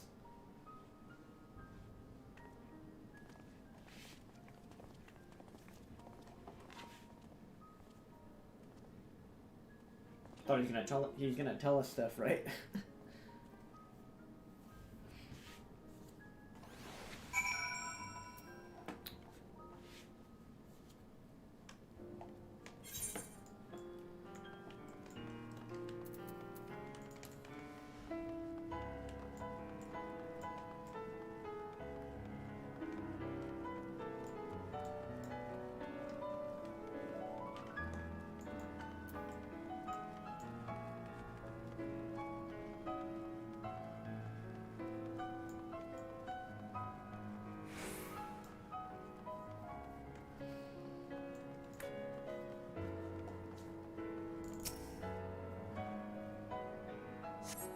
You gaze in the crystal, ancient knowledge of Zodiac flows through your mind. Daily summary, no abnormalities detected. These appear to be records of a long and lonely vigil on the moon dating back to the beginning of Zodiac's imprisonment.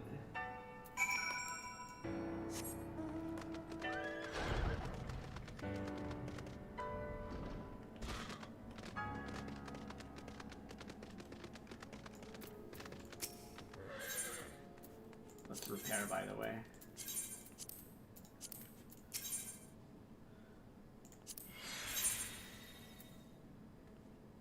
Level 84 gear.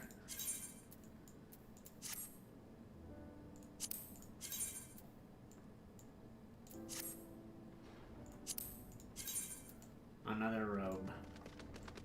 Another robe, man. What's the hat look like? What the? I want to say no to all those.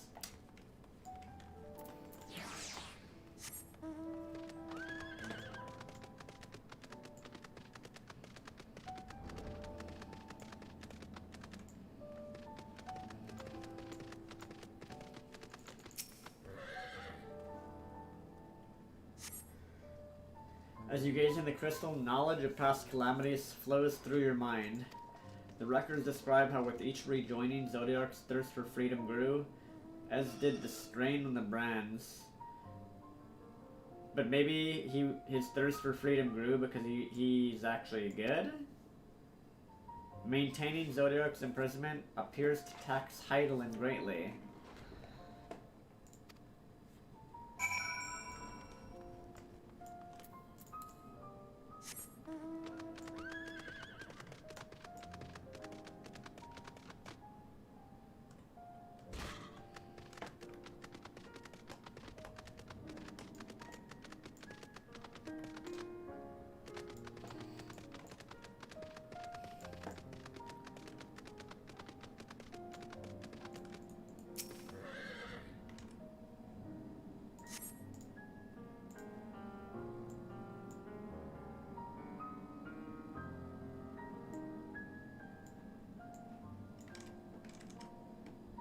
You gaze in the crystal, knowledge of past rejoinings flows through your mind.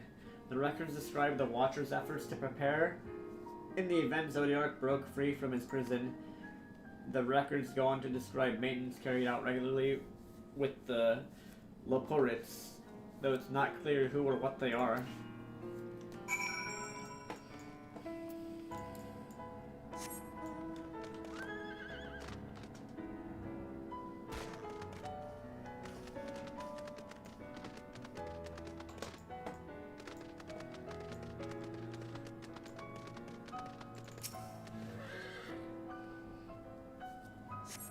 As you gaze in the crystal, a record of an unexpected visitor flows through your mind. The record notes the Watcher's musings when Elidibus is spotted on the moon, though clearly not for the first time. It is clear he and his brethren have a keen interest in freeing Zodiark from his prison, and yet they've made no attempt to destroy the brands. Perhaps they prefer he remain hidden from mortal eyes until the final rejoining. Wait, it's clear they have a keen interest in freeing Zodiark, yet they made no attempt to destroy the brands.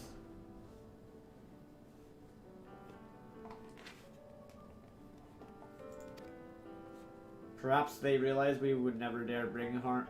Perhaps they realized we would never dare bring harm to Zodiark, so long as he remains imprisoned.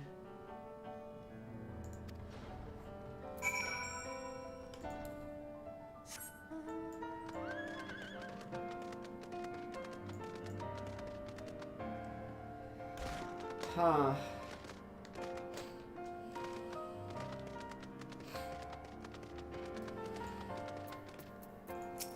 Why would the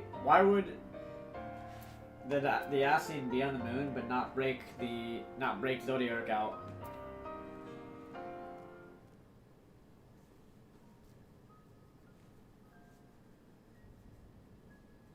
Maybe they wanted to wake Zodiark, bring him back to kill. Huh? I don't know. Yeah, why would they not break it?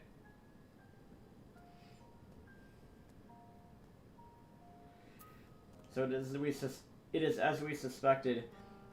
Maintaining the brands requires a great deal of her energy and focus, and this cost has grown higher with every rejoining. That would explain why contact with her has become rather infrequent since the 7th Emerald Calamity. I too made a rather startling discovery. This heavenly body we know to be the moon was in fact created by Heidelin. I thought we knew that already. When the Watcher said he was created together with this place, I thought he only meant this facility. Truly, Heidelin's powers are far beyond anything I could have imagined.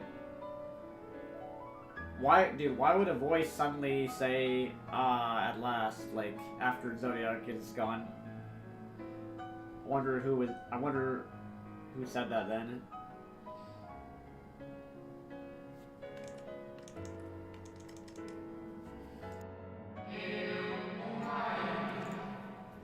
I thank you for affording me this short reprieve.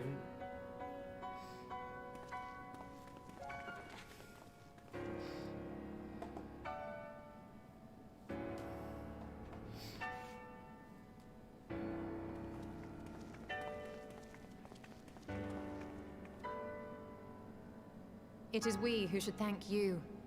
The records stored here are nothing short of extraordinary. There is much we could learn of Zodiac and his imprisonment. But perhaps you could offer us more focused guidance.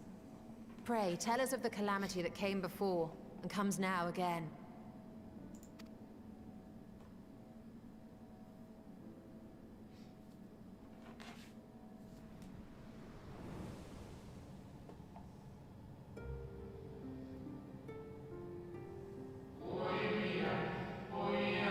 Long ago, before the Great Sunray, there was but a single world. There it is.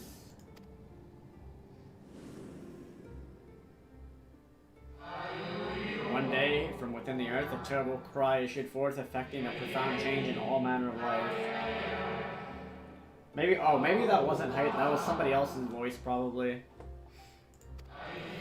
We were not exempt. Our creation magics ran rampant, giving shape and form to thoughts of hopelessness and despair.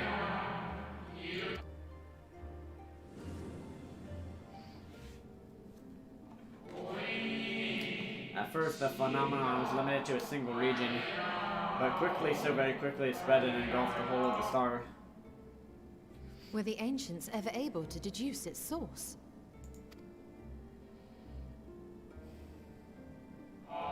They were not. However, the convocation struck up upon a method to predict where the next corruption would manifest.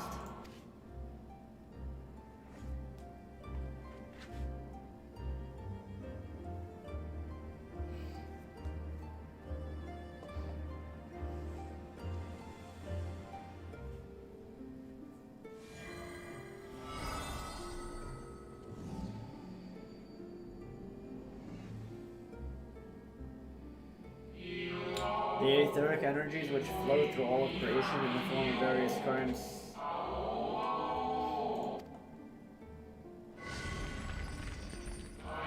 The currents which course through the land and the seas. Those which flow through the very air.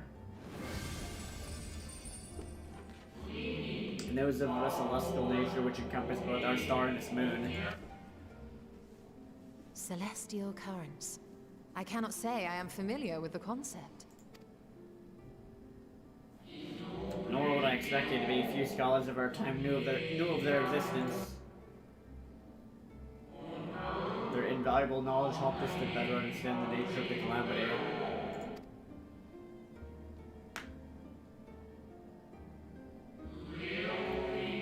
Like the terrestrial ones of the earth and air, the celestial currents form a vast network, but the ethereal distribution is not consistent.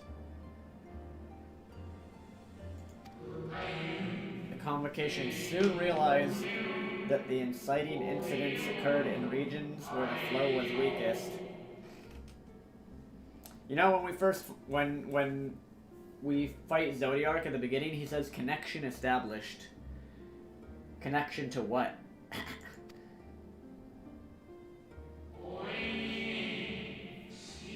Correlation without clear cause, ultimately, nevertheless, on closer study, a stagnancy of aether was observed in nearby currents.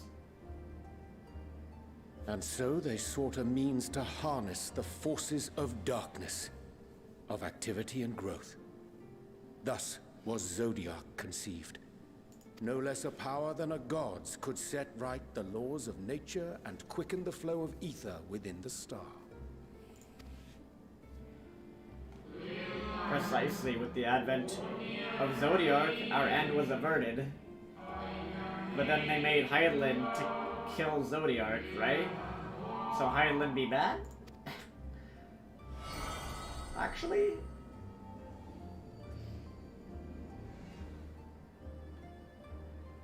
Emmett Selk claimed that those who summoned Hydaelyn did so because they saw Zodiac's power as a threat. Is that true? Indeed, there was a faction opposed to Zodiac's creation, but their aim was never to unmake him. They understood the continued preservation of natural order was dependent on his very existence, until we could identify and address the underlying cause of the final days. He would need remain, for his departure would set in motion those apocalyptic forces once more. Hydaelyn recognized this as well, and so rather than destroy, she sundered Zodiark herself and the star into lesser reflections that she might confine him in this place.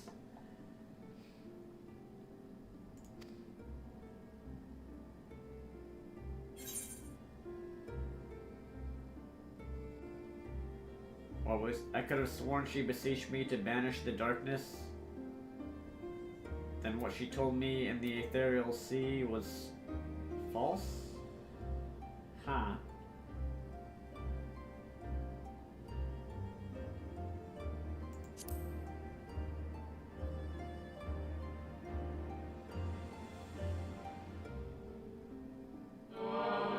The two once dwelled as one, until Zodiark grew hungry for power, upsetting the balance between them. Not quite a lie, though a rather gross embellishment. But knowing what you know now, you must surely realize why she might opt to obfuscate and mislead. Hydaelyn and Zodiark are both constructs of man, approximations of perfection limited by our own imperfections. Zodiark was, without question, the more powerful of the two, having been born from the sacrifice of half of Aetheris' population. Thus, was it necessary for Hydaelyn to commit herself wholly to his defeat. Still more effort was needed to confine him. Maintaining the brands taxed her greatly. With what power she dared spare, she cried out to any who might listen, and offered her blessing to those who heeded her call.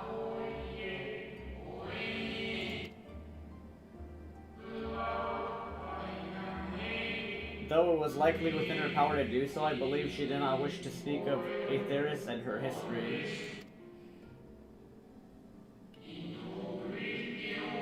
Like Zodiark, Hydaelyn's purpose is a reflection of her creators'. They wish to look to the future, not linger in a prison of the past.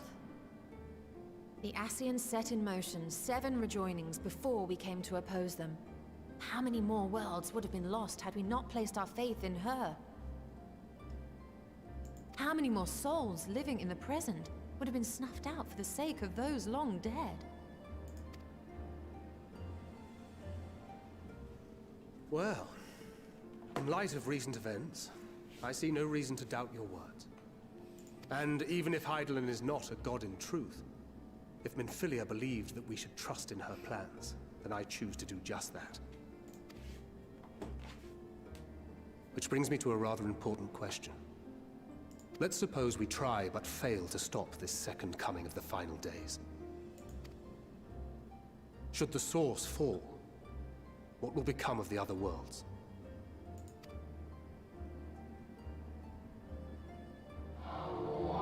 The nomenclature is more fitting than you know.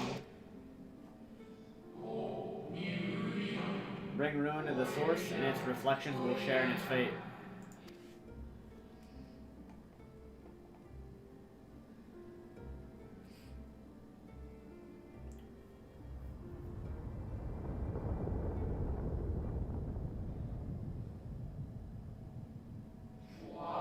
Ah, it is ready.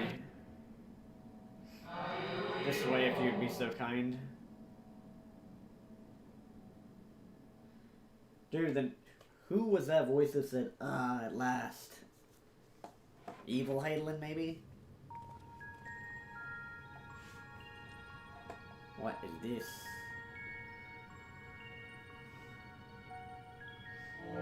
A beautiful sight, is it not?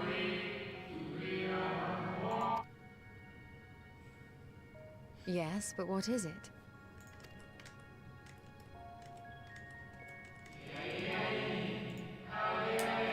Hydaelyn knew better than any that her power was not absolute. Indeed, she has ever struggled to hold Zodiark and his faithful at bay. She feared the worst, and so made preparations. In the event of his demise, there would be a contingency.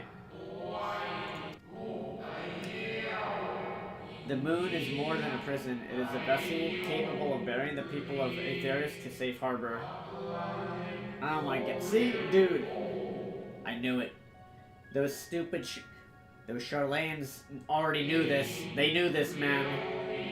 They actually knew this, and they're not telling anybody. You need not go forward to find its pilots. In fact, I should be happy to take you to them.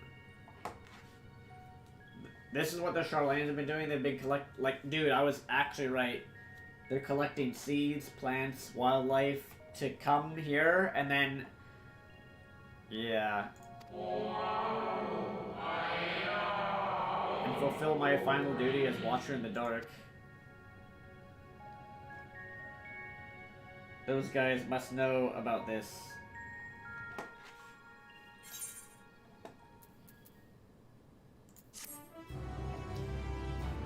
I always knew librarians were semi-evil. No, I'm just kidding.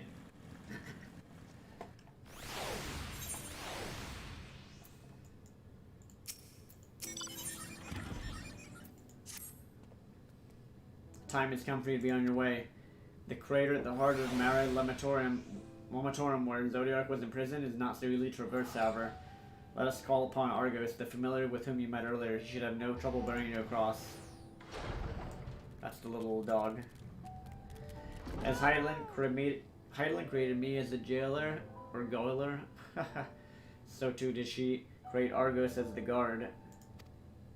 It's his nature to appear when needed, yet he is nowhere to be found. Strange. Mayhap the balancing of Aether has affected him.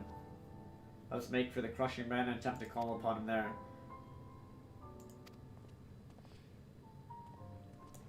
If he labors in service to Hydaelyn's plan, I see no reason not to do as he suggests. Shall we make for this crushing brand then?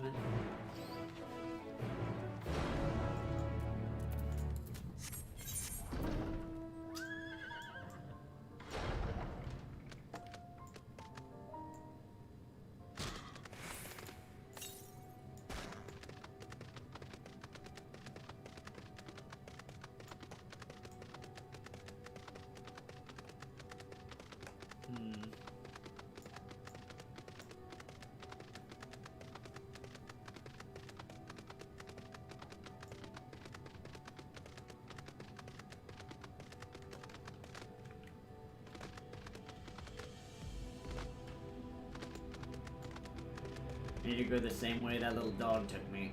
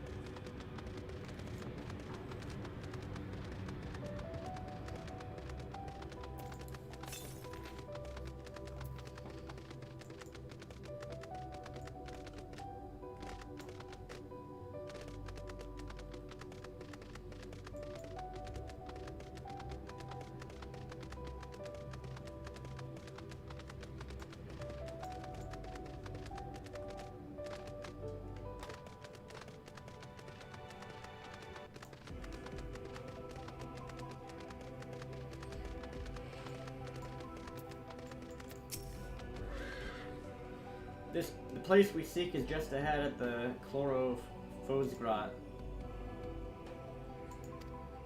You see, Argus cannot manifest without sufficient concentrations of ambient aether. You'd be hard-pressed to find a greater confluence than inside this cavern. Follow me.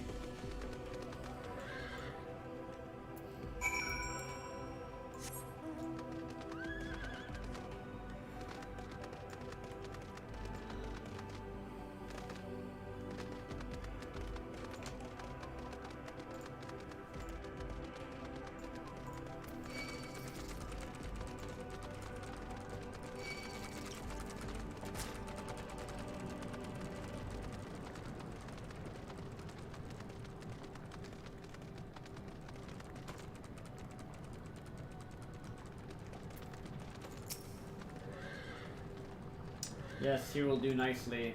The lunar spongoi draw aether from the ground, which is then dispersed in the air. At present, however, the ambient energies are not quite sufficient for Argos to manifest. Might you be willing to spare some of your own to help the spongoi along?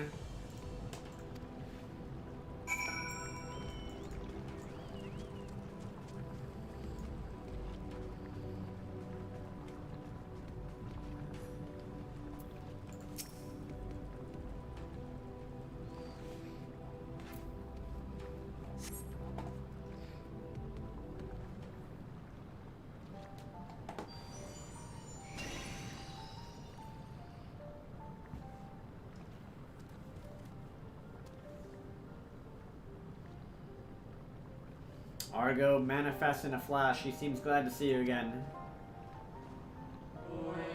A most fascinating creation of Highlands.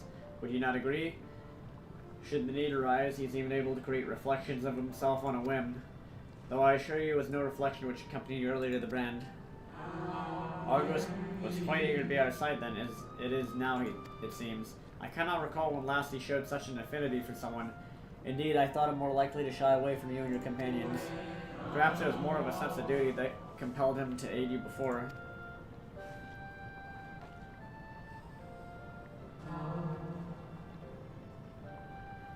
As for your companions...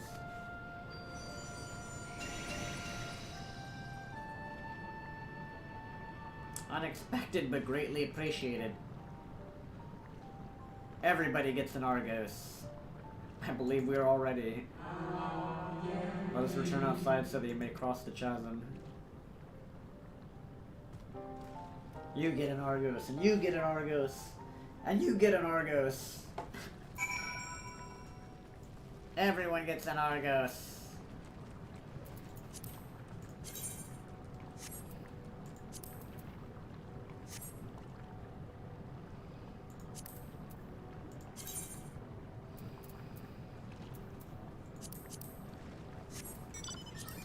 Gonna get in my little airplane.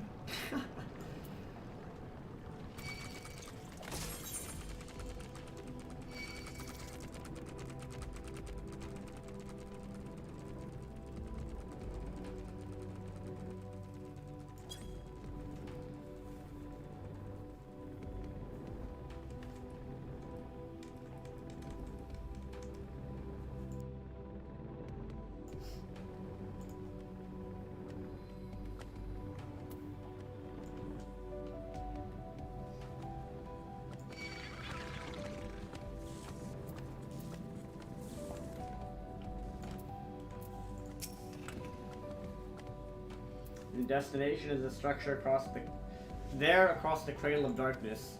But climb onto Argos's back and he'll take care of the rest. Once you arrive, it should not be long to find the ship's crew. The facility is designed to rouse them from their slumber in the event of Zodiark's destruction. Heed their counsel, together you may guide the Star's people to a kinder fate. This is where we part ways, but know that I shall ever be watching and praying for your success. We're going to the Ragnarok. Our allies' assurance notwithstanding, we cannot be certain what awaits us on the other side, so perhaps it would be best if we did not all go at once. I propose the two of us cross first, while Thancred and Uriandra wait here.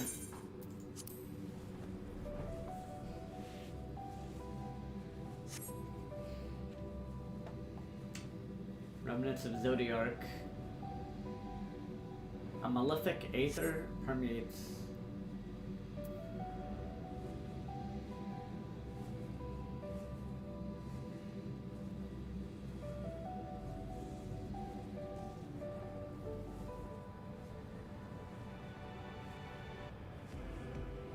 Just a little further.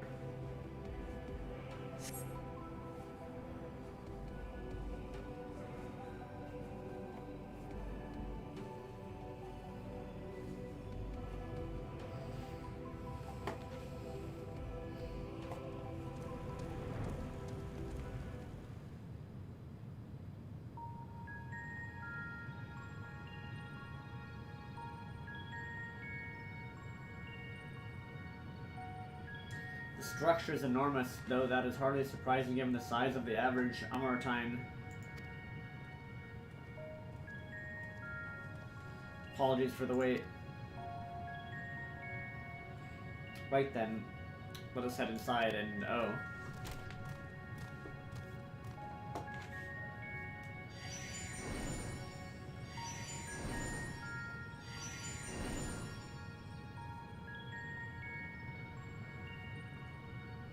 What's intriguing, a means by which he can serve with energy may have.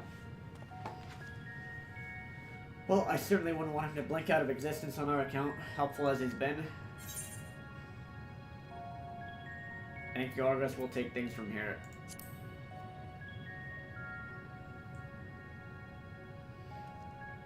If Argos is to remain without, let us not keep him waiting over long.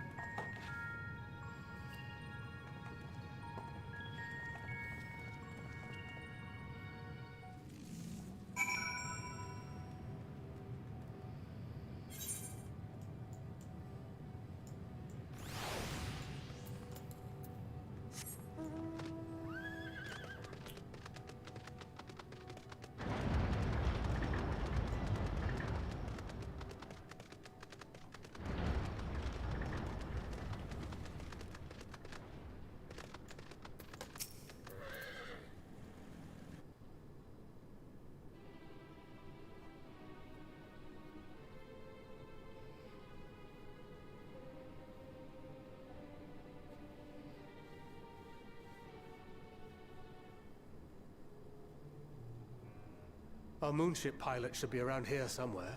Is that right?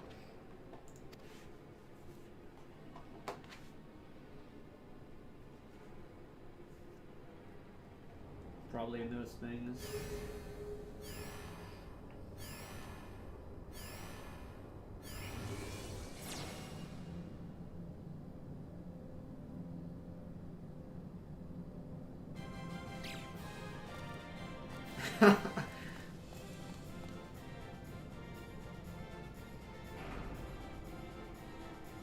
What the heck?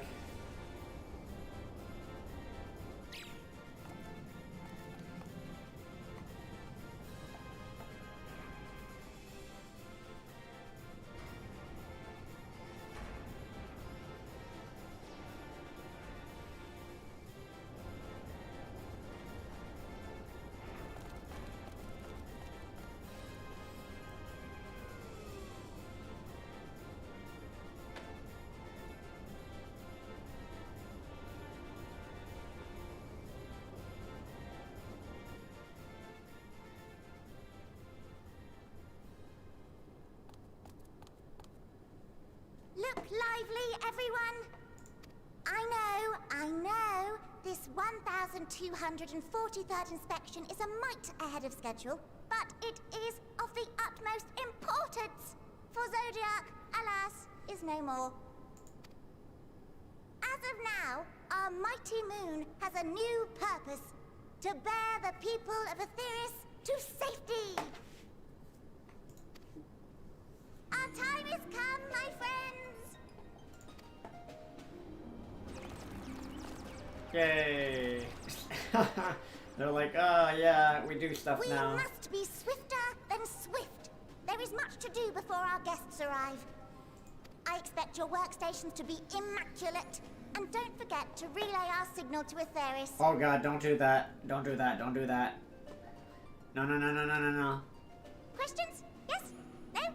Maybe so? No? Then hop to it! So, they went from having sexy stripper bunny people to cute little adorable bunny people. 'Tis a rather curious crew she hath chosen. Their endearing forms intended to ease the passengers' hearts, perhaps. Perhaps.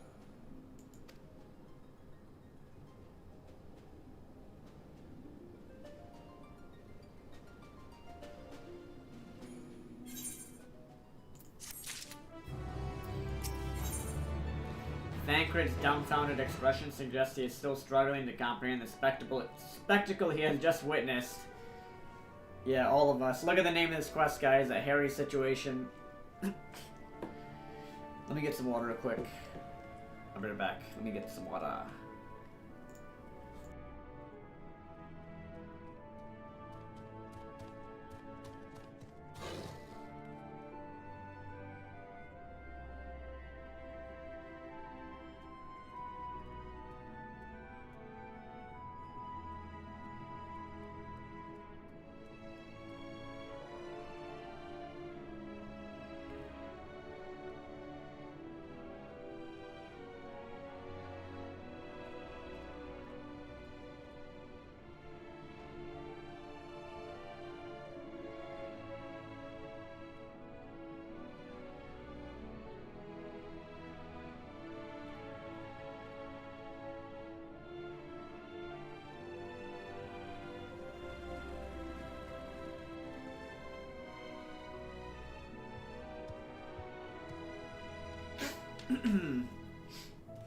let's keep going here.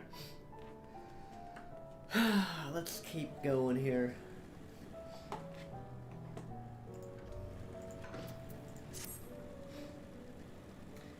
They must be the Loporits mentioned in the Watcher's records. Not all what I expected, but the Watcher did bid us heed their counsel. I assume the one who gave the rousing speech was their leader, though we might have to ask about in order to track them down. Come on, then, let's be about it.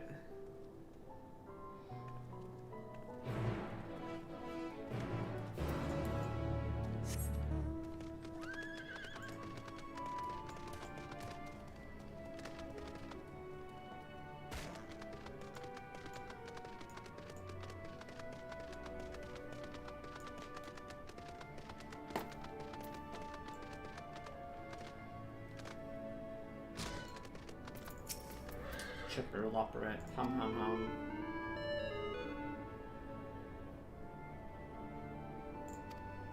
I'm in charge of the construction and maintenance of the atmospheric circulation system. Only the crispest, cleanest air for the people of Ithers. That's a promise.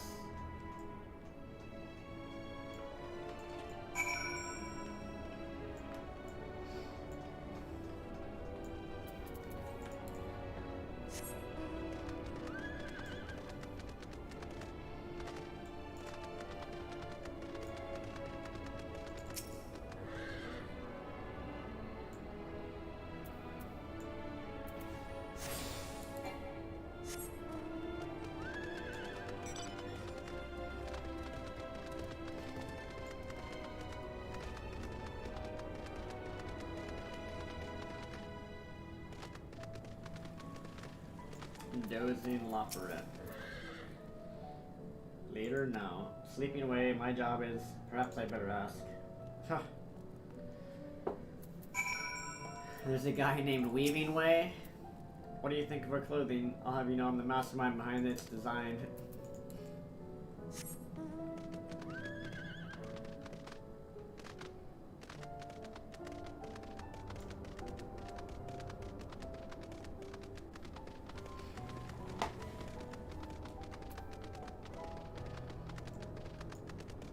Why are all these guys saying ayow? Boosting Boosting Way.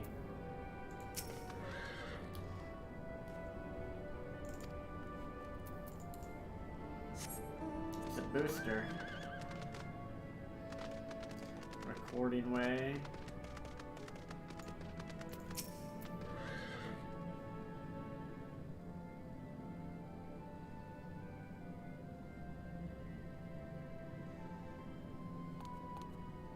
What the? What? How in the? When did you get here? Who let you in? Why wasn't I told? Take me to your leader.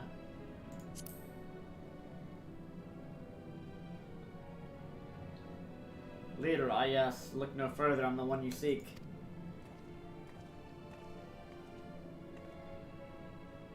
Well, well, looks like you beat us here. Your friends, I take it, is this all of them?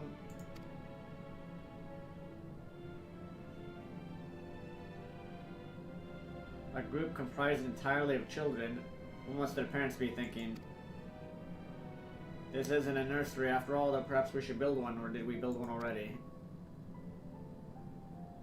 No matter, you needn't worry your pretty little heads, all will be well, I promise.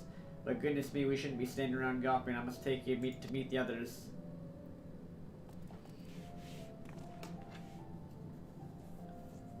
If you could run along back towards the entrance, you'll find a path that leads to the central platform on the upper floor.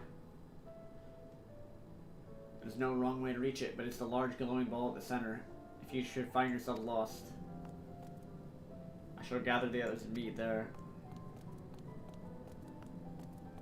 Well then, back to the upper floor it is.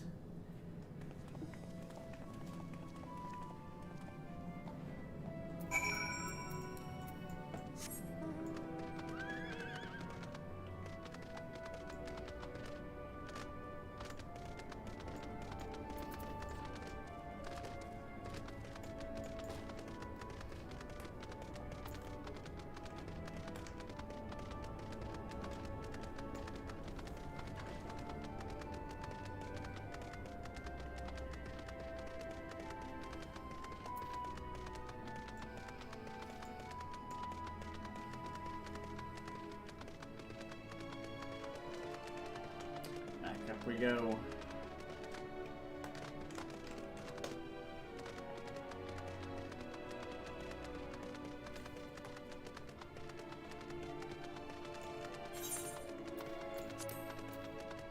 What is this?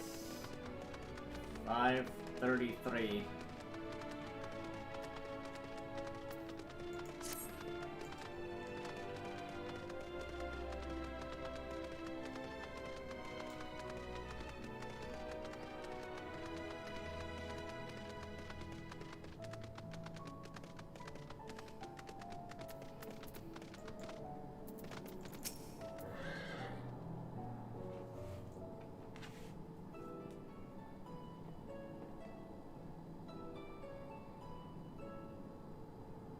Right, of course.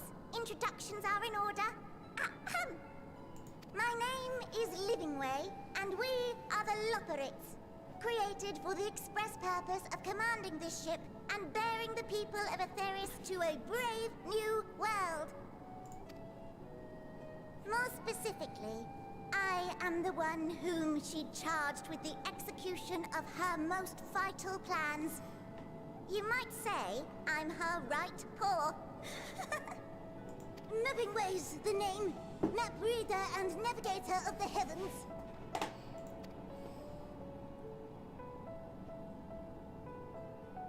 Pleasure to meet you all, but I'm still trying to make sense of this. Confusion and bewilderment are completely understandable. Fear not, I shall walk you through it. The people of Aetheris, through no fault of your own, I'm sure, set in motion a series of events that, unfortunately, culminated in Zodiac's obliteration. Acutely aware of the imminent crisis, your parents said to you little ones, on ahead while they began the necessary preparations.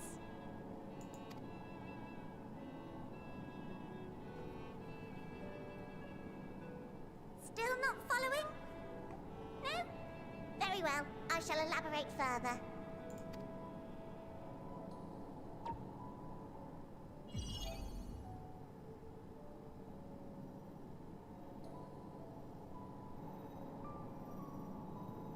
Here, we have Aetheris, your home, and the moon, where we are now.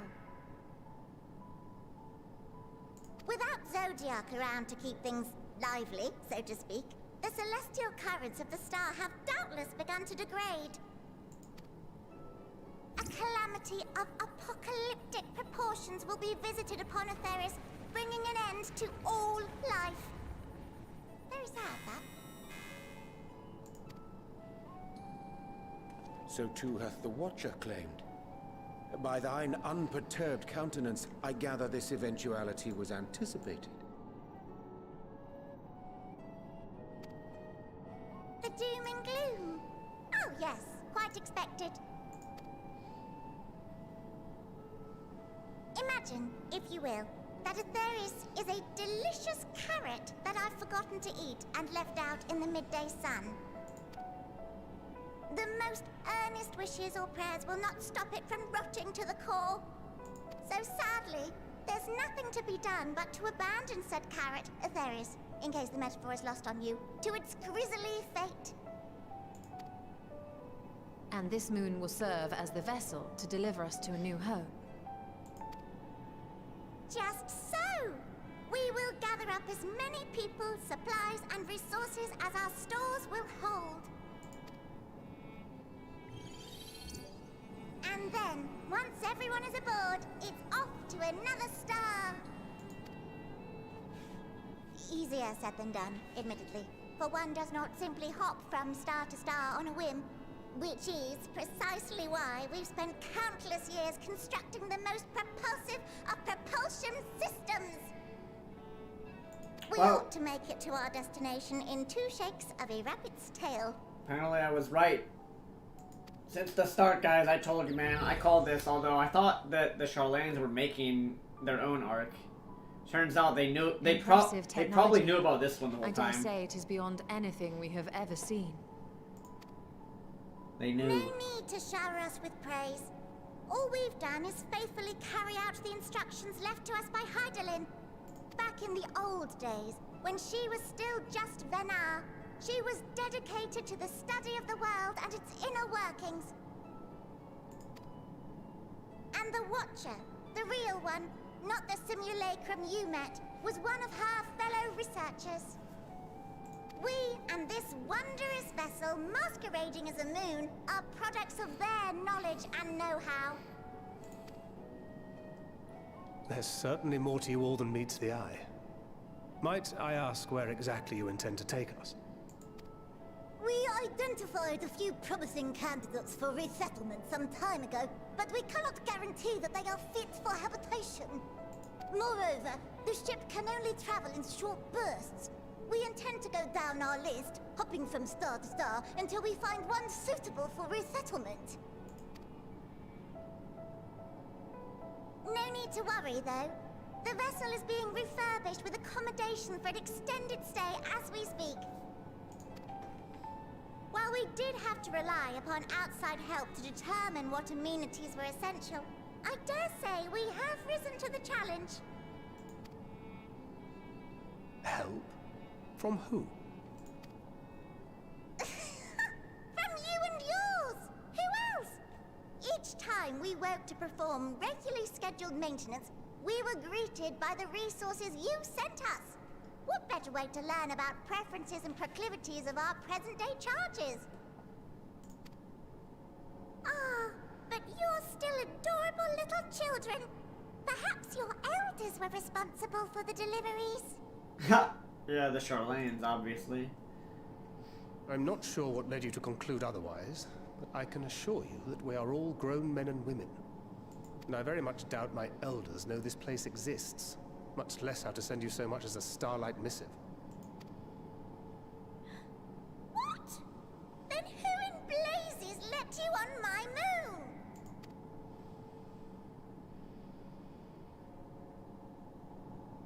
Heidelin herself led you here. You don't say! Well, that's really not children. Then why are you so small and stunted? Like little baby carrot people. Well, Amarotines were a great deal taller. In the present day, persons of such prodigious size are exceedingly rare. So, you're saying everyone's not like the Watcher?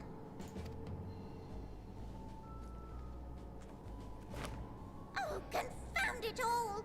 Someone could have at least scribbled a note about your profound miniaturization. That tome in thy possession. Oh, this? One of the first books sent to us. A compendium of the people of Aetheris, with a few blank pages at the back for minor corrections and updates as needed.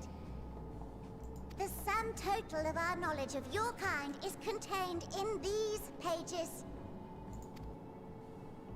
I thought it was abridged and made small for our benefit, but this isn't a regular-sized book, is it?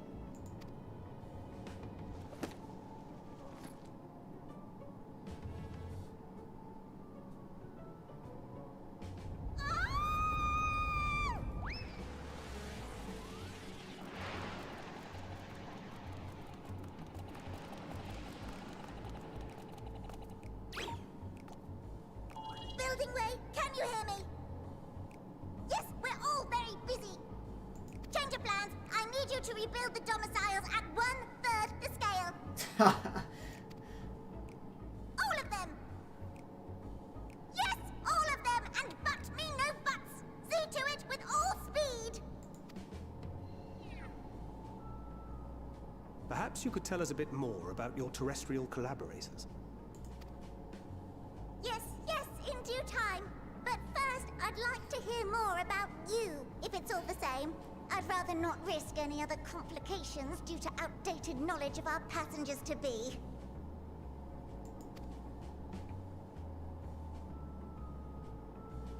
Well, dude, how right was I that the Charlanes were teleporting stuff, and then they were gonna come here?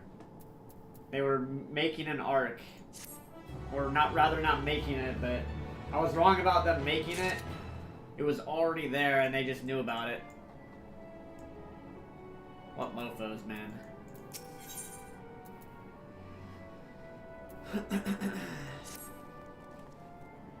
Right then, now that you're here, we need you to teach us all you can about your people and quickly. It won't be long before the final days are upon us and all their terrible grandeur, so it's imperative we be prepared to receive our passengers to be. If there's anything at all that may displease them, it must be addressed post-haste. And address it we shall. Here at Bestway's Burrow, we have assembled everything required to offer our guests the best way forward. Ahem, we have produced myriad amenities, and we understand to be essential for day-to-day living. I wish to hear your opinions on them. I'm sure you're all worked up on an appetite. Why don't we start with foodstuffs? Meet me at the Caratorium, and we'll see about filling your bellies.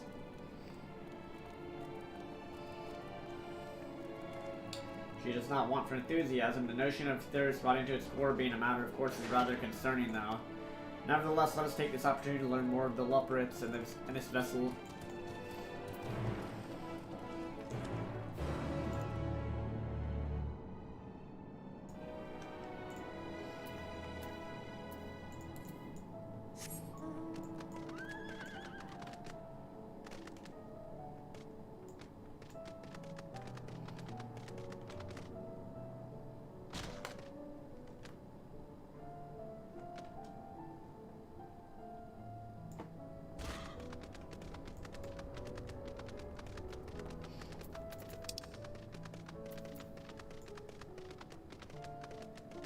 Alright guys, we're going to the Caratorium.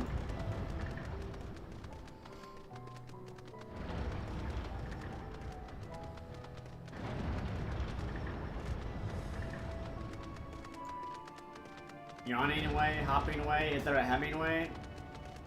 I wonder if there's a Hemingway. I would be surprised if there's not a Hemingway. Would actually be insanely surprised.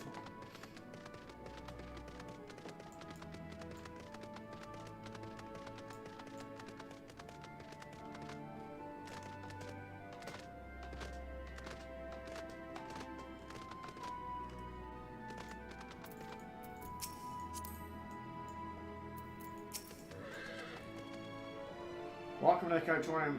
Here we create prototypes of the various sundries required by our soon-to-be passengers. Allow me to introduce the head of foodstuff production. Cooking Way. Pleasure to meet you all.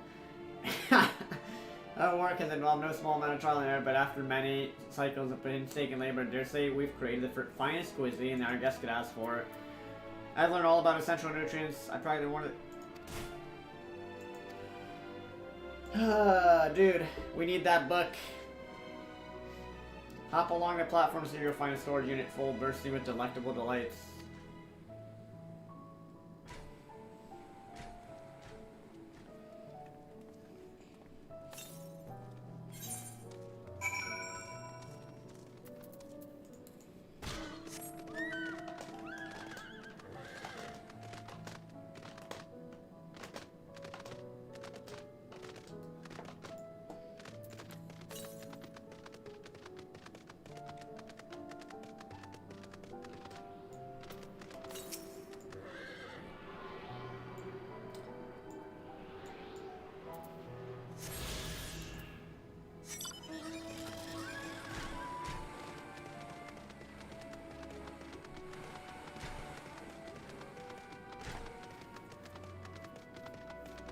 Lasting way.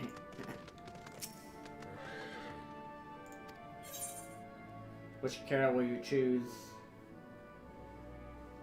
Let's go with the vibrant yellow carrot.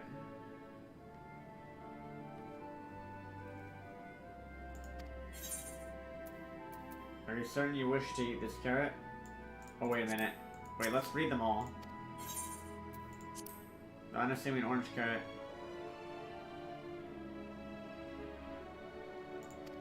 Length and girth.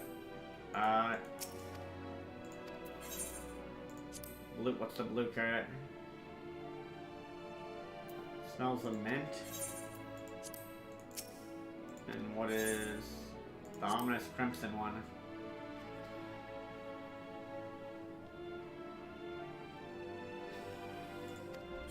I'm gonna go with the yellow one first.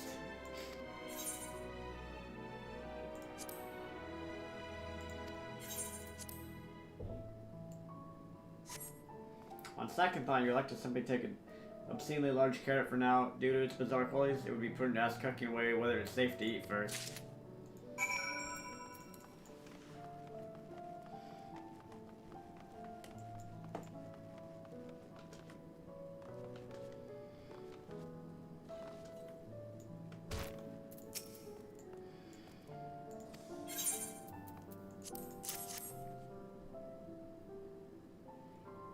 Ah, fine choice. One of my personal favorites, actually.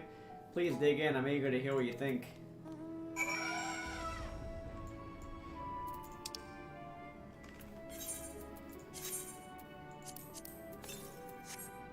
With great trepidation, you take a bite out of the carrot. You snap off a piece of the carrot, enjoying its crunchy texture. Righteous confidence surges within you. A certainty that you are the center of the universe. That all creation is a story and you the star. Beloved and perfect and special, a god worthy of worship and prayer, or at the very least, a second roll should the dice treat you poorly.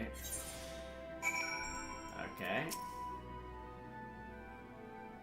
Yeah. We're on the moon, Burke. Anything like you've ever tasted, yes? The lucky carrot as well. To be honest, we're not quite sure how it was first made. How it was first made. A happy accident, you might say, but the name suggests after eating one, you'll feel blessed with good fortune. We have plenty of other varieties too. Bleeding carrots to improve blood flow, dream carrots to help with sleep. So you see, we have a carrot for every occasion.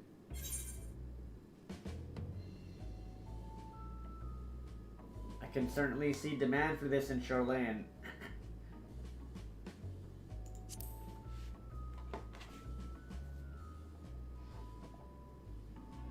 Charlaine? What in blazes is that? I take it had a way to somewhere to streets and not else. Damn it, I was trying to get information out of them. If I may ask, what exactly did these collaborators share with you about cuisine on Etheris? Surely you're aware we have an abundance of dishes and foods you could emulate. Of course we are. Well, it was only recently we established contact. Even holding a conversation was a struggle at first. So imagine our surprise when they sent a mountain of books and documents with no clear instructions. The sheer amount of information was overwhelming. If it wasn't for that encyclopedia I found, we would have been at a loss where to begin. So we decided, rather than divide our resources to prepare a variety of middling and potentially unsatisfying meals, it would be more efficient to devote our efforts to the production of a single perfect food. That's all well and good, but man cannot live on raw carrots alone. Have you considered cooking them? You mean steaming, boiling, roasting, and the like? Suppose you could prepare the carrots in other ways. Our primary concern was efficiency, and what's more efficient than sinking your teeth into a carrot fresh from production? Rather strange approach to take for one named Cooking Way. Technically speaking, Cooking Way isn't my given name. When first created, we were all named in the old tongue, you know? The otherwise impenetrable parlance the Watcher speaks. After we received a great tomb of words, a dictionary, that is, from our collaborators, we learned your language. Adverbs, gerunds, present continuous verb conjugations, just the basics. Then we found the terms related to our given tasks and used them to form new names. Aren't they helpful? No, not really, but it does explain a great deal. Wherefore didst thy kind deem such a change necessary? When the rest of your people arrive, we want to be certain they understand immediately what each one of us does. You'd never be able to pronounce their original names anyway. Let's see. I hope our critiques, such as they are, will help you. Though if you should decide to preserve flora and fauna from Etheris as well, you would be able to offer the passengers a more balanced diet. Until such a day, when I pray come sooner than later, it would appear there is not but carrots on the menu.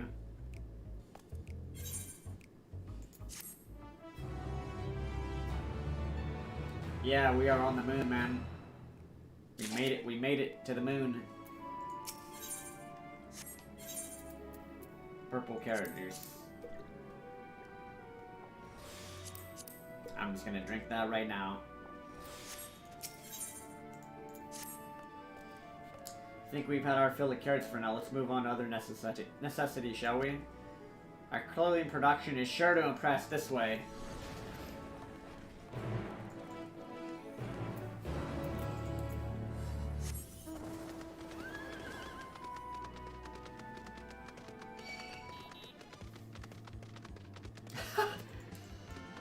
Oh Oh my god, that music. That old school Final Fantasy music.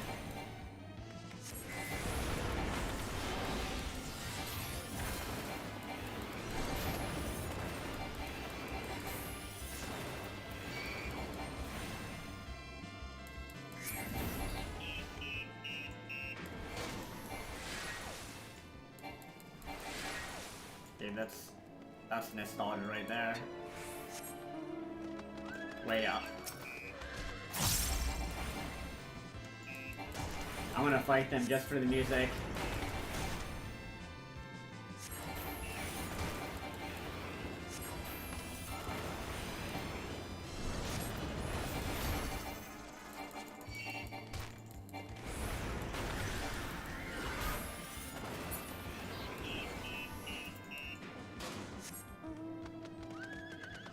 Dude. I wonder how much music I missed. If there's more battle music like that I missed since I haven't been fighting all the enemies.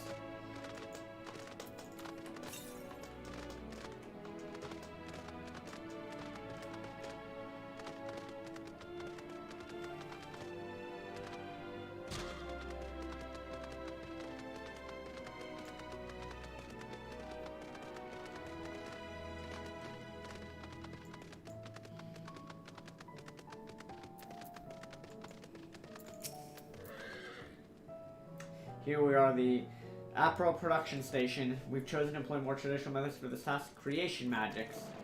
Hydaelyn, in her infinite wisdom, blessed us with the self-same affinity for magic her people possessed. We have other amazing talents, of course, and I know you're dying to hear about them. I will regale you with the details at another time.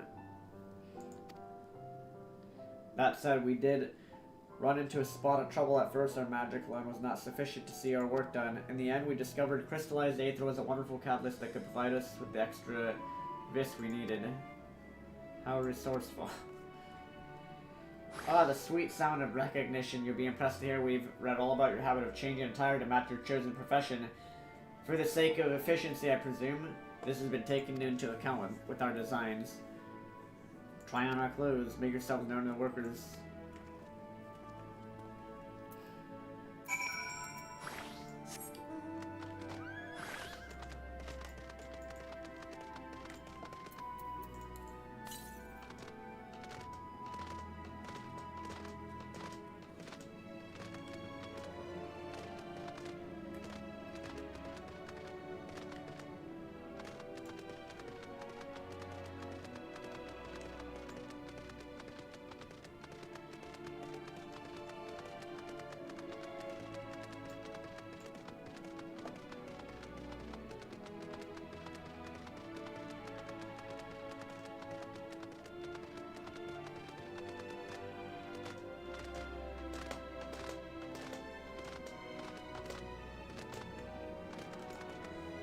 Restless leopard. Ah, it's you, one of the visitors from Atharis. Goodness me, mapping away. Wasn't kidding, you really are smaller than the Watcher. Alright, you're here to try and set of clothes, yes? What would you have me fashion for you today? An outfit that embodies my bloodlust, something simple yet functional, fashionable, and refined ensemble. Let's go with the bloodlust one. Give me something cool, little rabbit. Embodies your what? Ahem, this will only take a moment.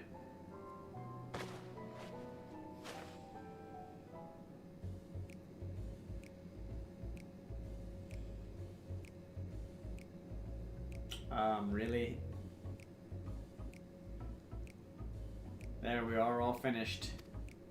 Perfect fit if I do say so myself.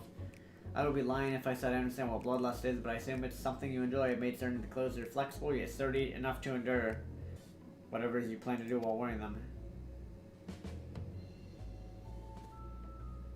Would you look at that? Speechless. And there I thought you might not like it. You must continue wearing these garments in order to progress.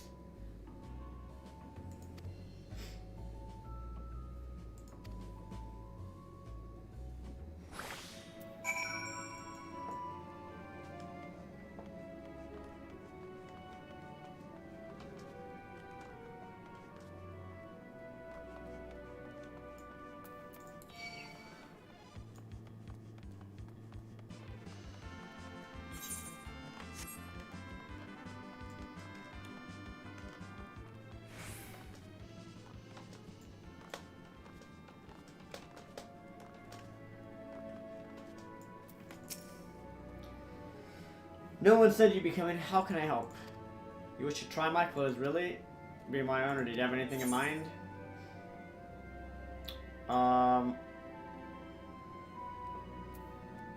What should we say? Let's say an altogether different design. I think I can handle that. Let's see.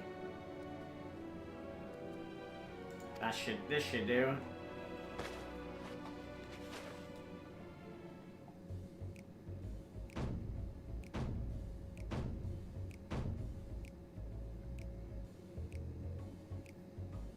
Some of my best work yet. You're a strange one, aren't you? I honestly wasn't sure what to do when you didn't ask for anything specific. I take my work seriously, however, never to disappoint. That ensemble is a blend of concepts from myriad professions. All-purpose attire for the modern man of Etheris. Oh my god, dude.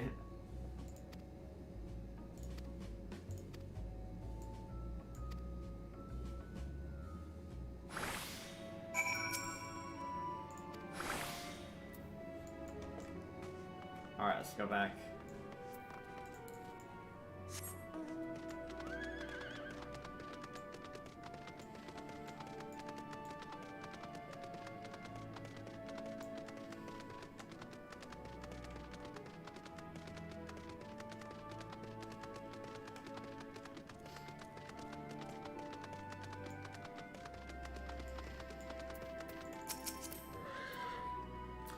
My, don't we look splendid. Trial and error, but I know quality when I see it. You didn't speak. I can see your adoration for the moon. We loppers in your eyes. No doubt your friends feel the same, having sampled our creations.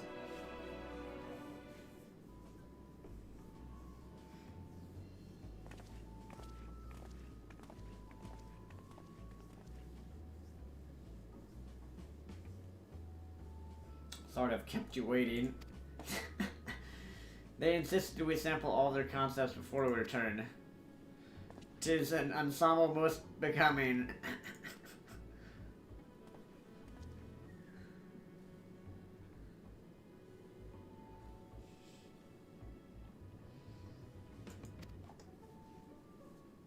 I think it's past time we return these clothes.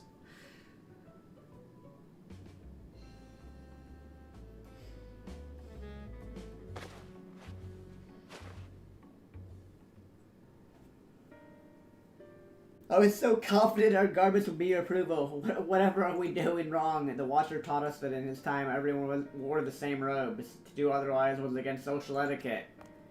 We thought we could appeal to modern taste by tailoring the robes to specific professions, but...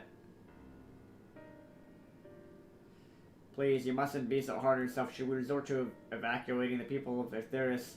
They'll most certainly have need of your attire. 'Tis clear you spared no effort in addressing our needs, but you must understand we're not quite so homogeneous. Speaking for myself, what I wear now better suits my taste, even if it is of inferior make. But there are others whose choices may be influenced by tradition or personal experience. Let's consider the individual and their potential preferences. I fear we've underestimated the complexity and diversity of people. Even if we'd memorized every tome we received, I doubt we'd have fared much better. Dude, give us the book, bro. Why are the other signs? Just give us the book so that we can find out it's from Charlene. This plan to evacuate and escape the final days, did it account for the reflections of the source as well? Not that I'm aware of. We were born of Highland's love for Etheris, and the salvation of the people on that star, and that star alone, has ever been our aim. Surely it's better to devote ourselves to saving one world than to divide our efforts across 14 and risk failing them all. Suppose you're right. Living away, might we have leave to explore best ways burrow unattended? You've given us much to think about. Dude, how come the other science can't put... Come on, guys. It's obvious what's going on here. Until later, then. I was right, dude. I was so right, man. If I may, I'd like to accompany thee a while longer. Really? I mean, you're more than welcome to. There was actually something I wish to speak to you about. Let's be off then, shall we?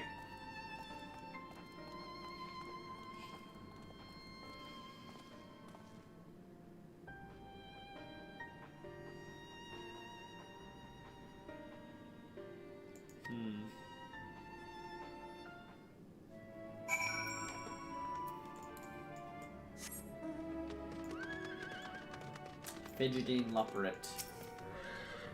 My apologies, I wasn't trying to spy or anything. Everyone's been talking about the visitors come from Aetheris. I wanted to see what all the fuss was about. I was excited at first, but now I'm worried. What if the people of Aetheris refuse to come? What if we can't save them? It's clear we've made a mess of things, but wait. You haven't visited the domiciles. Once you see them, you'll understand how wonderful the moon truly is, I'm sure of it. The name's Growing Way.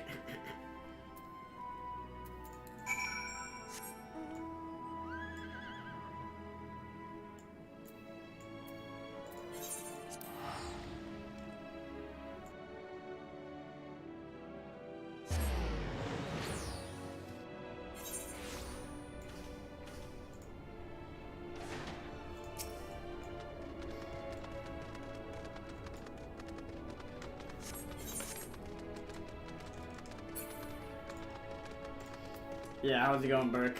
How's it going, buddy? Alright, Growing Way. You're here, you're really here. What should I call you?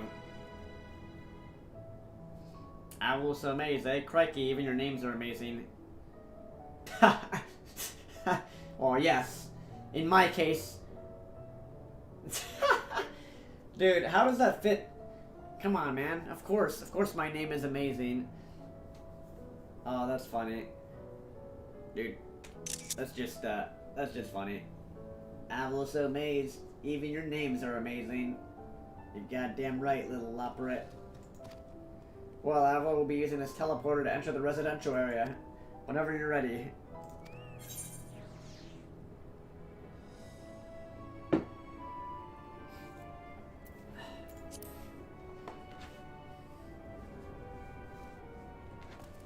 How does this bunny know, man? Ready in the teleporter. How do you know my name was literally amazing? How do you know, man?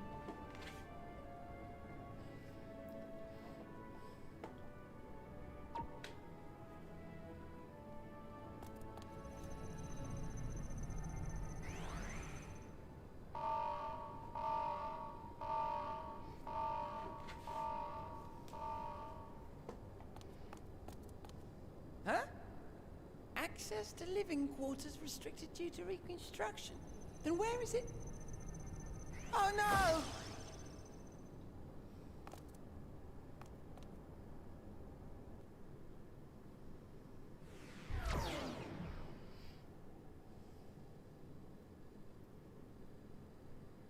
A private audience, as thou didst request, for reasons I know not.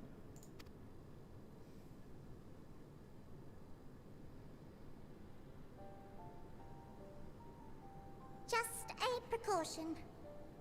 I'd rather I didn't have to ask the question at all, but I take my responsibilities very, very seriously. Do you and your friends, by any chance, find our accommodation wanting? Be honest, brutally even. 'Twould be ungracious of me to belittle the efforts of thee and thine. Lovely sentiment, really. But the disappointment is writ plain on your comrades' faces. It's all the more frustrating since no one will come out and say what they find wanting.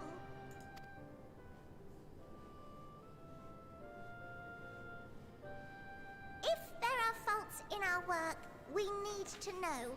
We can, we will do better. But time is not on our side. The final days will wait for no one. If your people are to be saved, we must take quick and decisive action.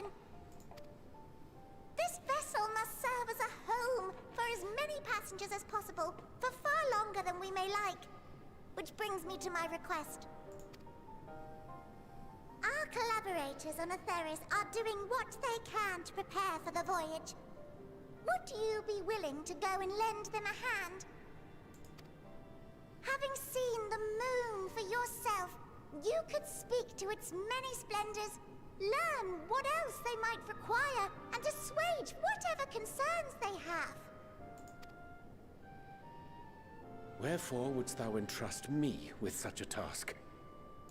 Charlene. How to put it?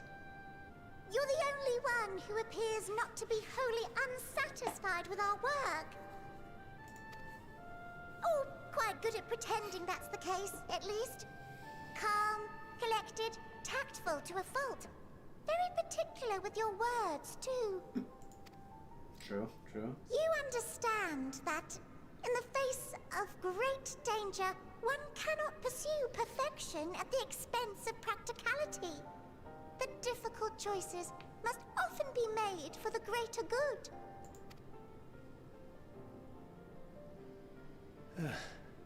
And so fate doth conspire to set my feet upon this path once more. Come again?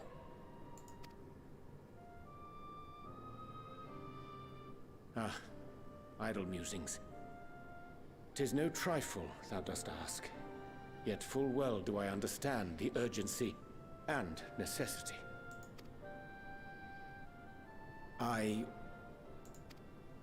Oh, dear me! Dear me! I was terribly sorry for the mix-up. It's a bit of a malfunction. I hadn't realized the residential quarters were inaccessible, you see. But you're still in one piece. So, all's well that ends well, yes? Won't happen again. I promise.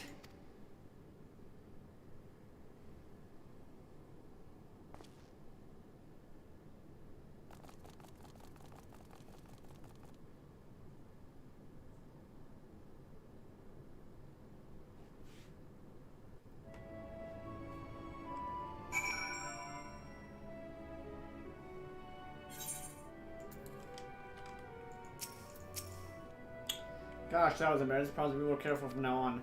Since the residential quarters are closed for now, I've rerouted the teleporter to allow travel between floors instead. Hopefully it proves useful in the meantime. Shame you couldn't see it though. You really would have liked it.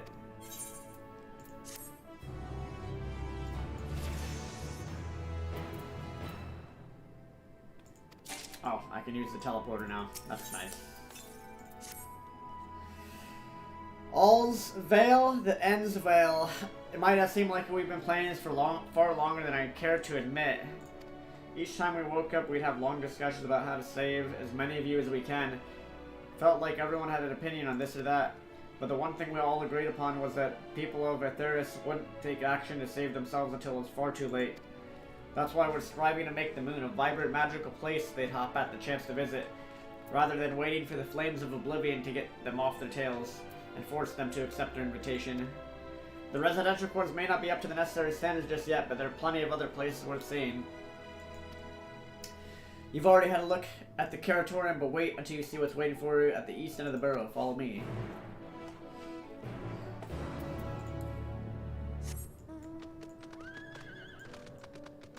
Alright.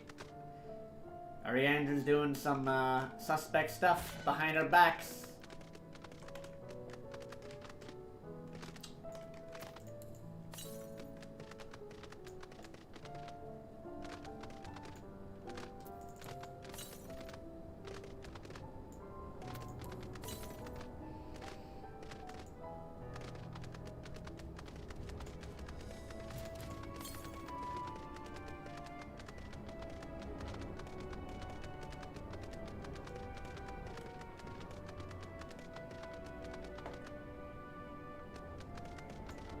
Where does it say the current? Probably above me.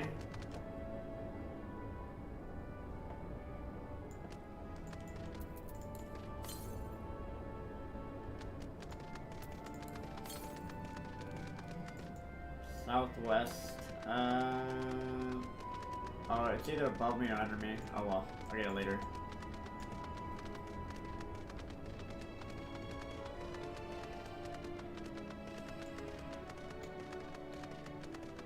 Do you want an image with all the Aether current locations? No. I'll get them. I'll get them on my own. Don't worry. Don't worry, bro. I'm just enjoying the game. I'll get him, don't worry. The people of Aetheris enjoy taking leisurely walks through natural spaces. I'm sure you'll enjoy it. How about we start with a nice stroll to the fountain this way?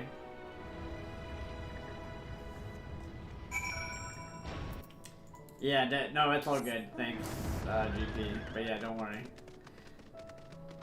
No worries. I'll get them. I'll probably get all the Aether currents off stream.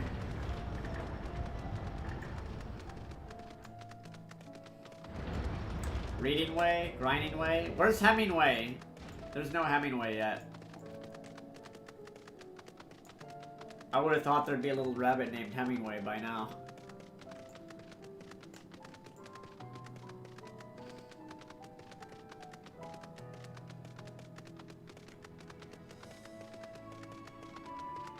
Let's fight one of these real quick.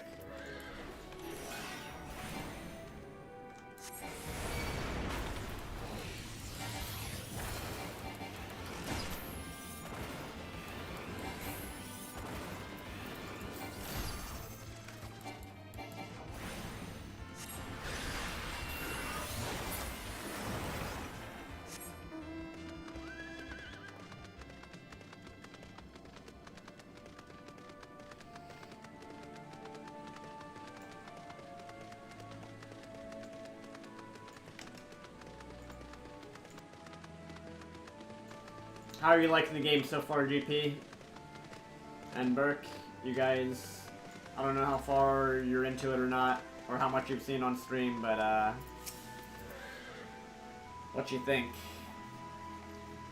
What do you think of the forest? Is it positively pleasant? Simply sublime? I couldn't see the forest or the trees. I didn't see any way. You don't mean those crystals out there. Oh, what? Oh, wait. These are not trees. Little rabbits, little operates.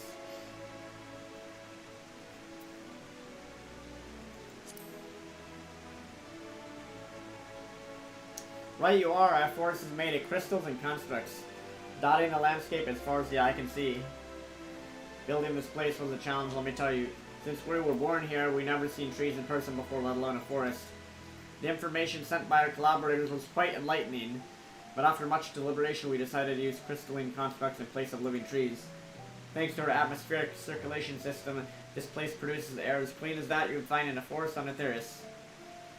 The fountain here behind us, powered by a large crystal adorning its top, plays a vital role in supplying us with fresh water.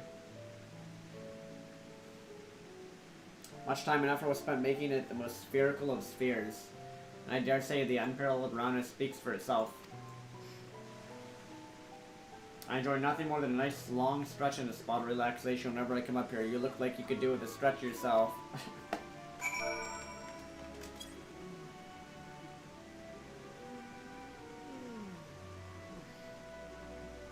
That's the spirit. I feel more relaxed simply watching you. A sight worth the many years spent building this place.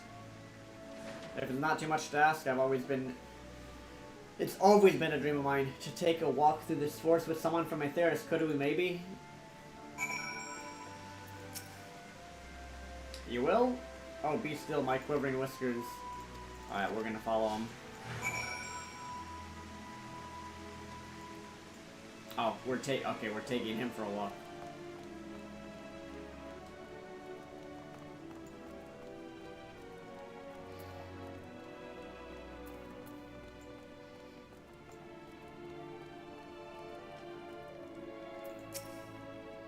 I was thinking, Avilo, that I could be more helpful to you by teaching you a little bit about the moon and what it is we do. When we were first created, the moon's sole purpose was to hold Zodiark. And there was absolutely nothing to be found here. Eventually, Hyland gave us our first task, furnish the moon with propulsion systems capable of facilitating travel to other stars. It sounds impressive, and I suppose in some respects it is. But it was only possible thanks to all the knowledge Hyland shared with us. We also had a lot of time to get it done. 6,000 years, give or take. Anyway, let's keep going. You're already done? Wait, what? You skipped all dialogue and cutscenes, so you can't say you have any idea what the fuck happened. You picked up the story from watching my stream. Okay. Bro, you skipped every cutscene and dialogue? What?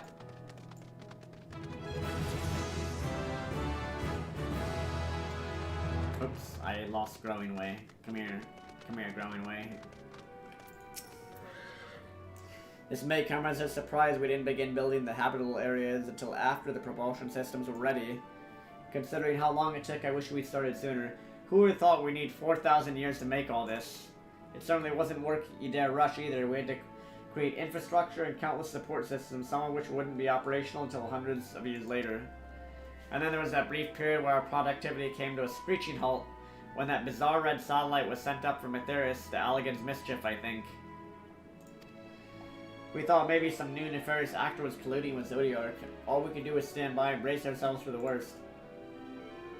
I can't tell you how relieved we were when Highland informed us of its destruction. Oh yes, there was much joyous humming that day.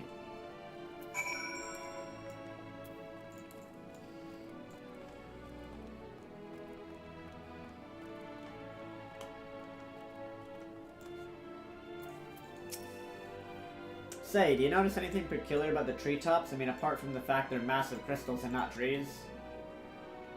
I'll give you a hint. It's the golden rings emanating from the glowing spheres. Ah, those things. Along with a device fixed near the ceiling, they fulfill a role similar to our sun, and do so even better. The sun and similar celestial objects in the great expanse radiate energy that is harmful to your bodies. These rings shield you from that energy while allowing you to bathe in the perfect amount of sunlight, or rather a close approximation of it.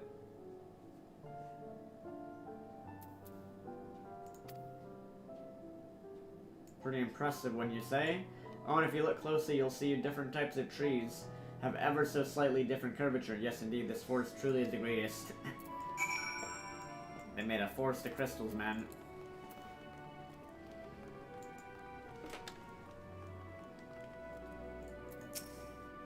There was something else I want to tell you about. Oh, right. The propulsion systems and habitat facilities were completed around 2,000 years ago, and with that, the most important features were fit for purpose. Which was all well and good, except we still knew absolutely nothing about the present-day people of Aetheris. Why not go and visit Aetheris yourself, you might ask? Strictly forbidden. Were our technology or knowledge of the moon's purpose exploited for evil ends, the results could be disastrous. Then there were a few more rejoinings, and it became increasingly difficult to converse with Heidelin. Fearful we might lose the ability to communicate with her altogether, we beseeched her to find people in Aetheris we could trust to help. We were quite fortunate everything worked out as it did. They don't know. These little rabbits don't know.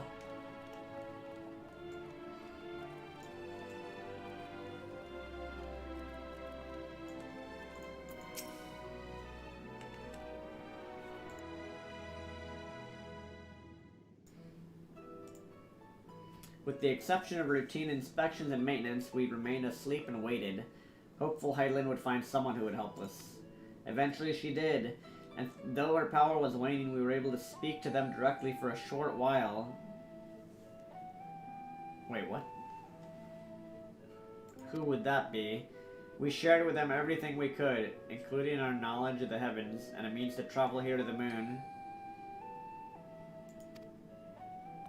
They certainly didn't waste any time with what we taught them.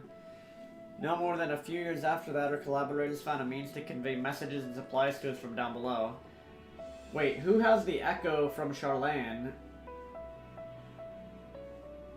Connor's Esport, thank you, bro. What's up, dude? Welcome, welcome. With all the letters, books, and other resources they sent, we learned enough to start making more meaningful changes to the moon. And now you're here, hopefully enjoying yourself as much as I am. I'm trying to think who Wait, what? Wait a minute.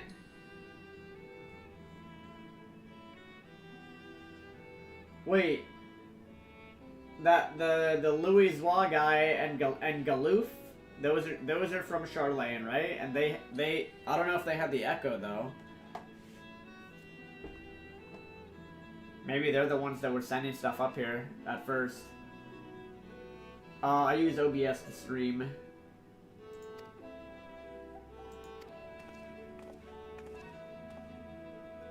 We just got an important piece of information, guys. There you are. I take it you've already received the Grand Tour. A shame we missed it. Growing way, I've been looking all over for you.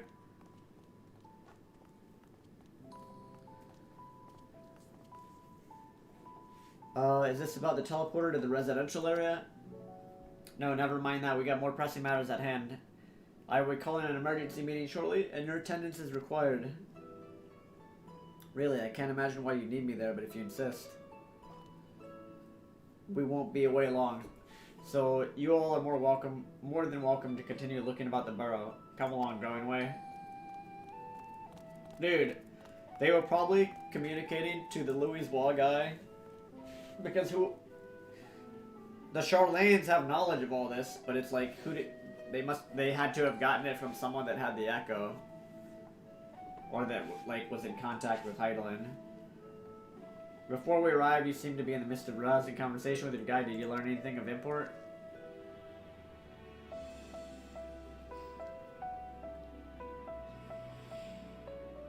They spent 12,000 years preparing for this. With the appointed hour fast approaching, I could certainly understand their restlessness, but still. It remains to be seen if the people could be persuaded to evacuate when there are no signs of the final days.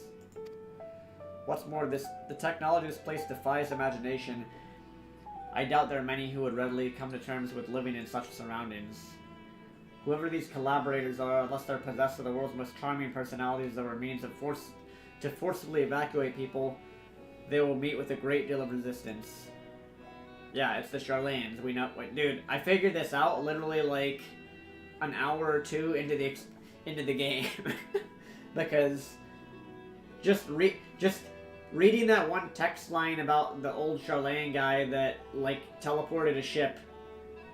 He teleported an entire ship in like ancient Charlane history or something. Like that was the clue to this entire plot. Even if faced with annihilation, the decision to forsake all one knows cannot be made lightly.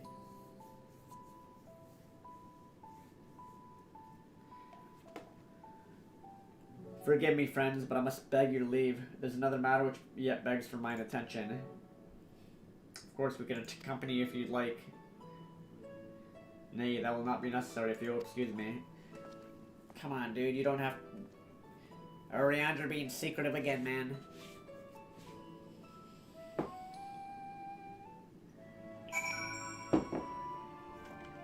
Alright. 'Tis clear now that difficult decisions lie ahead of us. Preparation for the evacuation of Aetheris is indeed crucial, but I am not yet willing to forsake our world and its reflections, and I trust I'm not alone in my reticence.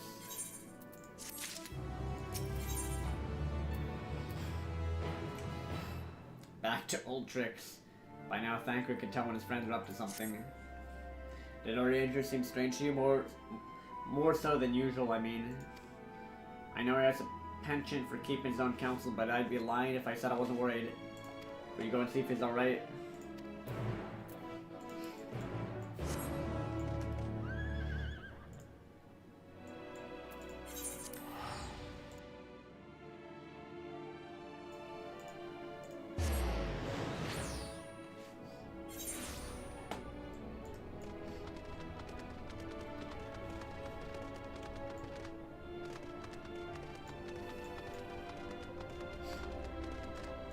Yeah, I use OBS, Open Broadcasting software to stream.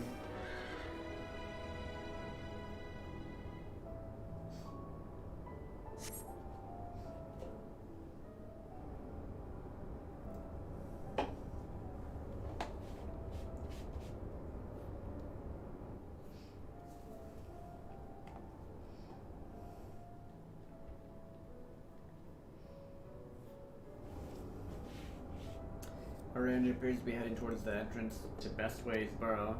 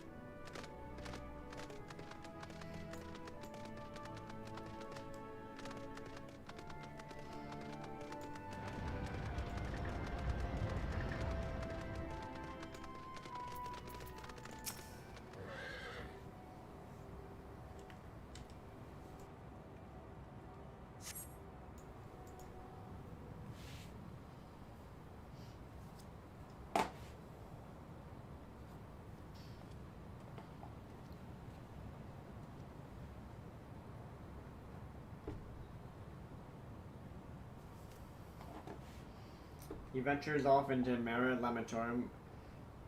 For reasons unknown, you must tread carefully, else he might sense your presence.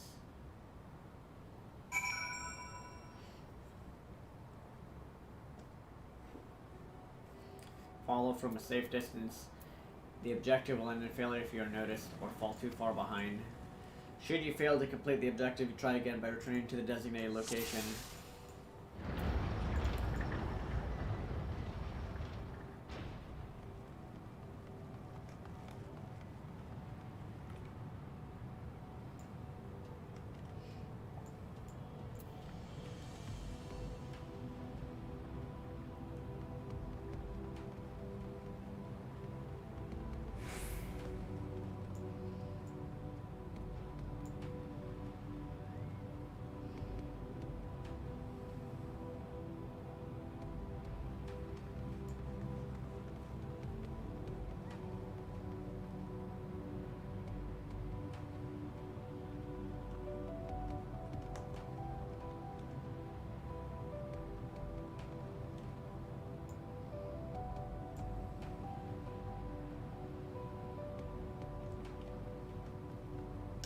This is gonna be a tricky one, guys.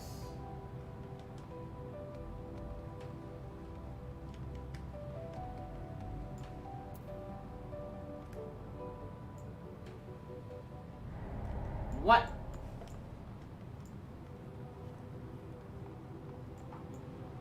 Son of a bitch. I did it the first time on the other one. Apparently you can see pretty far, bro. Good eyesight.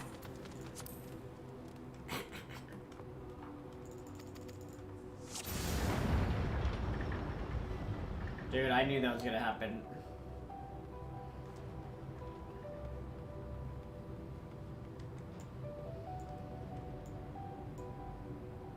I don't know if he turns around at the same time every time or not.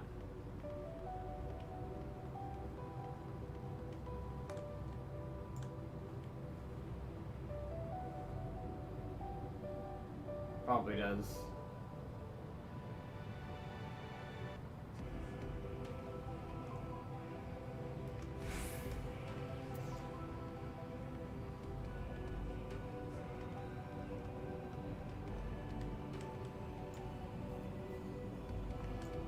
There's no way. I don't know if we'll be able to see that behind that rock. I'll just stay behind this one.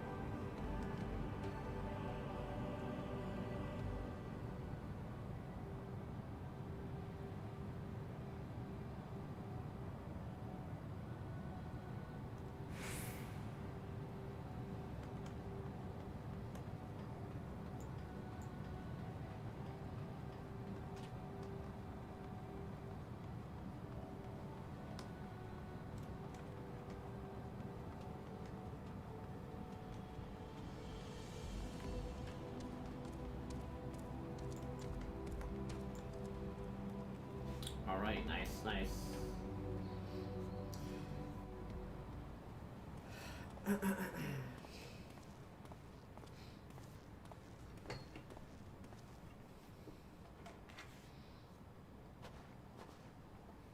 Thine arrival is timely as ever.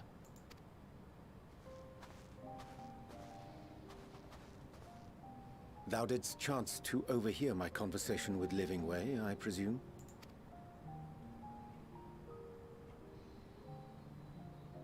'Twas not mine intent to move in shadow. Nevertheless, I have been asked to do that and more yet again. Is it so plain that these strangers could intuit it at a glance? My capacity for silence and secrecy and duplicity. And Grahatir did contrive to deliver the first at the price of his own life. I was complicit in the scheme.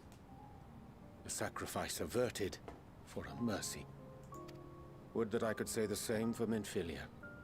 One life for one world.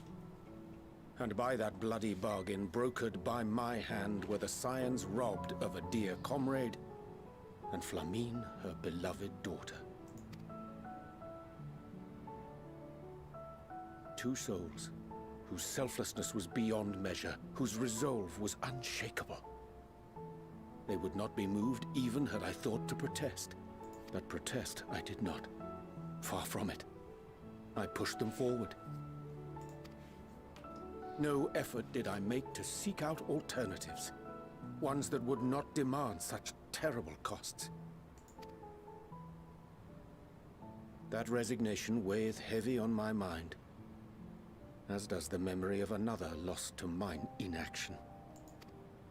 Dearest Moonbringer, who did face death unflinching, that we might secure a means to bring low the Ascians.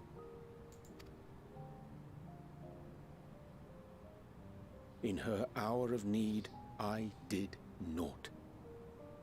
Dutiful disciple of Louisoix, ever looking to the greater good.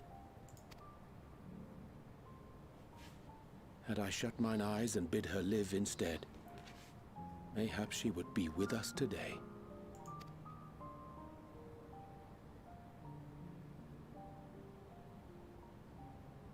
Selfish wants, born of everlasting regrets. Most days I put them from my mind, but could think of naught else when asked to swallow the same bitter draught. Subterfuge and sacrifice. Mayhap the right moral choice, but one I regard with great trepidation.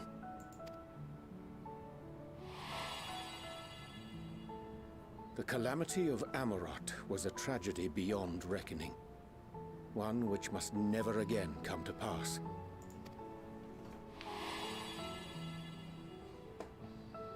Thus must we struggle, haunted by ghosts of those we have lost, clinging to those we pray we can yet save.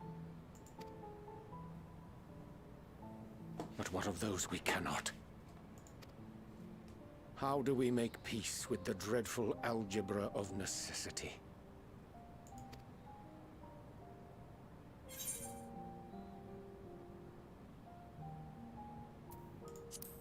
Sometimes there's no right answer. We'll say that.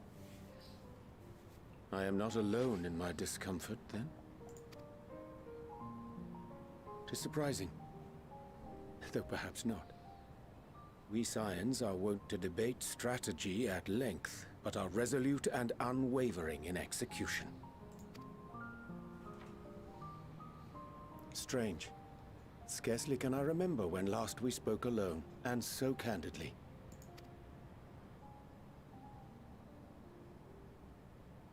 I thank thee. For all my supposed skill with words, I find it difficult to express such private thoughts.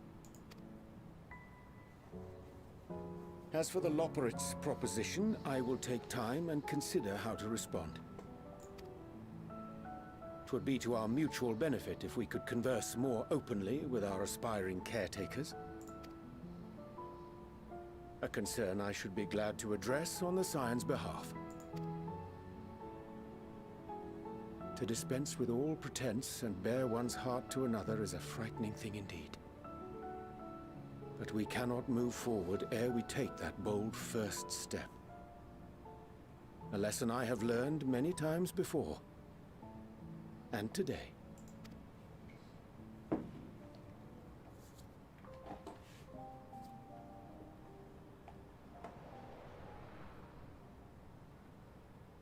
What are they saying? Curse these ears! I've heard bugger all! I think these No matter. Loporrits are We've got our Australian. plans. They say crikey and bugger.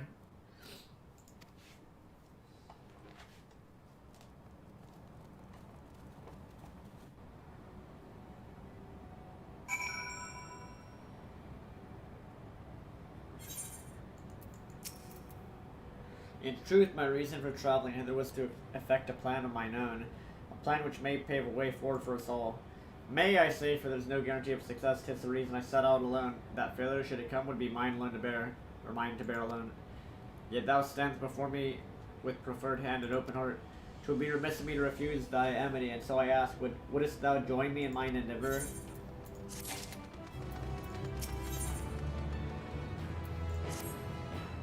I thank thee for accompanying me. 'Tis a simple plan in truth. We shall not be long away from Bestways Barrow. Difficult decisions must needs be made in the coming days, but I nevertheless believe we're all of one mind in our desire to save the people of Etheirys.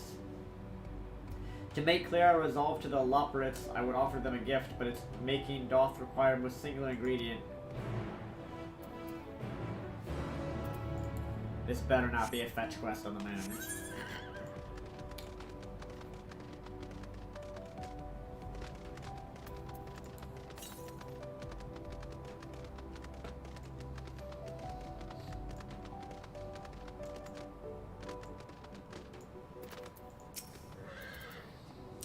Abundance of spongi, excellent.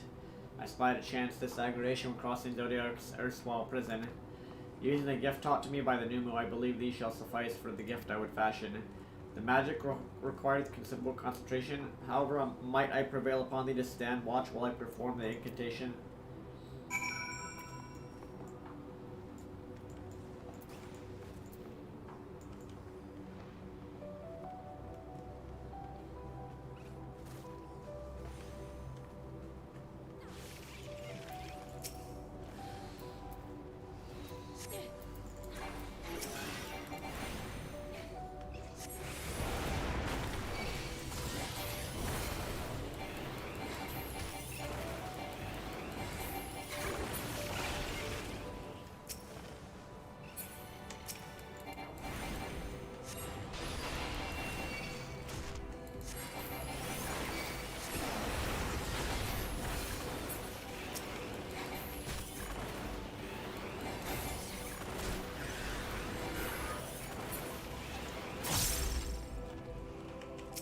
Another one.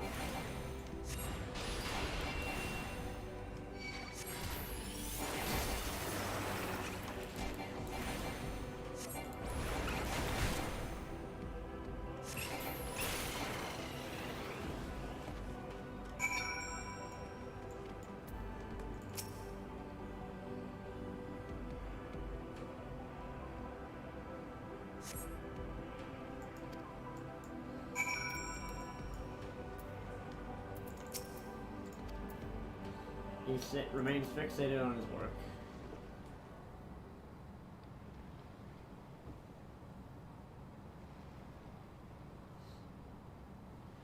There, 'tis done. A magic ink every ounce as efficacious as that crafted by the Numu. Rare is the occasion I would conjure mine own, but is nevertheless a most useful skill. The resulting product is admittedly possessed of no preternatural properties, but its hue is one of my own choosing, which I pray the Loporrits will appreciate. Avilo, earnings you think of this, I thought you'd been eaten or had fallen into a crater.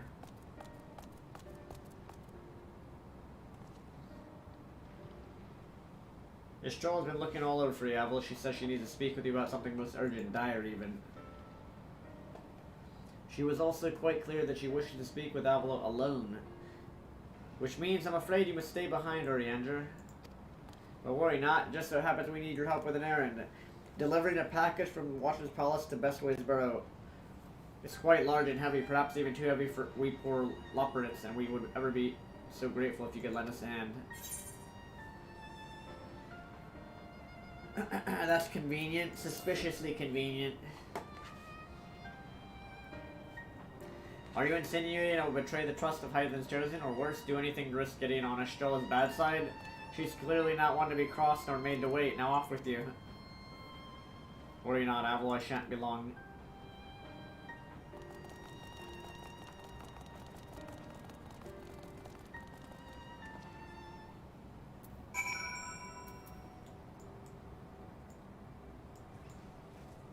Alright, back to the burrow. Bestways Barrow.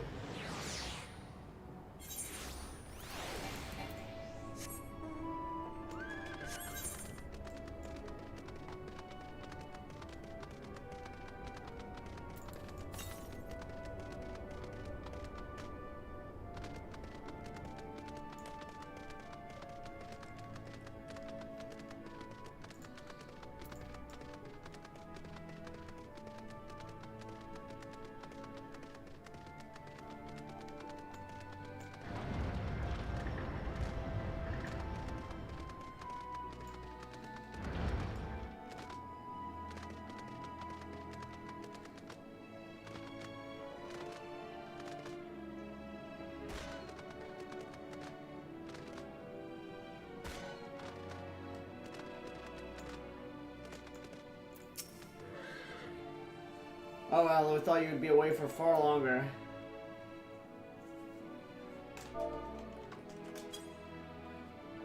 A dire emergency? I said no such thing. But as you're here, I could use your assistance with one small matter.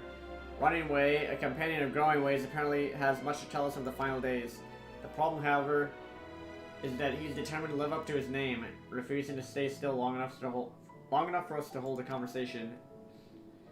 Is there anywhere he's likely to stop and rest, or perhaps there's a way to slow him down? What's the rush? I was thinking we should wait here, maybe do a cold mug of carrot juice. If it's really that important, try using these balls. Alright, we're gonna catch the little Running Way.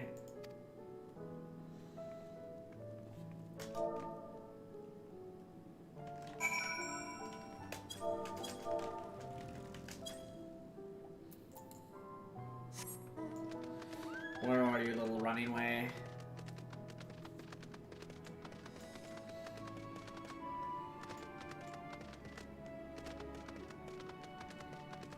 There's a surfing way too.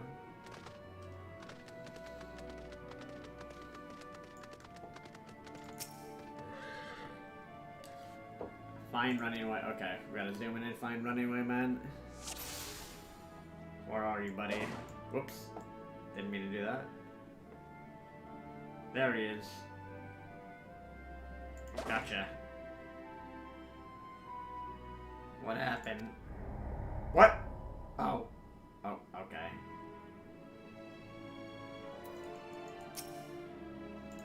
Alrighty. Do not hit oh, whoops. Do not hit the unassuming Loporits. He was running fast. Oh wait, that's Running Way. Right? Oh yeah, that is Running Way. Okay, I got him. I thought it was any of the... I thought it was... I figured it was the other one since he was running. But apparently not.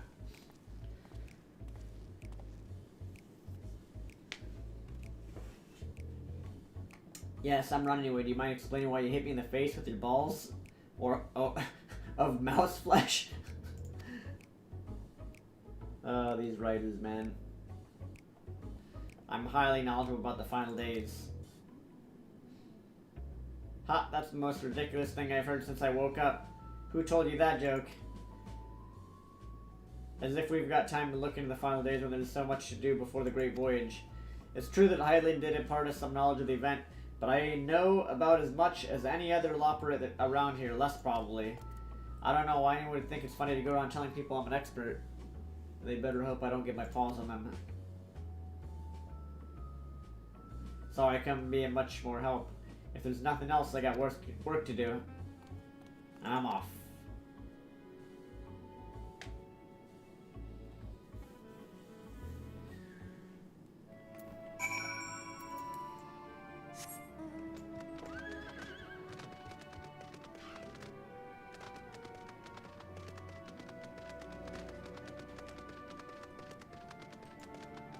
Oh, sorry, was just chilling in Limsa in a camp circle. New World server died, so you start it.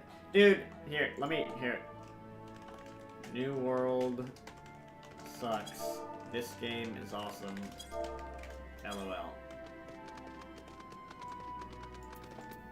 Dude, why would you ever play New World over FF14? I don't understand. That's like not even a choice. Do you want to chop a tree, or do you want to play a game with a good storyline, good raids, and a hell of a lot of content, and yeah, and good gameplay? I mean, could find. Okay, let's see here. He knows no more than the others. Yeah, these little rabbits don't know anything. Care to explain yourself, Growing Way?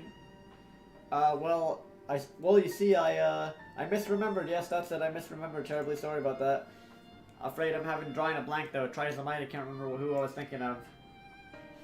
On an unrelated note, what of Oriandra? I assume you spoke with him earlier. Did he say when he'll be returning? On his way to the Watcher's Palace with Living Way?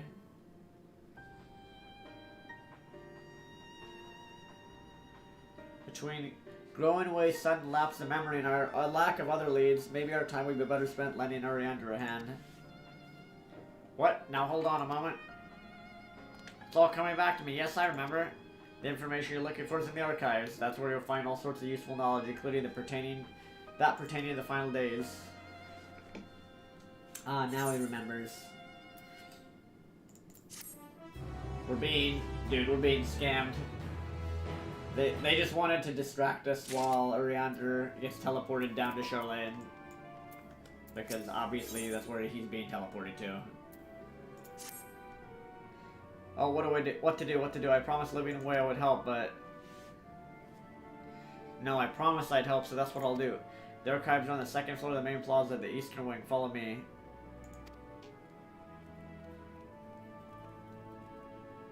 I suspect the Loperates are up to something, but if there's aught to be learned on the final days, I think it best we play along for now at least.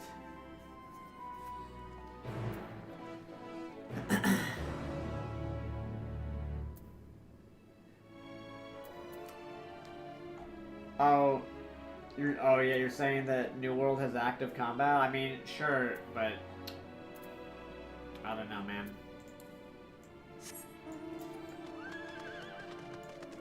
I feel like FF14's combat, I mean, tab target combat's not that bad. It could be better, like, Guild Wars 2, or like, as you're saying, like, active combat where you're aiming and stuff. If they had that in this, I mean, it would be, the thing is, it would be an entirely different game, that's the thing. Combat in this isn't that bad, either, like... They're getting musculine as soon as they wipe you, they run behind your spawn camp. What the heck?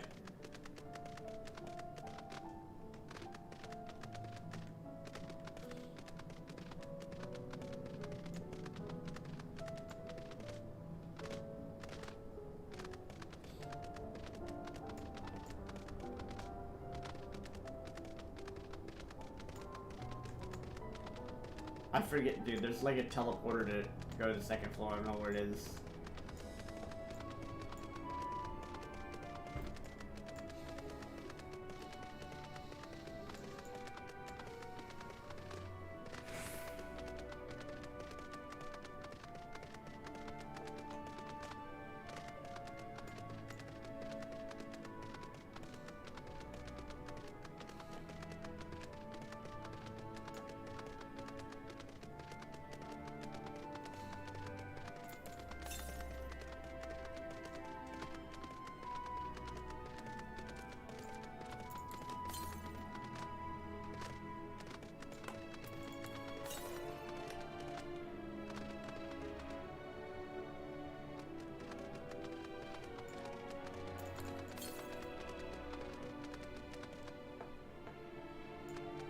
Thought I saw an Aether Current somewhere here.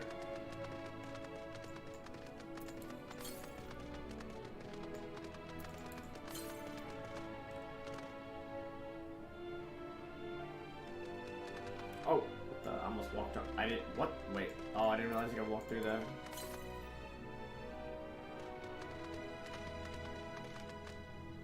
Alright, I don't know where this one is. Like I said, I'll just skip these another time. I'll do it off stream.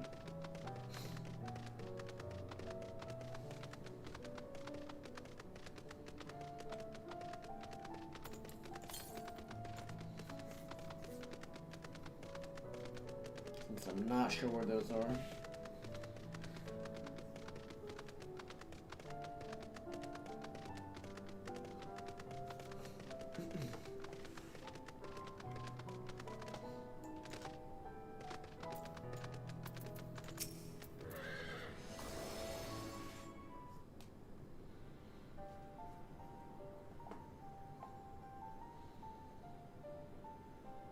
The archives are right through this door, but it seems to be locked. I guess we'll have to go and find whoever has the key. Growing away enough. If you have naught else to tell us of the final days, you need say so. We can ill afford to be wasting time here, as you well know. Did you yourselves not tell us we must act quickly? Yes, we did, but the moon was to be a perfect paradise for the people of Aetheris, and we're running out of time to make everything ready for their arrival. We hope you'd see the wonders we have to offer, but you've found nothing but faults and flaws in our work. Only one of you saw our potential, so you others must be kept here. So that's Living Way's game. Run us about in circles, and failing that, lock us away so we can't put the plan at risk. Everyone except Oriandra. He understands what is at stake, what must be done. So you've misjudged us, Growing Way. Never have we decried the notion of using the moon as a means of escape. That said, my heart breaks at the thought of abandoning Aetheris and her reflections to their doom. If there's a way to avert the final days, I wish to find it. We all do. We may fail, but efforts would never be at the expense of your plans. But why would you take that risk? There's no room for ifs and maybes now. The people of Aetheris will escape here to the moon. They'll be safe and we'll finally get to see all their happy, smiling faces. I'm sorry, but we can't let you leave. We just can't. Oh, what? Oh my god. Do what you must, but try not to hurt them. I'll be back in a moment. Don't do anything rash while I'm gone. I knew these little cute bunnies were gonna turn on us. Actually, I didn't know that. How dare they? If we dally, they'll overwhelm us with sheer numbers. I say we knock these ones out, split up, and make our way to the exit. Agreed. Let us reconvene where Argos awaits outside.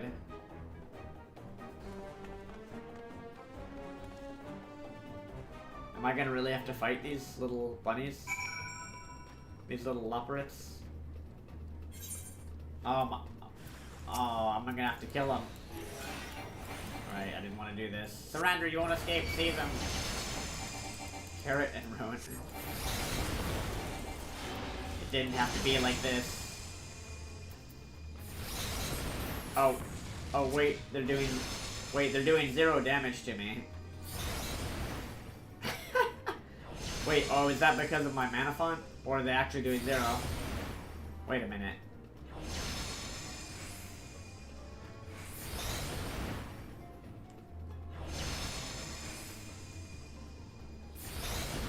Oh, shit, they're doing damage.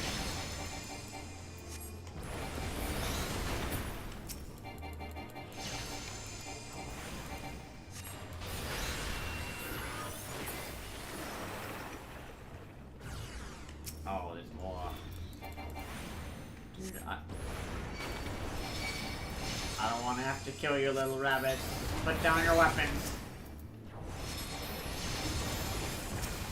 Put down your weapons. It's too powerful, too strong. Oh, it's Growing Way. Please come quietly. Put down your weapon, Growing Way. Put it down, buddy. I don't want to have to do this. Put your weapon down. I don't want to have to do this, buddy.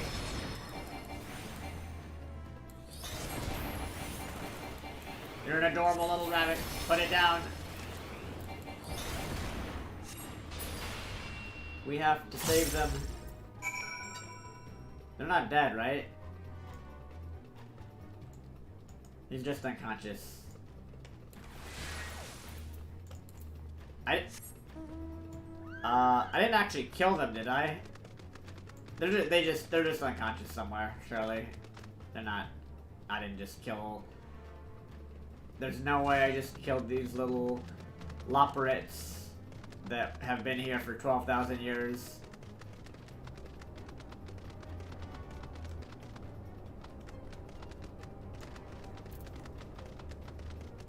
I don't believe it.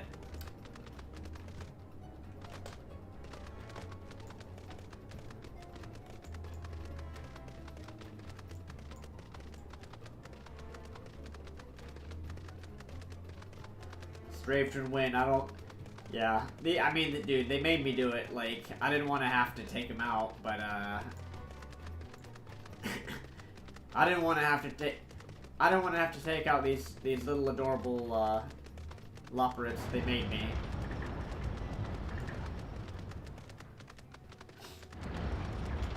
They made me do it, man.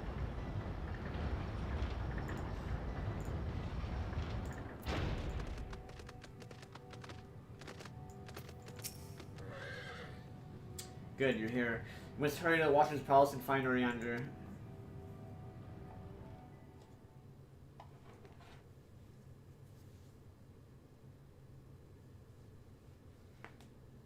I don't think I killed them. I just probably knocked them unconscious.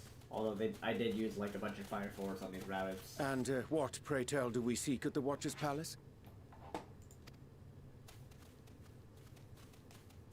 Oh, come off it, friend.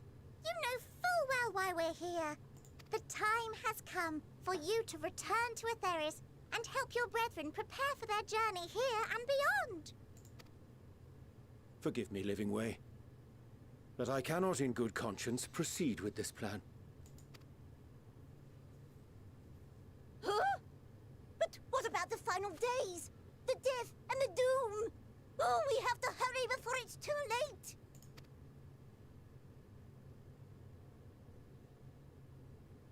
Your unflagging commitment to your duty is endearing, to say the least.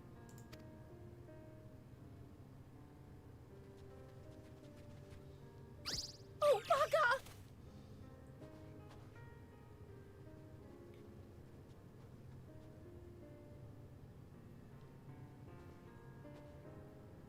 Be at ease.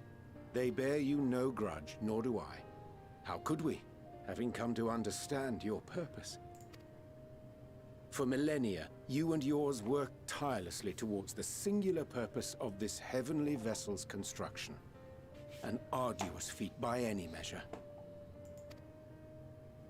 It is clear you have spared no effort. Why, your very names are a testament to your dedication.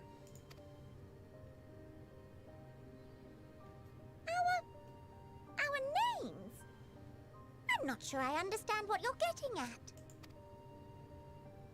Names are an expression of the self, a declaration of one's hopes and aspirations.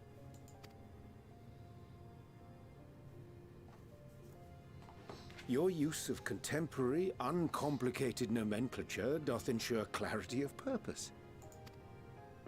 There can be no doubt that your love for the people of Aetheris is boundless and pure.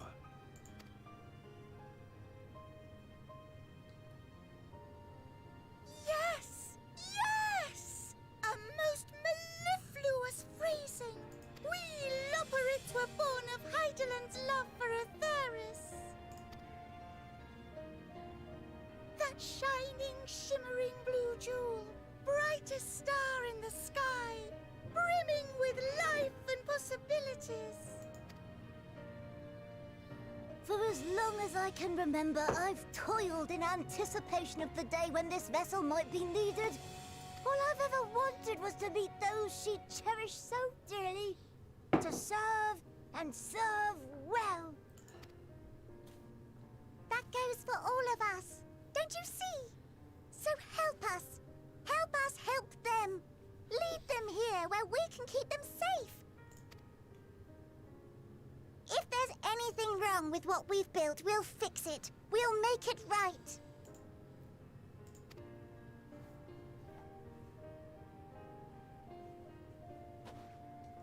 I hope we don't have to kill these little bunnies too. Or I mean subdue them. Your works rather. want not for repair. Yet there remaineth much for you to learn of men, and your own kin besides.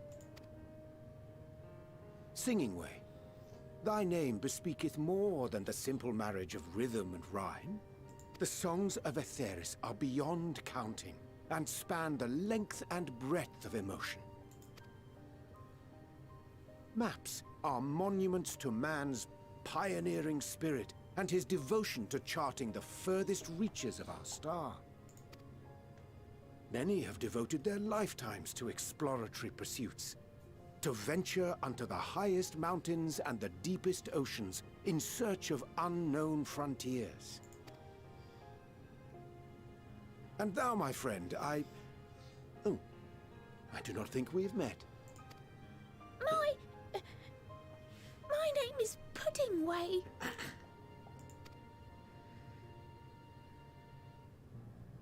Puddingway? Yes, indeed. A name of deep and abiding significance, I'm sure, but one perhaps better communicated through delicious deeds than tasteless words. A judicious application of fey magics at a later juncture may be appropriate.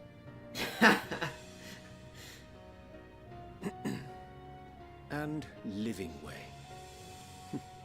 'Tis no easy feat to convey the significance of thy moniker. There better not be a killing way. When I was a bookish boy, a dear friend of mine was fond of peppering me with questions as I read, to my occasional annoyance. One day, I posed to her a question of mine own. What doth it mean to live? After much contemplation, she proffered this answer. The anticipation of a half-read story's conclusion. The hope today's mistake may serve as tomorrow's lesson. The wish that a new acquaintance may one day call thee friend. She believed it to be all these moments and more. I want to understand, but... I, too, still labor to find mine own answer. 'Twould be my pleasure to assist you and yours in embarking on a journey of self-discovery and enlightenment. For thee.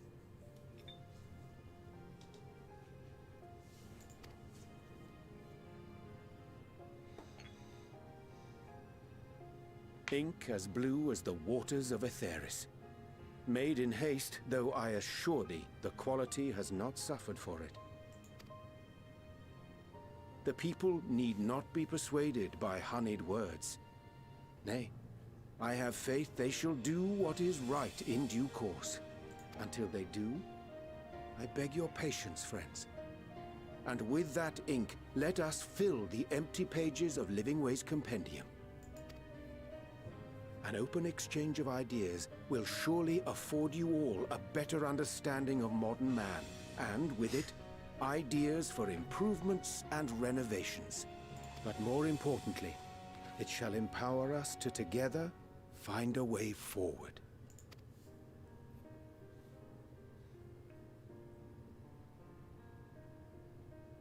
I hope you're right. Thank you for this lovely gift.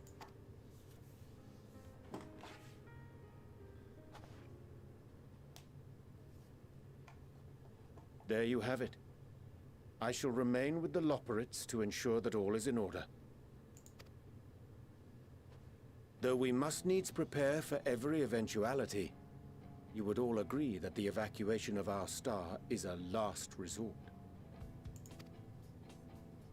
To accept failure is to accept the demise not only of our star, but that of Reen's, of all reflections, and the souls that call them home. Which is why I have every faith that you shall fight to the last, that such drastic measures may prove unnecessary. Should the worst come to the worst, and I pray deeply that it won't, I'll take comfort in knowing preparations were made under your watchful eye. Aye, thou mayest be assured that if calamity cometh, not a soul will be left behind, if being the operative term.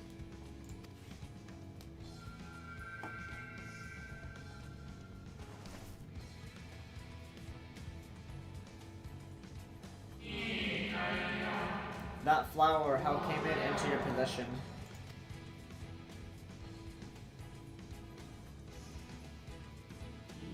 How very like her. Guided by its light, you may come to know her true intentions. Intentions which remain a mystery even to us. In our time, we called it Elpis. You would do well to remember the name.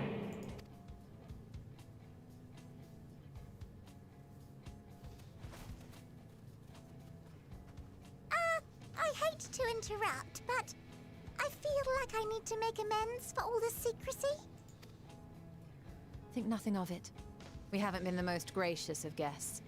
Do convey our apologies to Growing Way and the others. Oh yeah, I accidentally killed Growing Way. Forgot to... But of course! Forgot to mention that. And when next we welcome more guests from Aetheris, we'll have learned to be much more hospitable hosts. Oh, and circling back to the matter of inappropriate secrecy, we ought to discuss our benefactors. Yeah, we know it's the Charlayan.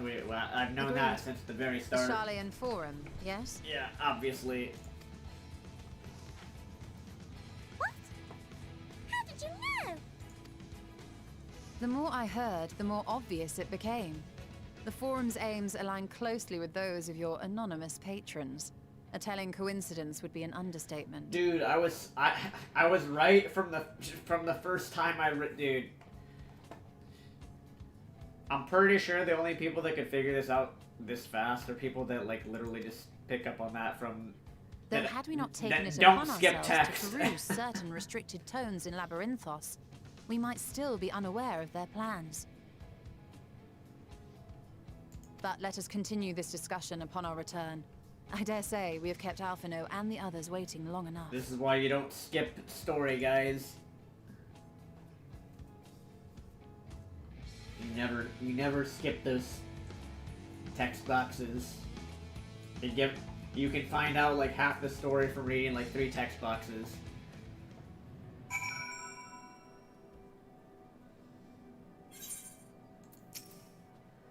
"'Twas a relief to see Livingway was pleased with my gift of ink. To serve and serve well. Though their knowledge may be lacking, their boundless love is a blessing without peer. It will be no easy task to prepare them for what must needs be done, but gladly do I embrace this duty, even if it doth necessitate we part ways for a time. Forgive me my absence, but I have the utmost faith in you and all our fellow Scions. When next I return to Aetheris, I pray I'll find you all in good health and spirits."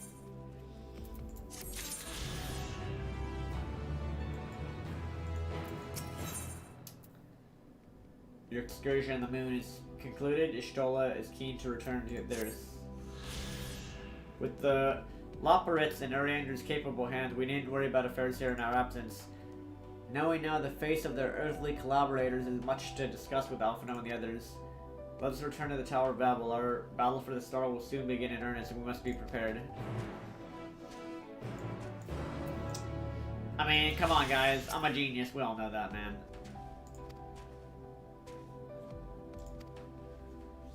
Keep the Elpis close. Oh, that's the flower. Alright, well, let's get out of here before they figure out that I killed Growingway.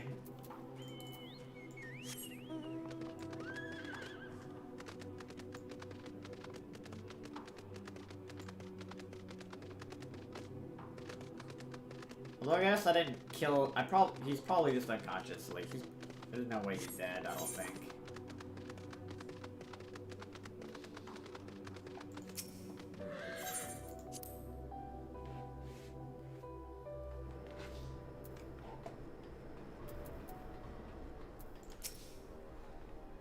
Gods, I can scarcely believe we went to the moon and back. But we'll have time to reflect on that later. Right now we need to head back to Camp Broken Glass and deliver a thoroughly detailed report to Lucia. I'd like very much to know how everyone is getting on here as well. They'd only just begun to treat the tempered prisoners when we left. I share your curiosity, but warning our allies of Falaise is of greater importance. I speak not only of the contingent, of course. The heads of state of every nation must know what we've learned. We know not when or where, in what manner the Falaise will begin to manifest, so we must see that everyone's prepared. Agreed, although we may wish to stress the importance of discretion, lest the public be sent into panic. Not that anyone in position or responsibility should need to be told as much, but it bears repeating. Yeah, dude, I was right. I was right, bro. They didn't make it. It was already there, and they knew about it, and they didn't tell anybody. My predictions in theory were pretty close. Pretty close.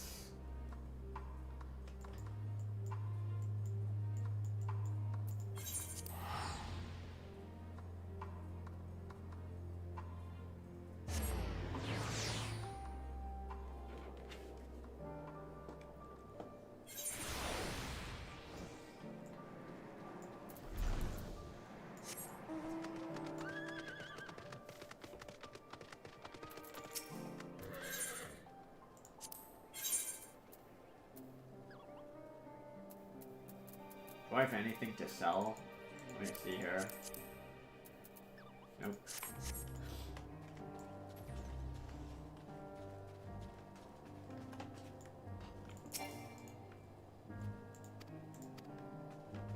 See, my theory. So my theory was right, man. Yeah, they didn't build it, but yeah, they were teleporting stuff up to the moon, basically, just like I thought. You know what they say? You know what they say? Reading is fundamental. If I hadn't read that thing about them teleporting stuff, I might not have picked up on it. Might not have picked up on that stuff unless I read those things at the beginning of the story. It's good to see you all again. No worse for your lunar adventure, I hope. We've done what we can for now, believe me. We intend to tell you all about it. Before we do, might you tell us what's become of Garlemald in our absence? We've succeeded in subduing the tempered inside the Tower of Babel. We took many alive, but combined with those who were already in custody, the number requiring care has grown exponentially. The inclement conditions have made it difficult, if not impossible, to treat them all here, so we petitioned the aid of the allied nations. Some were understandably hesitant to proffer assistance, particularly those that were but recently subject to imperial occupation. That said, several others have agreed to grant them refuge for treatment. With the assistance of your fellow Scions, we endeavor to see them safely transported and subsequently cured of their tempering. Will all the tempered be relocated? No. Oh, not all, no. We have sufficient shelter to attend to those whose treatment has begun, and enough healers have volunteered to remain until their patients have recovered. Julius is one such patient, though he's not yet fit to receive visitors. Truth be told, it was a miracle he and those in his company were not harmed in the chaos. If not for Alphino and Alze's timely assistance, I dare say none of them would be with us today.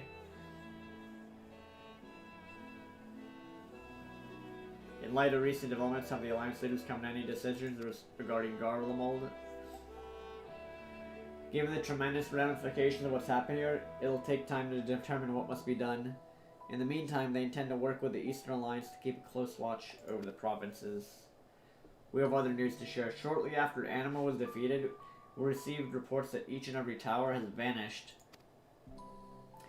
For a mercy, the process was apparently not quite as violent as that you experienced in Thavner. Those who were trapped within them have been rescued and are receiving treatment. To hasten this endeavor, the Beast Tribes received instruction in the magics needed to cure the tempering. Master Matoy is no doubt thrilled the Mother Porksy affords her so many visitors. Yes, we're grateful for her ongoing efforts, as well as those of her comrades near and far. As for the contingent, several of our members have been granted leave to return to their homelands after the transfer of Tempered has been completed. Lucy and I will remain, along with a small force, to continue offering aid to those here in Garlemald. The Empire may be no more, but there are yet those who call these lands home. I believe that accounts for recent events here, so what of the moon and the Telephoray?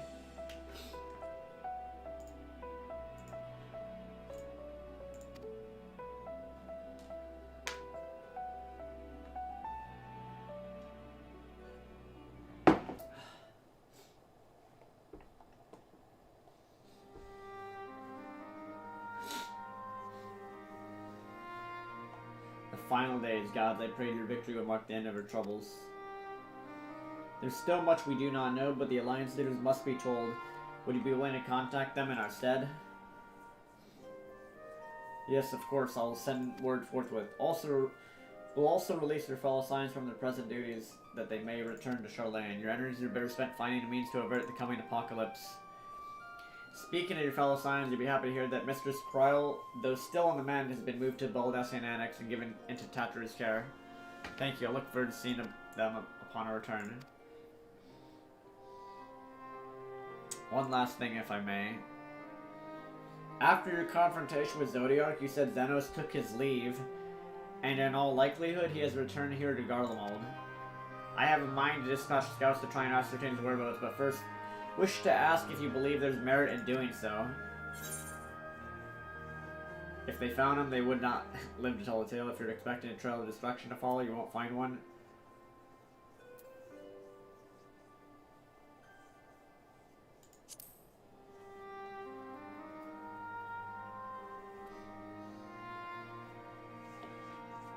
Aye, you're the only foe he considers worthy. And even if my men found him, who but you could even hope to bring low that monster? Pray forget I entertain the notion. While on the subject of Xenos, the 10th Legions made an official proclamation. They denounced the Crown Prince and condemned his role in the Empire's downfall. His very title has become a source of shame among his former subjects, and its continued use serves only to hinder relations with foreign nations. For this reason, he's been declared as Xenos Viator Galvus, outcast and enemy of Garlemald.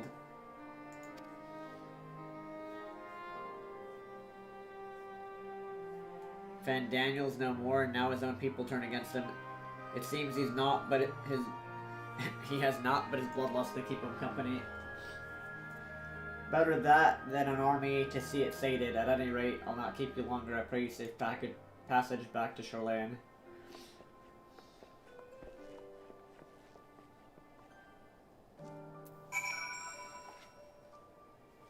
Well, considering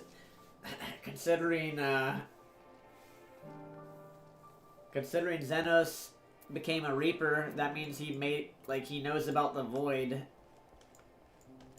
So we're gonna have some other problems soon. We're gonna have some minor problems, I think.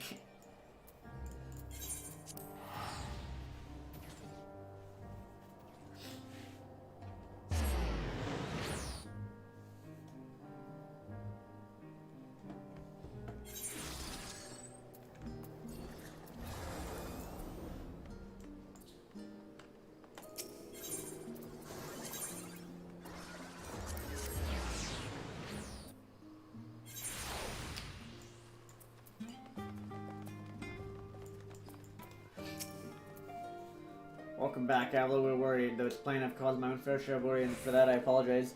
Hyland called to me the day when you entered the Tower of Battle. Her pleas were faint but desperate, and I know once she required a vessel to carry out her will. What came after feels like a dream barely remembered, my body flowing through the life stream toward Garlemald. When I regained consciousness, I was all aches and frostbite, exhausted of aether. So exhausted, in fact, I could only laugh. For it was in that moment I understood Raha's awareness from the Tower of Zot. Would that I could laugh at a time like this. Though we prevented Zodiac from being unleashed on the world, I'm curious to know what else took place on the moon. Perhaps we should wait for the others to join us before you give your account.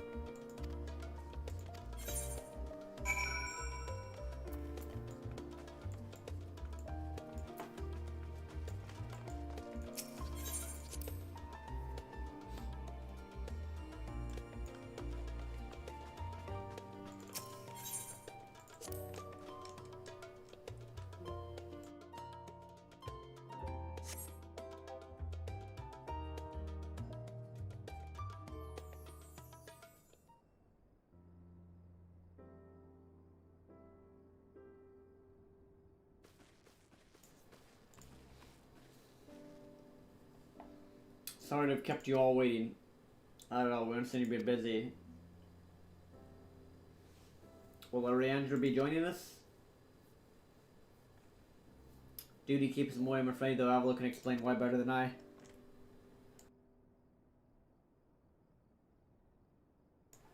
Yeah, he's on the moon with some little rabbits.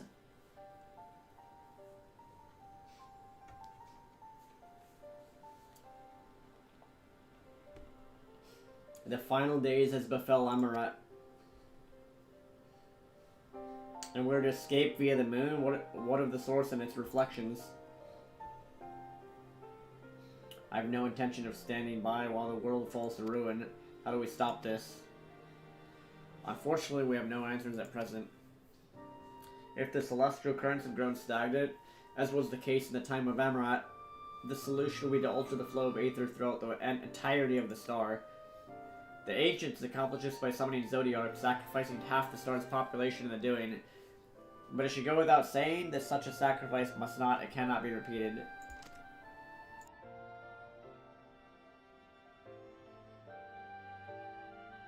Which leaves us with the final daunting task of identifying the underlying catalyst for the final days. A feat which even the Amaratines could not accomplish. Unfortunately, we found no clues in Mare Lamatorum. There's still much we do not know about the catastrophe itself, let alone what may have caused it. The final days were marked by the corruption of the Emeritine's creation magic, but we command no such power, which invites the question what havoc is in store for us. If we knew that much, perhaps we could draw some parallel with the events of the past and thereby form some semblance of a plan. Perhaps we should start with the Forum, then having worked with the Loprits in secret all this time, there's surely more they can tell us. Forgive the interruption, I have urgent news. The Forum is holding a public assembly in the plaza, some sort of announcement. What is followed up to now? There's only one way to find out.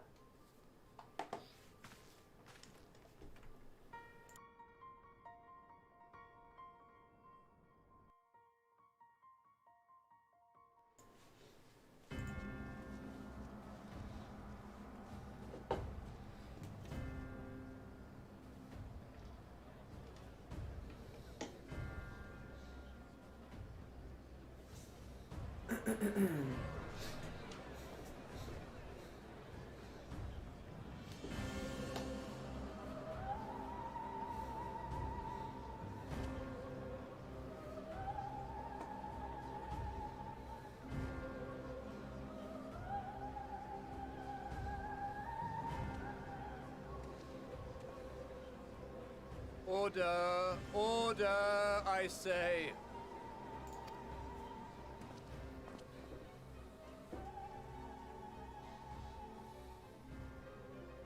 I thank you all for gathering here on such short notice. This day we must speak of grave affairs and their implications for the future of Sharlayan, nay, of this very star. Said affairs concern all citizens, and so we have called for a public assembly.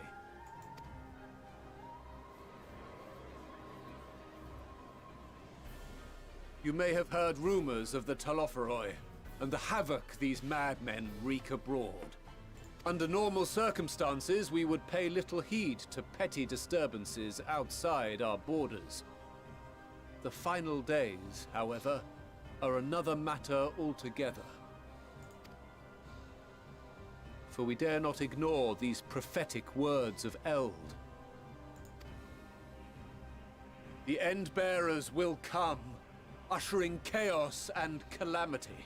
The final days descend and devour the very star. I've never heard this prophecy. Is it true? Will all that really happen? Calm yourselves. The time has come to speak of the Forum's most sacred duties. But first...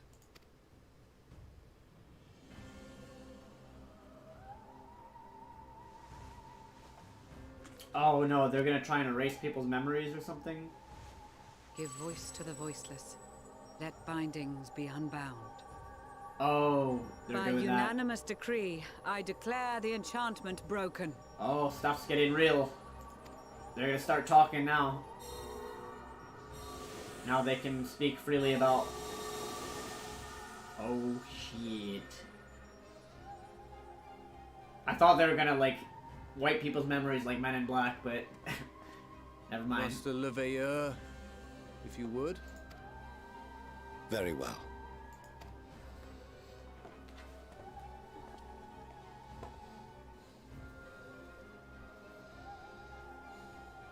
"270 years ago, our forebears began an expedition in the Dravanian hinterlands, in search of a route to access the ethereal sea. This much is public knowledge. Their findings, however, would become the Forum's most closely guarded secret. What those researchers discovered in the hinterlands was not a passage unto the ethereal sea, but the very heart of our star, and Hydaelyn herself. So that's where her gigantic crystal is. She spoke to them of a calamity that would extinguish all life, and of a means by which we might be spared. The moon. 'Tis in truth a gargantuan vessel built to serve as sanctuary for her children and deliver them from this doom. Much like Njunkref's hope in ages past, it will bear the people of a world in the throes of death to a new home. See? Exactly. That's the boat that the guy teleported. That was their first arc thing. Basically, I'm a genius, guys. Needless to say, this will be no small undertaking. To facilitate the great work, the Forum has maintained close contact with the servants of Hydaelyn, who presently reside on the moon.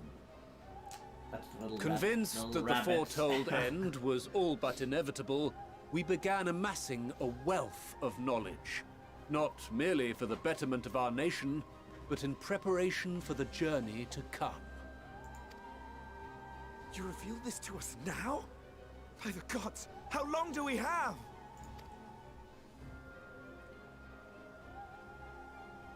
While we cannot say with certainty, we believe the hour to be nigh. We received a transmission from the moon suggesting as much not long ago. Which is why we must in earnest begin preparations for the great exodus. For his impressive contributions, and the leadership he demonstrated during our withdrawal from Dravania, we have elected Master Leveyeur to oversee this initiative. We're gonna have to go against her dad, the twins' dad here. There's no way we're agreeing to this nonsense. Fellow scribes and scholars, my countrymen, we face a threat of unprecedented scale. We must challenge the trials before us with composure and conviction if we are to find salvation. The wisdom of Sharlayan has ever been a shining beacon in the darkness, and so it shall continue to be. It is our solemn charge to see our heritage preserved for future generations. For those who will come after, we will brave a new frontier.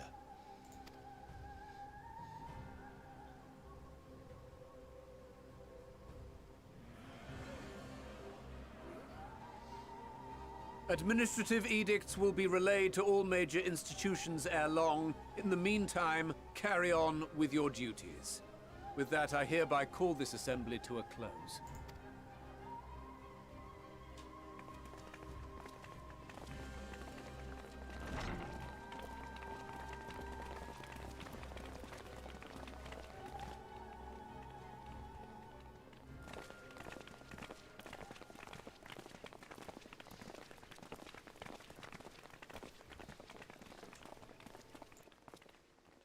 Do you remember what Mother told us when we visited home? That it wasn't until after we were born that Father seemed to lose himself in his work. If that great work of his was the evacuation of this star, then... Yes. It wasn't for his benefit.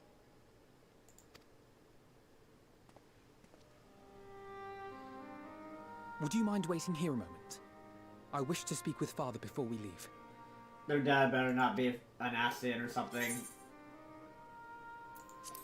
Because they always play the like the Ascian evil guy music. I shan't be long. Whenever their father is there. If it's all the same to you, I have a few choice words to share with Father as well.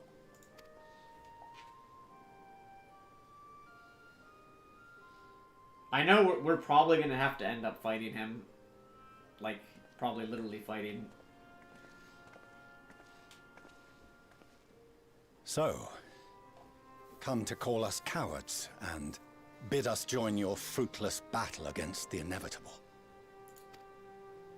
Nay, we do not object to the Forum's proposal. On the contrary, those who wish to flee have every right to do so. Urianger is cooperating with your associates on the moon to ensure that all is ready should evacuation be our only recourse.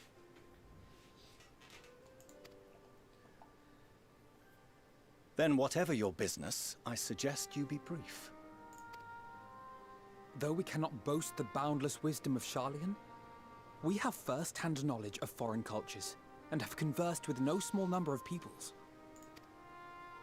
These experiences have taught us fundamental truths that cannot be recorded in any tome, nor charted on any map. The beating heart of this planet is its people, many of whom would give anything, even their lives, to protect the lands they love. Many may choose to join you in the end. But what of those unwilling or unable, for whom escape will never be an option? What would you have them do? To ignore the plight of those one might conceivably save is not wisdom, Father. It is indolence. This is why we choose to fight. We'll not ask for your understanding, Father. Only that you don't turn a blind eye to the good we have done. That we can still do. We're not children in need of protection. Hold fast to your principles and let the world burn if it please. But we believe there is still another way. And if there is, we will find it. You see if we don't.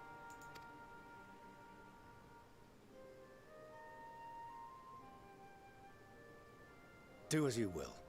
Just stay out of our way.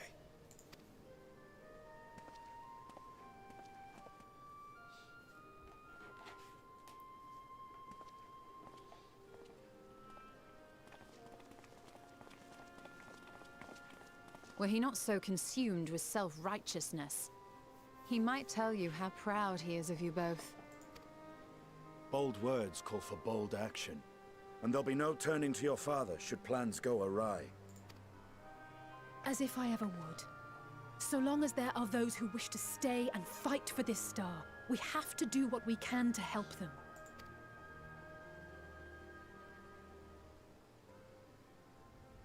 And if we're to do that, we'll need to be well rested. Wouldn't you agree? And having triumphed over what we once thought to be the source of all evil, I can think of no one in greater need of at least a dozen winks. True, man. Shall we then? To the Annex, to prepare for tomorrow.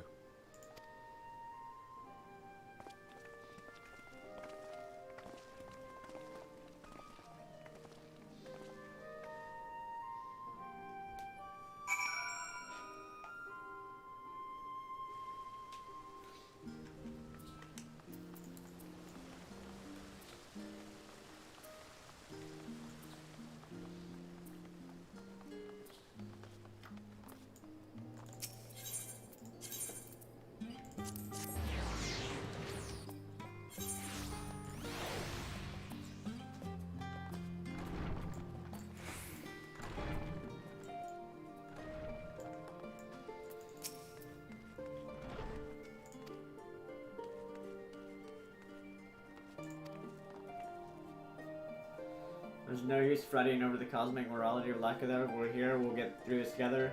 Who knows, maybe my luck will rub off and grant everyone a narrow escape.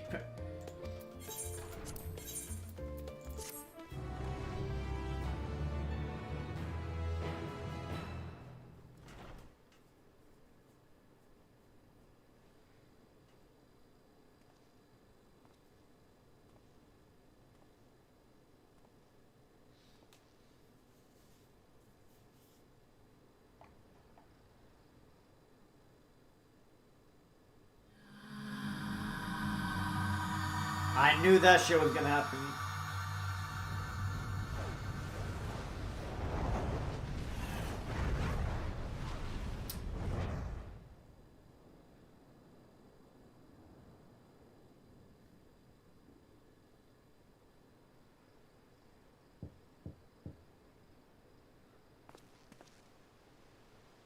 A visitor has come knocking at your door, whoever could it be? I mean, let's see. Oh, wait. If I pick one of these, does it end up being them? That's kind of funny.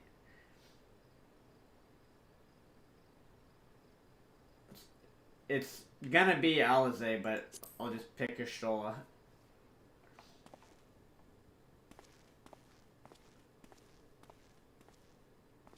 Or it's none of them. Maybe whichever one you pick is the one that goes... You're still awake. Is the one Good. that's there. Might I trouble you to stand still for a moment?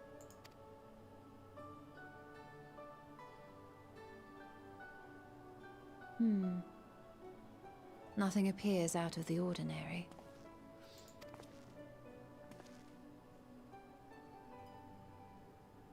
A precautionary measure. You will recall that serving as a vessel for abundant light in the First very nearly ended poorly. In your recent battle on the Moon, you were almost certainly exposed to similar, if not greater, forces. Fortunately, from what I can see, you and your ether are none the worse for wear. Would that Reen were here to confirm my assessment. To think you actually found yourself in a direct confrontation with Zodiac. As if Xenos gallivanting about in your body was not misfortune enough. Did you so grossly offend every single deity in a past life that they saw fit to place a curse upon your soul?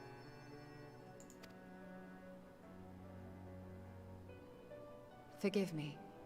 That was in poor taste.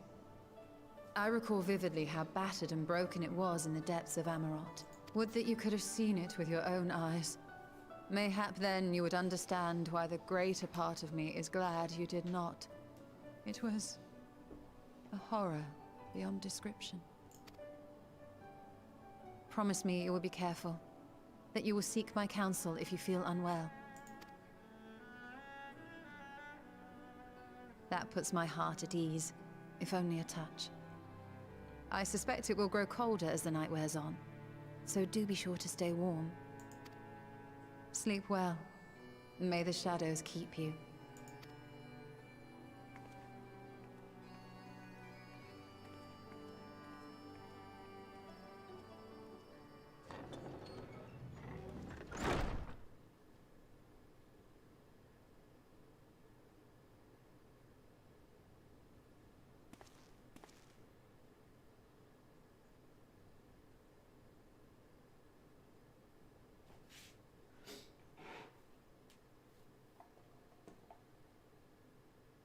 A short while earlier in the Alamegan quarter.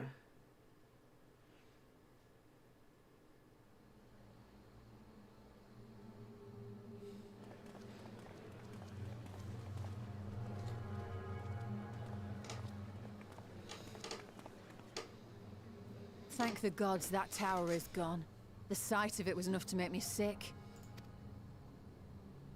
Thank the Ilsabar contingent, more like. Word is, they fought their way into Garlemald and toppled the bloody thing themselves. Not just the one, neither. All the towers have up and vanished. Aye, I heard the same. Commander Aldin and his troops helped keep casualties to a minimum, too. But is it true they brought back tempered Garlean soldiers? As Commander Aldin tells it, they've a treatment for that now. But don't you worry. Cured or not, they've no plans to bring them into the city proper. I see. Well, that's a relief then. I know we've brothers and sisters among the lot, but I can't say I'm eager to welcome them home. Wanted to think about it for a while yet. They're to be looked after in Alagana for the time being.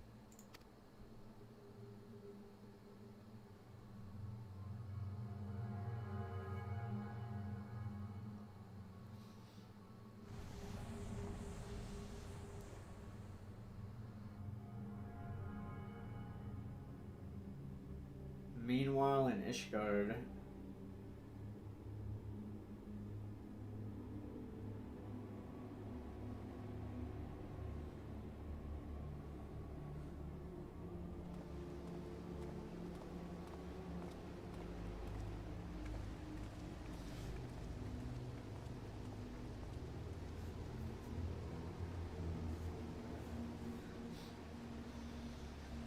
Another day, another commission of paramount importance. Well, what have we here?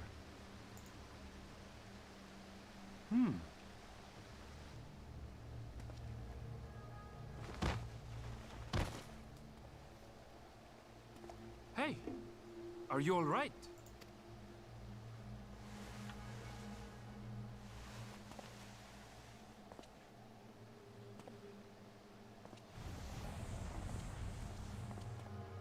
Was that? No. The shadows play tricks, nothing more.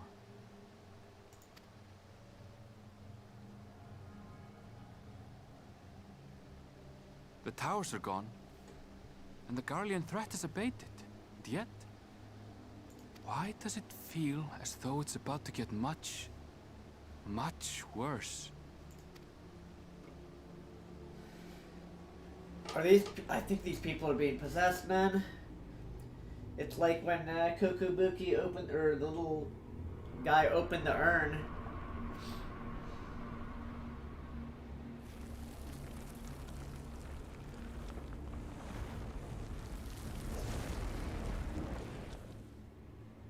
The hell?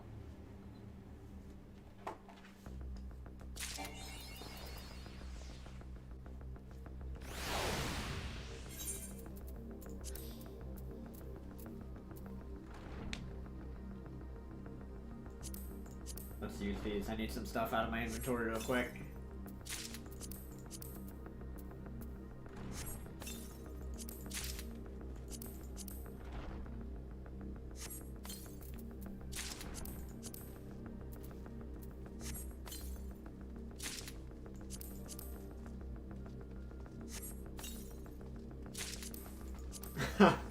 I got so many of these things, man.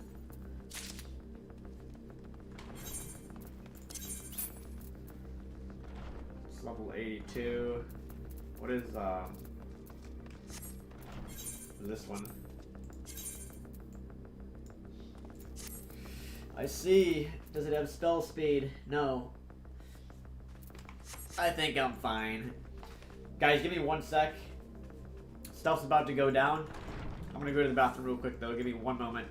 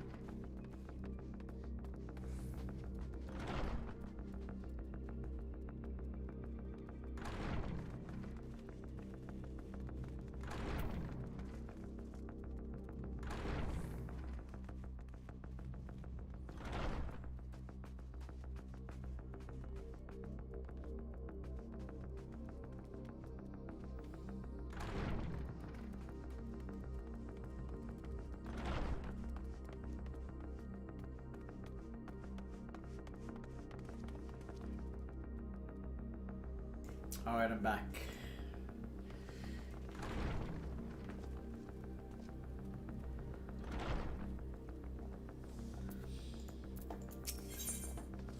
Sky is aflame. Oh, Avilo is just about to call for you. I'm afraid we received another call for assistance. This one comes from Radat-san. The others have assembled a main hall to discuss the situation. Join them once.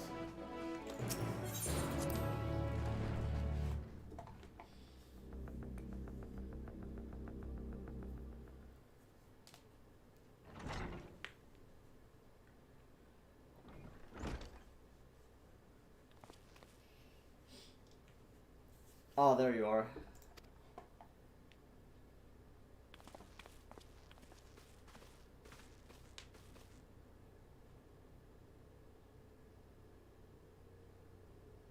Our worst fears have come to pass. But moments ago we received grim tidings from our contact in Radat-san. Vile beasts have appeared as if out of nowhere, claiming one victim after the next. What's more, they say the very sky burns above them.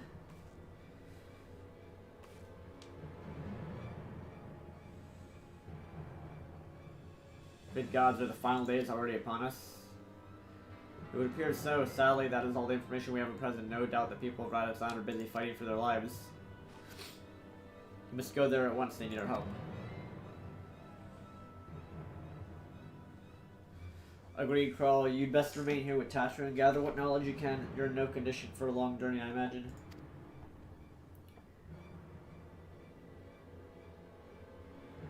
Very well. Similar phenomena may have been observed elsewhere, and if so, we must know about it at once.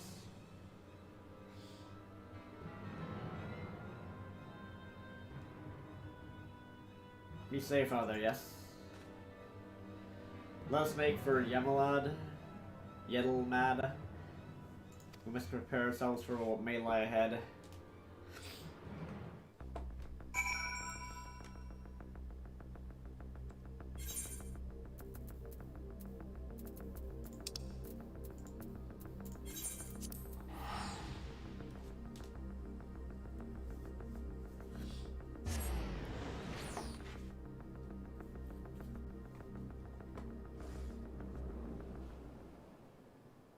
And lo, vile beasts did rise.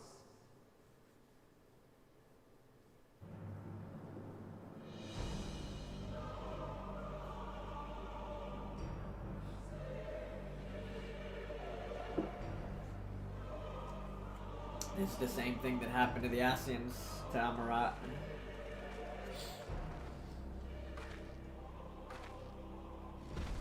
Leaving naught in their wake but blood and ash.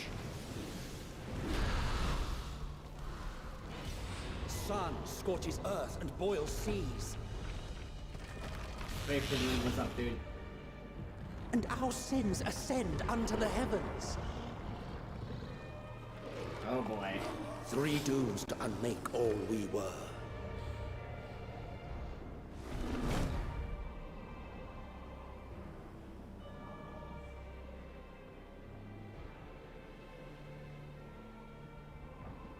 The sky burns. The final days are truly upon us. My friends, I trust you have heard the news. We have. What can you tell us of the situation, Your Excellency?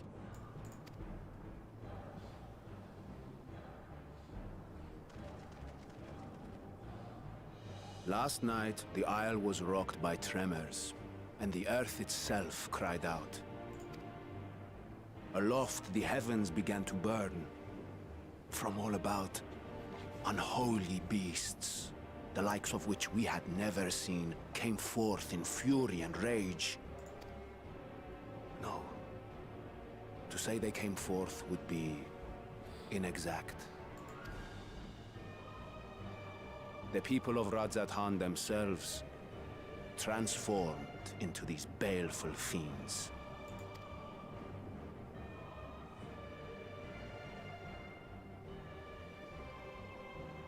Yeah. Though the phenomenon was observed throughout our lands, the first creature, the largest and most dreadful of the lot, wrought havoc upon us here in our fair city. These are the void creatures that Though they bear possess people. superficial resemblance to divinities of legend, they are ungodly abominations. The people decry them as blasphemies.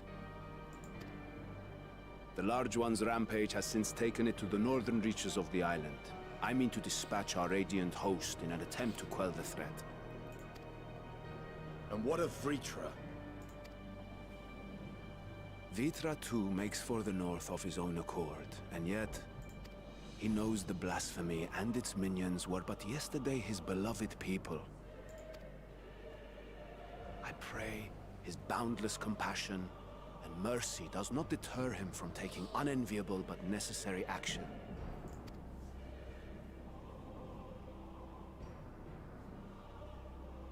Understood.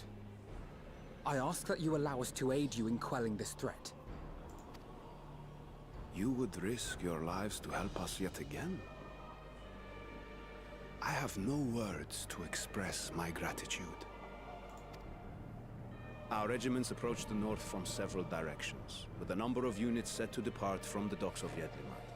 They will make landfall in an area of dense jungle. where one can expect to encounter dangers even beyond the fell beasts we hunt. I leave you to your preparation. You will find me at the docks when you are ready to depart.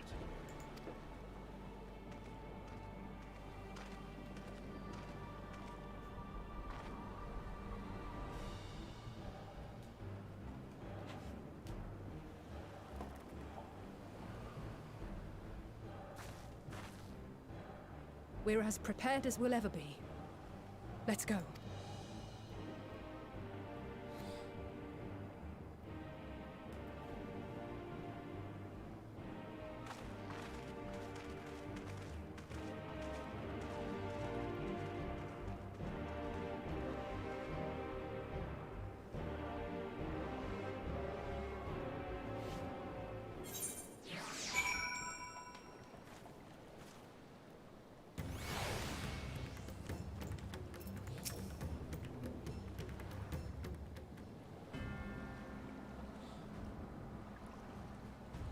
Everyone is assembled, yes? I thank you for lending us your aid in our battle against the blasphemy.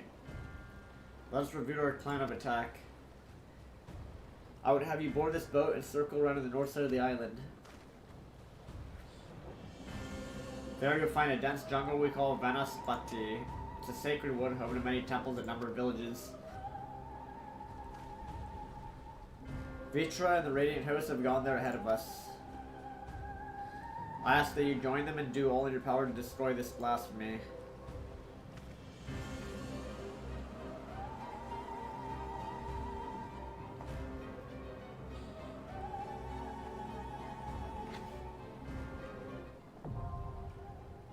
Vanaspati.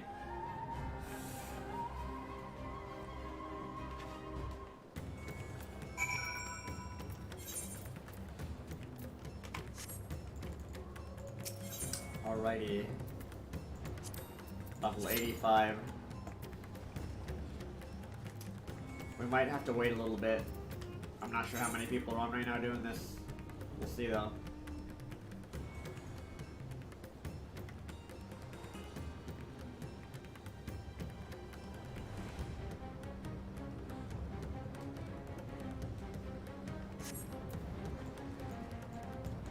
Or I could even do it with the trust. I'd rather do it with people, but hey. We can do it with people or with the trust, either way. In the meantime, let's check out this stuff.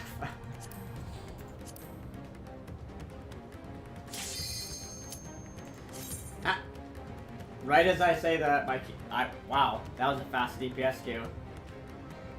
See, that's what happens when, you start checking stuff, man. Then it's like, hey, give him the queue right now. Gimme, gimme, gimme. Come on, click yes, DPS guy, yes. Thank God.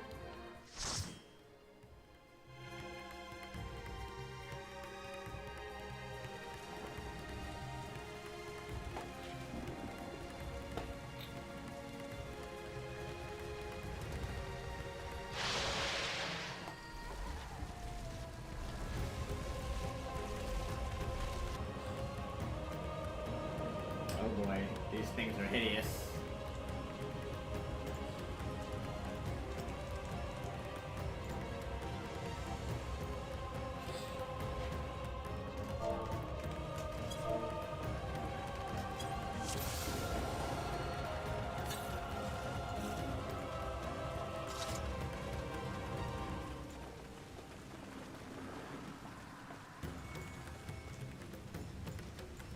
God save us.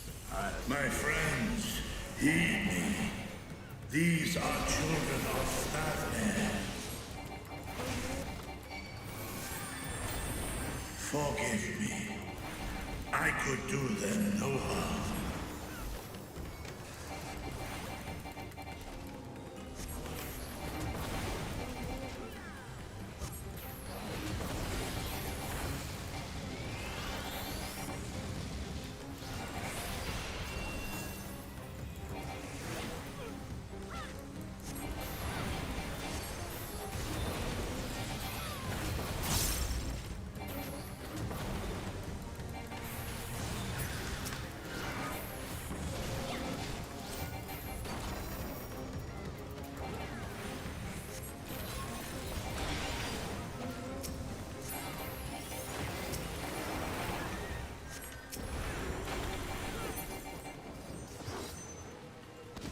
If this is the only way... It is the only way, buddy. I shall silence the beasts of the air. Pray continue onward. Nice, we got air support.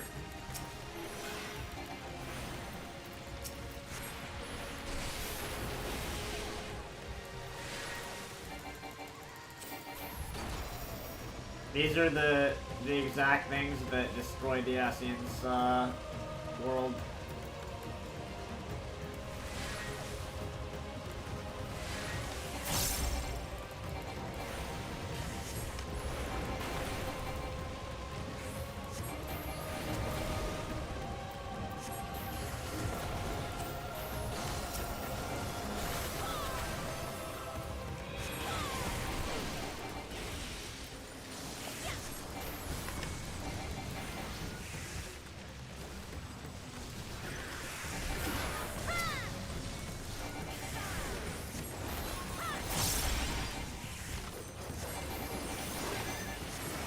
We're still figuring such things out.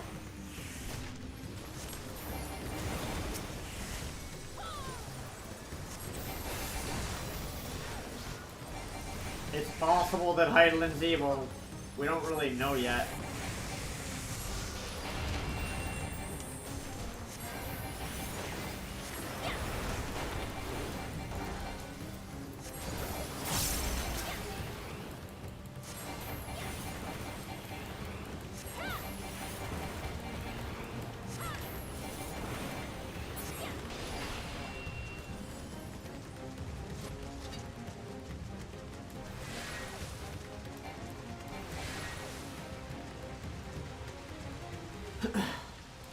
We don't know yet. We don't know. What is this? He's gonna turn into something. Oh my god, dude.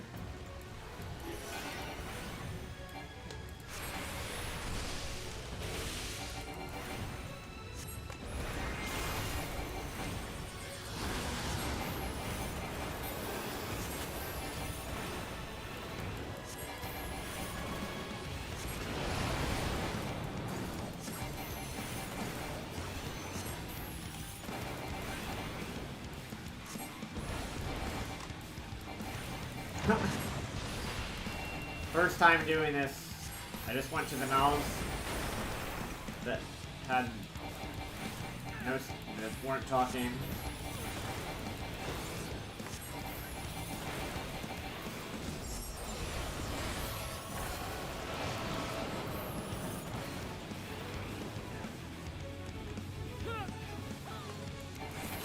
Oh, okay. I don't know why that. Uh-oh. Not looking good.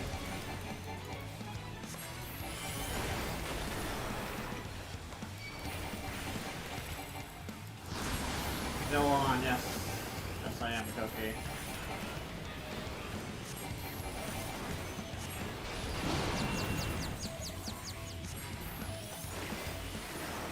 Oh my god. Ah!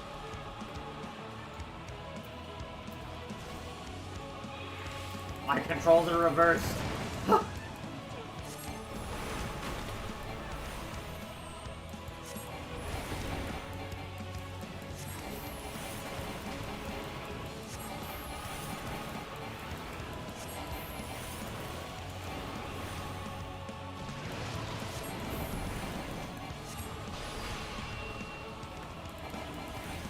What is right?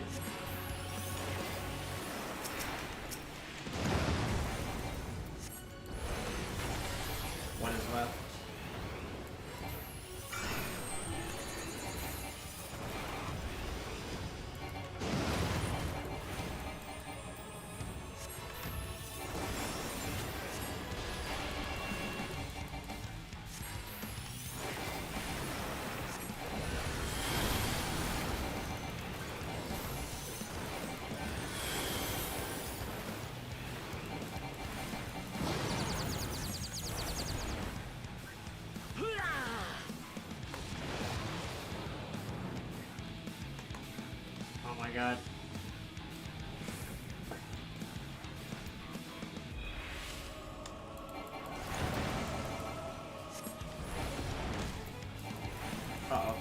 Shit.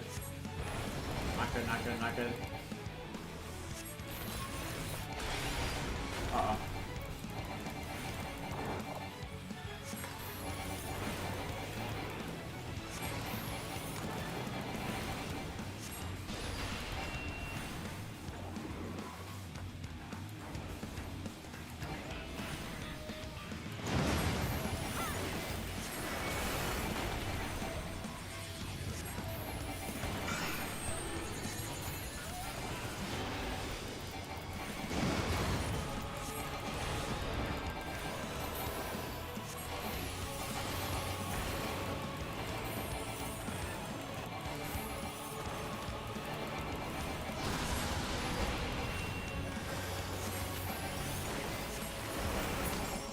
Nice. First try. A little bit. What is this vile presence I sense? A little scuffed, but The horde draweth still got through it. Be on your guard.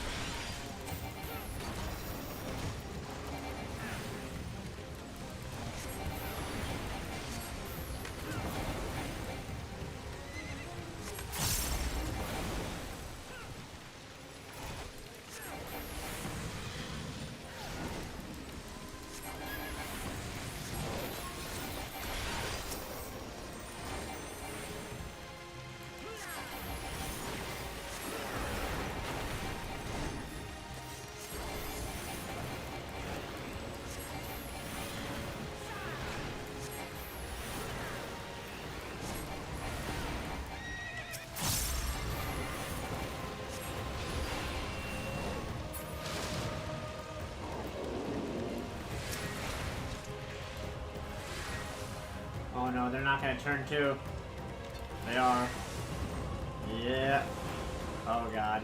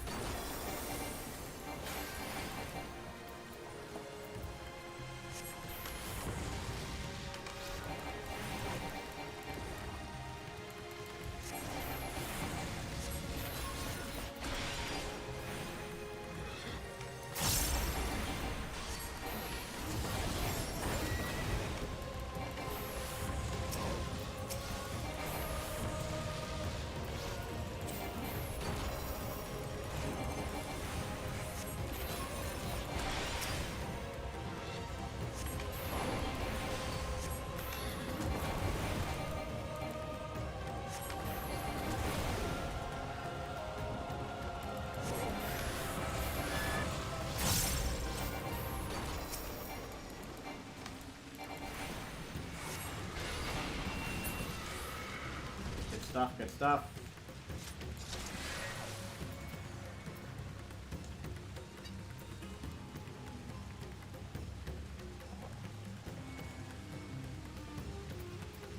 Try to just read on this. I'll just read on that, whatever.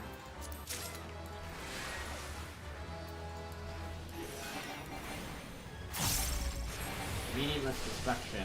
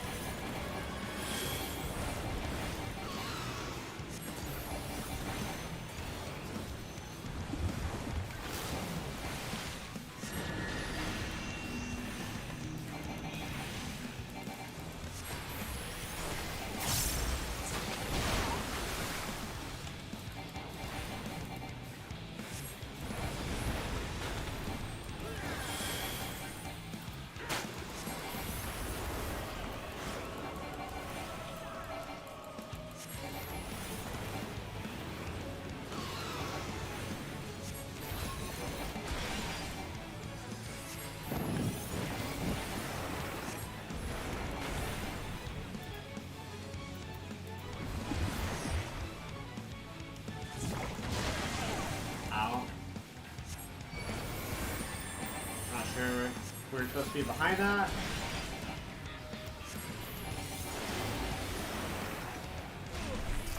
Oh my god, it's taking so much damage.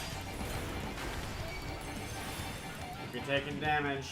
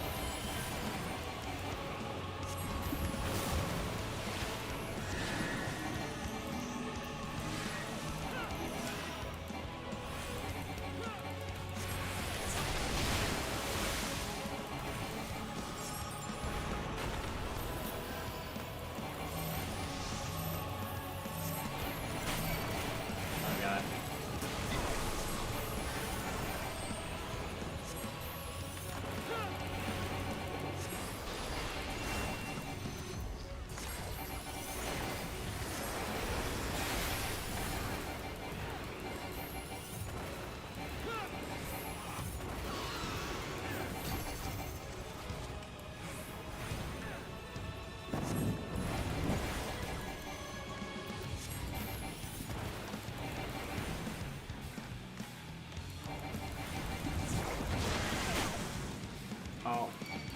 Are we supposed maybe we're supposed to get in them. I'm misunderstanding. I might be dead here.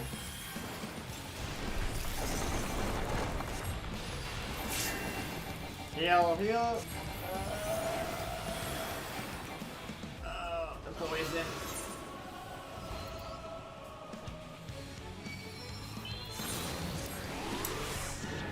Maybe we're supposed to get in those. Like, I was behind it and it still killed me, so not sure.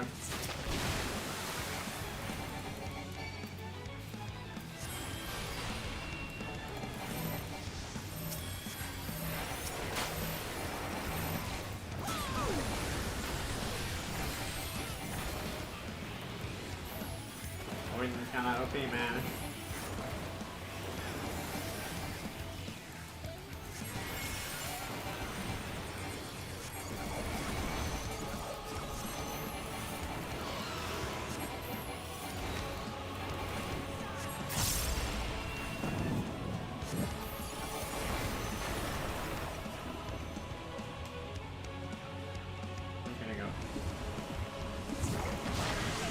Yeah, I don't know what the hell if we're just supposed to get behind it or what. Not quite understanding that one. Because I got behind it and it still hit me. So I don't know. Maybe you have to be like directly behind it.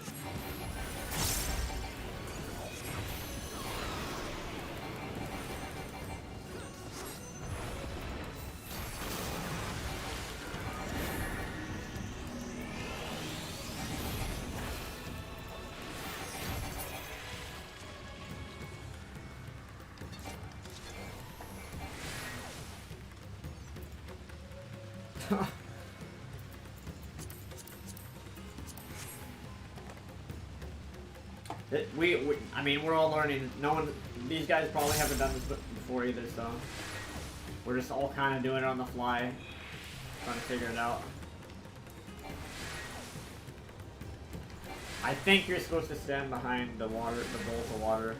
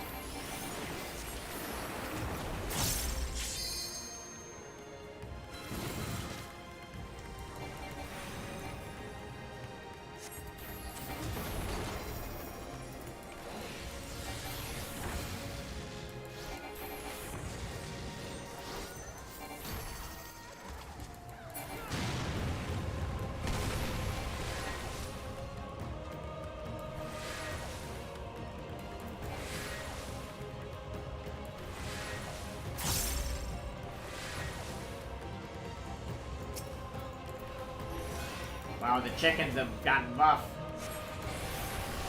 They have buffed up a bit.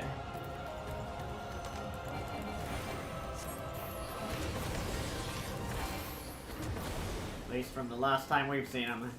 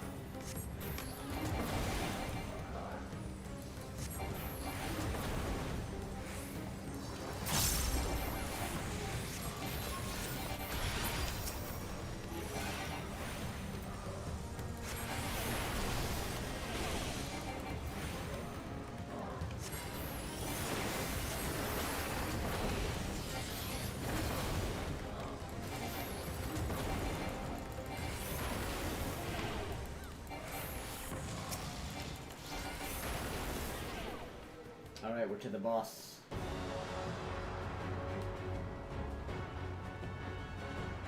Okay. There's quite a few of those flying in the air. Holy.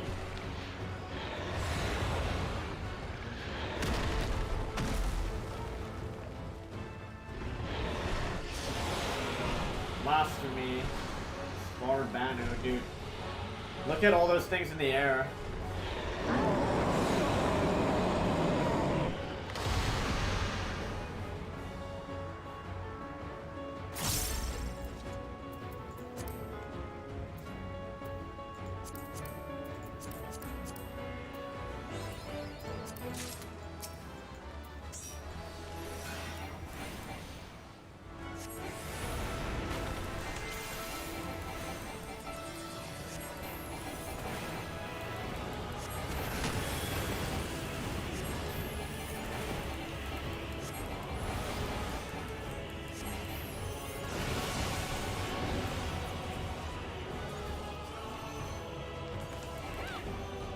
Is this just on me?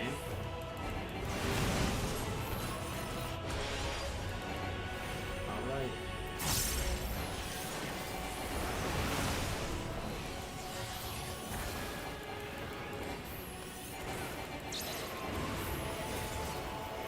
Oh god, what the hell does that mean?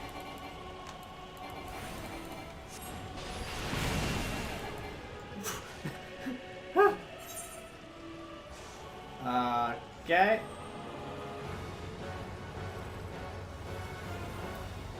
Okay, so if I get that, I probably stand on the blue ones. Oh my god, I should probably read.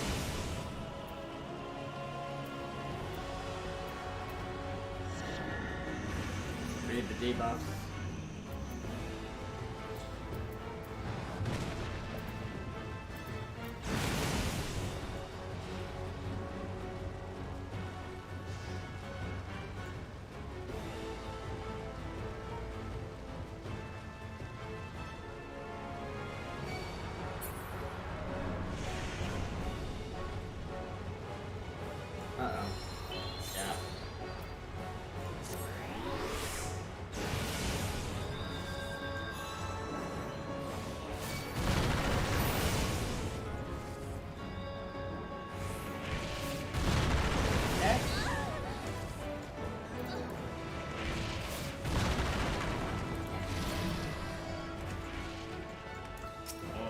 Well, we're dead.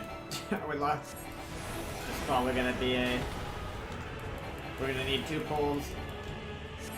I'm just gonna stay alive. Just kidding. I was gonna say I'll try and stay alive as long as I can so we can try and figure this out.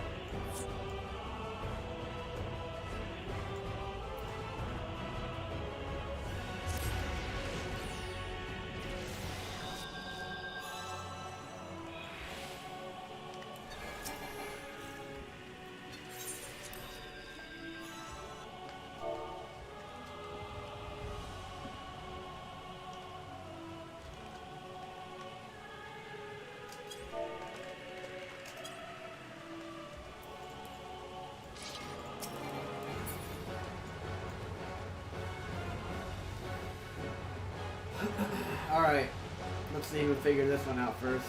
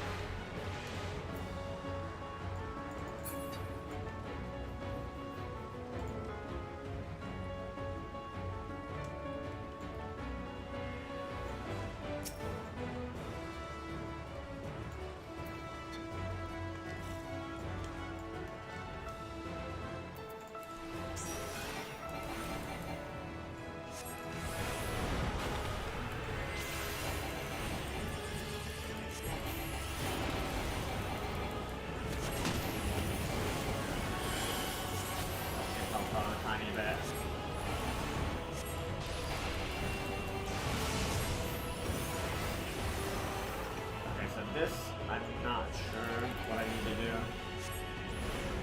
Other than...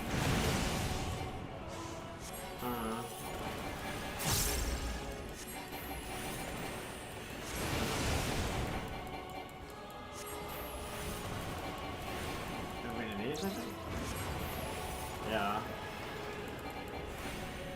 I think it's the same color. We'll see, we'll see. Oh my. Okay, well, it's opposite.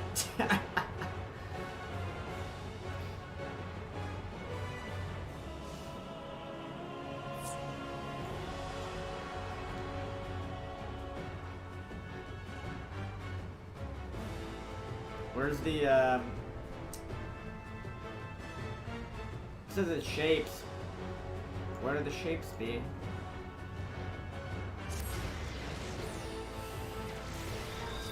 The beauty of first time and stuff. Don't worry, we will figure this out.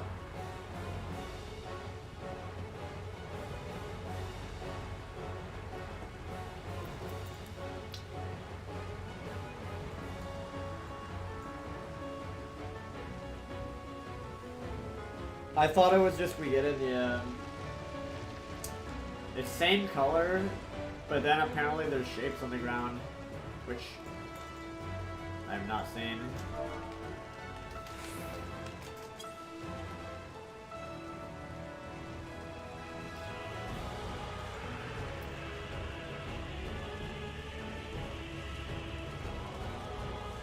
Yeah, I'm still streaming, bro.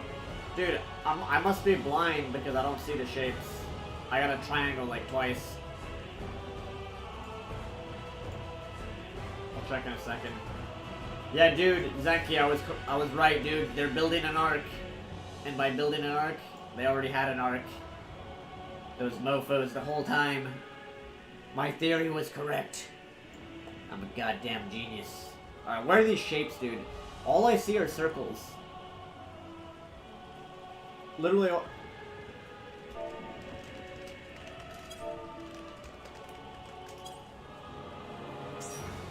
Dude, I don't see a triangle anywhere.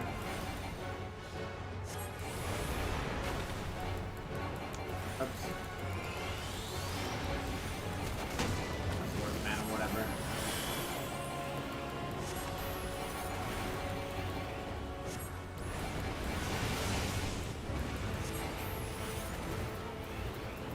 I mean, so... Oh! Triangles and circles. I see.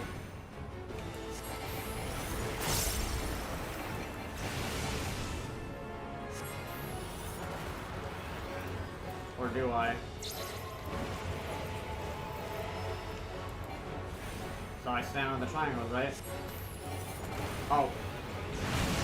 Dude, I'm gonna die so many times. So I was... Wait.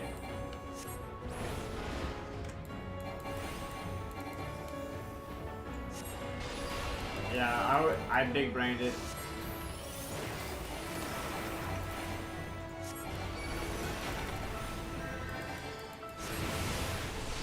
Triangles, circles over there.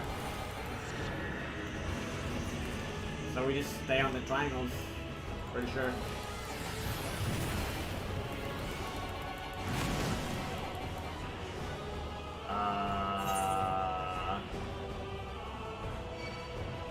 Okay, maybe it's the opposite.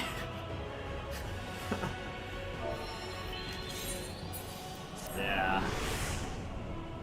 Well, looks like it's the opposite, fellas.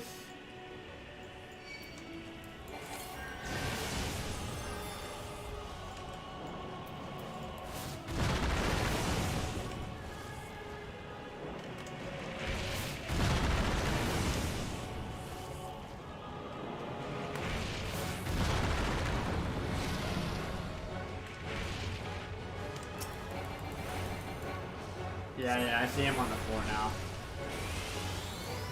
It'd be the opposite, man.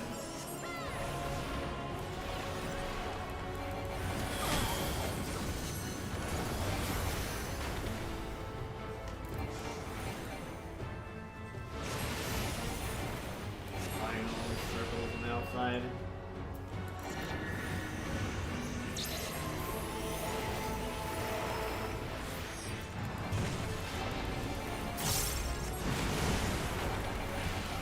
Oh, okay. You know what?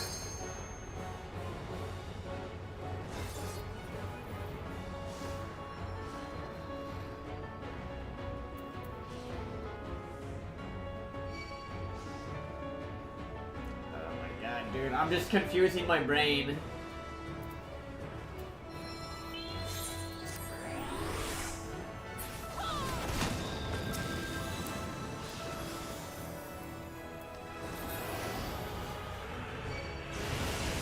Alright, look, there's... Huh.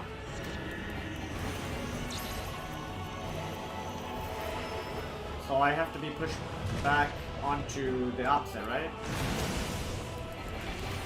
Okay. Alright, I think that's what we do. It's opposite.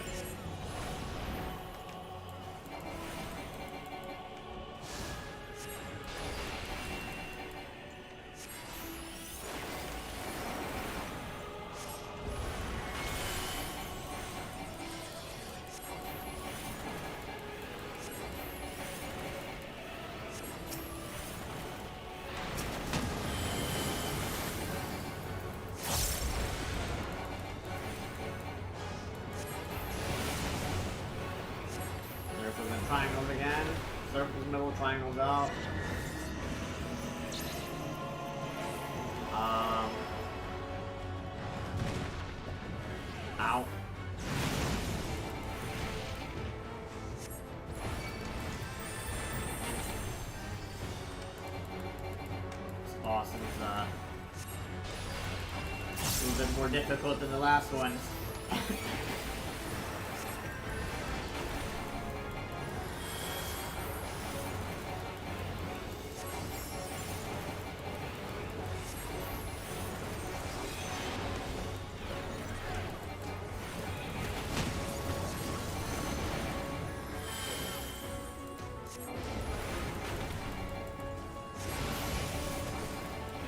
He's corrupting the Aether Current.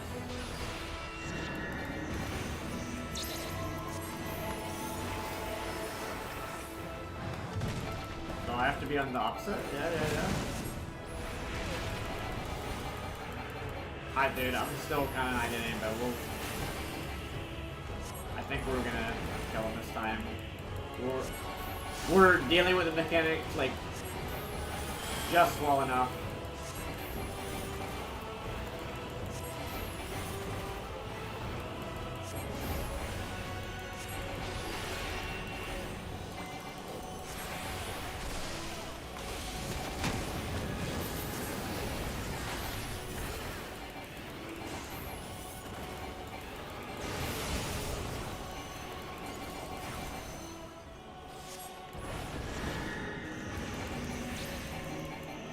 What is that, dude?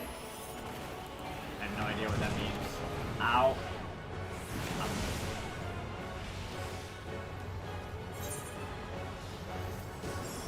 Alright, luckily we killed him.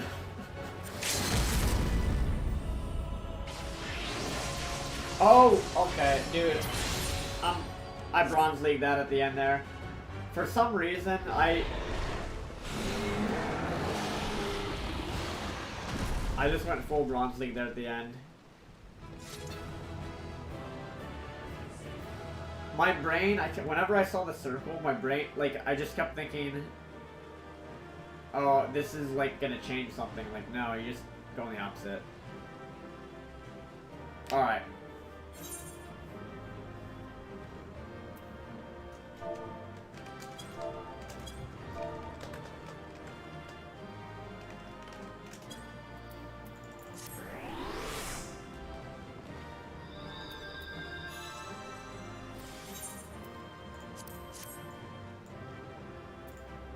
What loot did we get? Anything interesting? Looks pretty cool. What is this? Oh, I'll just pass on that. Never gonna use it.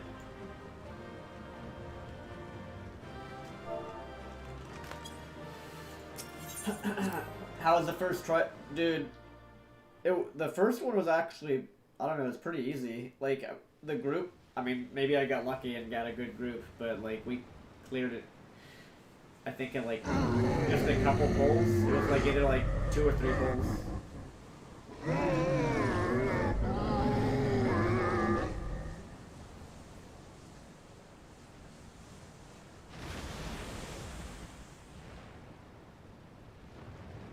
As I feared. What is it? These things are from the void. The beast was there, and now it is no more. Yes? Indeed. We saw it plain. But you didn't, did you? Oh, because there's, yeah, they don't have light energy at all then. Oh, shit. I saw nothing. Not the blasphemy that perished here, nor the other men turned beasts. And because of this, I now see all too well. There is no ether. Oh, wait, what? Where the creatures should be, I saw naught but emptiness. Emptiness? But that would mean... Yeah, Recall the words of the Watcher. 'Twas a stagnancy of ether, a cessation of flow, leading to decay and absence, that led the ancients to conclude their star was dying. This is the same phenomenon. The instant these people are seized by the transformation, their ether begins to rot and crumble away like dried mud. Until, from their corporeal forms to their very souls, yeah, Detective Avilo in the case. naught remains. Oh, your healer kept getting pushed off? Yeah, dude, I died like 3 times to that. The group I had, we figured that out. I don't know. For some reason we did. I died like 3 or 4 times to that stupid thing because I kept trying to. Every time it came up, I tried to TP and I did it like a split second too late. The beast spoke with its dying breath. Surely at least a sliver of the man it was endured. Mayhaps so. But even if the process was incomplete, it was little more than a faint residue. Gods be good. You're saying they cannot be saved? Not by any means known to me. Or by any means at all, like as not. For there is naught left to save.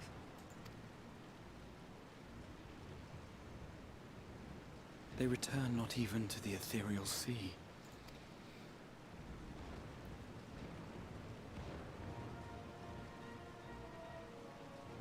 Why are these things in the sky not even attacking us? They don't even see us.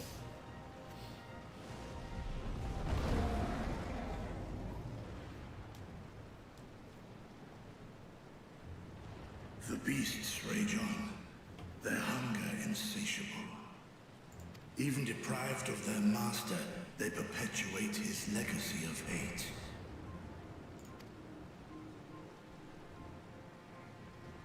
Once proud sons and daughters of Thavnir, all of them, and now I spill their blood. Yeah, flexing the ethereal manipulations, juke skills. Vitra, my friends, I am heartened to see you safe.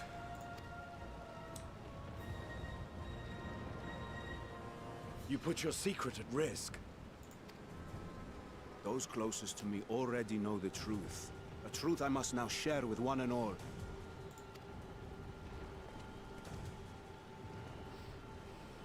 Vitra, calamity has come to Radzatan. Our fair nation is rent by screams of pain and despair. Dude, during this dungeon, like, those people didn't turn into those things until they started saying, "There's no hope." Then they turned into them. I don't know if that matters at all.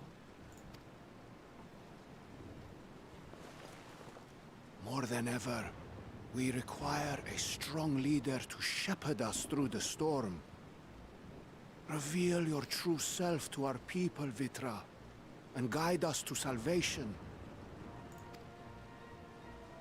What madness is this, One? Thou dost forget thyself. Were we to reveal our duplicity, it will do naught but foster confusion and chaos. I'm pretty sure they probably know that the dragon's still alive. Nay, I shall remain the Satrap's loyal ally, and do battle with the beasts. Easing hearts and leading the people to safety is thy task, and thine alone.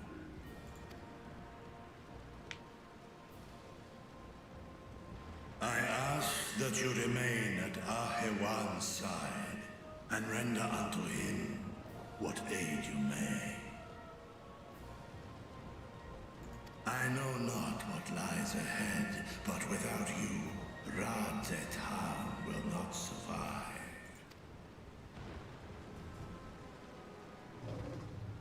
Take me with you. I am as at home fighting in the air as I am on land. Take me with you. Were my words unclear? I require no assistance. Thy place is at Ahewan's side. Estinian, here.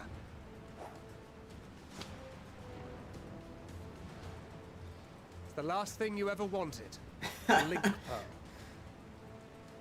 Pay attention to the We story, gain much from knowing your elevated perspective. And it'll keep you from getting lonely, which I know you love. You heard the man. Seems I'm coming with you after all.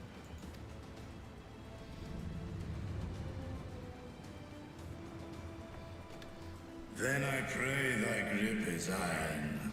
Be it on thy head if thou dost chance to fall. Fair enough. Now, Shall we?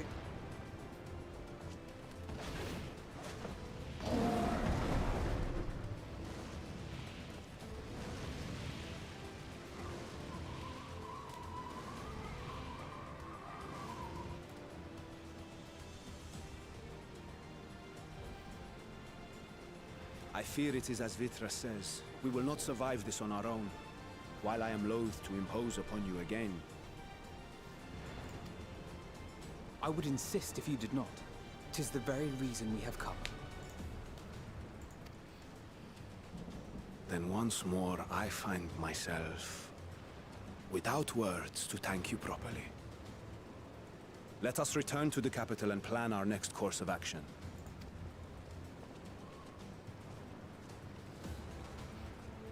Yeah, I think that's what it, dude. Because they're possessing people that are like a weak mind,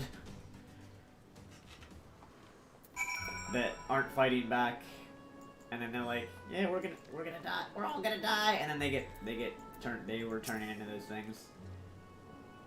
We'll see though. We'll see.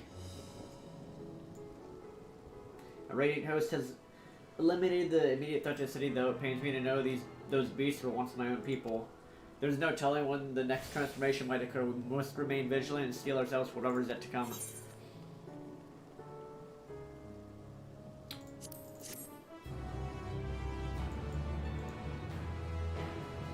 That die is going on the market board. Forgive me, my friends. I must return to Megaduta for the time being. I can manage this crisis better and dispatch my troops as the situation demands. Mayhap the residents can tell us more about the first of the transformations and the conditions under which it occurred.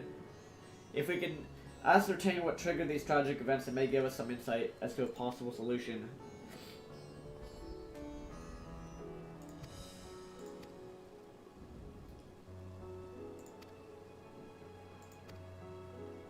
I wonder why those things in the air aren't attacking us, though.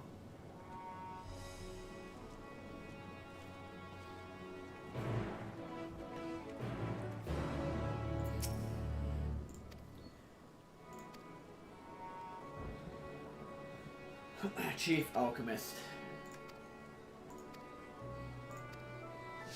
Alrighty.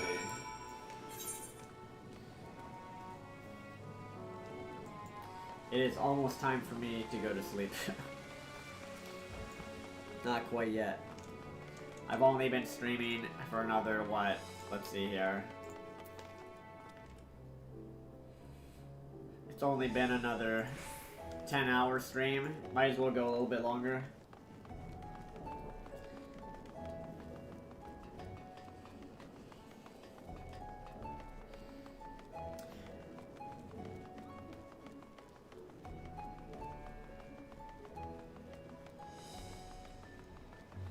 Yeah, but I couldn't predict the bunny rabbits on the moon. That was quite unpredictable.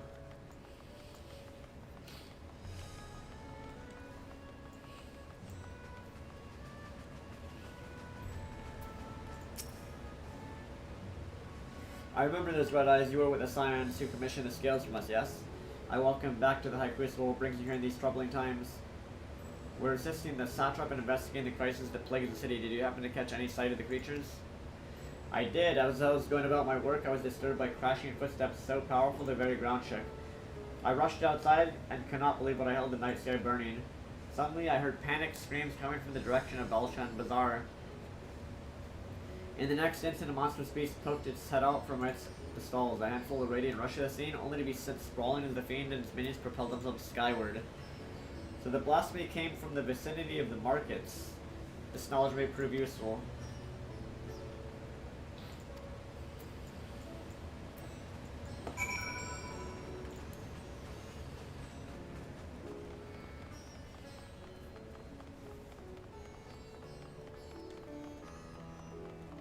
Yeah, dude, I eat up the lore, man. The juicy lore of the game. I'm eating up the lore.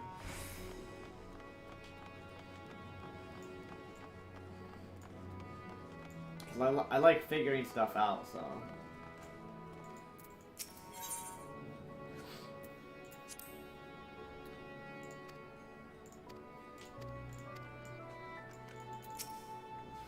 Forgive me, my shop's closed until further notice. Needless to say, we have more pressing concerns these days. Did you perchance witness anything? I'm afraid not, my friend. I was here the whole time. Only saw its little minions made a mess of the palace they did. Of the place they did.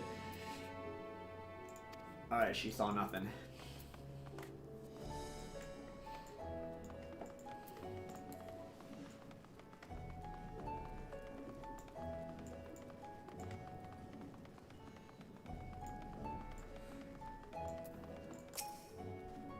Something the matter, traveler? If you're lost, perhaps I could be of assistance. Know anything about the gargantuan beast that rampaged through the bazaar? Aye, I saw it all, though I wish I had not.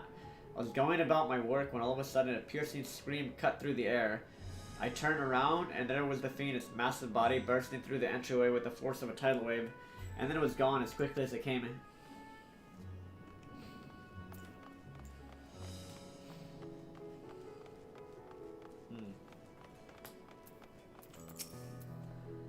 Sisters have mercy, what is happening in the world? What am I to do? Nowhere safe.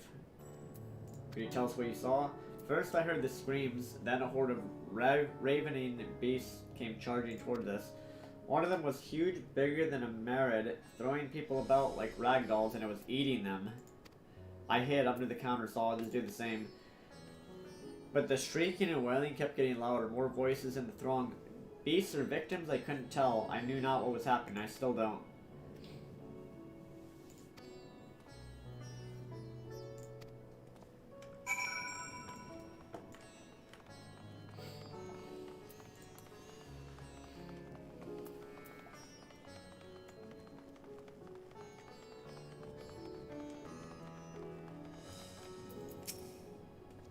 Judging by their accounts, the transformation already occurred by the time the beast reached the bazaar. It tore through the west side of the bazaar and headed towards the Aetheroid Plaza.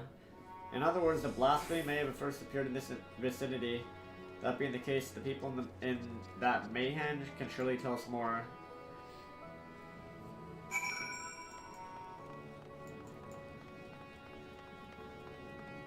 Do I have energy to get a bit out? Yeah, I probably do. I'll probably have to sleep a bit after this. And yeah, dude, the first trial was pretty sick. Pretty sick first trial.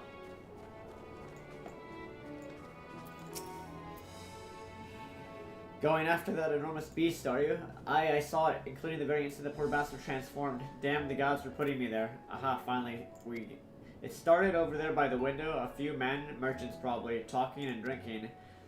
Conversation must have taken a turn for the worse. Next thing I know, their leader, I suppose he was, buries his head in his hands and black mist was swirling about him. Then his whole body bursts apart, and there stands a hideous slavering beast, massive and foul, all gaping maws and bulging eyes. His friends started shrieking, then the black mist comes again, until the change takes them too. Stuff of nightmares, I tell you.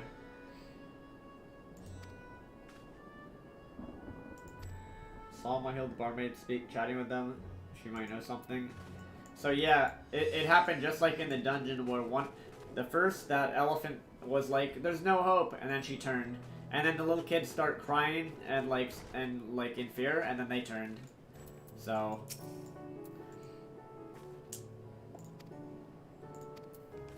yeah, that's looking like what it is. That's Sherlock Avilo's new theory here. Even after repairing all that damage, it takes a while for business to pick up again. You mean the blasphemy? That's what the Radiant have been calling it anyway? I saw it too, we all did. I was standing here at the counter as Mayhard poured me a drink, when suddenly there came this dreadful sound like a pained, angry groan. It was unlike anything I've ever heard. Turned around in shock. From an ominous black cloud of black mist rose the creature, enormous and ghastly to behold. As for what happened next, to recall, it sends shivers up my spine. By some stroke of fortune, I was able to slip outside before the beast got its claws on me. But the sight that greeted me offered no solace. The blue sky above turned red as blood.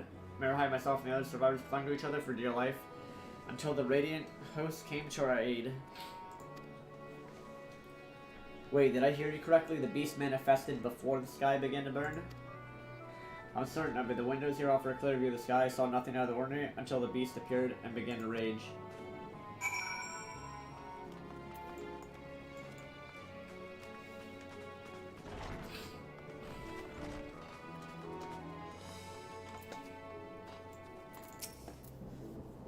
Oh, hello there. Welcome to Merheid's Mayhem. What can we get ya? We've not come for libations, but for information or may help.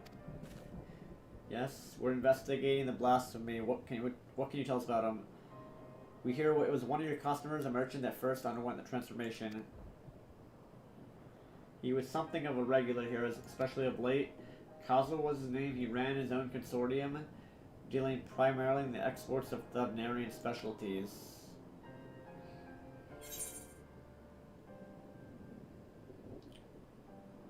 Oh yeah, that was the guy at the start, near the beginning of the story.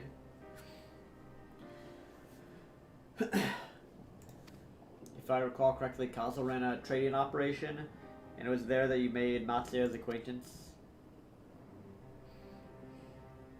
That is the same Kazo, no doubt, a rather successful man from what I gather. That said, it was clear he had fallen on hard times of late. Those ghastly towers popping up over cannot have been good for business. Even now, with the towers gone, the collapse of the empire has led to all sorts of problems elsewhere. The market for luxuries is not what it once was. Trying times for the head of a trading consortium indeed. Kazo was a compassionate man. Even as his own business suffered, he did what he could to provide for the artisans, fishermen, and others that counted on him. Indeed, that was the very topic of yesterday's meeting, as far as I could hear. Yet, as they discussed matters further, Kazu's tone grew grave and grim. It was then that... Oh my god, dude. Forgive me. I will not have you recall the memory if it brings you pain. If I could, I would ask just one more thing. Did you notice anything about Kazu in particular? It's because these guys, when they... Dude. Yeah, if they lose all hope and start despairing, boom. They become those things. Those things are able to latch onto them.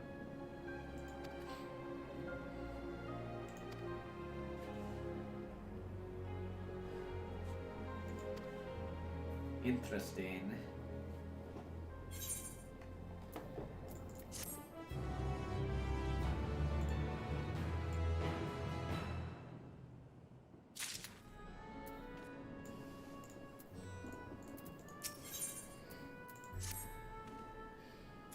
Kazu made his home in Kama, a nearby residential area.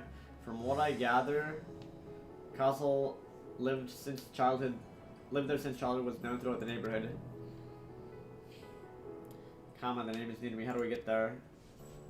Write down some directions.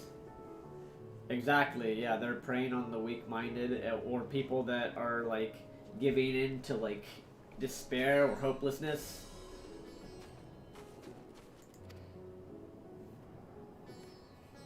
Come, let's see where this lead takes us.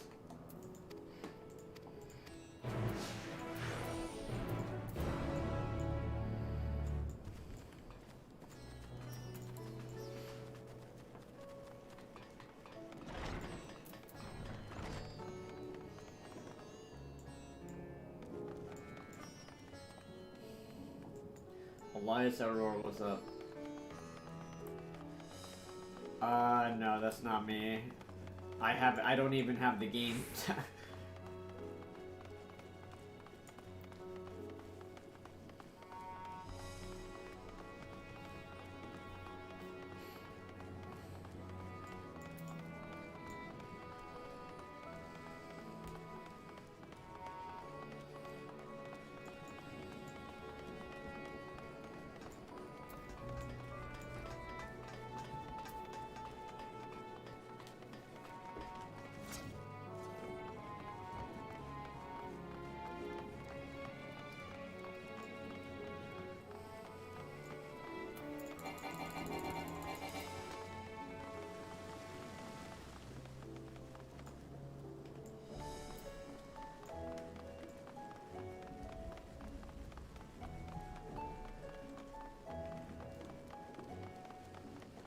Up we go.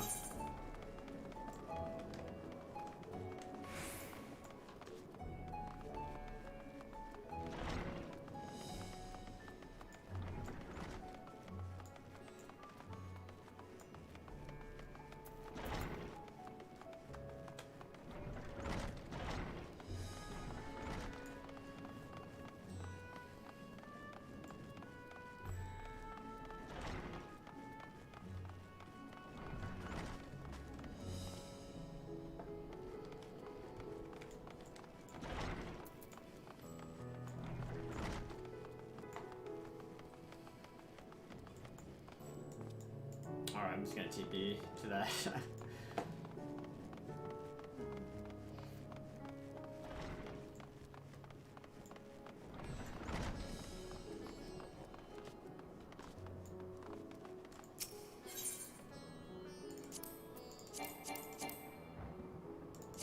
What? Whoops. Oh my god, I'm not attuned to it. Oh my. What? Whoa, what? Wait a minute. Wait a minute. I'm not attuned to any of them. Oh my god. Alright guys, this is gonna take a tiny bit longer than I thought.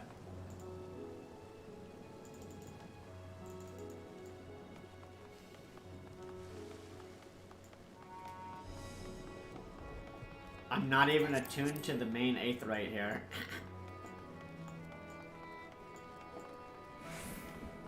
Whoops. Wrong door. Oh my god. Okay. I'm tilted. I'm tilted.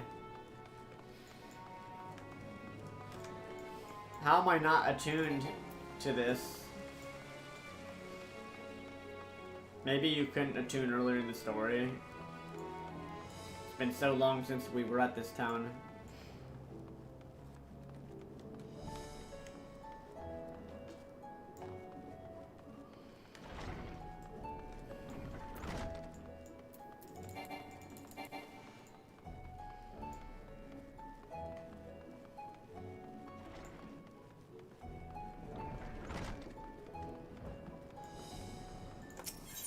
Okay, I am attuned to that.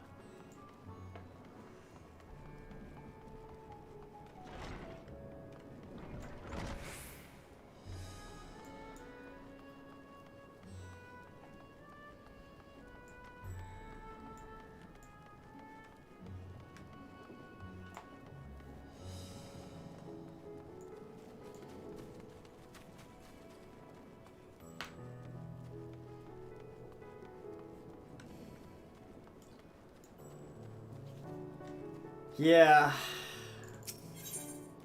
Can't believe I didn't have it.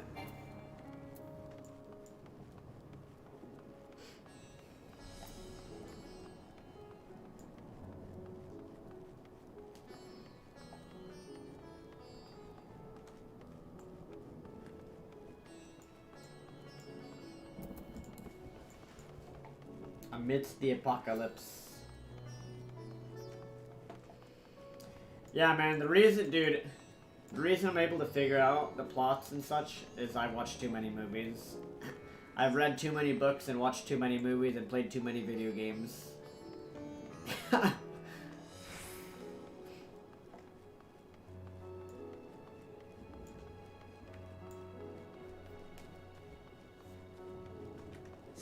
Oh, wait, where'd Grahatia go? Son of a... I forgot if you teleport, you lose him. Whoops. I've lost the cat boy.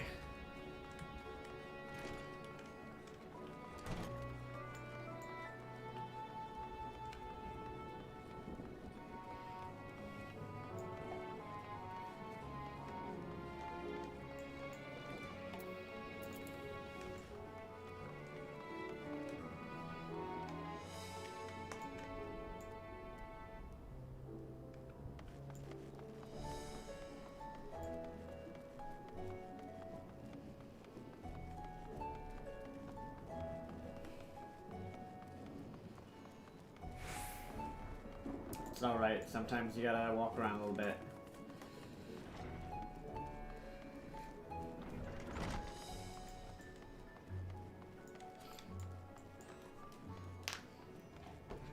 Yeah, since you weren't here earlier, if you weren't here, it took longer to get people for the trial, for the first trial, than it did to actually do it.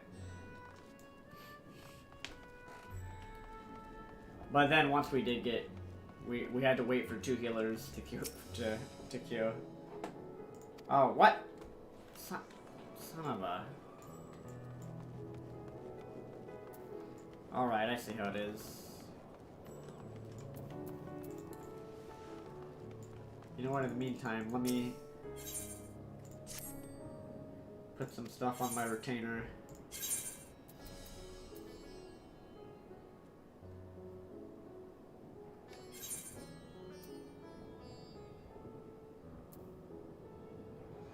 Honestly, guys, it's time to upgrade. I'm gonna suck it up. It's time.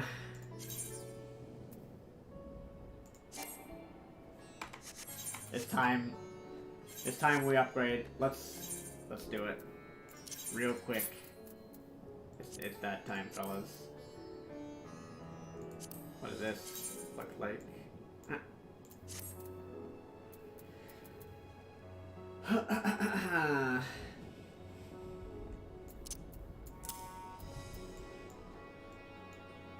Look at that hat.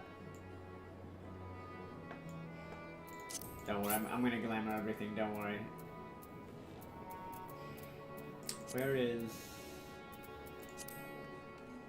Let's retrieve my material real quick.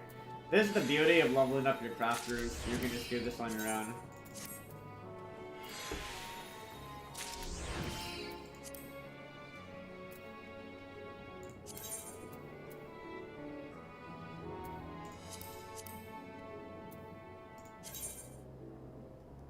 What? Oh my god. I have to level up my stuff. Alright, well, never mind. That was pointless to extract my material. Alright, let's put it back in.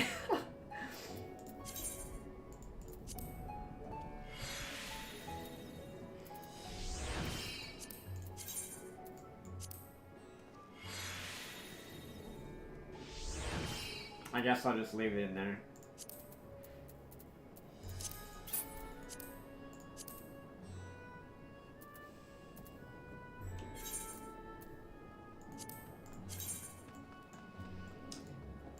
Dude, this coat reminds me of something.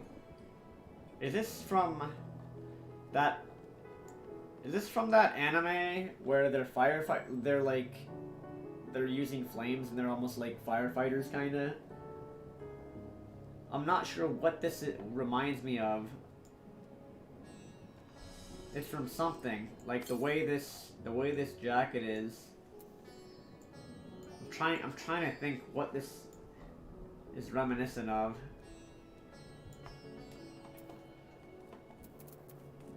I can't think though.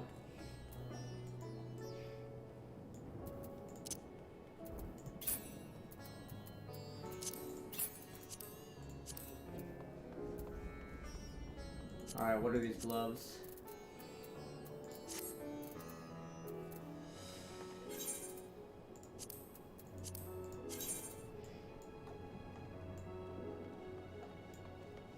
Those look okay. I mean, they're, whatever. What about these ones? These are,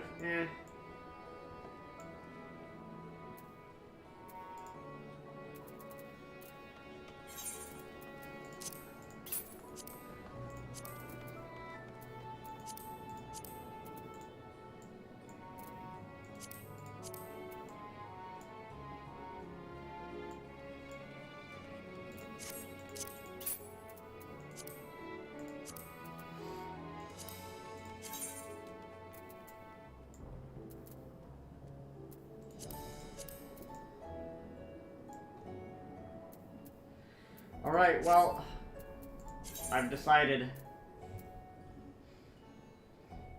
I have decided.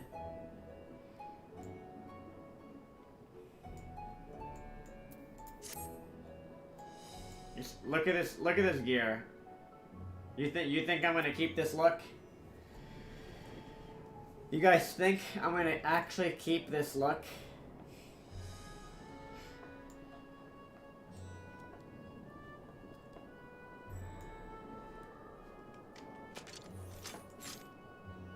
Hey, this weapon's kind of cool, actually.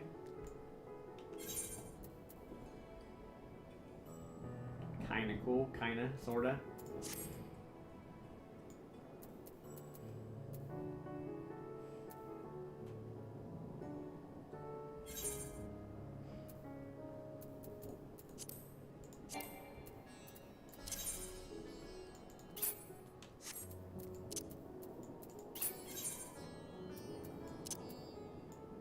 Dude, why does it keep doing that? Out of the way, buddy.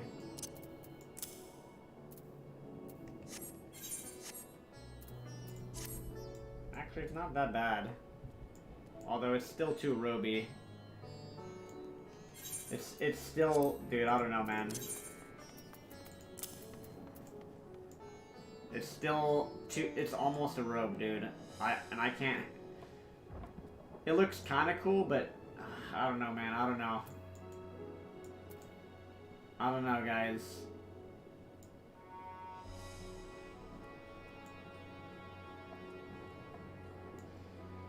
I'm gonna say, that's gonna be a no to all that. I can always try something else later. Anyways, alright, let's, glamour plates. I think we're good to go here. We'd be good to go.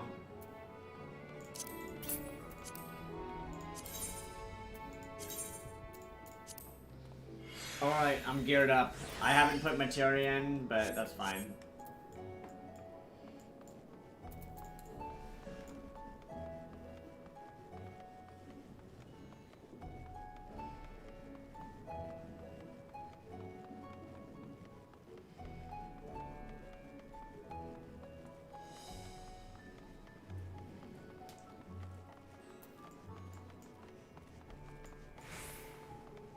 That coat doesn't look half bad. Just, I'll be honest. That it's more of a coat than a robe. That's why it looks decent, but I prefer my gear.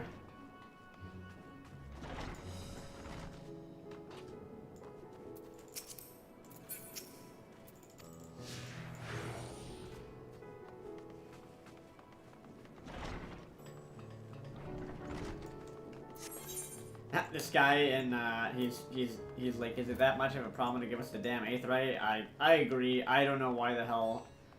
Why do they make it so? Oh, you know, I know why they. I think I know why they do that actually. Maybe to avoid like clogging up certain instances. Maybe like I don't know why they will. Why they would make it so you can't attune to it like the first time you're there. It's probably literally to try and help funnel traffic to different areas of the map. Or different areas of the game, I mean. They do that for some, when they make expansions, they do that for some quest lines where you'll notice, they did it for Endwalker too, where at the start of the game there's like almost like two different quest lines you can kind of do. If I remember correctly. I know they did it for Shadowbringers, where you, like at the start, you either go with Alizé or you go with Alphino. And that was to... They did that to try and alleviate issues with people not being able to enter instances on release if there's too many people. The company quests? I mean, they're okay.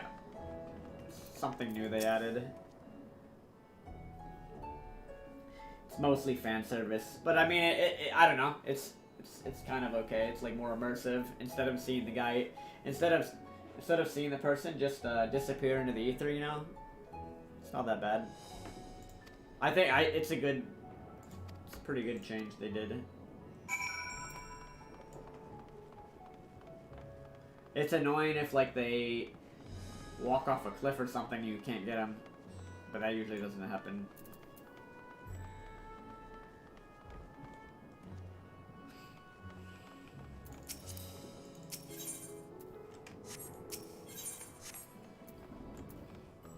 Honestly, I feel like they half did it for immersion, and then, I mean, it's just like fan service, pretty much, and immersion, I would say.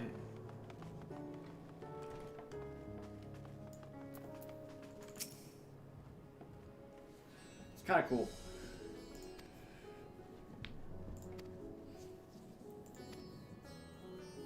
Did you know a local merchant named Kazal? If so, did you notice anything unusual about him recently? Hey, I know him. In fact, we spoke the other day. Like many others, his business was doing poorly. Still, it seemed as though he'd managed to turn things around, thanks to a generous order from Rubia Fibers. He was practically dancing in the streets. I haven't spoken with him since, but I assume it all went well. Gina Baha might be able to tell you more. He's the one that brokered the arrangement. Huh.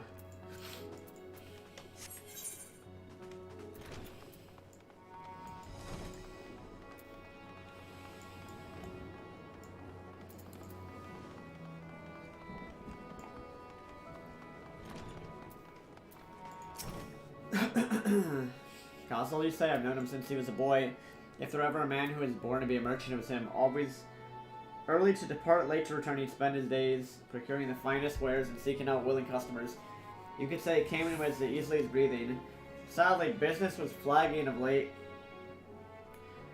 No surprise really with how dangerous travel's become. He was cooped up in his house from dawn till dusk the other day, no doubt racked his brain for a way to turn his fortunes around. Then at night, I heard the door open. I looked out to see Castle sitting on a bench, his head hung low. A man with the weight of the world on his shoulders. The situation must have been quite dire indeed. Anything else out of the ordinary? Anything to speak of other than the troubles with his consortium? He was the same old Calzo. Cordial and honest like always. Something happened to him? Oh god, they don't know.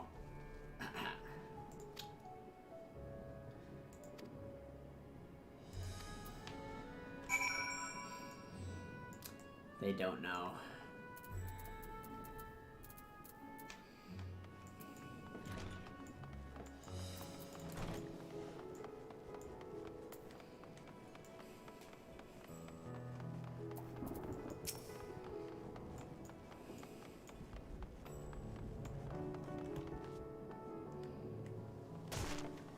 Thank God he jumped down too.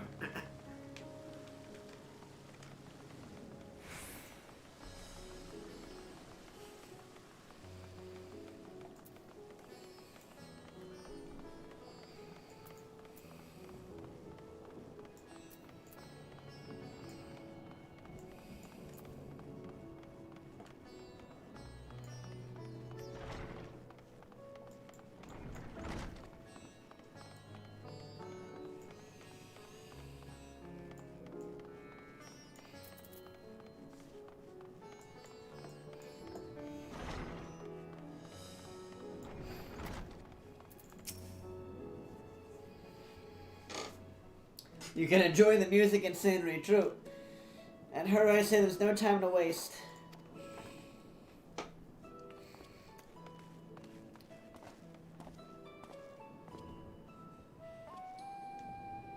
Pardon me, you're in charge of buying and selling here. We have a few questions we'd like to...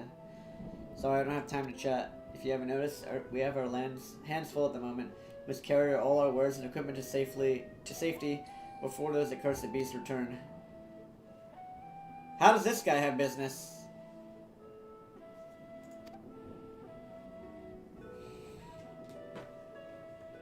This guy's business is booming. You can start by helping us move our equipment. Ask the others what to put where.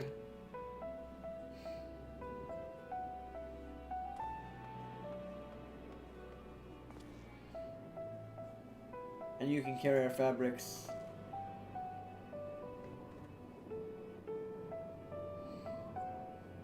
Go through that door and speak with Kamala. She'll tell you the rest. Remember, these textiles are our livelihood. Handle them with care.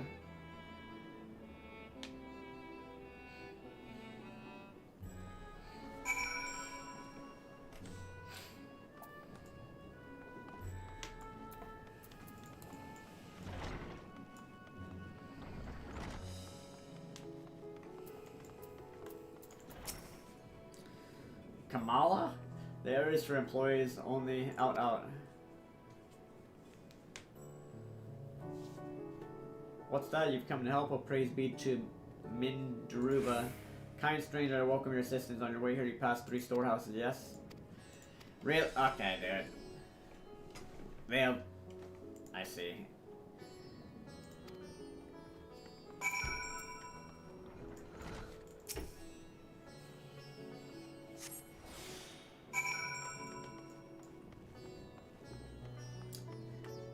And so this quest returns.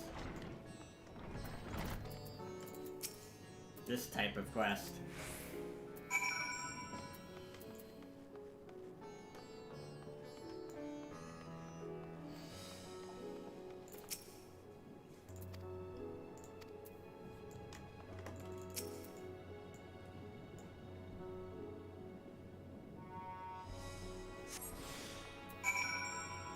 Really? I'm not even gonna read that text because this is just insulting.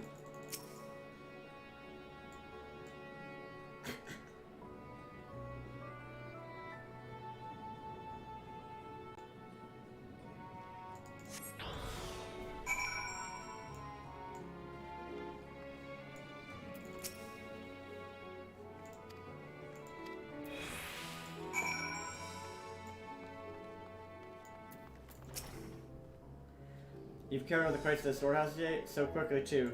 Never seen anyone so strong. We're grateful for this distraction. Too many terrible happenings of late. Pray we meet again in more peaceful times.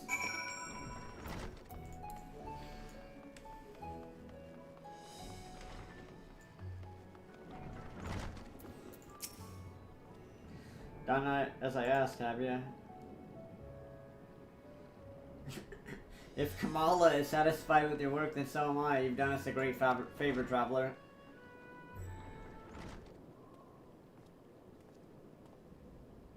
I too have delivered the instruments and apparatus entrusted to me. You both have my thanks. With our wares safely stored away, we will not lose any more to those fiends. I take your establishment did not escape the attack unscathed. We did not. Thankfully, most of our workers had already left for the day. But those of us still here saw it all. We looked at the burning skies in confusion then, before we could even begin to make sense of it. A hideous creature burst through the door shrieking, and we ran for our lives. One of my colleagues was not so fortunate. He cried out, a scream of such agony, such terror, and the next instant he too sprouted fearsome claws. The sight of it caused another fellow to panic, and then he too transformed. See? Dude. I'm right about this. Again. Oh my god. You knew the merchant Calzo, did you not? I believe you had some dealings with your establishment. I know him well. We'd arranged for his consortium to deliver a large shipment of fabrics. In the end, we received a better offer and had to turn him down. I understand his business is struggling, but so is ours. Another of our most reliable trading partners agreed to transfer the goods for a much smaller commission. We'd have been fools to refuse. I felt terrible for withdrawing the offer, but you must understand we had no choice. He tried to put on a brave face when I delivered the news, but his dejection and despair were plain as day. He said he'd discuss it with his associates, but I could tell he'd all but given up hope. That's what it is, man. If they succumb to despair and give up hope, their defenses are down. Dejection and despair. Just like the guys and the elephants in the dungeon, man. You remember what we saw in Vanaspati, yes? Soldiers and jungle dwellers just pushed to the very brink, turning into beasts one after the next. It would seem the same phenomenon occurred here. The poor craftsmen attacked by the fiends, as well as those that witnessed it, all undergoing the change. I suspect that everything began with Kalzal. By all accounts, it was he who suffered from the most profound and piercing despair. Dude, I'm a god tier detective, let's just be honest. Oh my god, dude. I'm god tier at detective work, alright? Could it be that such intense emotions were what triggered his transformation? I just said all that. Exactly.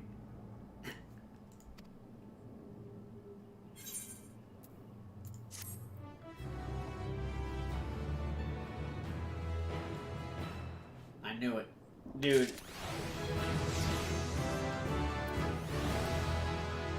Amplifier. Grants Polyglot. Can only be used while under effective astral fire umbrella ice. Oh, you get a free polyglot stack. That's pretty cool. Wait, what? 120-second. 120-second cooldown? Okay, that's actually useless. Like, I mean, so you get another Xenoglossy or Foul. So you can, like, now you can quadruple Foul and you can quadruple Xenoglossy if you play perfectly like a god. So, like, when your timer, if you have 2 stacks, when your timer's, like, right about here, I don't know if you can see my mouse on the screen. When your timer's at about, like, maybe, like, when it's here, when the thing is right here, after you cast your two Xenoglossies, then the timer hits, you get a 3rd one, you cast that, then you do this, and then you cast the 4th one. So you can quadruple Xenoglossy or quadruple Foul.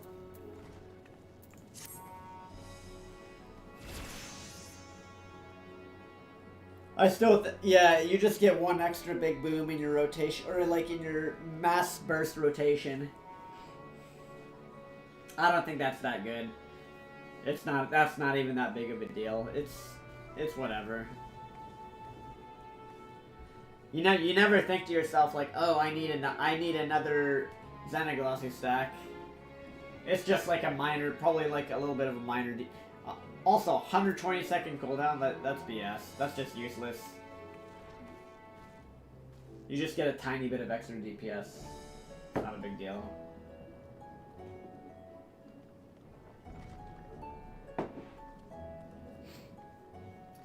We will reconvene with the others. Alright. If you're ordered to flee, do so without hesitation. Your lives are better, more important than the wares.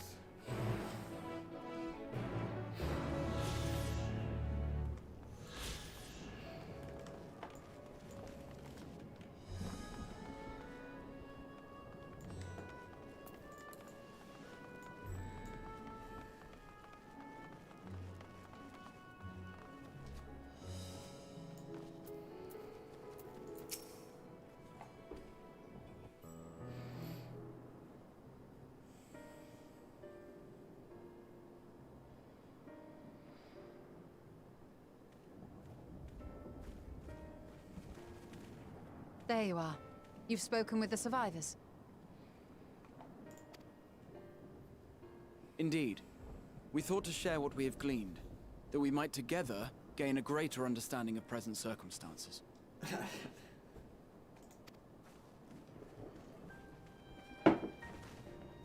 Yeah, Black Mage got good changes. Alize and I completed our own investigations not long ago. Then we should take a moment to compare notes. Shall we begin with the 2 of you?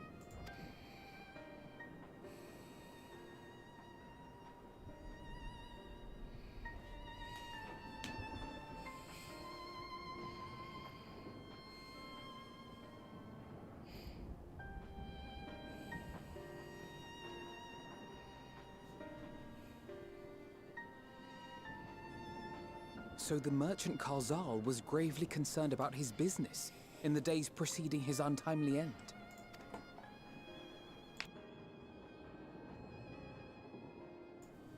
The tales we heard were much the same.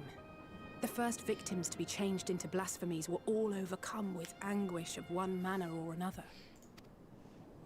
Then those who saw their loved ones stolen before their eyes succumbed to a similar panic, setting in motion a chain of transformations. Dude, I'm a genius. I'm just gonna say it over and over again. Unease, despair. These negative feelings serve as a catalyst. If so, then it is not unlike the calamity that befell the ancients. With their creation magics, they unwittingly gave form to untold horrors. Had they simply lost control, surely it would have manifested in many forms, not all of them monstrous. Yet somehow, this phenomenon is triggered solely by the darkness in their hearts, a common thread with what we now witness. Common, but not identical. While the beasts the ancients faced were forged with magic alone, those of today are born of sentient beings. Why remains to be seen. But there is one fundamental difference between us and our predecessors. Our souls are sundered, whereas theirs were not. Perhaps that single variable makes all the difference. If I may, there was another detail that troubled me. We have it on good authority that Karl Zahl's transformation took place before the skies began to burn. What? If that's true, then the situation's more dire than we realized. It means even if there's no ominous sign presaging the final days, anyone, anywhere, has the potential to become a beast. Even in lands we thought safe, even as we speak.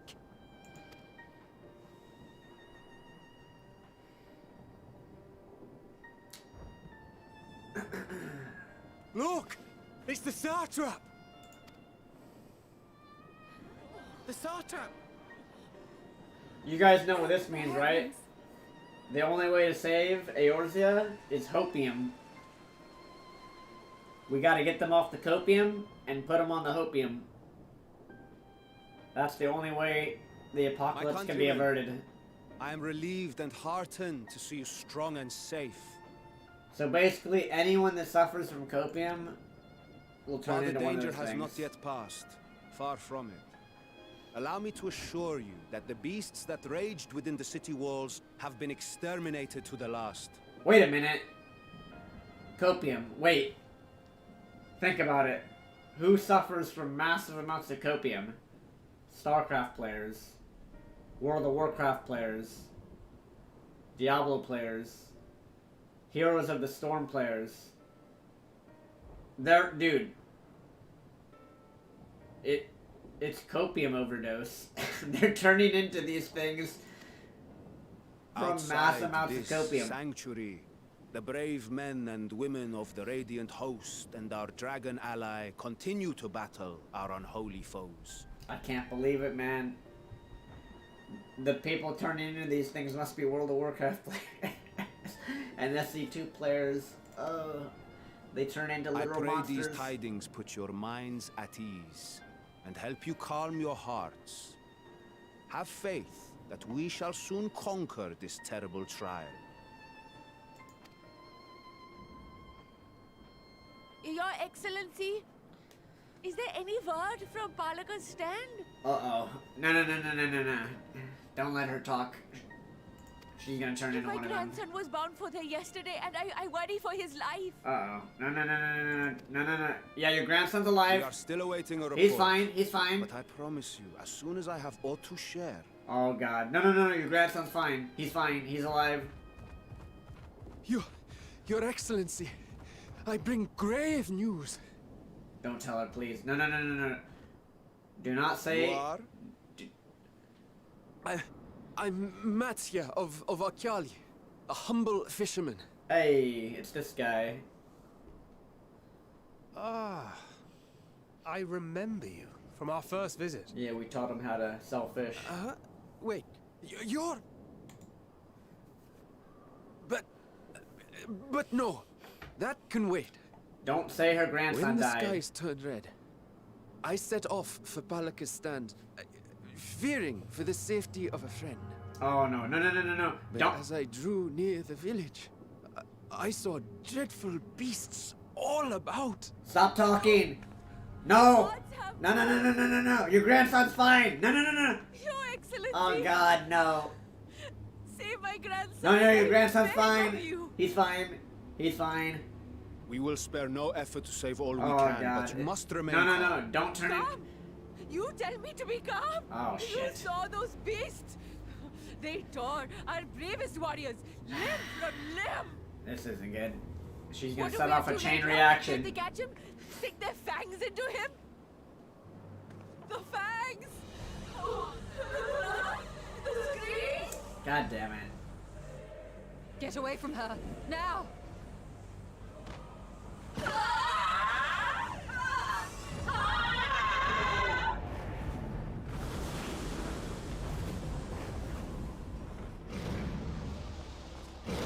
Alright, stay calm, everybody.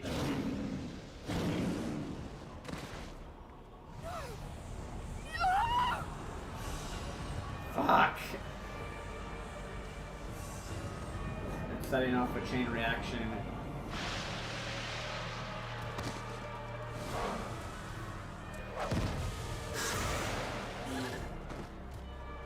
Damn it! We've got to kill them before it spreads. We'll handle this. See the townspeople to safety.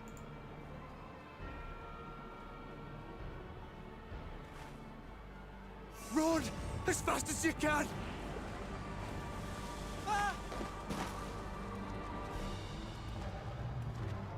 Ah! Ah! No! Ah!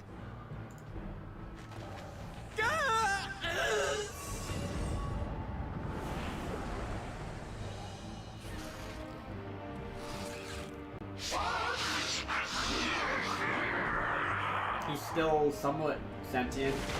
Oh, never mind. Fuck!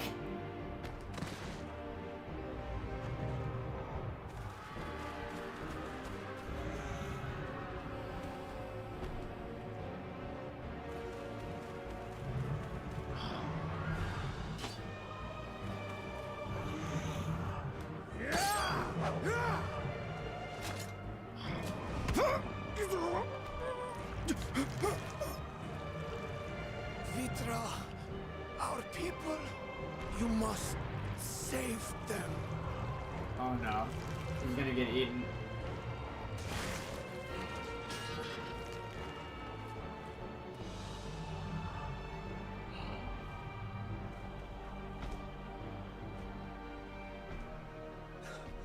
My son.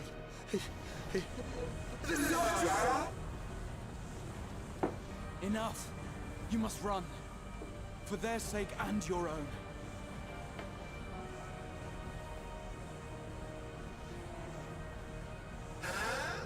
Yes, you will survive. You must.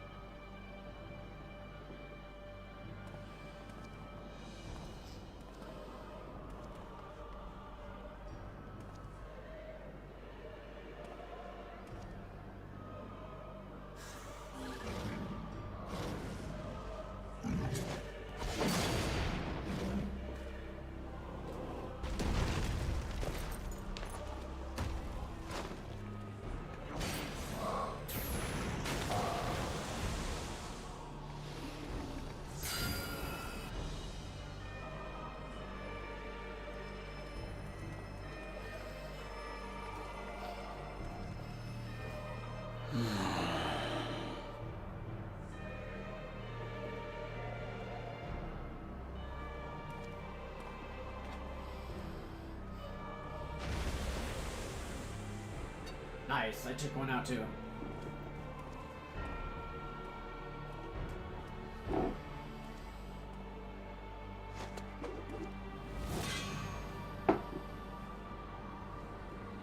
Be strong, my friends! Fear not, for we will defeat these abominations!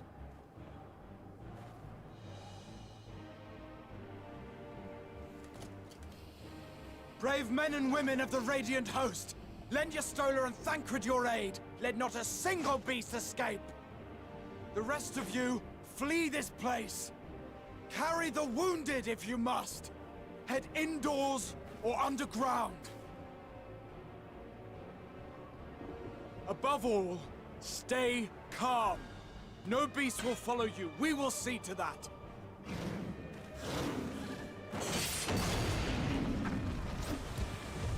Alphino! Alice! Leave the city to us, and make for Palaka's stand at once! Matsya, show my friends to the village! I promise you, they're more capable than the host's finest! Right! Go with them, will you? We will save these people. As many as we can.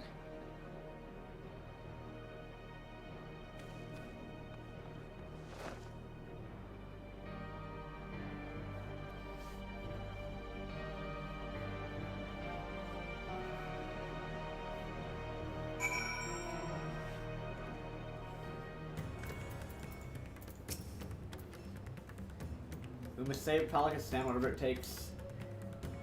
Matsuya, it pains me to put you in harm's way. I would ask your aid as well. Told His Excellency before, the path was blocked by terrible creatures. Had no choice but to turn back. In that case, this is what we shall do. Avilo, asks you take the lead, dispatch any beast you encounter. Alzine will keep Matsuya hidden amidst the trees and follow when the path is clear. There's no telling what dangers await us. Keep your eyes peeled. Dude, I knew that was gonna happen to that poor grandma.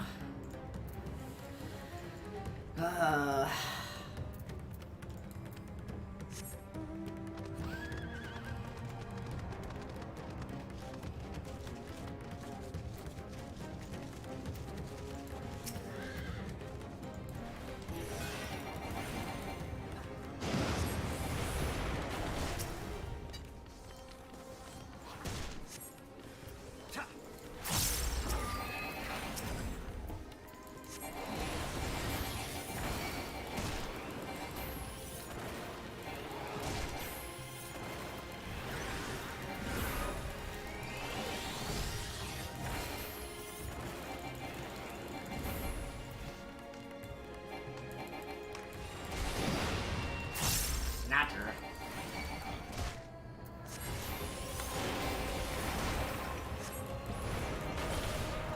Oh, I didn't kill it. There we go.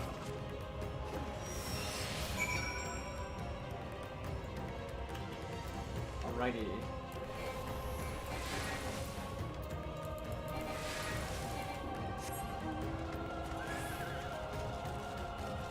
What if they could, dude, what if they could bring people from the first to help out against these things?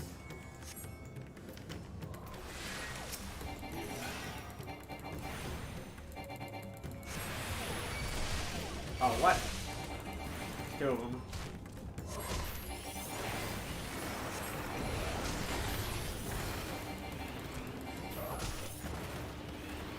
This is what we call kiting, fellas.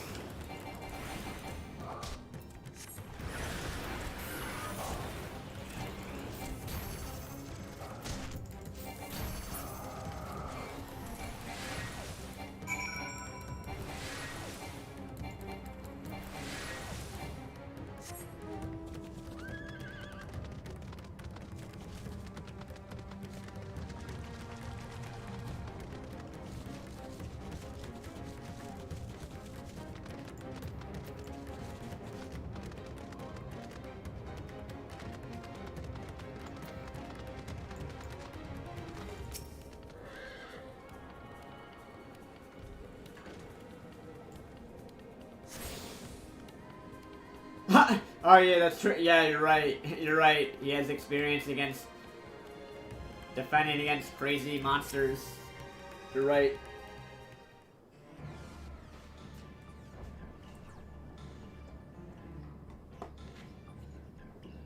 It cannot be.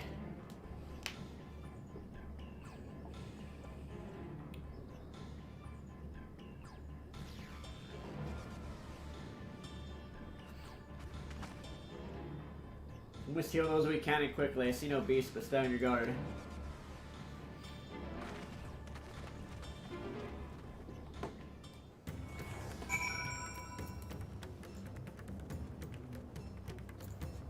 Horizontal here. That's one way to put that he's on the ground. He's horizontal, guys. No pulse, nor do they appear to be breathing. Dude, I'm gonna steal that. If you wanna roast somebody, tell them, hey, if you dare step up to me, bro, I'm gonna put you horizontal. I'm gonna make your ass be horizontal, bitch. Like this guy here, horizontal. They're probably gonna be like, what? Yeah, that's right. I will make you horizontal. Because currently you are vertical. And then they either fight you, or they get scared.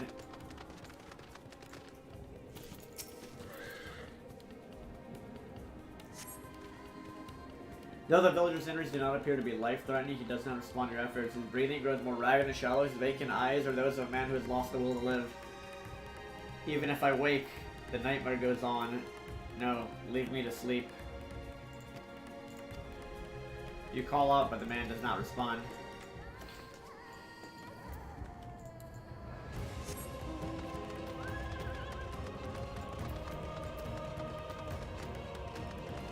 Are these guys sleeping on purpose? To try and avoid this? Or I don't know. Maybe they're being possessed too. Frightened aura. Have you come to help us? Too late, my family, my friends.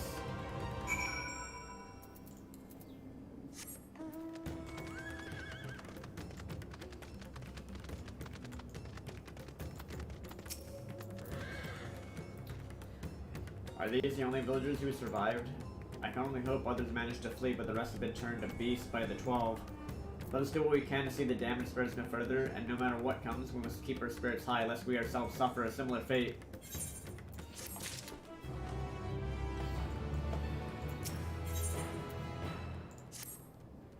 I can tend to the rest. Pray look after Matsya. No doubt what we have seen here weighs even heavier on his heart than ours. Yeah.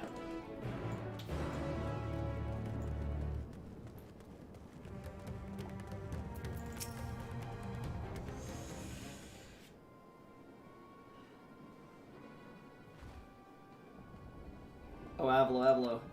This is Yuveret, or Yerovet, the elder here. He's hurt, but praise be to sisters, he still lives.